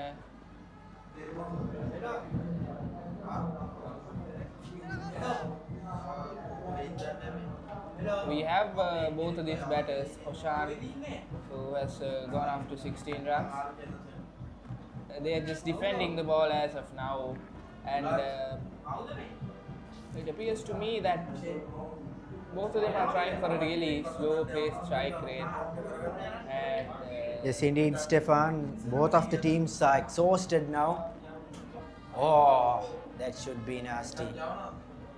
That should be nasty. That's a hard struck shot. There we go, the replay.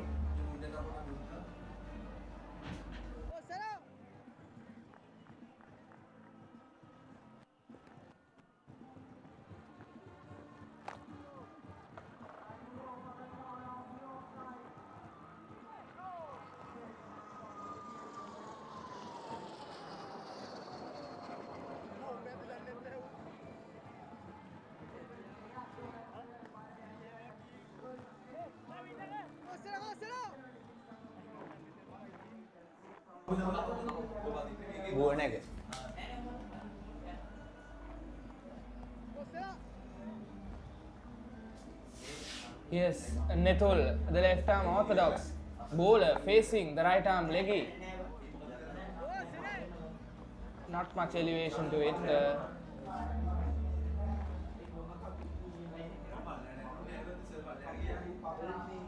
That was googly. There was a bit of drift down in that delivery. Exactly.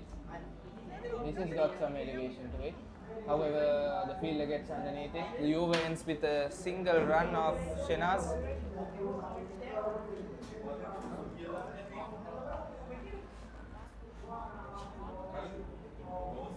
Well, this is going to be a really good battle, isn't it? Exactly. Now, because as we have mentioned before, the skipper just rotated the attack with all the spin bowlers, but there's a huge run margin, so he might as well just try off fast bowler as well. Now he comes into the attack, so I have to mention he bowls a fast ball as well and the right arm off spin. Let's see what he's got now. Let's see, Stefan. Here's Adesh Almeida, the skipper of St. Sebastian's College lineup. I think he will be bowling right arm off spin. He's a brilliant bowler as well, a medium pace bowler who can bowl right arm off spin too. Bit of variations. Smiles on everyone's face. Here we go. That has got more control to it. Adesh's delivery. It's really stocky, it's really sharp coming off the hand.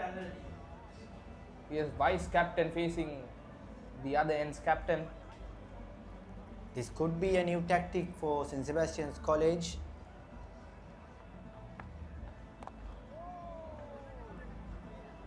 Now Adesh Almeida has used his battalion of bowlers, and now he had taken in charge. He has taken the responsibilities to his shoulder. It's really impressive how these young men can, just change into the bowling attack and just manipulate their bowling style, as we saw Oshan as well, who is the current batsman at the crease. He's also very similar to Adesh. The right arm off spin attack and the right arm pace attack, both in his arsenal.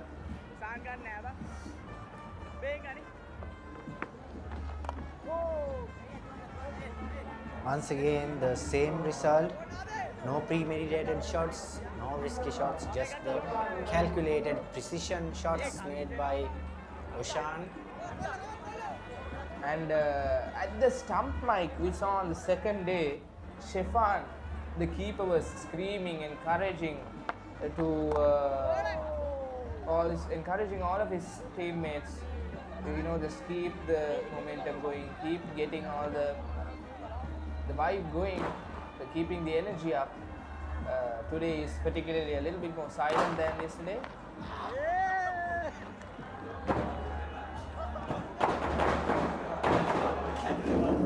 So we have Adesh with his final delivery.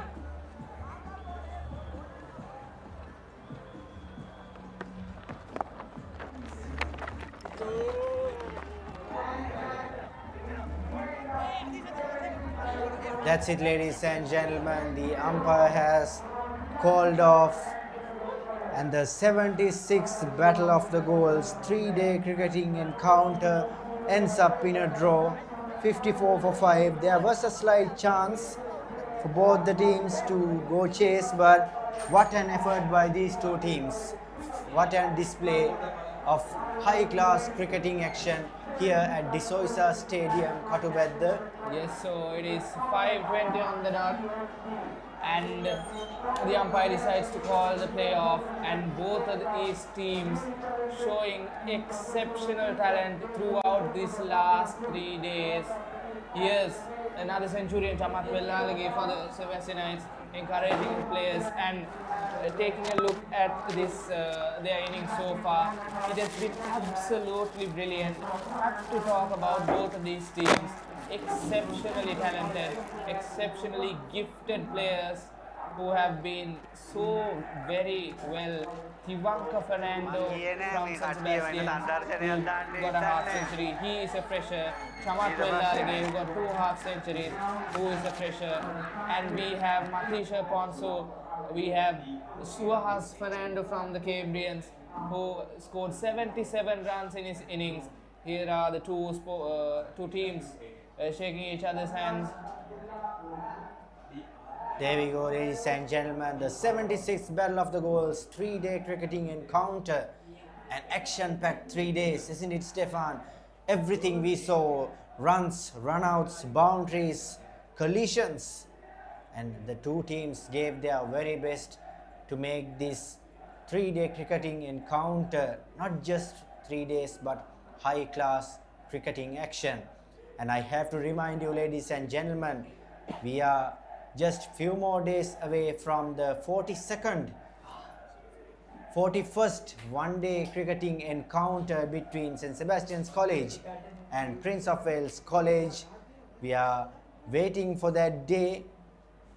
A bit of action-packed, more action-packed, I would say, isn't it, Stefan? Indeed.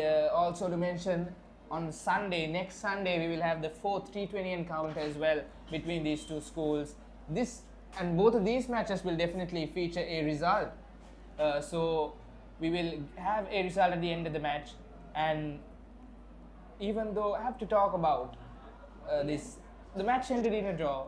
Both teams showing exceptional colours, showing exceptional sportsmanship. And that is what a big match is all about at the end of the day, because 99% of the time, 90% of the time, a test match could end in a draw. But how well these players take it to their heart about playing for their schools and about getting their individual runs, their individual wickets, is what needs to be studied. And we are just proud, as Sri Lanka, as a country, to have such a rich big match culture all over Sri Lanka. Indeed, Stefan. And as I should say, we are ready to wind up the live by Seb's Media, and we warmly welcome you. We will be warmly welcoming you for the 41st one-day cricketing encounter. And also the 4th T20 between the Sebastians and the Cambrians. So until we meet again, ladies and gentlemen, stay blessed and stay with us. We are Seb's Media. Going out, I am RW Rahul signing off with Stefan Gabriel. Thank you very much.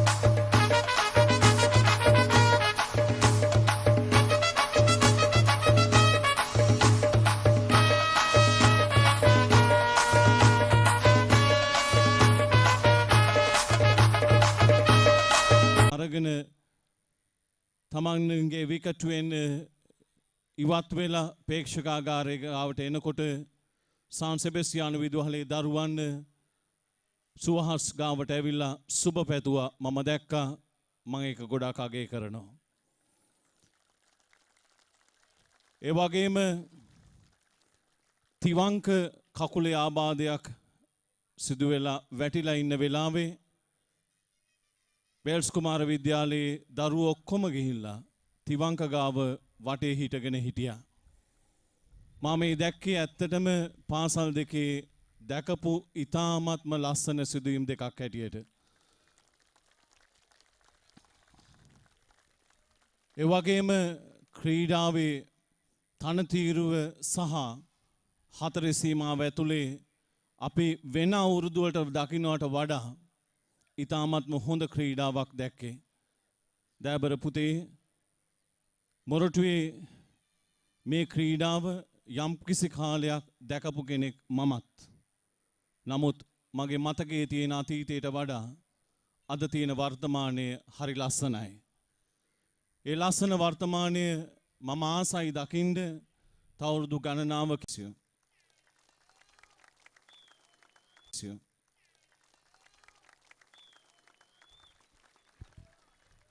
Thank you, dear father, for your words of wisdom. Now I respectfully invite our chief guest for the day, Major Damindra Kudligama, the principal of Prince of Wales College, to address the gathering.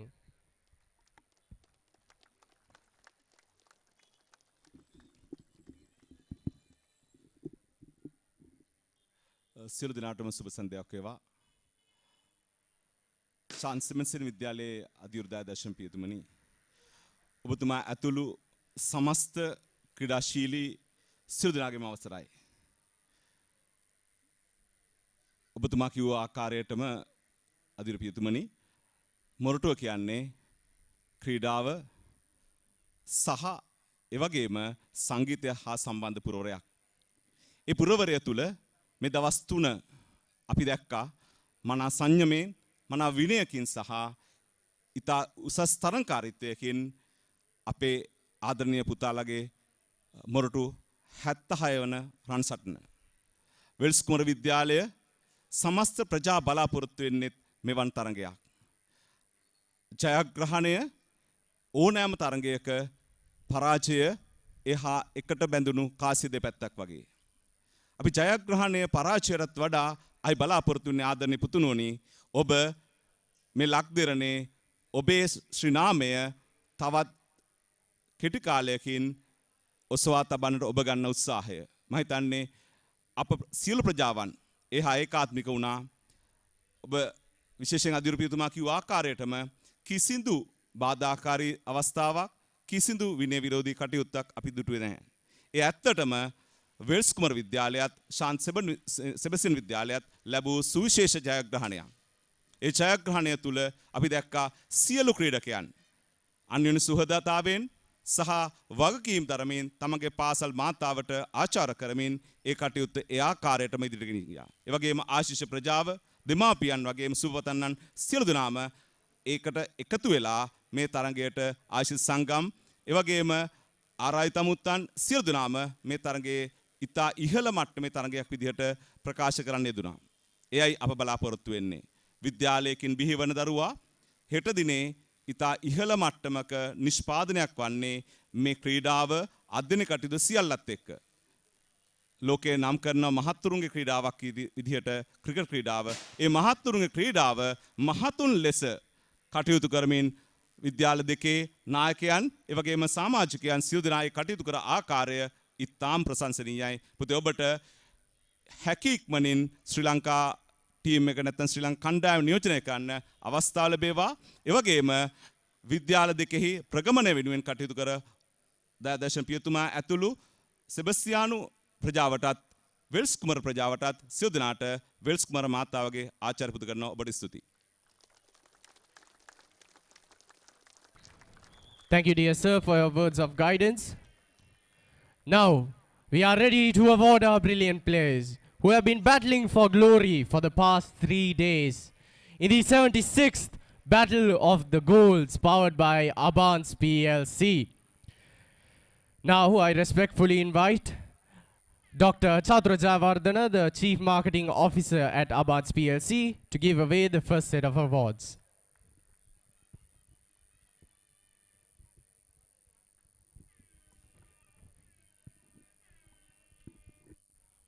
Our first award goes to the best fielder, the man with the safest hands for 3 consecutive days, taking the catches, putting in the effort, and showing that hustle when it matters. The award for the best fielder, with 2 catches and 1 run out throughout these 3 days. The award goes to the best fielder for the 76th Battle of the Gold, Suahas Fernando of Prince of Wales College.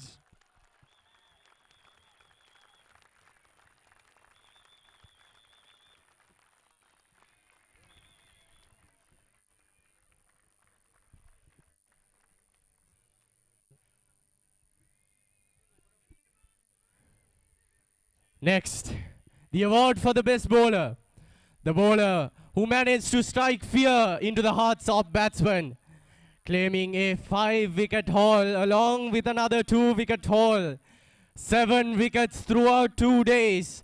The award for the best bowler of the 76th Battle of the Goals. Ladies and gentlemen, your best bowler award goes to Malinta Silva of St. Sebastian's College.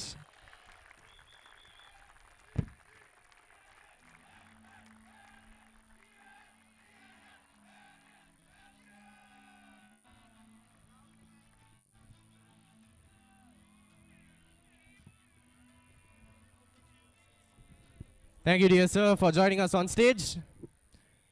Now I cordially invite Reverend Father Dayadashana Pereira, the rector of St. Sebastian's College, to give away the next set of awards.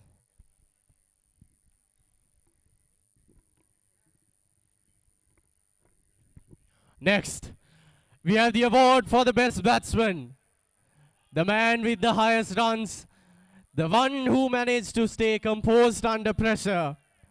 2 brilliant knocks, 2 brilliant half centuries.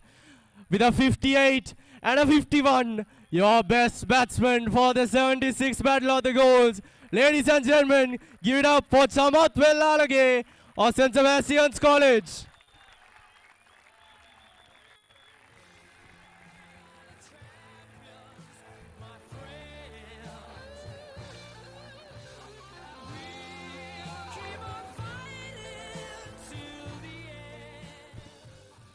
Next, the award for the best all-rounder. To be an all-rounder, you cannot just perform on one side of the pitch. You have to bowl, you have to bat, and you have to field. A set of brilliant performances, including 66 runs and 10 runs in 2 innings, along with 5 wickets in 3 days. Ladies and gentlemen, with a catch and a bowl, give it up for your best all-rounder. For the 76th Battle of the Goals, the award goes to Koshendra Fernando of St. Sebastian's College.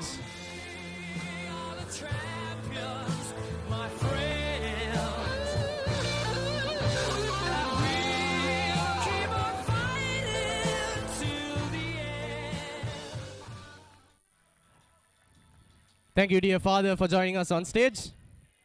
To give away the first set of medals and certificates for the Prince of Wales College cricket team, I cordially invite the guest of honor of Prince of Wales College, Mr. Nuan Fernando, and the guest of honor of St. Sebastian's College, Mr. Nuan Fernando, along with the guest of honor of Prince of Wales College, Air Vice Marshal Sriyan Samar Ratna, on stage.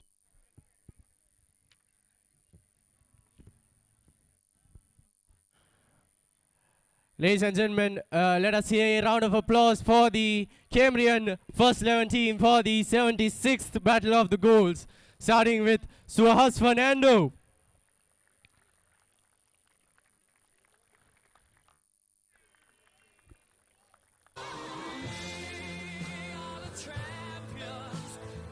Oshan De Silva.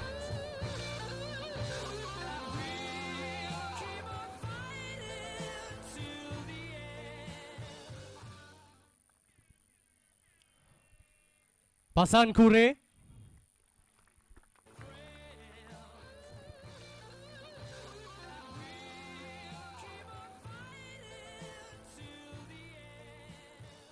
Rusandu Silva.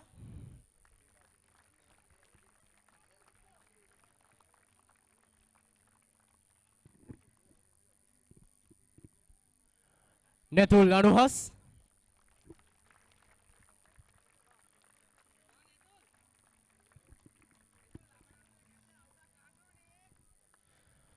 Gavesh Fernando.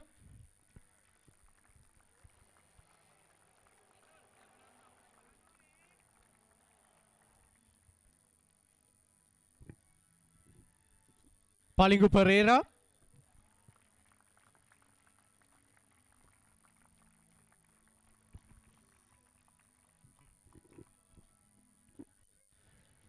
Setika Vijayatunga.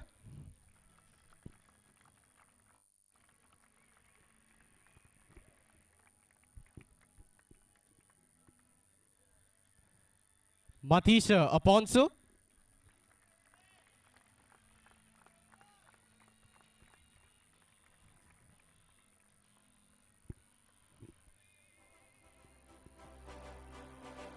And Shehan Nasin.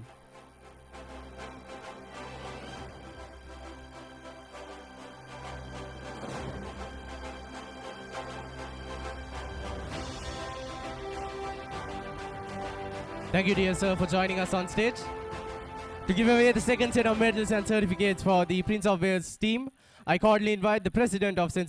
Sebastian's College Old Boys Association, Mr. Sunit Fernando, along with the Secretary of the Prince of Wales College Old Boys Association, Mr. Atula Mendes.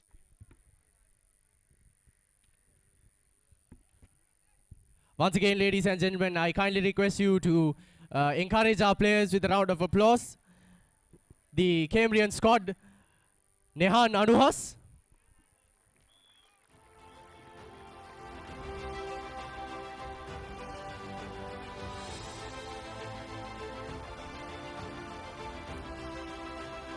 Tusindu Dimanta.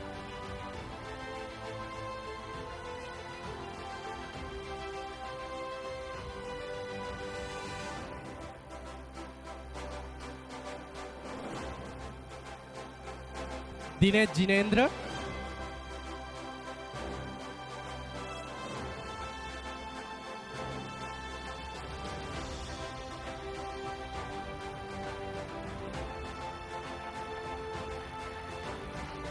Suhas Ranavana.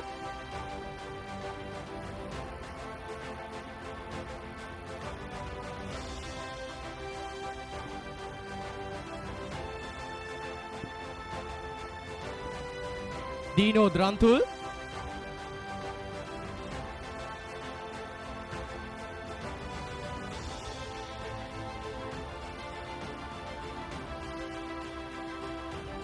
Senuka Sena Nayaka.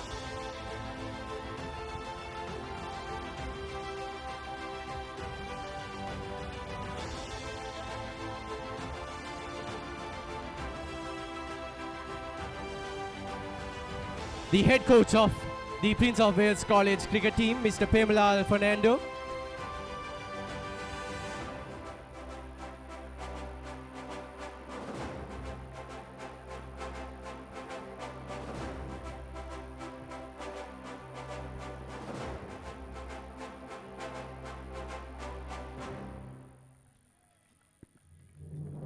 The assistant coach of the Prince of Wales cricket team, Mr. Rajiv Krishan.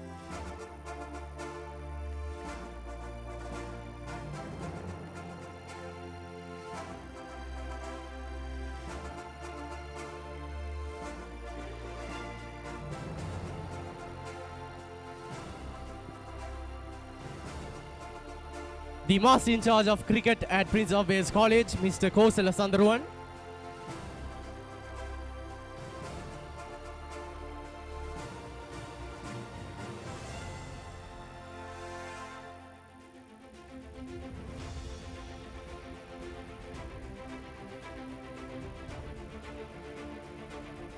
Thank you, dear sir, for joining us on stage. And we also appreciate Mr. Samira Kosala, the trainer of Prince of Wales Cricket.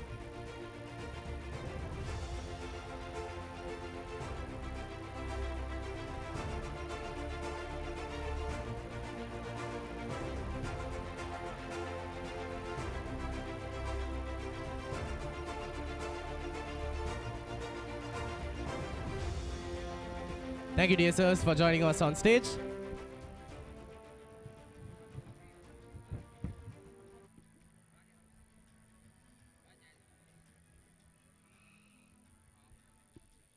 To give the medals and certificates for the St. Sebastian's College cricket team, I cordially invite Reverend Father Terence Prasanga, the Vice Rector of St. Sebastian's College, and the Vice Principal of Prince of Wales College, Mr. BMSP Mendes.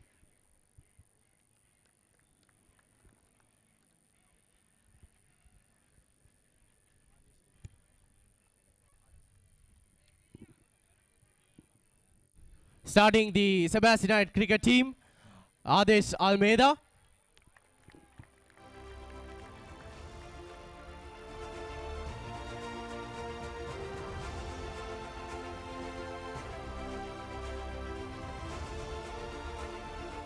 Malinta Silva.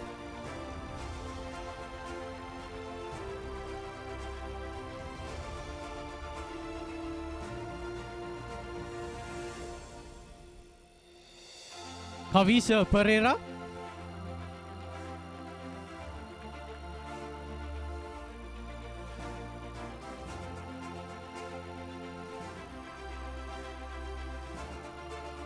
Stefan Fernando.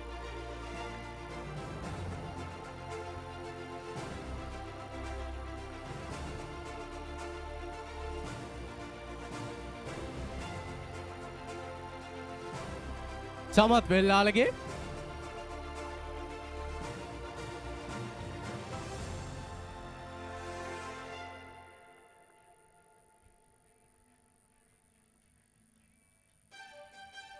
Sendinu Pires.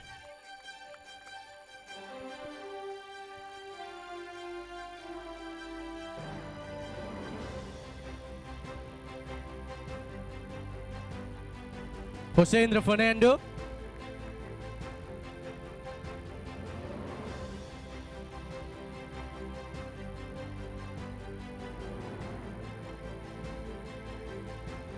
Shenaz Hussain.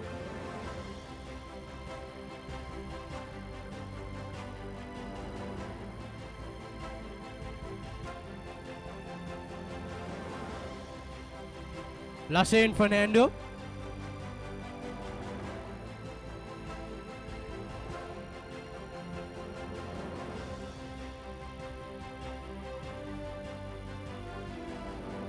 Adisha Lakshan.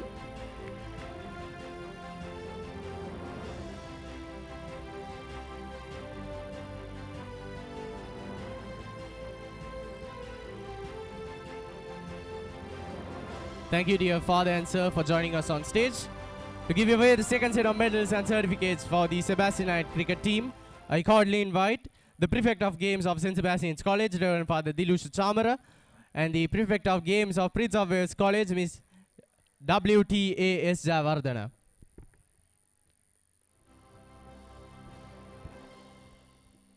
Tivanka Fernando.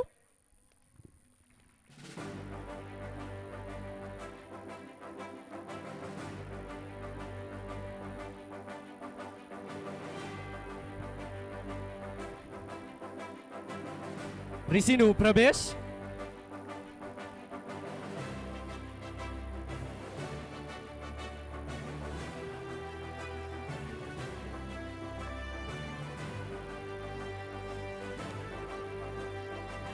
Ilshan Fernando.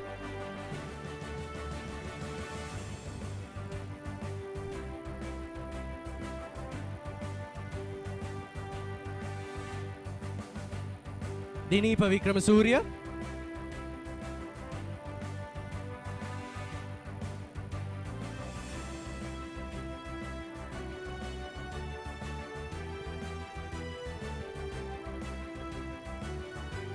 Mason Ferdinando.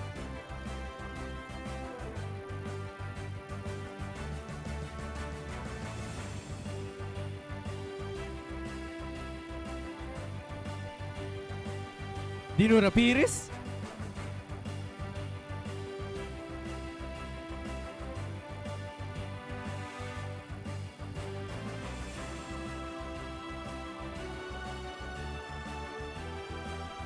The head coach of cricket at St. Sebastian's College, Mr. Pasan Vanasinghe.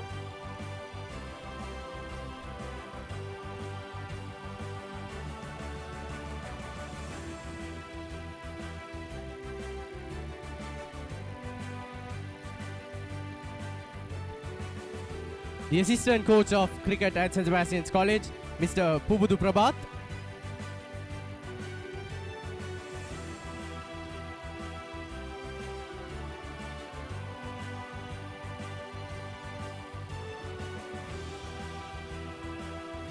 The assistant coach of cricket at St. Sebastian's College, Mr. Nishant Fernando.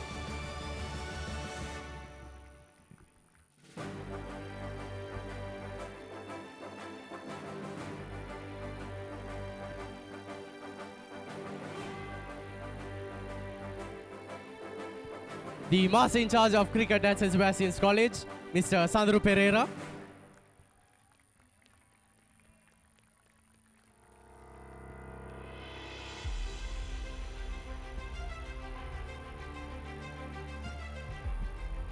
Thank you, dear father and teacher, for joining us on stage. And we also take a moment to appreciate Mr. Chintaka Hemanta, the physio of cricket at St. Sebastian's College.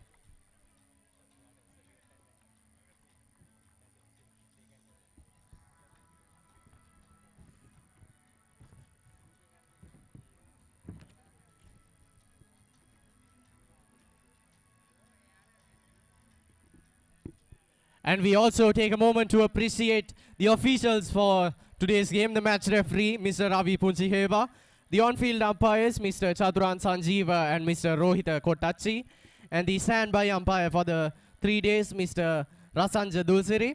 Ladies and gentlemen, we once again appreciate the effort from these gentlemen in helping us succeed in the 76th Battle of the Goals. Ladies and gentlemen, we have come to the end of the closing ceremony. Let us all stand for the national anthem.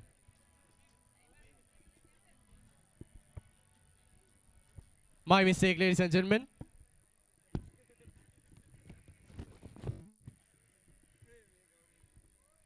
I cordially invite the two principals of the colleges to give away the trophy to the two captains of the two teams.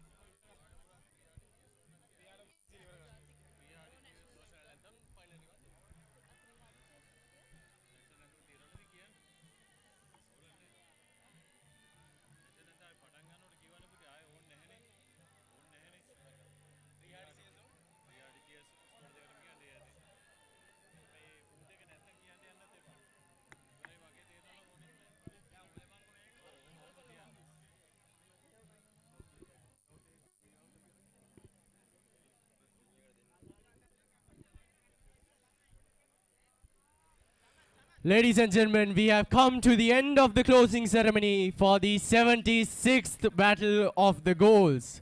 For now, we say goodbye after 3 days of brilliant cricket. Hoping to see you in next week for the limited over encounter and the 320 game. For now, thank you and may God bless you all.